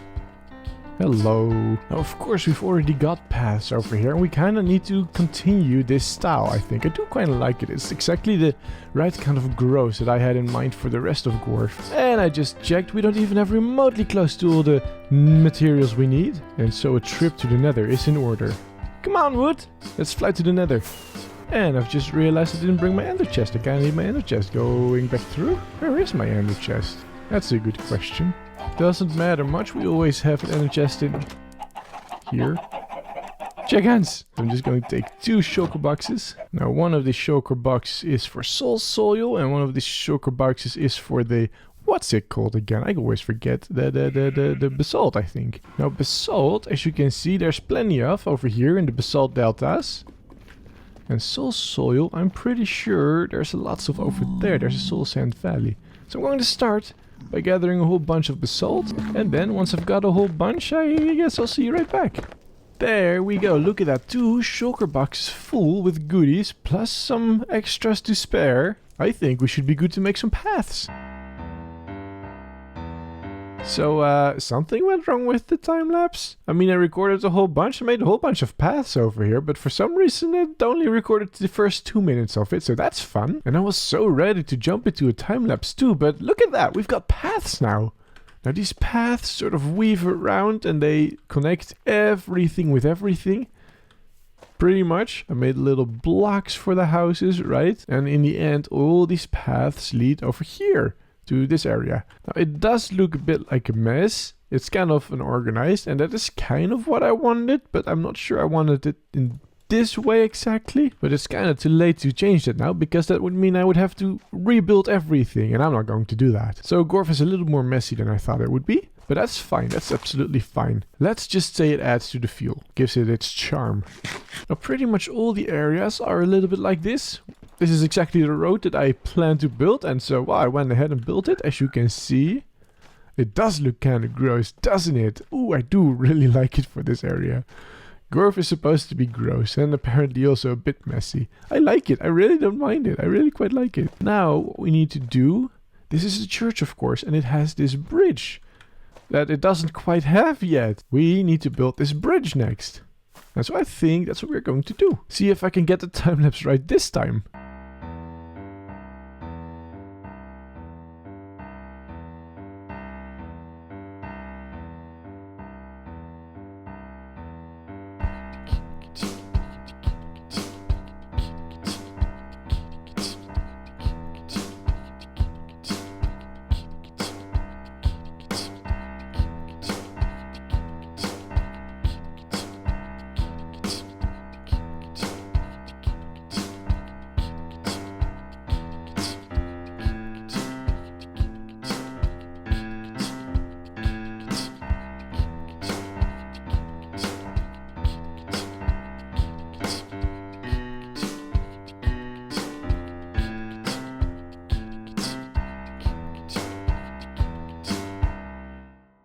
And as you can see, we have got ourselves a bridge. And as expected, because I kind of planned it that way, this bridge leads over from here to, of course, over there, to the other side, to the church over here. Exactly as I planned it. Now, something that I think is kind of cool is if we go down here, whoop, over here at the docks, you can't really see it all that well because the trees are in the way. But once you come through the trees, here you go. It's right here. I think it's really cool how that sort of reveals itself. And of course, this is used to carry heavy stuff over to this little lift over here, and you come underneath this bridge. And I think it's just absolutely cool. This is, I think, one of the most immersive parts of Gorf, and I absolutely love it. Also, I've just spotted a bit of an issue over here. There you go, much better. Oh, over there as well. Probably a good idea to fill this in general. There. Much better. Or maybe just like this, even. Now, next on the agenda, I think it's time that we work a little bit on the connection between this area over here and this area right over there. Which really isn't too difficult. It's just extending this wall over here to over there. And then doing something sort of fancy with this. I reckon that shouldn't be too hard.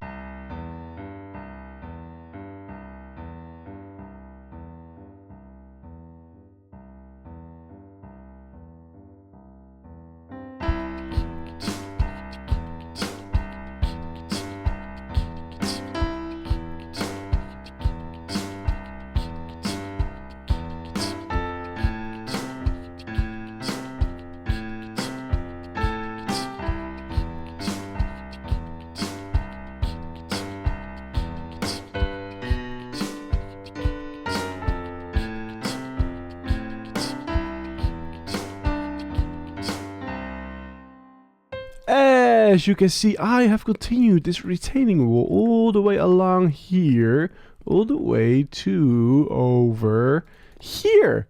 Now, the reason I stopped over here, I didn't continue it over here, is because, of course, Gorf is supposed to be somewhat gross, and dirt really fits the theme very, very well. Now, as you can see, I also worked on this transition a little bit, and I figured we can keep this really very simple. The dock over here, and those little platforms over in the water over here, they both have a very similar vibe to them, so I figured if I just extend the dock a little bit, it really blends in really well with those platforms over there. Very easy transition, there you go. Next on the agenda is the connection between this area and that area over there. Now, originally when I built this, I sort of figured because they are amphibious, the people that live here, they sort of swim across, right? But what if they have guests or whatever, right? They can't just, we can't expect everybody to swim. So what we can do is a sort of boat system, which I think would be really cool. Or we can build a bridge. I'm actually more in favor of the boat option for two simple reasons. A, it adds a lot of life to a village to have boats going back and forth. And B, it's a lot easier for me. And so really what we need to do is prepare a bit of a area over at the dock over there where the boats depart.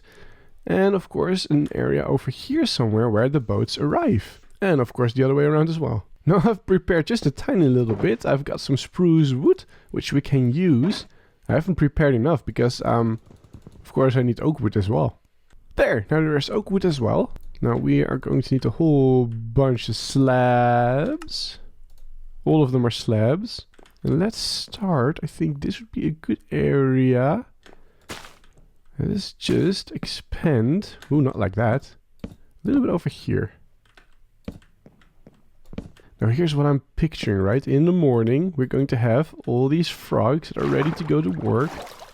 There will be frogs in their business suits, all ready to board the boats to the other side. There you go, something a little bit like that. We can have boats all along on the sides over here. I think it should be good. I'm wondering if maybe this is a little too long. Because of course we have the big ships coming in over here. They won't be able to pass here. But then this is already getting a whole lot shallower, right? So I'm really not sure if those big ships are going to make it to over here exactly. What we can also do is move all of this that we've just built, move it over here. And then we know for sure that we won't be in the way of the big ships. So let's go do that. And I've just made 12 boats. That's enough. More than enough. Let's go have a peek. How does that look? There you go, there you go. We've got all sorts of boats ready now to go to the other side. We don't really have another side ready. And to tell you the full truth, we don't have this ready yet either. We need, of course, logs. We need something to hold this all together, don't we? Now I'm realizing I did something different with these ones. I put mangrove logs over here. I don't really have a lot of mangrove blocks, wood blocks. So I'm going to go back later and fix that with these ones. And also this is one too tall. Boop. There you go. I think this is a beautiful dock for this area. Of course I do need to add some more trapdoors. Just to add to the texture, right? We've got it all over the docks here. And now let's take one of those boats and go to the other side. There you go. Got some lily pads in the way, but this should be fine. Oh yeah, we can make a lovely dock over here. Oh, this would be great. I wonder if I want to do something about this area because it's kind of off-centered compared to this. But perhaps it's just fine the way it is. Well, let's start anyway by clearing out some of this. We do want to have a proper opening. We don't want these boats to run ashore before they reach the shore. And let's just start filling some of this in, making this a dock.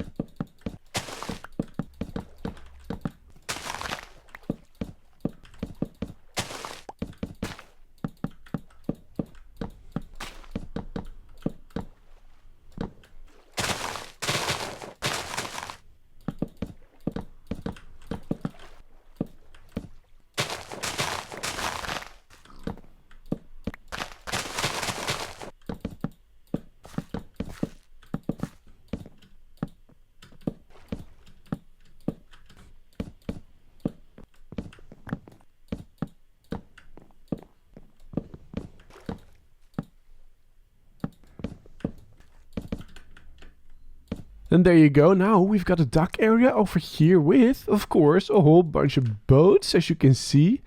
Of course, I did the standard thing of putting trapdoors here, as if it's been repaired in some places. You may notice over here it's a little bit more than in the other areas.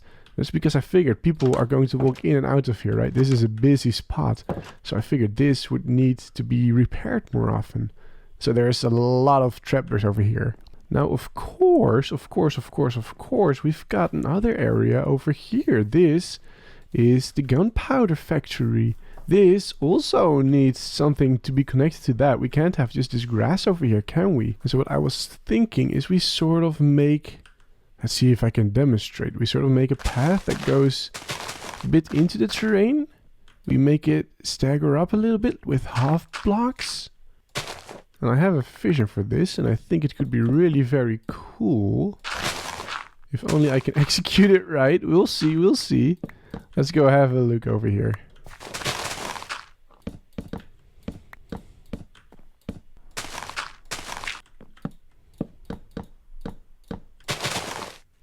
And would you look at that? We've nearly got it exactly to the front of this building over here. Out of a gunpowder factory.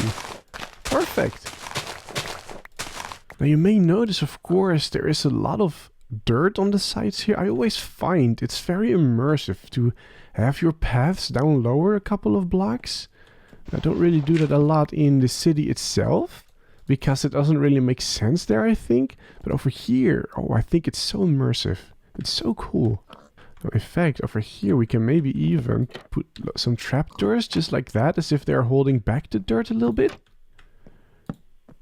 Ooh, not like that though. I don't know, it's just a tiny little detail that I think adds quite a bit. I quite like it. And we can put some random trapdoors over there.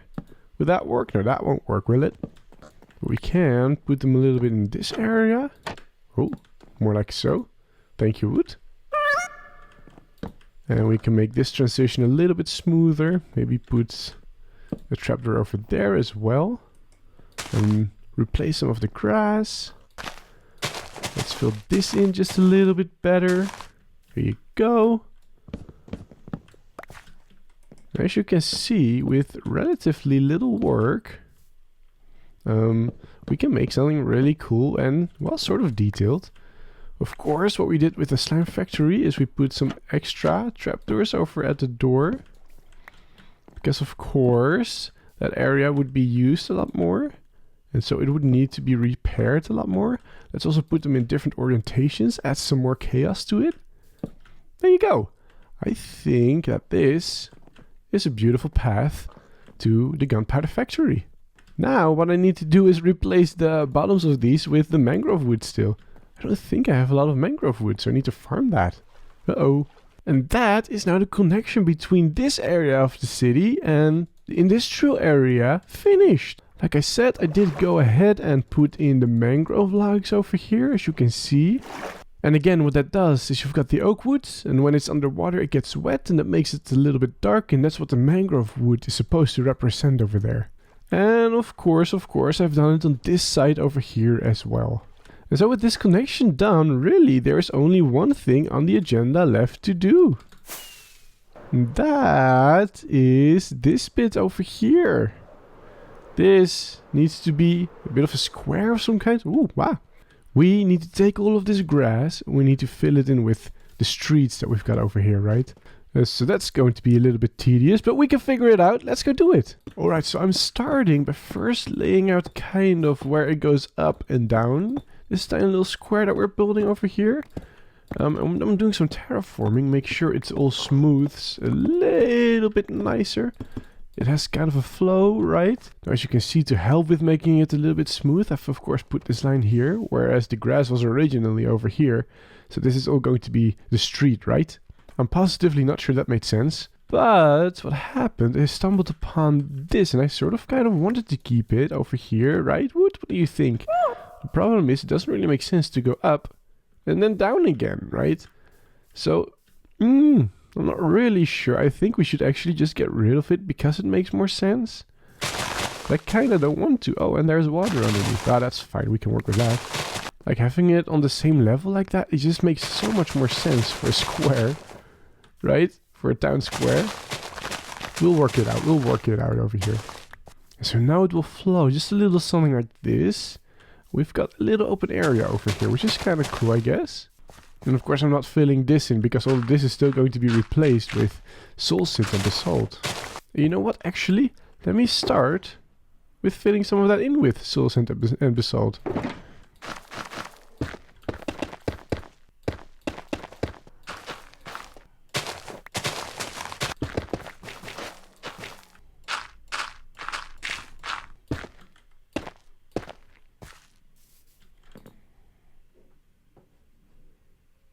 Well, this is slightly awkward.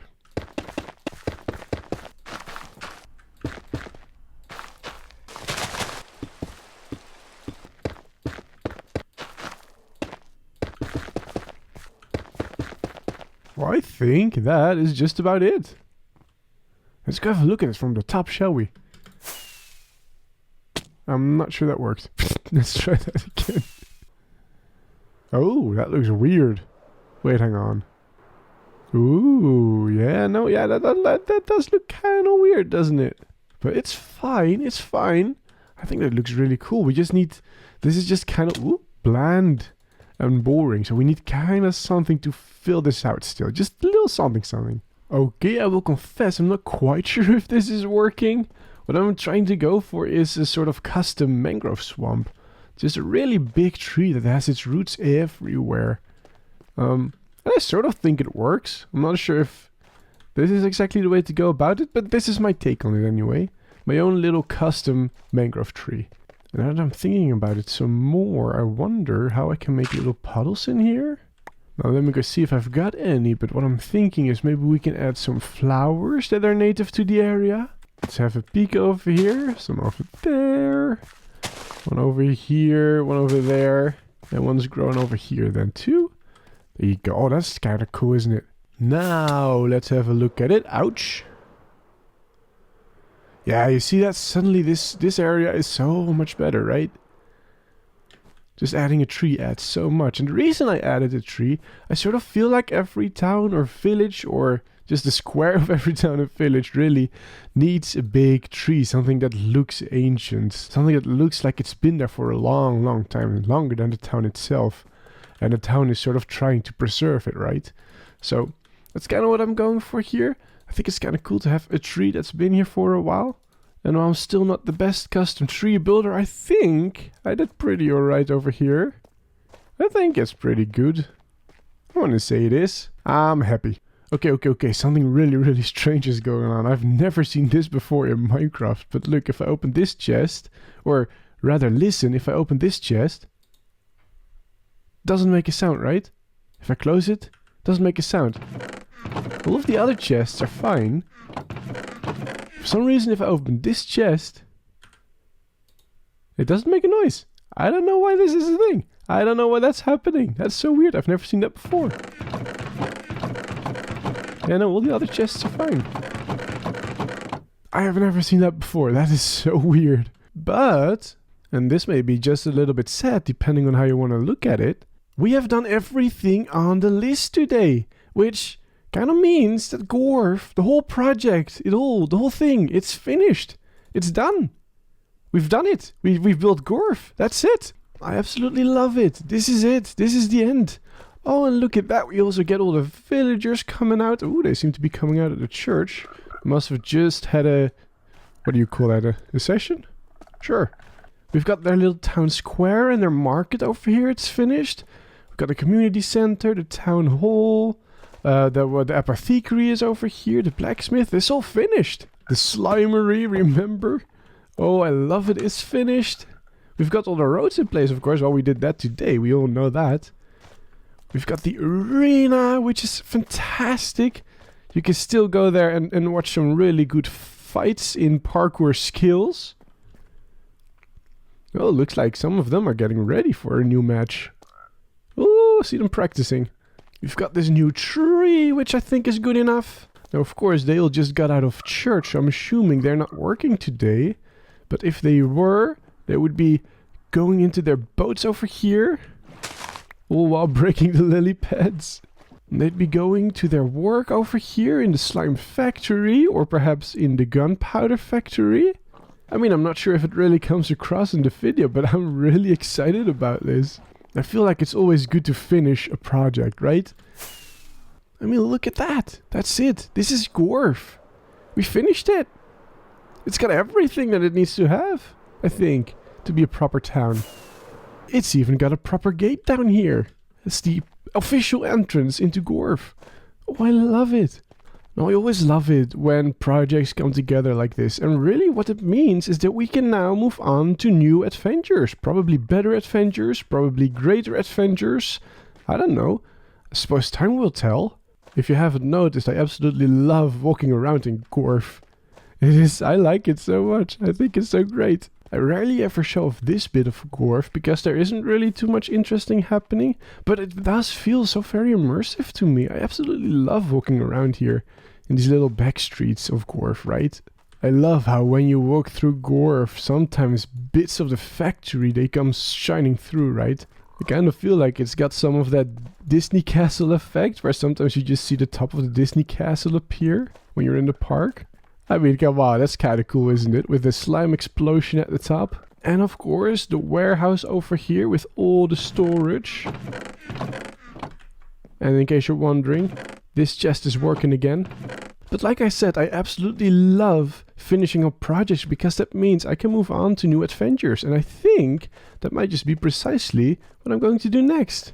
I'm currently following Wood because he's just told me that he's got a great new adventure waiting for us. Can't wait to find out what this is about, Wood. And I cannot help but feel like this is something I should have guessed. Look, we're going towards the grasslands over here. Everything with Wood is always around the grasslands, isn't it, Wood? Are we going to the crack? Wood, we talked about this last time. I am not really interested in going into the deep dark. I know that's a great adventure. It's a fantastic adventure, but I don't really want it.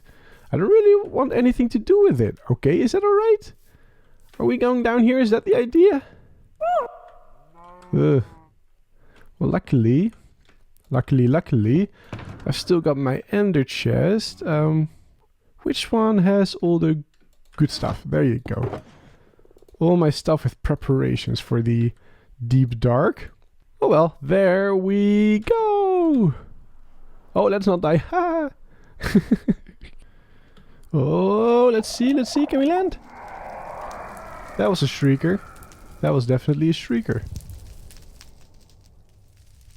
But I'm not hearing a warden yet, so that's good. Where's Wood? Oh, there you are, Wood. Wait, what? Wait, what? That's the portal. Wait, what? That portal is not supposed to be in the game yet it seems to be activated. How is that possible? I want to go check that out. Well, is that why I'm here? Uh-oh. Why is it setting them off? This wall, it's not supposed to set them off. What are we doing here? Is this a great new adventure you talked about? Okay, we're just going to go through this portal, huh? I must say I'm a little bit scared. But I'll follow you. Oh boy, what's going on?